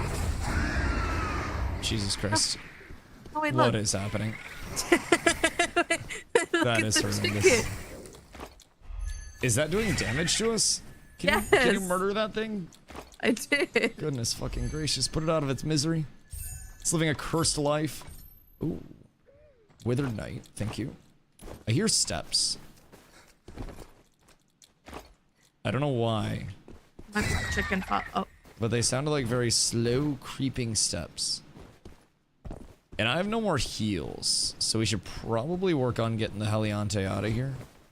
As much as I would love to stay, I've blown through all of my heals because that middle boss just kicked the shit out of me. Give me the same dark lag when you enter the player area. There's a what? Returning chime up where my ping is. Oh, yeah, like up to the north of us. Yeah, that's where I was bringing us. We just gotta get up here for it, and then we bolt. But yeah, there's definitely a little bit of lag when you go into certain areas, but I mean, I will say, as you play in the area a little bit more, I think it gets far more fluid. At least that's my experience with it so far. The gameplay doesn't feel bad by any means. Stand here for a sec. Big heals. Okay. Oh, I love heals. Wait, so how does your heal work? What do you have to do for that? You just stand in my circle, that's it. Oh, the okay. circle that I placed down. Hold on, might be people. Although I don't think so. Can you can drop that in combat too, right? People up north. Get back down under here. All things See what they're doing up at the height. Because if we just go up there, they're we got 7 minutes. Yeah, that's fine. That's fine. We're right next to it. I just want to figure out where these people are going because I heard 3 up there. They hear us as well. They're above. So I want to see if we can get them to come down or we can get an alternate way up. We'd have to go around to the left through the mobs. And I don't think that we can just blast up the ladder. Let's go up the ladder. Get on me and then get ready to go up the ladder. Alright, get ready. I think they're right in this house. They might be low ground. I'm peeking through the wall right now. Open the door. They're low ground. They're in the water. Yeah, open the door. You're good. You can clip through the walls. Below us, below us, below us, below us, below us. Right here. Yep, stay out, stay out, stay out. Okay. I see the 2. Looks like actual players. There's 3rd. Oh yeah, they're actual players. players. Get some trades. Actually. Get some trades. Get some trades. But I can't. We're too far. We can drop back down. Let's get ready to fight this. Oh, I went up. Never mind. Alright. They're coming out a little bit. Try to get a jump on one of their squishies. Looks like they have Mage Seer. Try to go on Seer if we can. He's on the right side of the door. We can stealth on that as well. Come up to the right and then we can drop down on it. Come on, come on, come on, come on. And then jump on the barrel and get ready to drop in 3, 2, 1. Whoops, I threw that. Follow the butterflies all the way. I'm charging in. I'm on the back line, back left. I've got Ren down here weak. Oh, I got blinded. You're fine, you're fine. Their mage is, I think, relatively weak. He's kind of like running, trying to play his life. Go on, Zag. Zag, Zag, Zag. We have one relatively weak. He just popped another heal. Go on the melee. Melee's weak. Melee's weak. I got 2 up here. My good man. Can I interest you in sucking my dick? Please. Alright, one down, one down, one down. Hunter, the Gildan Mist is coming. And then on the backside. Zeke weak. Can get back in. Whoops, I canceled that early. My fault. I can't see jack shit. I think this is the blind. Yeah, that blind is crazy. That shit is actually oppressive. I'm gonna get into the back line. Make sure they don't get any reses off. Ren is 1. Whatever's going on back here, end up 1 down. And then last heal down on Z. Good sheet. I think we win. Yeah, we do. First one is the mouse one on the door. Bro, the sense is too high. We haven't got any actual fights yet to know. The sense is high as fuck. I would recommend reducing your sense below the stock 50. I'm gonna execute. You guys got that. Yeah, I'm do your going thing, to do your thing. Oh, there's a boss that I aggroed over here. I think he's trying to... get me brought in over there. Did we get the last kill over there? I think we got the last kill. Okay. I could use heals if we happen to have any. We don't have any. That's a slight tragedy. Alrighty. We have literally no heals. And I think those guys probably used all of theirs as well. Let's see. I got 1. Oh no, they have some. There. Cool. Thank you, thank you, thank you. I got some of their body as well. There's 1 more over here. Hold on. Bodies. We're good. I have some heals. Wait. You let him go. Did someone extract? Or no. what? No. No, not on us. But I don't know what that sound was. Like what the little voice note was. Spear feels good. Spear feels nice. I'm excited to unlock a couple more abilities with it. And I'm trying to figure out the range on these things as well. Sometimes the range is feeling a little odd along the way. But I think that's also just getting used to like spear being a very, very, very narrow hitbox. Okay, we have to extract. We have to. Yes. It's literally like right behind us, no? Is it there? Like... Oh wait. What's that? Whose waypoint is that? Let me hear. Who's got Who's got the extract? It says the one on my ping. Yeah, right there. Up here? Okay, let's go up and around this way. And then just open this door and then go to the right. We're up tremendous. We're gonna do the same for arrows, I believe. Well, in terms of the throw? How do we get through here? Back through these door. And then out and above. Yes. Yeah, we're lit. Alright, well at least we finally ran into players. That was an actual fight. So that was nice. They tried. You won't make it out. Sense needs to be adjusted very heavily. We gotta go across. I think. So just drop down again. It's right next to us. Willow on here too. I would assume a lot of people are gonna be coming over and checking it out. I just don't know exactly how long it will be sustained for, but if any people are into each other, I know quite a few people that are over here. I'm shocked that I haven't seen anyone yet, but I enjoy my peace and quiet over here too. Wait, so what does this do again? Does that just show us like the direction that it's in? And then it's this little bell thing out here, right? No, it's in here, Dusty. It's gonna spawn in here. Fucking Christ. My fault. So it spawns at the end of this? Yes. Oh, okay. That makes a lot of sense. I think Greatsword will feel really good as well once I get the pull into like the guaranteed wombo combo facilitator. Greatsword right now, just playing off of the charge, can be a little bit... I actually kind of like the charge, but I feel like if I can get the pulls in, and then I can bring somebody out of position at 3, 2, 1, and then just slap the shit out of them, then it's gonna be pretty solid. Spear I'm excited for. The engage feels pretty nice along the way. Walking into light's fucking crazy. The engage feels pretty nice. I'll probably keep that in the kit. But I think the largest thing is we just need to level a lot more than we currently are. Oh, we can spectate. That was an actual... Oh.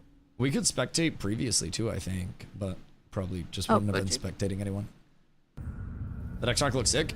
The game visually is really solid so far, I'm not gonna lie. I don't think the game falls short visually at all. That's definitely not my concern with it in the slightest. Oh, we got level 5. Yeet. Oh, yeah. So now we have skills. I don't think we I unlocked other places as well. Oh, did I? Wait. Javelin throw, spear barrage. Oh, I want to change this because that charge was ass. And then greatsword. I haven't unlocked anything else useful other than parry. Which parry could still be okay. But let's see what we got over here. Got a yap to pivot again. Receive blessings. Switch class to Decipher. What's the Decipher to? What is this? Participate in event. Amidst the ruins, blah, blah, blah, bloodbound cipher. An ancient gold decipher that can be brought to Windrest Camp to be deciphered. Reward preview. Razer wireless gaming mouse. Alienware gaming PC. What? Wait, I'm so confused. Most of these ciphers gonna be ready if you discover them with a match. Start bringing them back to Windrest. Ciphers acquired. Decipher.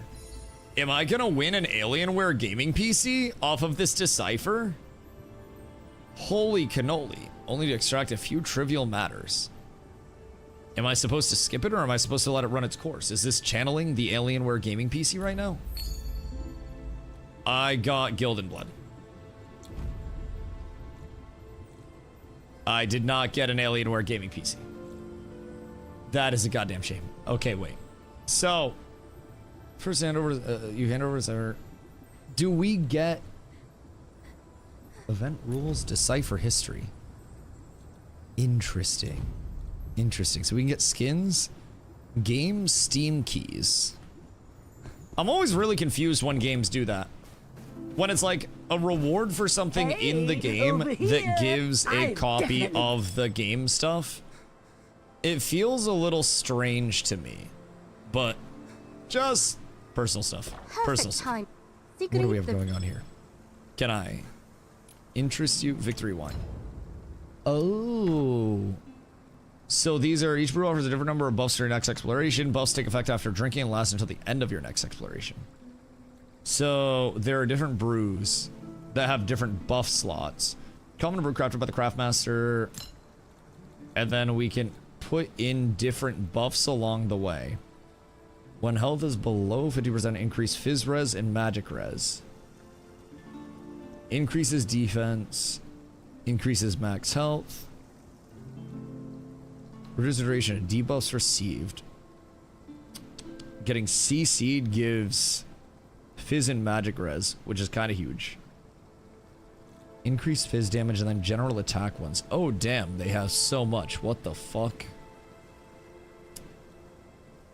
What the actual heliante? Skill cooldown speed, chanting speed.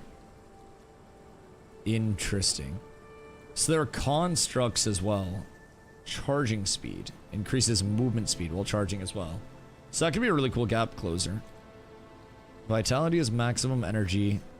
Spirit shield is shield strength. That's all defensives. Damage of the execution upon a critical hit, recover energy.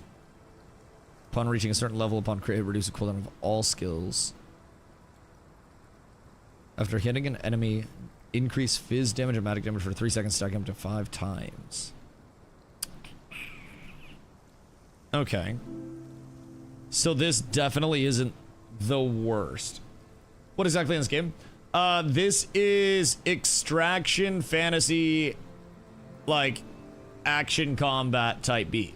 So picture like Dark and Darker, Legacy Steel and Sorcery, Eldegard type beat, but general extraction type vibe.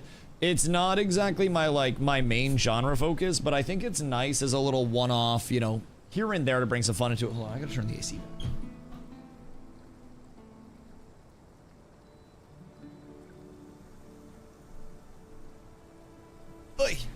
Okay. But yeah, in terms of extractions, definitely a side point for me. When I do check them out, I don't necessarily expect them to last a ton. However, it's kind of fun. Kind of fun so far, I will say. I think I'd beef up.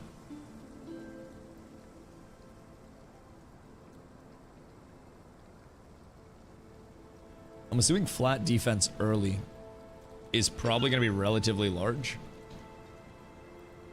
And then, oh yeah, it's 2. Interesting. Each time you take damage from a different enemy, you gain magic and fizz res. That's kind of cool. Between you and your enemy is greater than 5 meters when hit, temporarily increase your magic and fizz res. That's not bad either.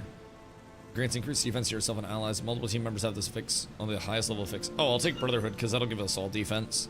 So I'll just go double defensive with Aegis and Brotherhood. And then we'll all just be tanky as hail. So I'll help out there. Not like extraction games 2 box in. Yeah, I mean, I think they're fun for a little bit, but I feel like with extraction games, the core flaw, at least in my mind, is either you are very good at extractions and you end up basically dominating and getting everything you could ever want, or you're not so good at extractions and then you end up getting shit on constantly and it's not the greatest of times. And I think over the course of the first couple weeks, you'll start to see, you know, which side people will end up on. And I think at a certain point, extractions can do a solid job of disconnecting from the casual audience a little bit. Which, honestly, that's perfectly okay. But I think at a certain point, it's a little bit difficult to retain numbers in a healthy player base if you've disconnected from your casual audience entirely.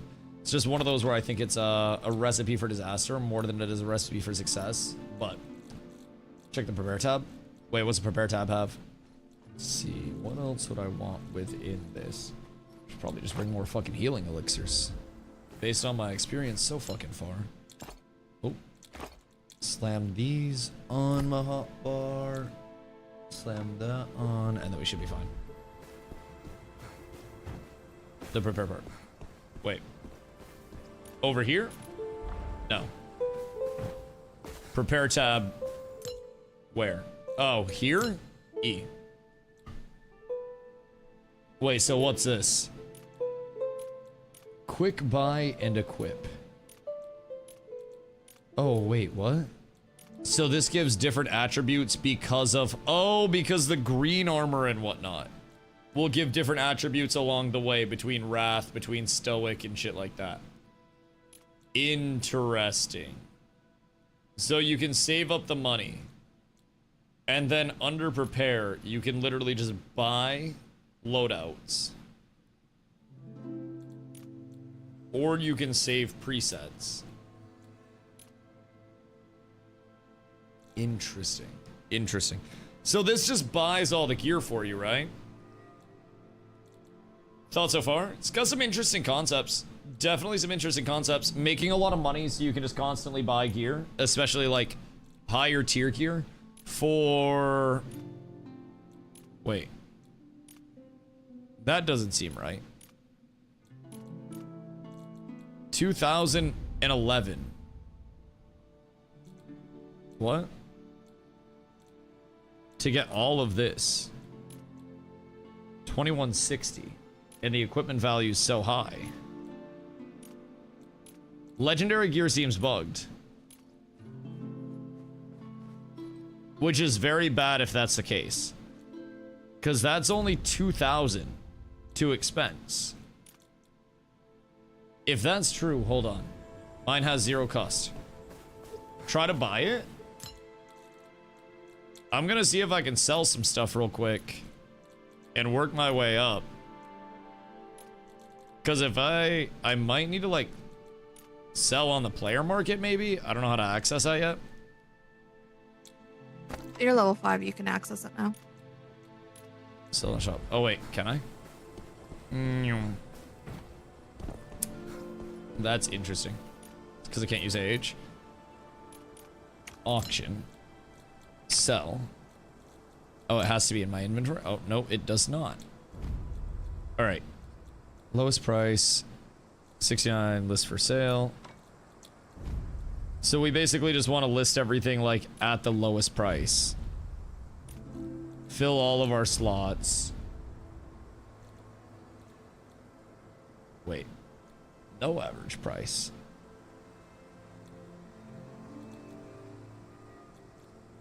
What's different about these?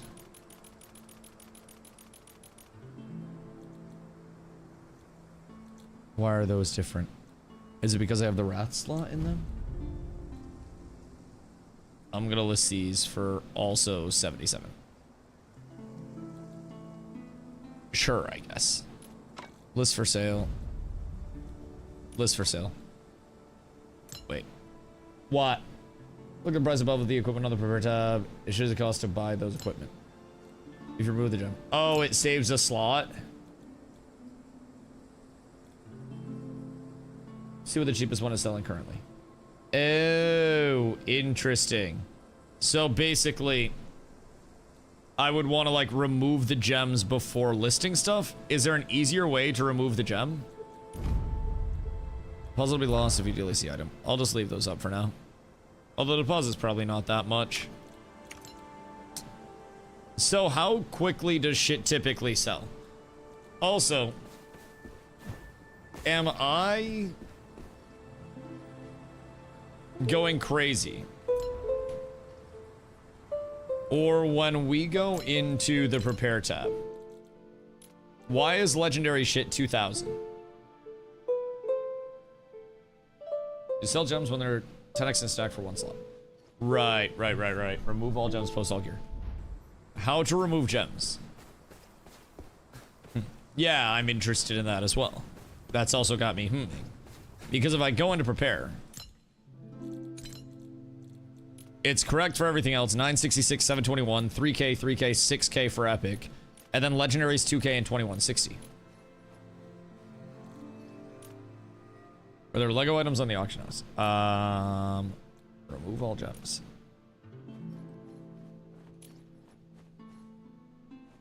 Wait, what? Does that go back? Changes have been automatically saved. I don't want to do that. In the playtest, I put generic items in the auction house so people could always buy gear. So I put 50 of each, 50 epic of each item in an auction house. I don't think it's unlimited though. Okay. So maybe I try to sell stuff. Average transaction price. in value. So these will probably be pretty expensive. If I can sell those bad boys. Sell to shop. Those do nothing on the shop. But player-wise, they probably sell decently. Those items. These are just like player-to-player crafting stuff, right? No use right now because people haven't upgraded the camp. Oh, so they'll get super expensive in a couple of days. That makes sense. And then they'll just skyrocket right up. I'm trying to figure out how I can get to 2K real quick. Just so I can try to see if I can actually buy that. Click post on auction house. Is it what price they're posted for? Right, right. But all of my slots are full, right? Wait. How many slots on the auction house can I have? Did stuff sell?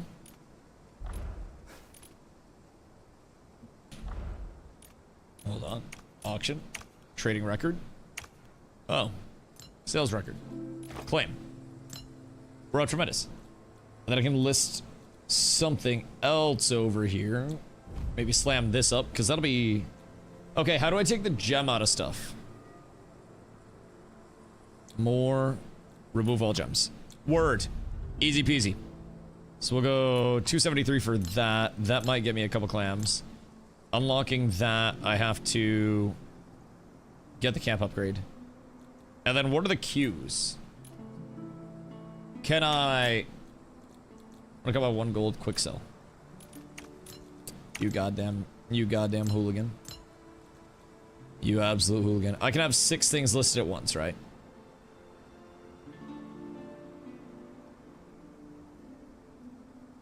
Just in the future, look at legendary gear. How many person? Legendary this one? None. Literally none. Can upgrade the auction house to 20 slots. Interesting. Okay, interesting. I might just try to keep like... I think the prepare page is LARPing. But what if I can buy it?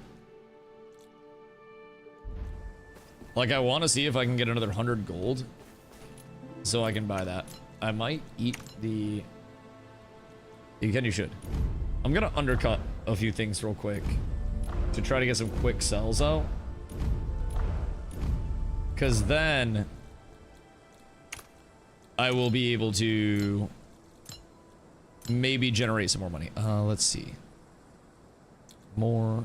Why can't I remove the gems from these bad boys? First I do... sell everything and buy. Place sell to shop. Can I do it from my storage? Is it a Dusty stream? No, no Dusty stream. No Dusty stream. Can't upgrade items to maximum warhorn and wine. I don't think I've got to those yet. Okay, so I literally can't like do this. Confirm sale of above items. So if I go into the actual like auction house interface over here. I have a little bit more freedom over listing, it seems. So here we can go -1. List for sale. And then we can go 59 is the lowest price here. So you can go 58. And then list for sale. And then hopefully that bitch sells fast. And then this is 69 lowest price, so we'll go 68. This is 66, so we'll go 65. This is 60, that's 50. Oh my god. I guess I'll go 49 and get absolutely fucking hosed. Because I would like to try to make a little bit of money out here. If I do say so myself. I need some things to sell. How's the MISTFALL? It's fun, I think. There's a solid amount that you can do. I have unspent talent points. Fuck! Night specialization, Plumberman Shield. You can equip 1 additional spell. Increases spell cooldown speed. I will take that. Okay. WeQ. Sorry. The camp maintenance goes absolutely fucking crazy. But the combat seems fun. There is a lot all at once, I think, as there is with extractions, as you try to get situated with, you know, getting your camp upgraded, going through the initial quests and whatnot. There's a good amount, but at the end of the day, it's action combat. And I think action combat itself makes me happy. Makes me very, very happy. So, hand over brewing ingredients. What are the brewing ingredients? Submit. Guild Hunter. Oh. Did I give her the rest of them? Kill the Great Axe Berserker. Victory Wine. So Alrighty, now, Dusty. did I get... I queued us. No, you didn't. I literally... It went away. Oh my god. How does this happen to me? This is fucking terrible. Check when you get perks. I already made one before we went on that camp binge. So I drank one before we got situated. How's it so far? It's fun. It's fun. We just last match fought against our first like human competitors, and it was fun. I think the combat being action combat in itself is comforting to me. There's a lot of, you know, as there is with any new game, inventory management, trying to understand what you're upgrading it for in the first place, and all of that side of it, but it's been fun. I like action combat. I like the movement. I've only played one class, and there are quite a few different classes that you can check out too. So, trying to get to the point where we see more and understand a little bit more. Coming up against the world PvP is uncomforting, but nothing's that. Yeah, I mean, for me, I do like the full action combat side of things. It's actually, I don't know, it's quite nice. Ah. Wow. Well, I found him. Oh, did you? I'm on my way. See upstairs. Yo, Phoenix, what up, brother? What's this? This, my friend. Oh, God.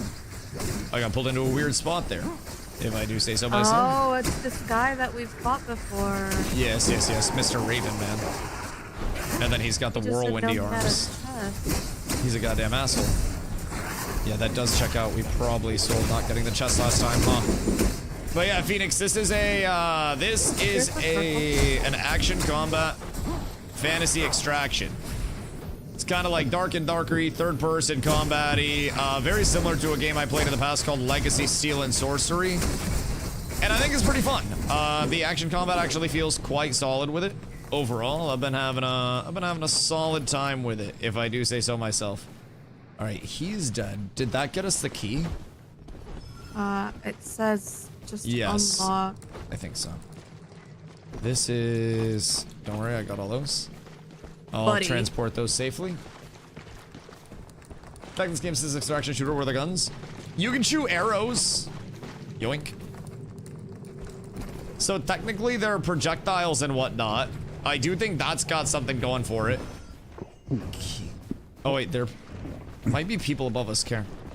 Let it be known, Dusty's a loot goblin. I'm just faster than you. Careful on our backside as we go up. Oh god, that scared the fuck out of me. Yeah, there are people up here, Come back towards the... Yeah, I hear them up. Yeah. Full group up. Come back to my ping over here. We'll pull around and we'll get ready to fight. Where is... Okay, right, it's coming. Yeah, they were up on top there. I'm gonna try to get a peek. Careful, because we have the harpies around us as well. Make sure you guys heal up. You're a little weak. They were up top killing mobs there. And I don't think we have a good way to get up there right now. Unless we go, like, all the fucking way around. Which is less than ideal. I'd like to push them, but they have the height. I don't think we can get up this way either, can we? Oh, wait, we might be able to. Yeah. They're coming up the ladder. Right now to our right. Get up on this, pass. Oh yeah, they're here. I'm opening the door. Go up and then go to the right. Ready. I'm going in. Never mind, I missed. We've got someone around us. It's okay. I'm on there squishy in the back. Very, very squish. Oh god, careful. Lot of mobs here. Lot of mobs. I'm getting CC combo to shit. I just gotta drink off. I got 2 rogues on me back here. Oh my god. The double rogue is so toxic. I'm just like stagger locked. I can't fucking play the game. Oh my god, I'm throwing everything. I'm on their caster. In the back, very weak. I think Faye died. Yep. I can't reach the fucking caster. This is so tragic. Very weak.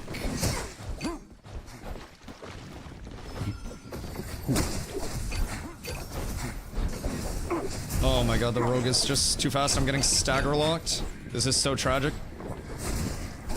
I can't get out of the stagger. I legitimately, I need to play rogue. Yeah, I'm dead. I need to switch to a rogue. It's too strong. It's unironically too strong. This is just too slow and clunky. The rogue gets 3 attacks off in the time that I get 1. There's one back in the choke. That's my fault. Big surprise, rogue's so strong again. I played rogue in whatchamacallit, in Legacy, because it was just too fucking strong and it was too quick and the stagger lock is too goddamn good. And there I just couldn't play the game because any time that I tried to attack, I went.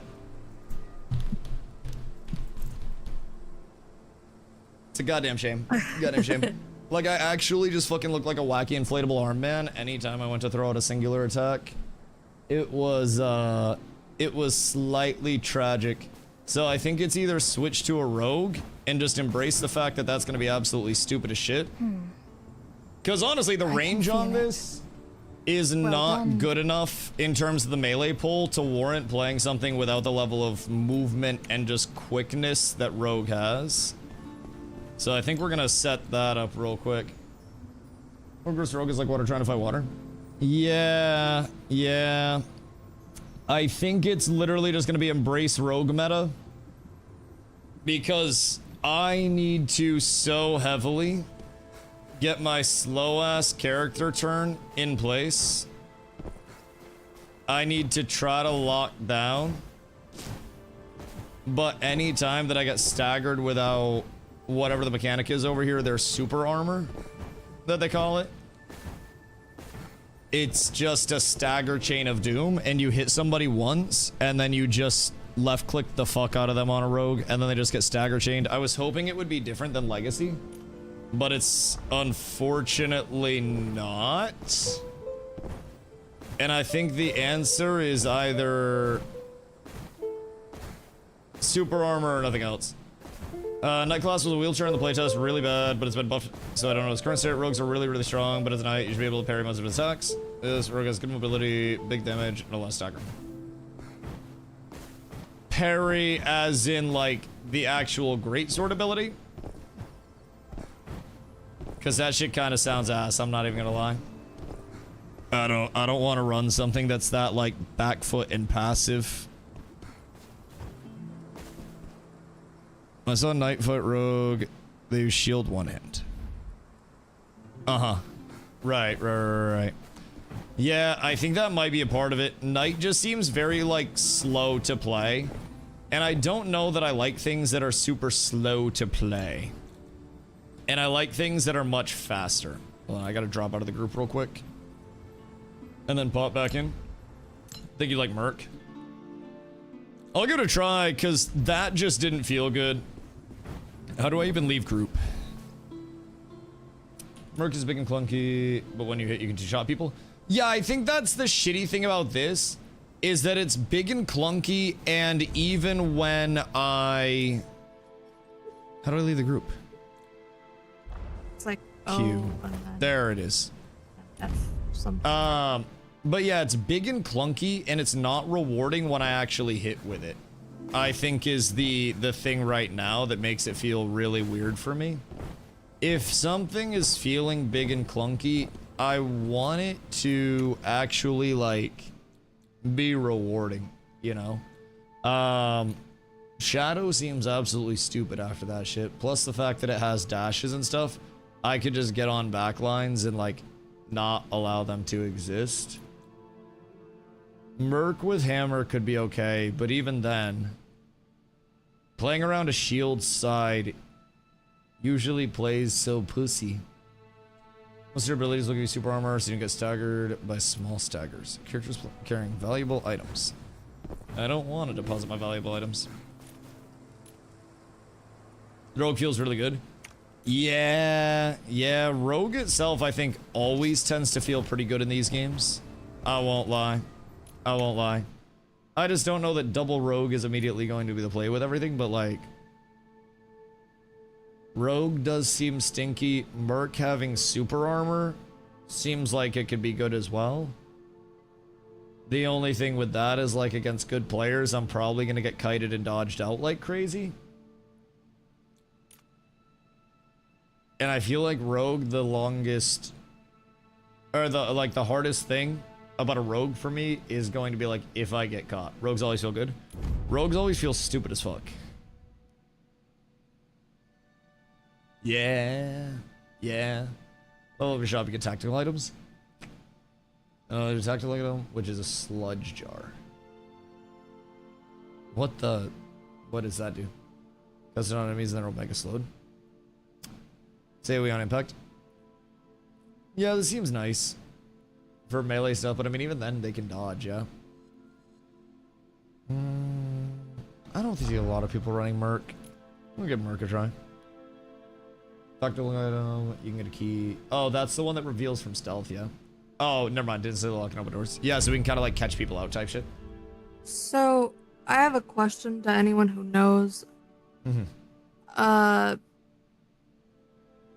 Novice combat bag, like the free loadouts, I just had 2. I just got 2, even though I just had 0 like a second ago.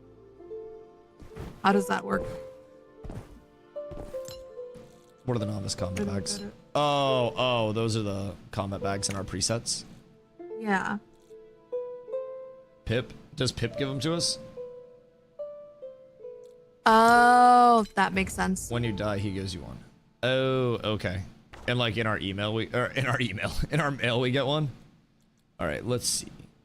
So sword and shield over here. Dash forward a certain distance with the shield, striking enemies on the path before stopping, dealing fizz damage. This is the shield block attacks from the front. Maintain the shield stance and line movement while the shield is raised. Right, so that's just a general block. Dash forward and perform 2 slashes. Raise the shield, protect the body while stabbing the ground with the sword, deal fizz damage to the dash forward. Scattering rocks and dealing fizz damage. Jesus Christ, that's such a long windup. Dash forward and perform 2 slashes. I like the double movement. I like that so far.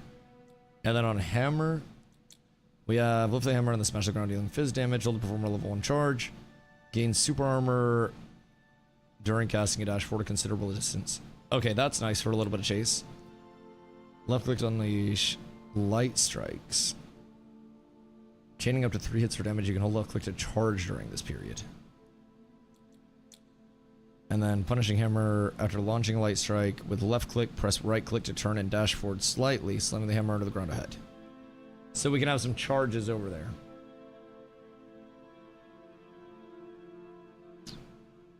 Interesting.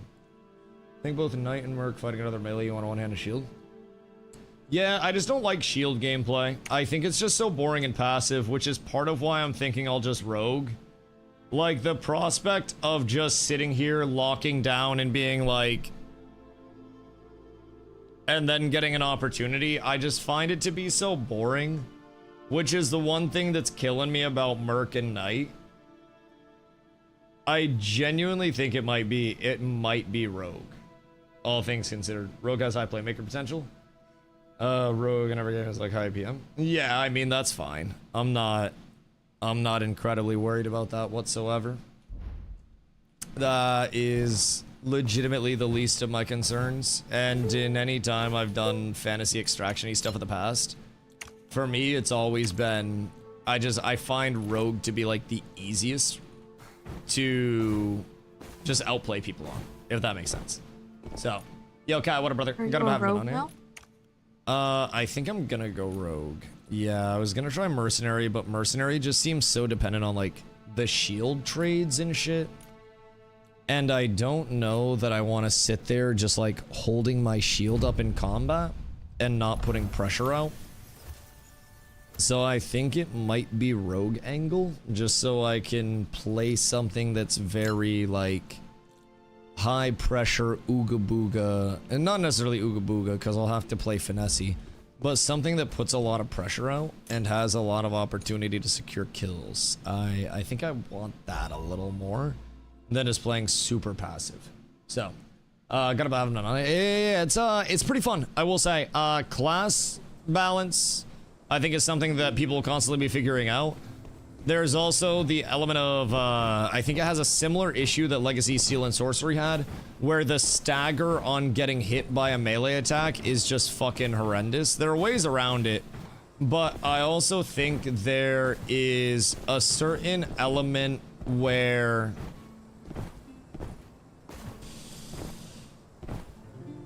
for new players, if the game feels real bad right on the start in their first fights, then new players won't even get to the point of, like, understanding that there is a way out of it. So, you tried the Apogee PvP test? No, I did not. I haven't played any Apogee.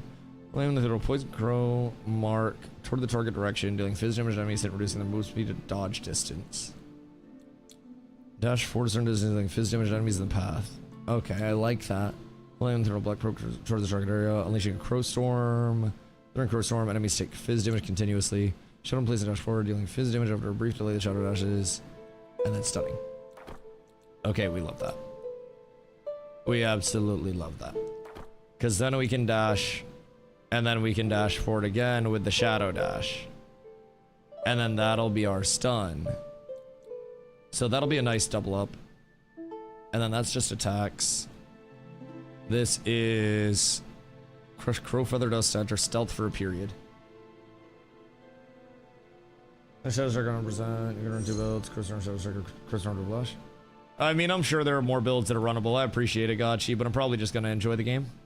Like, I do appreciate it, but I think I know well people mean well that, like, people recommend builds and stuff. But y'all gotta understand that kills games so fast because people don't actually, like, adventure or anything at that point. They don't play the game for themselves. And, like, I know y'all mean well when you're like, oh, I'll recommend a video for this. Oh, here's the build for that. But, like, it doesn't make it fun. And I think y'all forget that, like, none of us are good enough to play video games for money or take it seriously. So we all need to have fun. Even if we might have been rank 1 in Ashes of Creation, that was a game that had so few players that were all irrelevant. And I think all of us need to stop acting like we're all top 0.1% players and just, like, enjoy games again. And that's what I've been trying to remind myself of. That, like, I'm not really good enough to, at this point in time, care about the optimization of things. Especially a game that came out 3.5 hours ago. And I know that there were betas that were played before it. But this is already an extraction that's probably going to be dead in about 2 weeks. And I just want to play the damn game and have fun, man. I just want to enjoy it. And I just want to go in and I want to not worry about watching a bunch of videos from people that spent 1,000 hours before the game even launched, no life in the game like we would have done with Ashes. And I just want to, like, I just want to enjoy and explore and have fun. And I'm not worried about catching up to the players that have thousands of hours already, because that doesn't matter because they're not making money, I'm not making money. Technically, I'm making more money, but none of us are making money to actually play it. You know what I mean? Thank you, love. I got Pringles. And I feel like we all just gotta get back to the level of, like, enjoy it. Let people cook up, watch them cook up, see what they're trying to do. And I know y'all mean well. I know y'all mean well. And that's why I'm super appreciative. I just, in some other instances, I know a lot of the time, like, there are people that definitely, like, don't mean as well, and it becomes very tedious quite quick. But I am very thankful that I have people that'll point stuff out. And it's something where, you know, it helps me in games a lot. But I definitely think sometimes we all gotta realize, like, game's been out for 3 hours. I just switched to Rogue. I got no idea what's even going on. I don't even have all the shit unlocked yet. I want to make a build that seems super fun and zippy, and if we end up there, then we end up there, and if we don't, then we'll get there eventually. But it is truly all love. Blood playing a few older games right now. Some of those fun I've had since hooking blinking mages into a trip. Leon, thank you for the hydrate, baby. Yeah, I mean, I do agree though. I think optimizing has just become a part of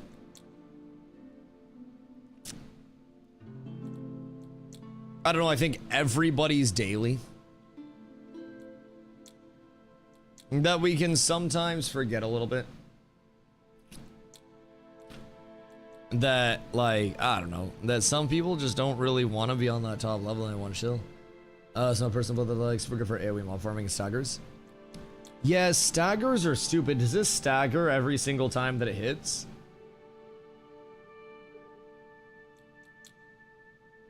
Yeah, it seems really good. Really good. What do you like running with it? Because I'm kind of torn between spinning slash and inspiring impale. It seems like one dagger is going to be my big movement. Because I have the double dash, no Mario Kart for now. Smoke bomb seems kind of cool as well.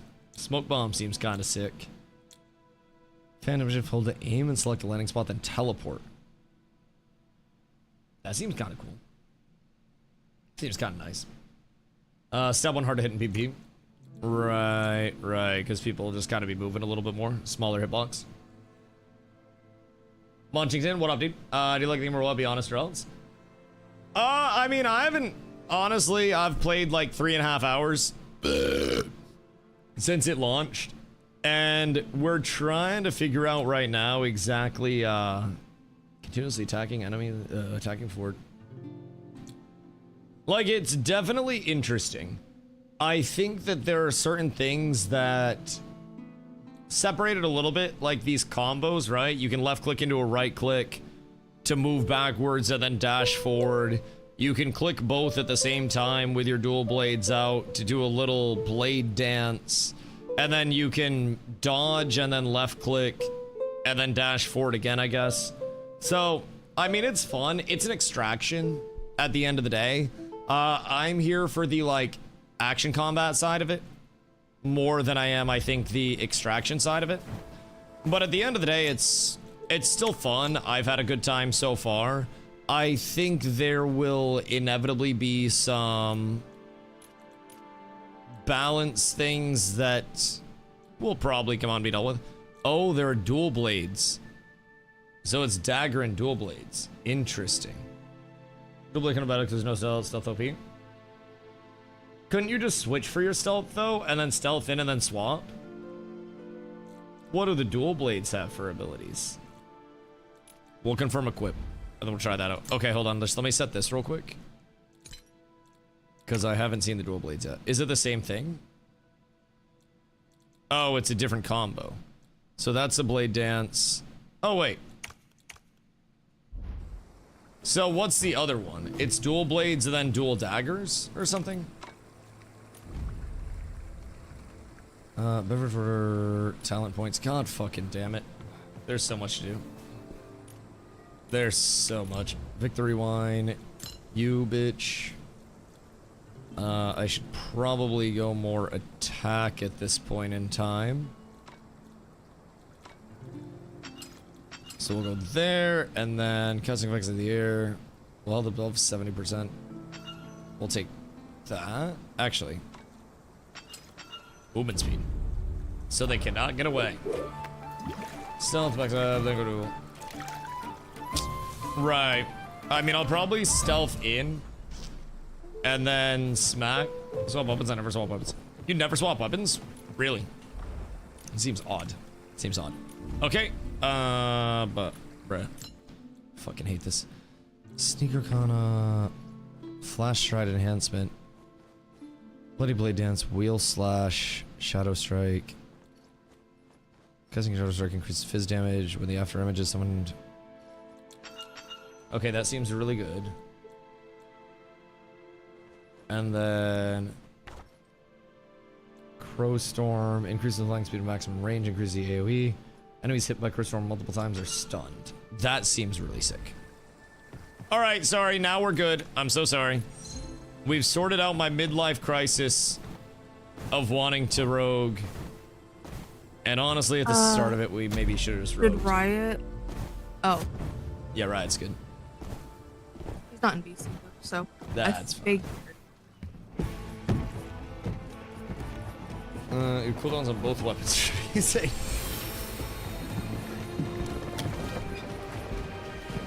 But what about the left clicks?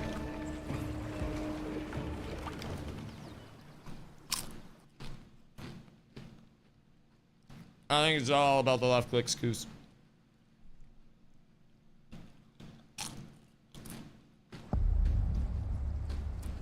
Alright, so I have... That's a little blade dance thing. And then this puts me in stealth. And then coming out of stealth, I have big ability, word. And then that's just my first dash. And then, excuse me? Wait, why can I not? I think my binds are wrong. Uh-oh. Everything's bad. Hold on. Hold on. God. Wait. Oh my god, I'm freaking out. Settings. Controls. Shadow Strix. Premier attack. Premier skill.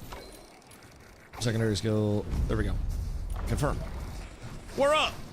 Okay, sorry. That is sorted now. That is entirely my bad. I unfortunately did not have my ship properly bound. We were up tremendously. Alright, so. Stealth, jump in, jump out. Have clone bash people. And then effectively just blast off of that. I want to fight people and make them feel as bad as I felt fighting a rogue there. I won't lie, I think that's my immediate goal now. I want people to experience the pain that I have felt on this fine day. And if they don't, then I am not serving my purpose. I need people to be miserable the same way that I was. So this is my little dash forward, and then I have Crow Storm that I can throw out in an area. Wait, no, but this. I'll try my Crow Storm. So I throw this out, and then if it hits multiple times, it stuns. Oh, well that wasn't that good. I think I forgot to switch that ability over. Me thinks it's up top. Thing is on top. Yeah. Yeah. I'm on my way. I don't think that I can press V to go up anymore. I'm not quite... Oh wait, is it a dash to go up the ladder? And to like speed climb it? Or what's the dealio over there? Because I feel like we definitely did not speed climb it there. And now we jump down, yeah? I'm just gonna go. I'm sure we're balling. I'm sure everything's just fine out here. We have absolutely nothing to worry about. The stuns seem incredibly strong as well, I won't lie. Like, any form of CCs I think feel really good. And if you can get a CC into just stagger chaining the shit out of people, I don't think I'll ever feel bad. Ooh. I got myself a legendary. That's going directly in my ass. And I don't think it's coming out. And I have... Is there no block with weapons? Depends on the weapon that you're using. If you are playing one of like the X and shield classes, then the shields will have blocks on them. But man, I really hate playing super slow and clunky with blocks instead of trying to like just outmaneuver, outposition, out zoom. I hear steps. Oh wait, never mind. I think that's Carla. Carla, you beating the shit out of something down there? I am. Okay, good. Scared me. Scared me. But yeah, in terms of like certain classes. Wait, door? Question mark? Was that one of us on the door? Because I don't think there's a door that opened elsewhere. I'm gonna open this one real quick. Oh. Good day, Meisters. Pleasure to see y'all. Absolutely love to have you. Oh, that is a little weird to try to hit. Just a smidgington clunky, if I do say so myself. I also have to get used to stam management over here. I don't even know how many dodges I have by default. I haven't fucked with it that much. The only thing that I know is that I have some dodges, and I have attempted to utilize those in a meaningful way. Let's see. We are...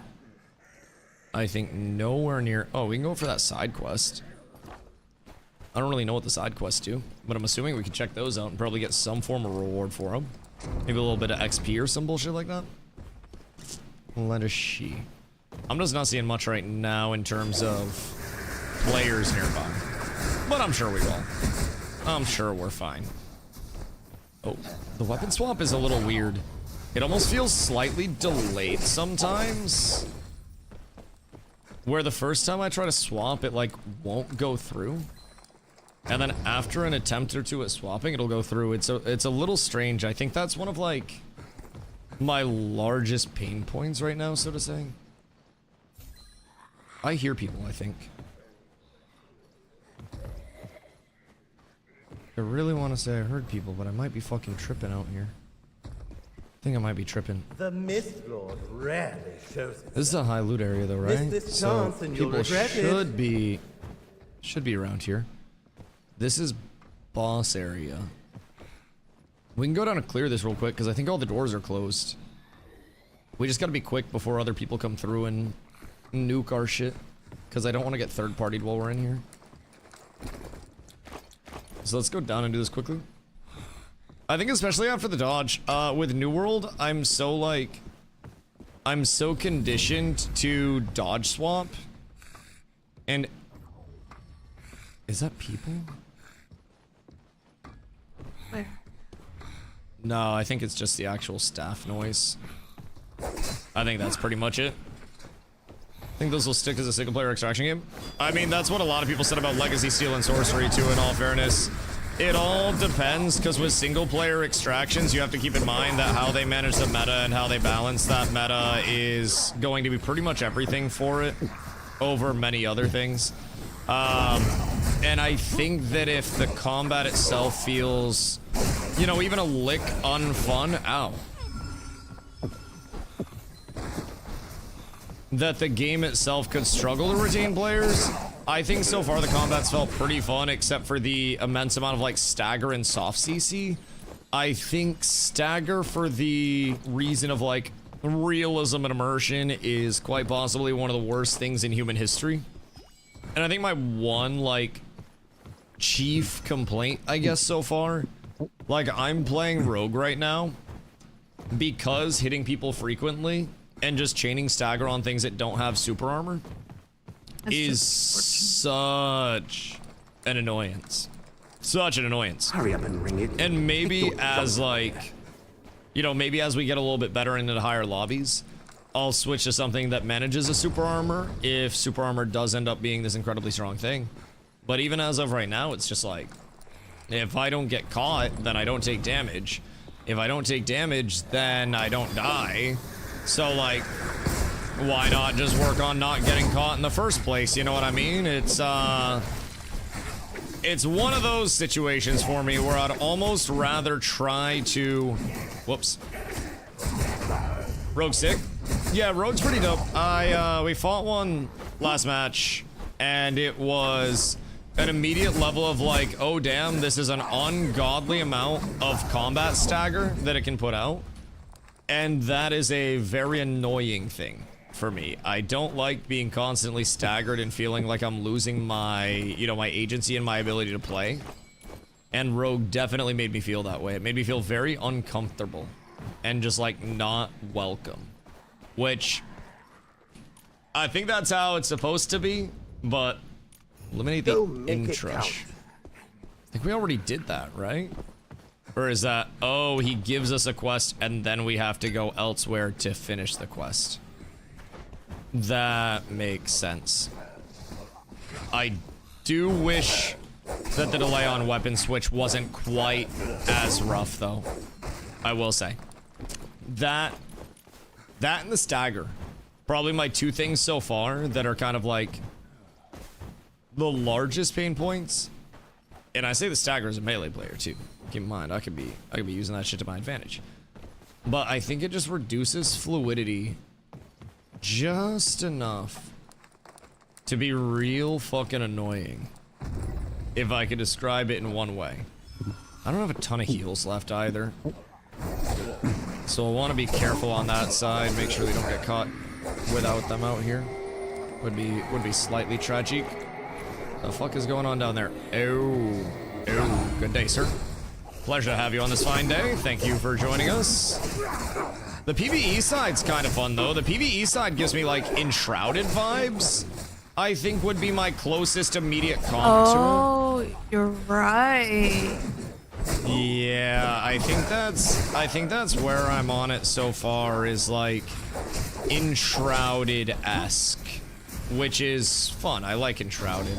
Well, but man, oh man, this weapon swap delay is killing me. Actually nuking me, slaughtering me. I hate it. If they get that ironed out, though, I'll be pretty impressed. So that was a side quest completed. Behind. Steps. Steps on height. Steps on height. Steps on height. Get ready. Oh, yeah. I'm gonna go stealth and try to get an intro. Stealth up with me. It's an archer. Right, stealth up, and then we get an intro on this. Going on the archer in 3, 2, 1. Opening up. Got the archer CC'd on the back end. They're trying to get out a little bit.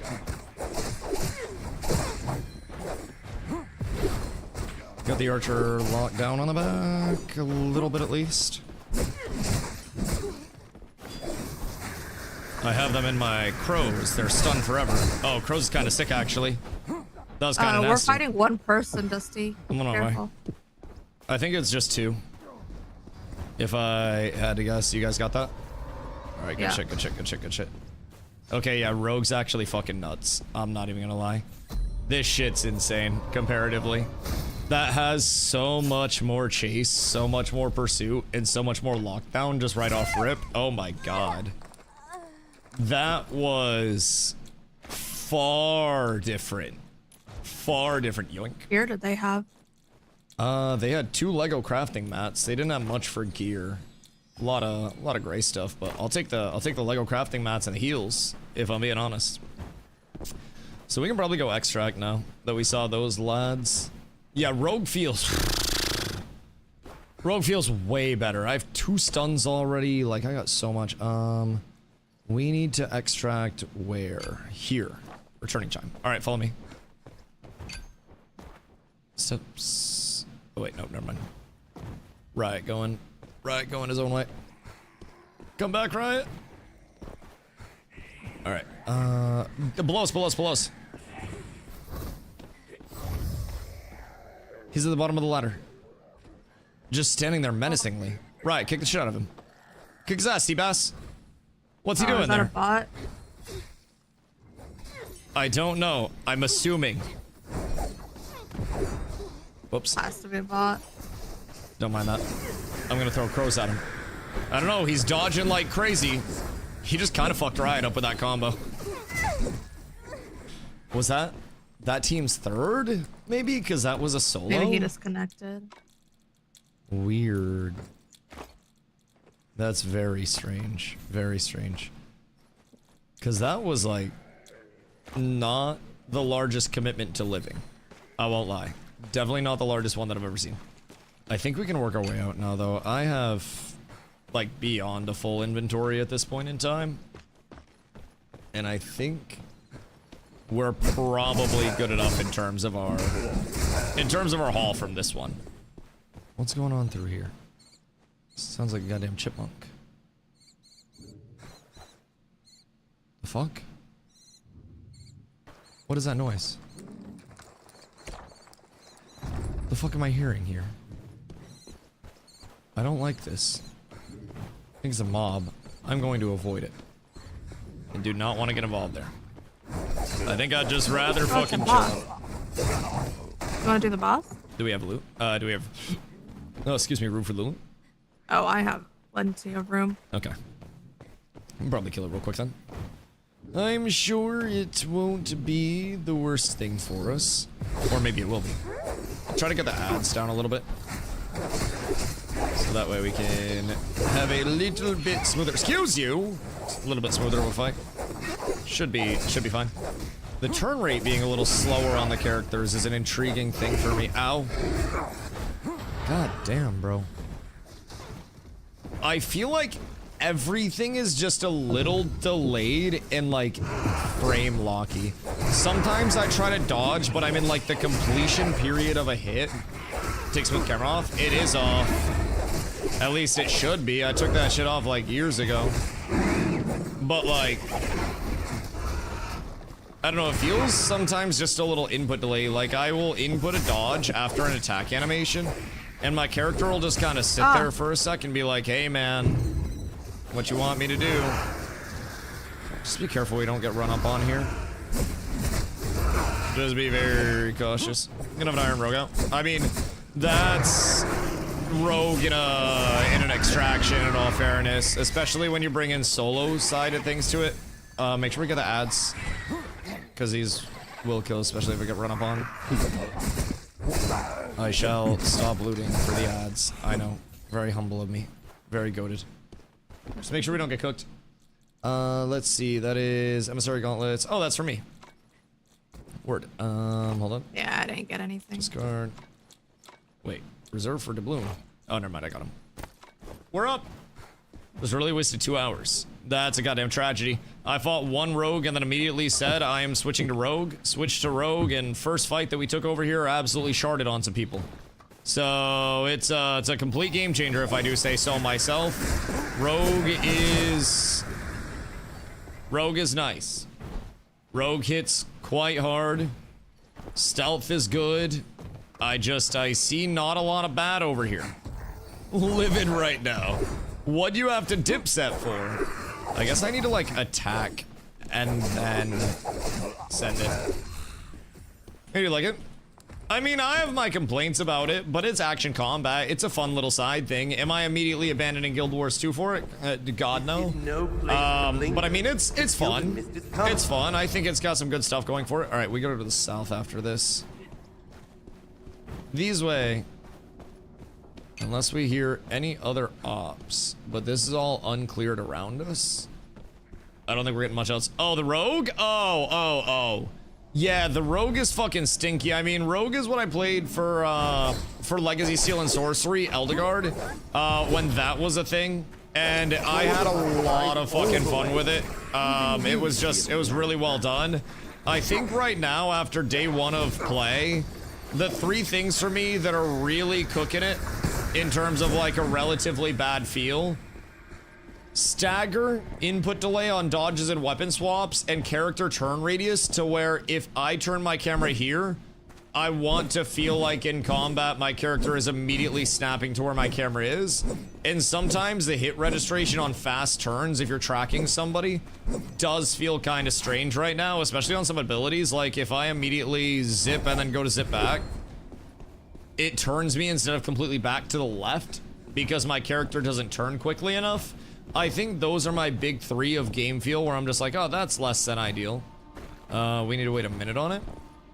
Or is it already active? Oh wait, it's already active over here, right? Or what's over on this side? Yeah, we kind of have to look for that. Oh, there's one that spawned right here. Yeah, we're good.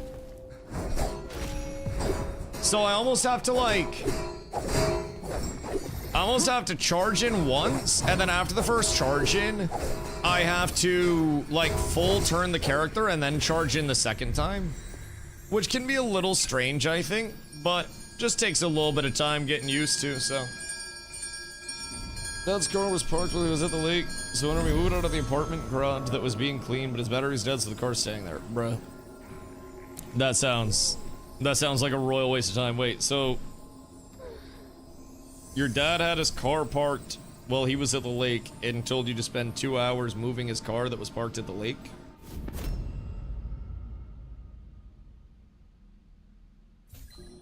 That, I am not gonna lie, sounds like quite possibly the worst time spent in human history. I'm not gonna lie. I'm not gonna lie. That shit sounds absolutely awful. Which was annoying at first, was whatever. Yeah, but then your entire night's gone. And it's so late. I don't know what time it is for you, but... dude, I'm fucking tired. I'm beat. It's been a long day. Let's see. Upgrade tavern. Can I upgrade my tavern? I cannot upgrade my tavern. Fill all. Oh, I'd have to buy for that. That makes sense. Jaeger, what up, brother? Alright, so let's see. Under the repair tab. Legendaries. 2059. And 2103. Buy and equip. Am I tripping? Or is this Sold out, sold out, sold out. So why is this? Chat, what am I looking at here? Because this says total expense for the legendaries is 2,000, but the equipment value is 14K. I'm extremely confused. And something tells me that it's not going to give me the gear if I buy this, and it would only give people the gems. Or only give me the gems. Because it says auto purchase, and it says all of that's sold out. Not including the legendary. Yeah, it looks like it would just be the gems, and then it wouldn't source the Legos. You're just buying gems for 2K. Right, so that would be the greatest scam in history. They probably should fix that UI stuff. Because that's going to cause a lot of people, I think, to spend all of their money. Because you look at epics, and epics are 6K. Apparently epics all exist. But yeah, that's gonna cook a lot of people. I think that was my last run. I'm tired, if I'm being honest. Let him get fleeced. I almost got fleeced. Just still awake. What's this game about? This is a fantasy extraction game, Mr. Ultra. So you can go solo or you can go in trios. And you go in, try to kill other players. And then if you succeed to kill other players, you take all of their gear. And you sell it. And you get some goddamn clams for it. And then you use that money to buy better gear, go in and kill more players and kill harder mobs. And you keep doing that until you get so bored that you couldn't possibly do anything else. Better Dark and Darker? I personally prefer the third-person action combat feel comparatively to first-person. Granted, it's very zoomed in for a third person, and you can't really zoom out. But I think I prefer this, you know, feel of a combat system to Dark and Darker's combat system. It is really fun so far. I think it'll take a little bit of time to learn. And there are small things within the movement system, like character turn rate and shit, that I'll definitely have to, definitely have to get used to. But it's pretty fun so far, I will say. Yo, did you see on the Zomboid grind? I've actually played Zomboid before. Oddly enough. I streamed Zomboid, actually. Yeah, Carlo loves Zomboid. We were going over like fencing tech and shit for the Zomblers. We put on different settings and whatnot along the way as well, yeah. No update today. Yeah, I never really played too crazy or anything, but it was fun while I played, I will say. It was a nice little game. Nice. My favorite game of all time. Project Zomboid, amazing. I know, you're kind of addicted to it to a certain extent. It's a little strange, but oh goodness gracious. Okay, I think it's where I call it bedge time. And then tomorrow we go back at it and we get some more reps in. And you got a level so we can actually get player lobbies. Because we'll probably have a pretty solid comp if you level and get set up. So, my boys, my dudes, my guys, I appreciate y'all hanging out here today and every day, spending time with me and checking out a new game along the way. I will be back once again tomorrow. I think we'll just be checking this out when I'm back, and we'll be balling, have a nice full day of it. So, you play Elden Ring Night Rain? I did not, so it's a little bit fresh for me, but yeah, we'll see where it goes, boys. All right, I will catch y'all tomorrow, my lads. We're gonna go see Mr. Icebox. He's hanging out vibing, so I love y'all. I appreciate y'all. I'll catch you tomorrow. Peace.